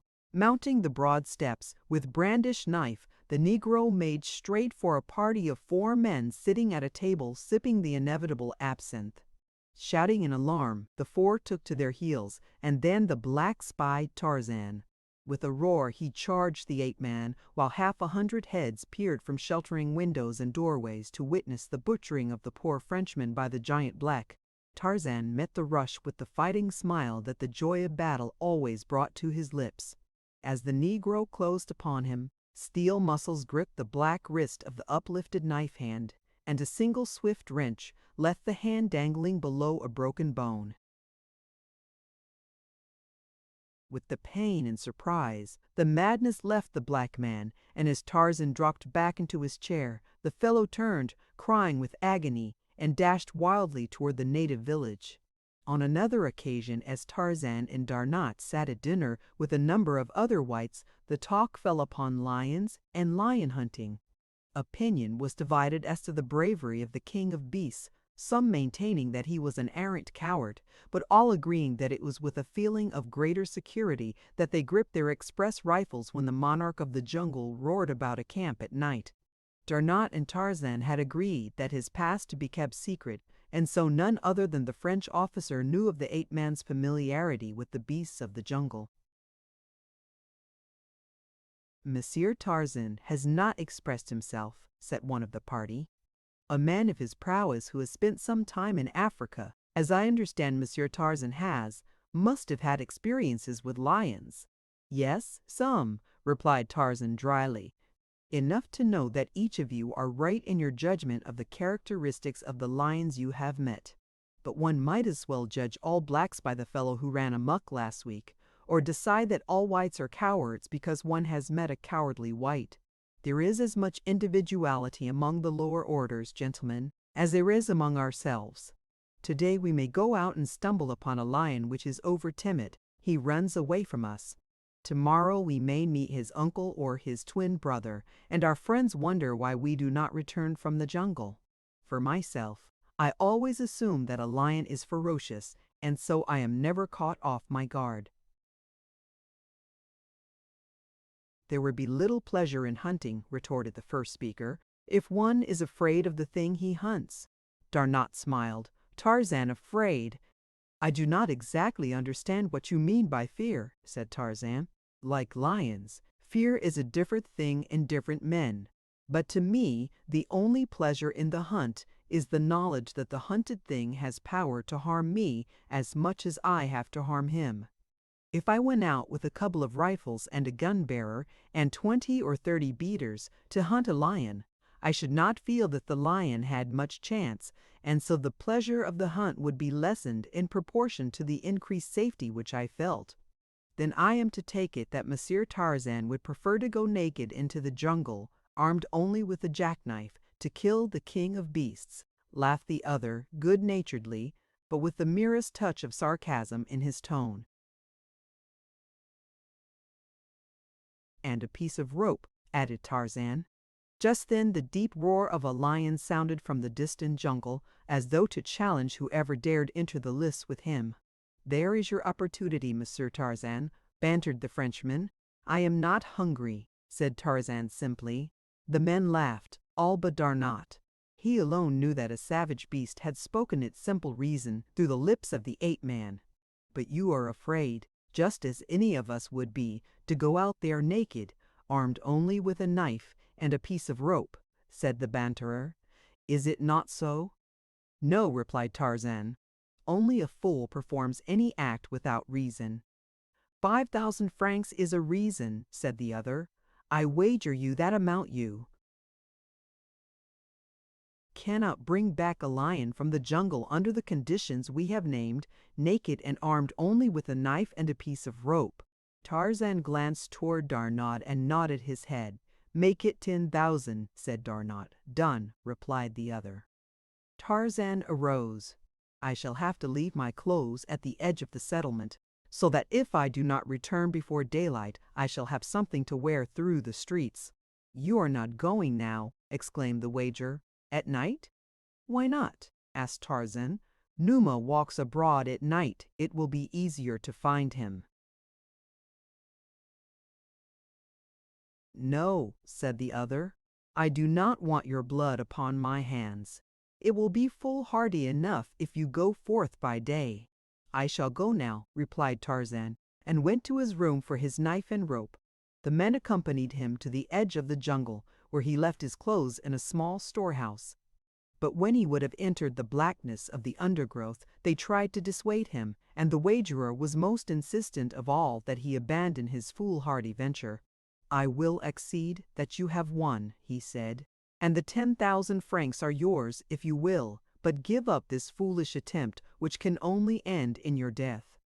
Tarzan laughed, and in another moment the jungle had swallowed him. The men stood silent for some moments, and then slowly turned and walked back to the hotel veranda. Tarzan had no sooner entered the jungle than he took to the trees, and it was with a feeling of exultant freedom that he swung once more through the forest branches. This was life. Ah, how he loved it! Civilization held nothing like this in its narrow and circumscribed sphere, hemmed in by restrictions and conventionalities. Even clothes were a hindrance and a nuisance. At last he was free. He had not realized what a prisoner he had been. How easy it would be to circle back to the coast and then make toward the south and his own jungle and cabin. Now he caught the scent of Numa, for he was traveling upwind. Presently, his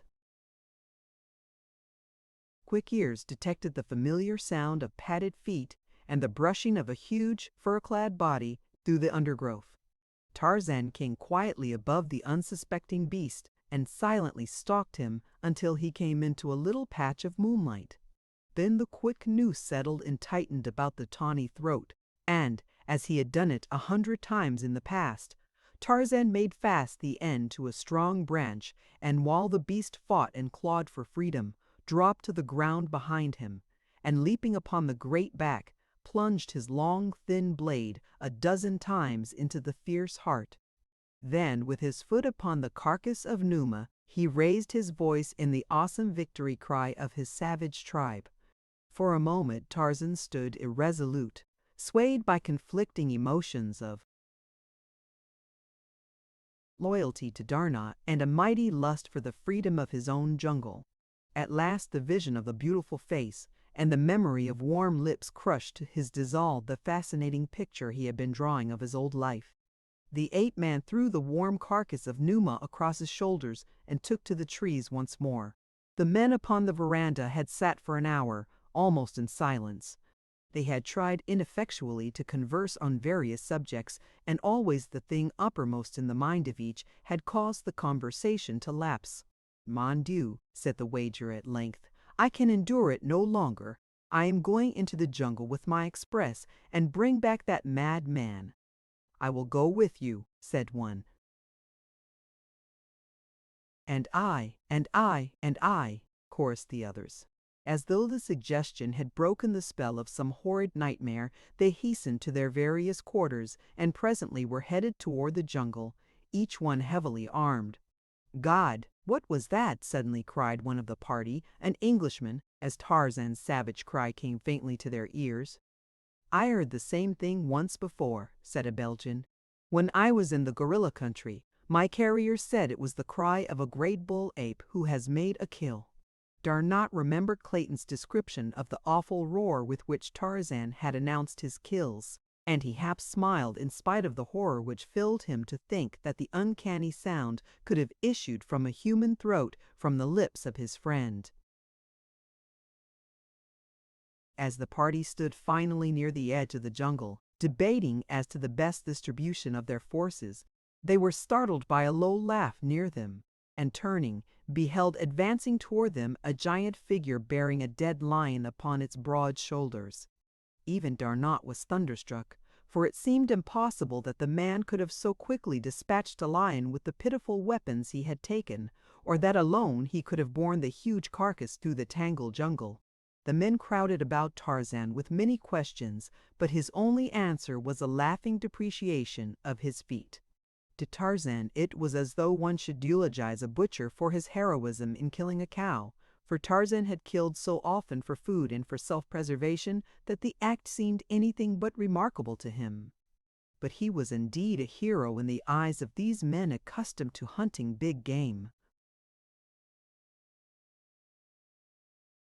Incidentally, he had won 10,000 francs, for Darnot insisted that he keep it all.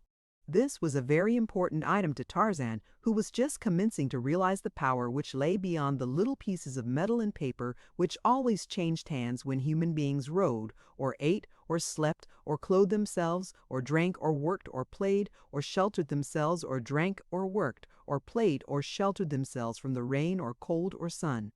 It had become evident to Tarzan that without money one must die. Darnot had told him not to worry, since he had more than enough for both, but the ape-man was learning many things, and one of them was that people looked down upon one who accepted money from another without giving something of equal value in exchange. Shortly after the episode of the lion hunt, Darnot succeeded in chartering an ancient tub for the coastwise trip to Tarzan's landlocked harbor. It was a happy morning for them both when the little vessel weighed anchor and made for the open sea. The trip to the beach was uneventful, and the morning after they dropped anchor before the cabin, Tarzan, garbed once more in his jungle regalia and carrying a spade, set out alone for the amphitheater of the apes where lay the treasure. Late the next day he returned, bearing the great chest upon his shoulder, and at sunrise the little vessel worked through the harbor's mouth and took up her northward journey. 3 weeks later Tarzan and Darnot were passengers on board a French steamer bound for Lyons, and after a few days in that city, Darnot took Tarzan to Paris. The ape-man was anxious to proceed to America, but Darnot insisted that he must accompany him to Paris first, nor would he divulge the nature of the urgent necessity upon which he based his demand. One of the first things which Darnot accomplished after their arrival was to arrange to visit a high official of the police department, an old friend, and to take Tarzan with him. Adroitly Darnot led the conversation from point to point until the policeman had explained to the interested Tarzan many of the methods in vogue for apprehending and identifying criminals. Not the least interesting to Tarzan was the part played by fingerprints in this fascinating science. "But of what value are these imprints?" asked Tarzan, when, after a few years, the lines upon the fingers are entirely changed by the wearing out of the old tissue and the growth of new. "The lines never change," replied the official. "From infancy to senility, the fingerprints of an individual change only in size, except as injuries alter the loops and whorls. But if imprints have been taken of the thumb and forefingers of both hands, one must needs lose all entirely to escape identification." "It is marvelous!" exclaimed Darnot. "I wonder what the lines upon my own fingers may resemble." "We can soon see," replied the police officer, and ringing a bell he summoned an assistant to whom he issued a few directions.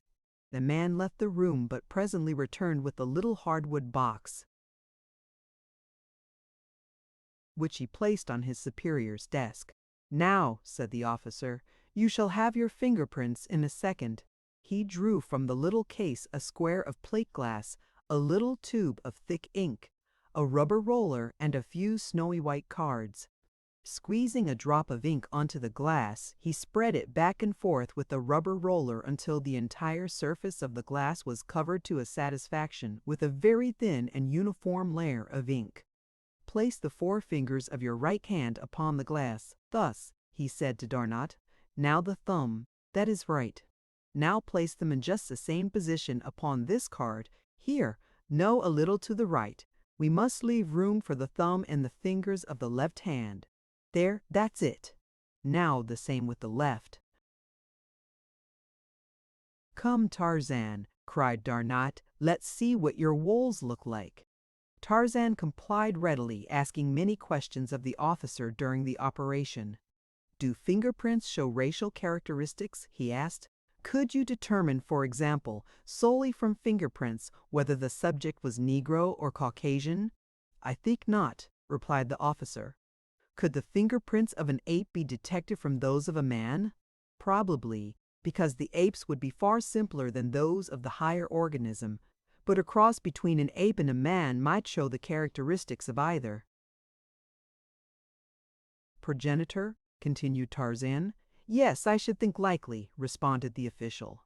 but the science has not progressed sufficiently to render it exact enough in such matters.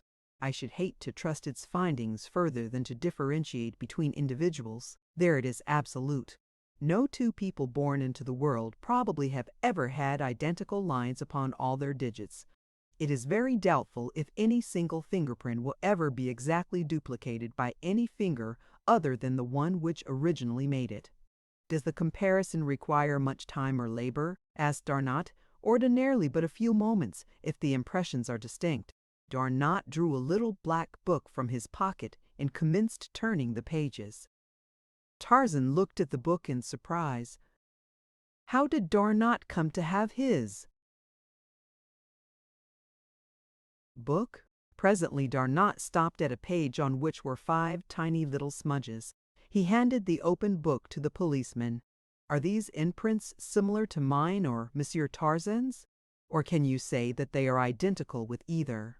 The officer drew a powerful glass from his desk and examined all 3 specimens carefully, making notations meanwhile upon a pad of paper.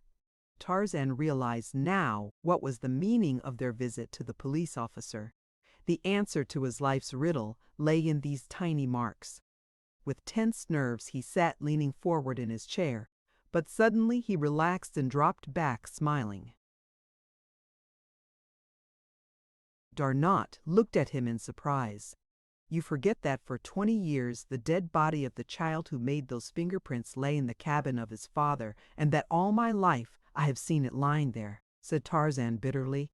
The policeman looked up in astonishment. Go ahead, Captain, with your examination, said Darnot. We will tell you the story later, provided Monsieur Tarzan is agreeable. Tarzan nodded his head. But you are mad, my dear Darnot, he insisted. Those little fingers are buried on the west coast of Africa. I do not know as to that, Tarzan, replied Darnot.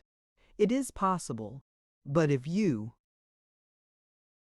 are not the son of John Clayton, then how in heaven's name did you come into that God-forsaken jungle where no white man other than John Clayton had ever set foot? You forget, Kala, said Tarzan. I do not even consider her, replied Darnot. The friends had walked to the broad window overlooking the boulevard as they talked. For some time they stood there gazing out upon the busy throng beneath, each wrapped in his own thoughts. It takes some time to compare fingerprints, thought Darnot, turning to look at the police officer. To his astonishment, he saw the official leaning back in his chair, hastily scanning the contents of the little black diary. Darnot coughed. The policeman looked up and, catching his eye, raised his finger to admonish silence. Darnot turned back to the window, and presently the police officer spoke. Gentlemen, he said. Both turned toward him. There is evidently a great deal at stake, which must hinge to a greater or lesser extent upon the absolute correctness of this comparison. I therefore ask that you leave the entire matter in my hands until Monsieur Descours, our expert, returns. It will be but a matter of a few days.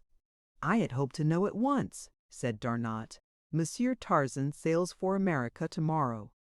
I will promise that you can cable him a report within 2 weeks, replied the officer, but what it will be I dare not say. There are resemblances, yet, well, we had better leave it for Monsieur Descours to solve. Chapter 27. The Giant Again. A taxicab drew up before an old-fashioned residence upon the outskirts of Baltimore. A man of about 40, well-built and with strong, regular features, stepped out, and paying the chauffeur dismissed him. A moment later the passenger was entering the library of the old home. "Ah, Mr. Candler!" exclaimed an old man, rising to greet him. "Good evening, my dear professor," cried the man, extending a cordial hand. "Who admitted you?" asked the professor. "Esmeralda." "Then she will acquaint Jane with the fact that you are here?" said the old man. "No, Professor," replied Candler, "for I came primarily to see you." "Ah, I am honored," said Professor Porter. "Professor," continued Robert Candler, with great deliberation, as though carefully weighing his words, "I have come this evening to speak with you about Jane." You know my aspirations, and you have been generous enough to approve my suit. Professor Archimedes Q. Porter fidgeted in his armchair. The subject always made him uncomfortable. He could not understand why. Candler was a splendid match. But Jane, continued Candler, I cannot understand her. She puts me off first on one ground and then another. I have always the feeling that she breathes a sigh of relief every time I bid her goodbye. Tut, tut, said Professor Porter. Tut, tut, Mr. Candler. Jane is a most obedient daughter. She will do precisely as I tell her. Then I can still count on your support, asked Candler, a tone of relief marking his voice. Certainly, sir. Certainly, sir, exclaimed Professor Porter. How could you doubt it? There is young Clayton, you know, suggested Candler. He has been hanging about for months. I don't know that Jane cares for him, but beside his title, they say he has inherited a very considerable estate from his father, and it might not be strange if he finally won her, unless, and Candler paused. Tut, tut, Mr. Candler. Unless what? Unless you see fit to request that Jane and I be married at once, said Candler, slowly and distinctly. I have already suggested to Jane that it would be desirable, said Professor Porter sadly, for we can no longer afford to keep up this house and live as her associations demand. What was her reply? Asked Candler.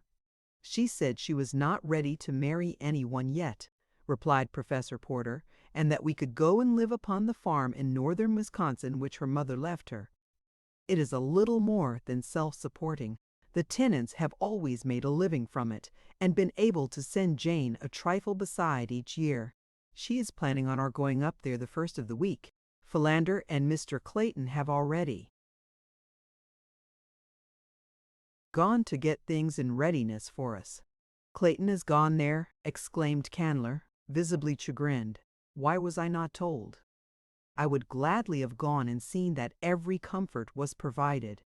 Jane feels that we are already too much in your debt, Mr. Candler, said Professor Porter. Candler was about to reply when the sound of footsteps came from the hall without, and Jane entered the room. Oh, I beg your pardon, she exclaimed, pausing on the threshold. I thought you were alone, Papa. It is only I, Jane, said Candler, who had risen. Won't you come in and join the family group? We were just speaking of you.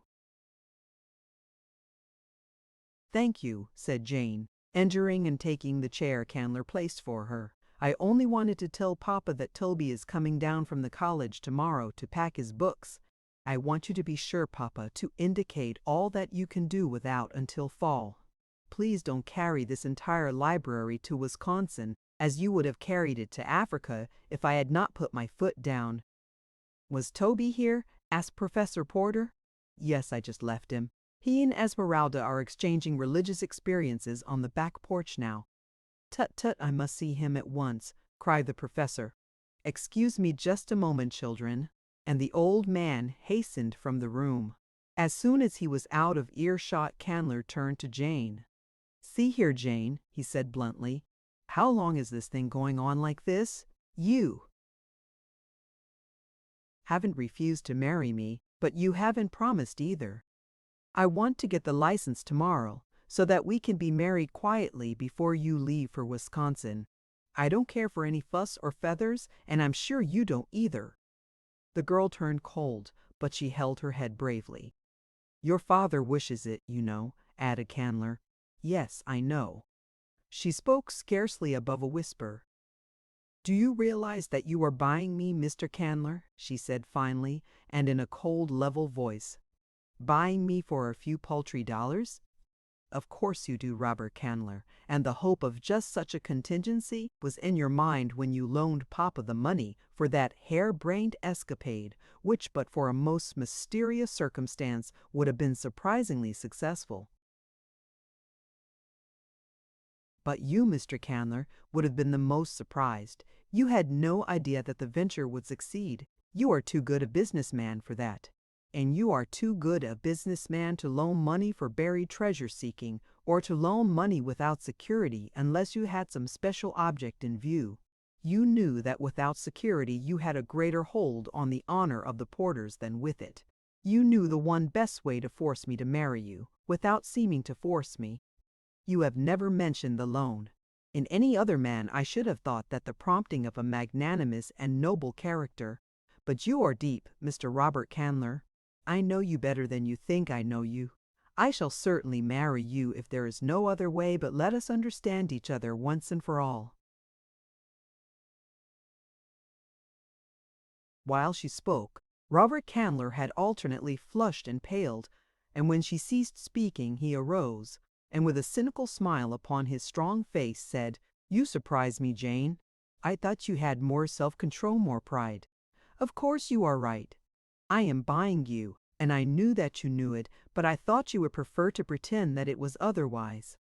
I should have thought your self-respect and your porter pride would have shrunk from admitting even to yourself that you were a bought woman. But have it your own way, dear girl," he added lightly. "I am going to have you, and that is all that interests me." Without a word the girl turned and left the room. Jane was not married before she left with her father and Esmeralda for her little Wisconsin farm, and as she coldly bid Robert Candler goodbye as her train pulled out, he called to her that he would join them in a week or two. At their destination, they were met by Clayton and Mr. Philander in a huge touring car belonging to the former, and quickly whirled away through the dense northern woods toward the little farm which the girl had not visited before since childhood. The farmhouse, which stood on a little elevation some 100 yards from the tenant house, had undergone a complete transformation during the 3 weeks that Clayton and Mr. Philander had been there. The former had imported a small army of carpenters and plasterers, plumbers and painters from a distant city, and what had been but a dilapidated shell when they reached it was now a cozy little 2-story house filled with every modern convenience procurable in so short a time. "Why, Mr. Clayton, what have you done?" cried Jane Porter, her heart sinking within her as she realized the probable size of the expenditure that had been made. "S.S. Shea," cautioned Clayton. "Don't let your father guess. If you don't tell him he will never notice, and I simply couldn't think of him living in the terrible squalor and sordidness which Mr. Philander and I found. It was so little when I would like to do so much, Jane. For his sake, please, never mention it." "But you know that we can't repay you," cried the girl. "Why do you want to put me under such terrible obligations?" "Don't, Jane," said Clayton sadly. "If it had been just you, believe me, I wouldn't have done it, for I knew from the start that it would only hurt me in your eyes, but I couldn't think of that dear old man living in the hole we found here. Won't you please believe that I did it just for him and give me that little crumb of pleasure, at least?" "I do believe you, Mr. Clayton," said the girl, "because I know you are big enough and generous enough to have done it just for him, and oh, Cecil, I wish I might repay you as you deserve, as you would wish." "Why can't you, Jane?" "Because I love another." "Candler? No, but you are going to marry him. He told me as much before I left Baltimore." The girl winced. "I do not love him," she said almost proudly. "Is it because of the money, Jane?" She nodded. "Then am I so much less desirable than Candler? I have money enough, and far more, for every need," he said bitterly. "I do not love you, Cecil," she said, "but I respect you. If I must disgrace myself by such a bargain with any man, I prefer that it be one I already despise. I should loathe the man to whom I sold myself without love, whomsoever he might be. You will be happier," she concluded, "alone with my respect and friendship than with me and my contempt." He did not press the matter further, but if ever a man had murder in his heart, it was William Cecil Clayton, Lord Greystoke, when a week later Robert Candler drew up before the farmhouse in his purring 6-cylinder. A week passed, a tense, uneventful, but uncomfortable week for all the inmates of the little Wisconsin farmhouse. Candler was insistent that Jane marry him at once. At length she gave in from sheer loathing of the continued and hateful importuning. It was agreed that on the morrow Candler was to drive to town and bring back the license and a minister. Clayton had wanted to leave as soon as the plan was announced, but the girl's tired, hopeless look kept him. He could not desert her. Something might happen yet, he tried to console himself by thinking, and in his heart he knew that it would require but a tiny spark to turn his hatred for Candler into the bloodlust of the killer. Early the next morning Candler set out for town. In the east, smoke could be seen lying low over the forest, for a fire had been raging for a week not far from them, but the winds still lay in the west and no danger threatened them. About noon, Jane started off for a walk. She would not let Clayton accompany her. She wanted to be alone, she said, and he respected her wishes. In the house, Professor Porter and Mr. Philander were immersed in an absorbing discussion of some weighty scientific problem. Esmeralda dozed in the kitchen, and Clayton, heavy-eyed after a sleepless night, threw himself down upon the couch in the living room and soon dropped into a fitful slumber. To the east, the black smoke clouds rose higher into the heavens. Suddenly they eddied and then commenced to drift rapidly toward the west. On and on they came. The inmates of the tenant house were gone, for it was market day, and none was there to see the rapid approach of the fiery demon. Soon the flames had spanned the road to the south and cut off Candler's return. A little fluctuation of the wind now carried the path of the forest fire to the north, then blew back, and the flames nearly stood still as though held in leash by some master hand. Suddenly, out of the northeast, a great black car came careening down the road. With a jolt it stopped before the cottage, and a black-haired giant leaped out to run up onto the porch. Without a pause, he rushed into the house. On the couch lay Clayton. The man started in surprise, but with a bound was at the side of the sleeping man. Shaking him roughly by the shoulder, he cried, "My God, Clayton, are you all mad here? Don't you know you are nearly surrounded by fire? Where is Miss Porter?" Clayton sprang to his feet. He did not recognize the man, but he understood the words and was upon the veranda in a bound. "Scott!" he cried, and then, dashing back into the house, "Jane! Jane! Where are you?" In an instant Esmeralda, Professor Porter, and Mr. Philander had joined the two men. "Where is Miss Jane?" cried Clayton, seizing Esmeralda by the shoulders and shaking her roughly. "Oh, Gabrielle, Mr. Clayton, she done gone for a walk." "Hasn't she come back yet?" And, without waiting for a reply, Clayton dashed out into the yard, followed by the others. "Which way did she go?" cried the black-haired giant of Esmeralda. "Down that road," cried the frightened woman, pointing toward the south where a mighty wall of roaring flames shut out the view. "Put these people in the other car," shouted the stranger to Clayton. "I saw one as I drove up, and get them out of here by the north road. Leave my car here. If I find Miss Porter, we shall need it. If I don't, no one will need it. Do as I say." As Clayton hesitated, and then they saw the lithe figure bound away across the clearing toward the northwest, where the forest still stood, untouched by flame. In each rose the unaccountable feeling that a great responsibility had been raised from their shoulders, a kind of implicit confidence in the power of the stranger to save Jane if she could be saved. "Who was that?" asked Professor Porter. "I do not know," replied Clayton. "He called me by name, and he knew Jane, for he asked for her, and he called Esmeralda by name." "There was something most startlingly familiar about him," exclaimed Mr. Philander. "And yet, bless me, I know I never saw him before." "Tut, tut!" cried Professor Porter. "Most remarkable. Who could it have been, and why do I feel that Jane is safe now that he has set out in search of her?" "I can't tell you, Professor," said Clayton soberly, "but I know I have the same uncanny feeling." "But come," he cried, "we must get out of here ourselves, or we shall be shut off," and the party hastened toward Clayton's car.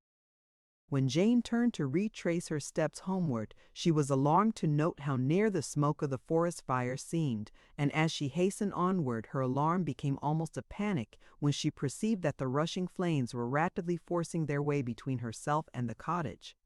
At length she was compelled to turn into the dense thicket and attempt to force her way to the west, in an effort to circle around the flames and reach the house. In a short time the futility of her attempt became apparent, and then her one hope lay in retracing her steps to the road and flying for her life to the south toward the town. The 20 minutes that it took her to regain the road was all that had been needed to cut off her retreat as effectually as her advance had been cut off before. A short run down the road brought her to a horrified stand, for there before her was another wall of flame. An arm of the main conflagration had shot out a half-mile south of its parent to embrace this tiny strip of road in its implacable clutches. Jane knew that it was useless again to attempt to force her way through the undergrowth. She had tried it once and failed. Now she realized that it would be but a matter of minutes ere the whole space between the north and the south would be a seething mass of billowing flames. Calmly, the girl kneeled down in the dust of the roadway and prayed for strength to meet her fate bravely and for the delivery of her father and her. Friends from death. Suddenly she heard her name being called aloud through the forest. Jane! Jane Porter! It rang strong and clear, but in a strange voice. Here! She called in reply. Here! In the roadway! Then through the branches of the trees she saw a figure swinging with the speed of a squirrel. A veering of the wind blew a cloud of smoke about them, and she could no longer see the man who was speeding toward her, but suddenly she felt a great arm about her. Then she was lifted up, and she felt the rushing of the wind and the occasional brush of a branch as she was borne along. She opened her eyes. Far below her lay the undergrowth and the hard earth. About her was the waving foliage of the forest. From tree to tree swung the giant figure which bore her, and it seemed to Jane that she was living over in a dream the experience that had been hers in that far African jungle. Oh, if it were but the same man who had borne her so swiftly through the tangled verdure on that other day. But that was impossible. Yet who else in all the world was there with the strength and agility to do what this man was now doing? She stole a sudden glance at the face close to hers, and then she gave a little frightened gasp. It was he, my forest man, she murmured. No, I must be delirious. Yes, your man, Jane Porter. Your savage, primeval man, come out of the jungle to claim his mate, the woman who ran away from him, he added almost fiercely. I did not run away, she whispered. I would only consent to leave when they had waited a week for you to return. They had come to a point beyond the fire now, and he had turned back to the clearing. Side by side, they were walking toward the cottage. The wind had changed once more, and the fire was burning back upon itself. Another hour like that, and it would be burned out. Why did you not return? She asked. I was nursing Dernot. He was badly wounded. Ah, I knew it, she exclaimed. They said you had gone to join the blacks, that they were your people. He laughed. But you did not believe them, Jane? No. What shall I call you? She asked. What is your name? I was Tarzan of the Apes when you first knew me, he said. Tarzan of the Apes, she cried, and that was your note I answered when I left? Yes, whose did you think it was?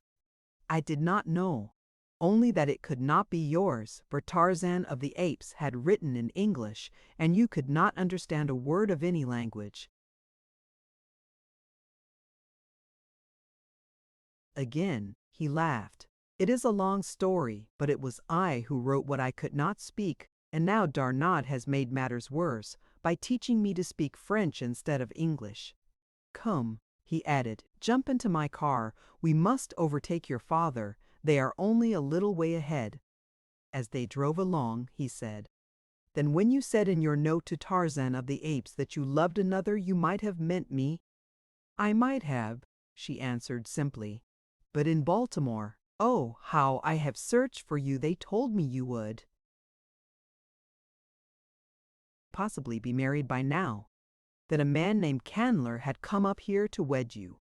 Is that true? Yes. Do you love him? No. Do you love him? No. Do you love me? She buried her face in her hands. I am promised to another. I cannot answer you, Tarzan of the Apes, she cried. You have answered. Now tell me why you would marry one you do not love.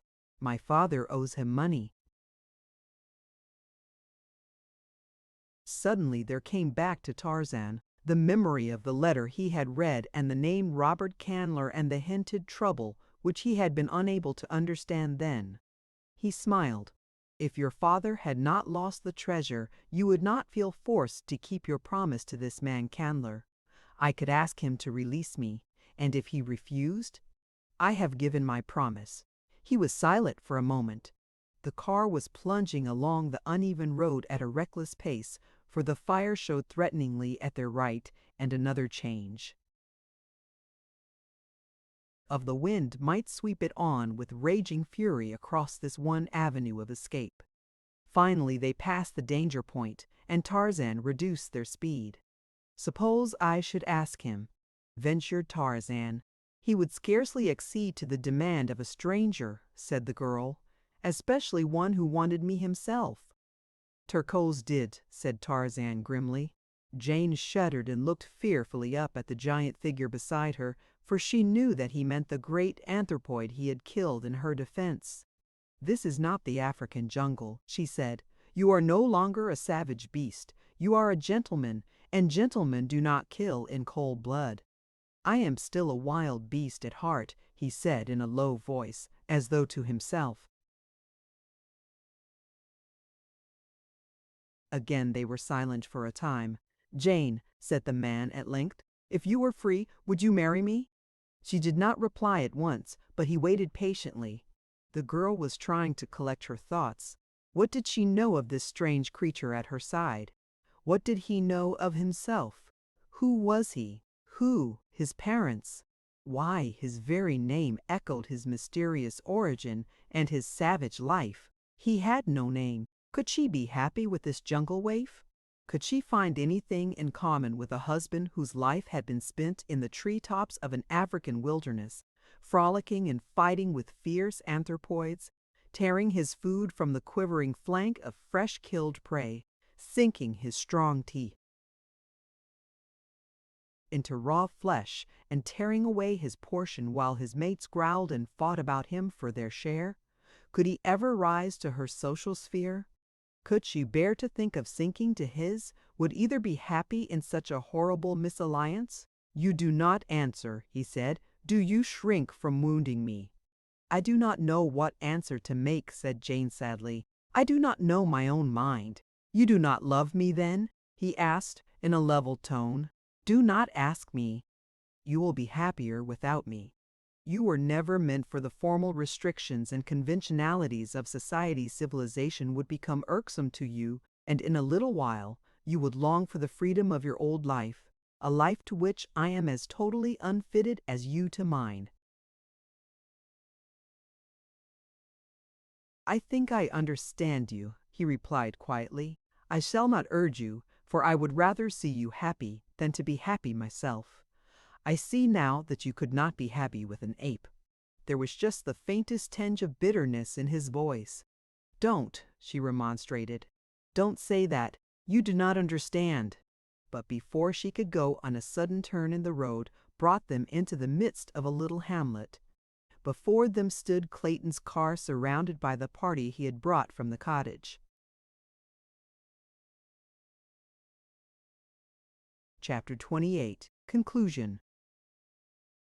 At the sight of Jane, cries of relief and delight broke from every lip, and as Tarzan's car stopped beside the other, Professor Porter caught his daughter in his arms. For a moment no one noticed Tarzan sitting silently in his seat.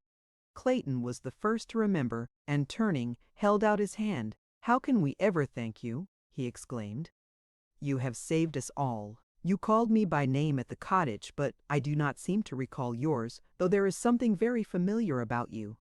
It is as though I had known you well under very different conditions a long time ago." Tarzan smiled as he took the proffered hand.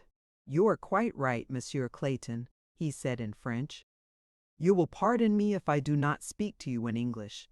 I am just learning it, and while I understand it fairly well, I speak it very poorly." "But who are you?" insisted Clayton, speaking in French this time himself. "Tarzan of the Apes." Clayton started back in surprise. "By Jove!" he exclaimed, "it is true!" And Professor Porter and Mr. Philander pressed forward to add their thanks to Clayton's and to voice their surprise and pleasure at seeing their jungle friend so far from his savage home. The party now entered the modest little hostelry, where Clayton soon made arrangements for their entertainment. They were sitting in the little, stuffy parlor when the distant chugging of approaching automobile caught their attention.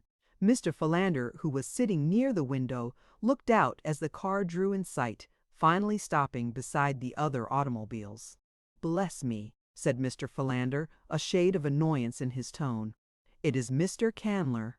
I had hoped, I had thought, how very happy we should be that he was not caught in the fire," he ended lamely. "Tut, tut, Mr. Philander," said Professor Porter.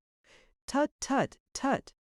I have often admonished my pupils to count 10 before speaking. Were I you, Mr. Philander, I should count at least 1,000, and then maintain a discreet silence." "Bless me, yes," acquiesced Mr. Philander. "But who is the clerical-appearing gentleman with him?" Jane blanched. Clayton moved uneasily in his chair. Professor Porter removed his spectacles nervously and breathed upon them, but replaced them on his nose without wiping. The ubiquitous Esmeralda grunted. Only Tarzan did not comprehend. Presently Robert Candler burst into the room. "Thank God!" he cried. "I feared the worst until I saw your car, Clayton. I was cut off on the south road and had to go away back to town and then strike east to this road. I thought we'd never reach the cottage." No one seemed to enthuse much.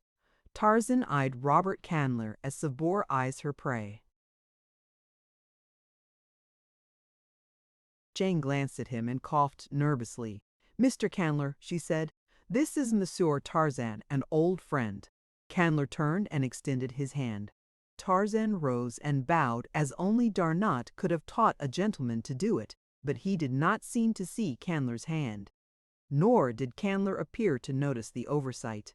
"This is the Reverend Mr. Tousley, Jane," said Candler, turning to the clerical party behind him. "Mr. Tousley, Miss Porter."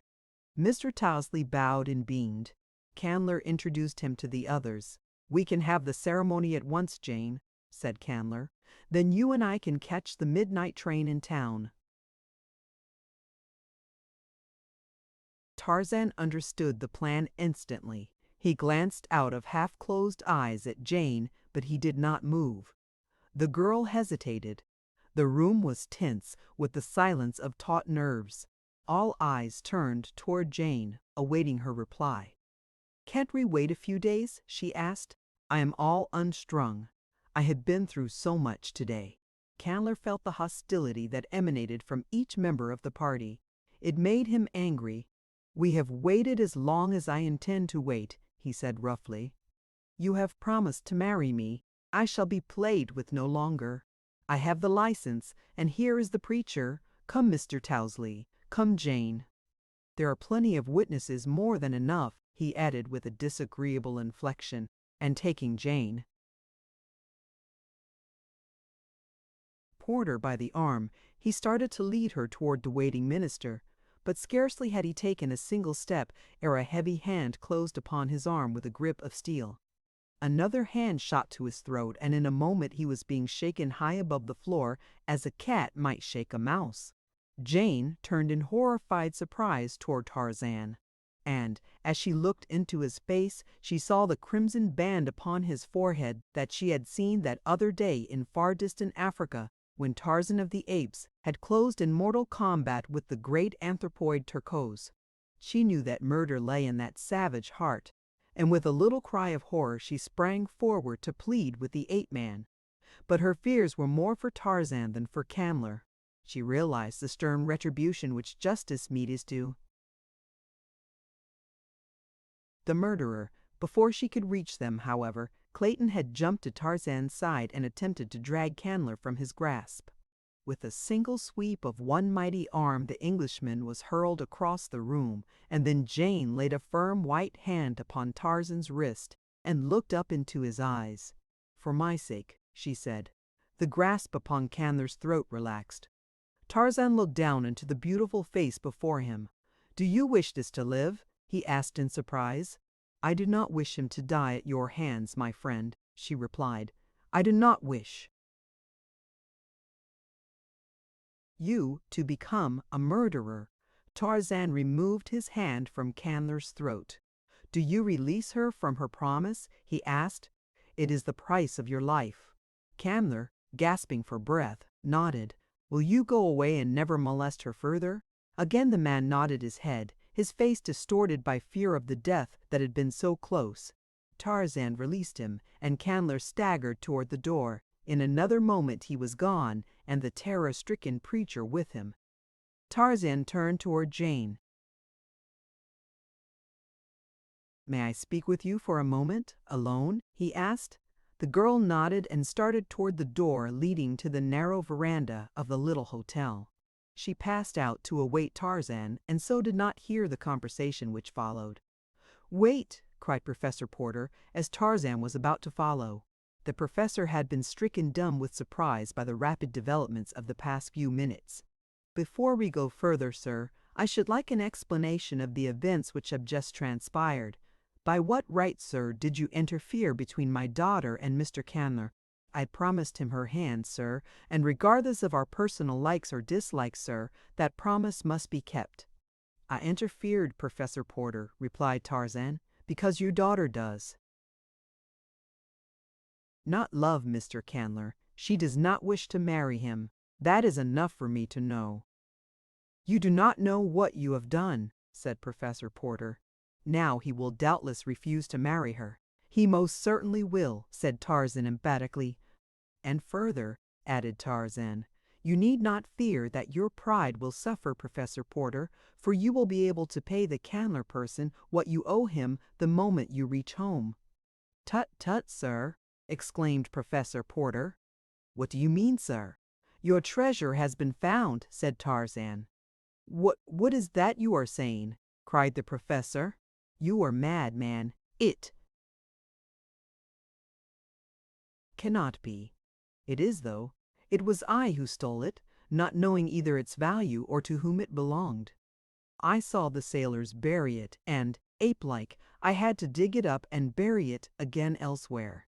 When Darnot told me what it was, and what it meant to you, I returned to the jungle and recovered it. It had caused so much crime and suffering and sorrow that Darnot thought it best not to attempt to bring the treasure itself on here, as had been my intention, so I have brought a letter of credit instead. Here it is, Professor Porter," and Tarzan drew an envelope from his pocket and handed it to the astonished professor. $241,000. The treasure was most carefully appraised by experts, but lest there should be any question in your mind, Darnot himself bought it and is holding it for you, should you prefer the treasure to the credit. "To the already great burden of the obligations we owe you, sir," said Professor Porter with trembling voice, "is now added this greatest of all services.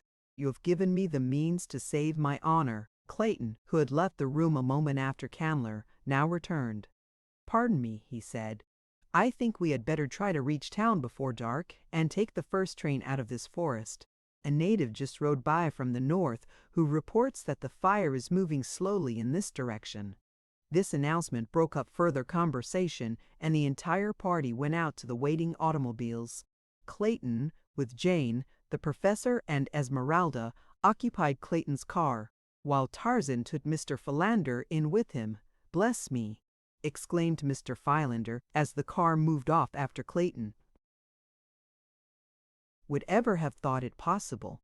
The last time I saw you, you were a veritable wild man, skipping about among the branches of a tropical African forest, and now you are driving me along a Wisconsin road in a French automobile. Bless me, but it is most remarkable." "Yes," assented Tarzan, and then, after a pause, "Mr. Philander, do you recall any of the details of the finding and burying of 3 skeletons found in my cabin beside that African jungle?" "Very distinctly, sir, very distinctly," replied Mr. Philander. "Was there anything peculiar about any of those skeletons?" Mr. Philander eyed Tarzan narrowly. "Why do you ask?" "It means a great deal to me to know," replied Tarzan. "Your answer may clear up a mystery. It can do no worse, at any rate, than to leave it still a mystery.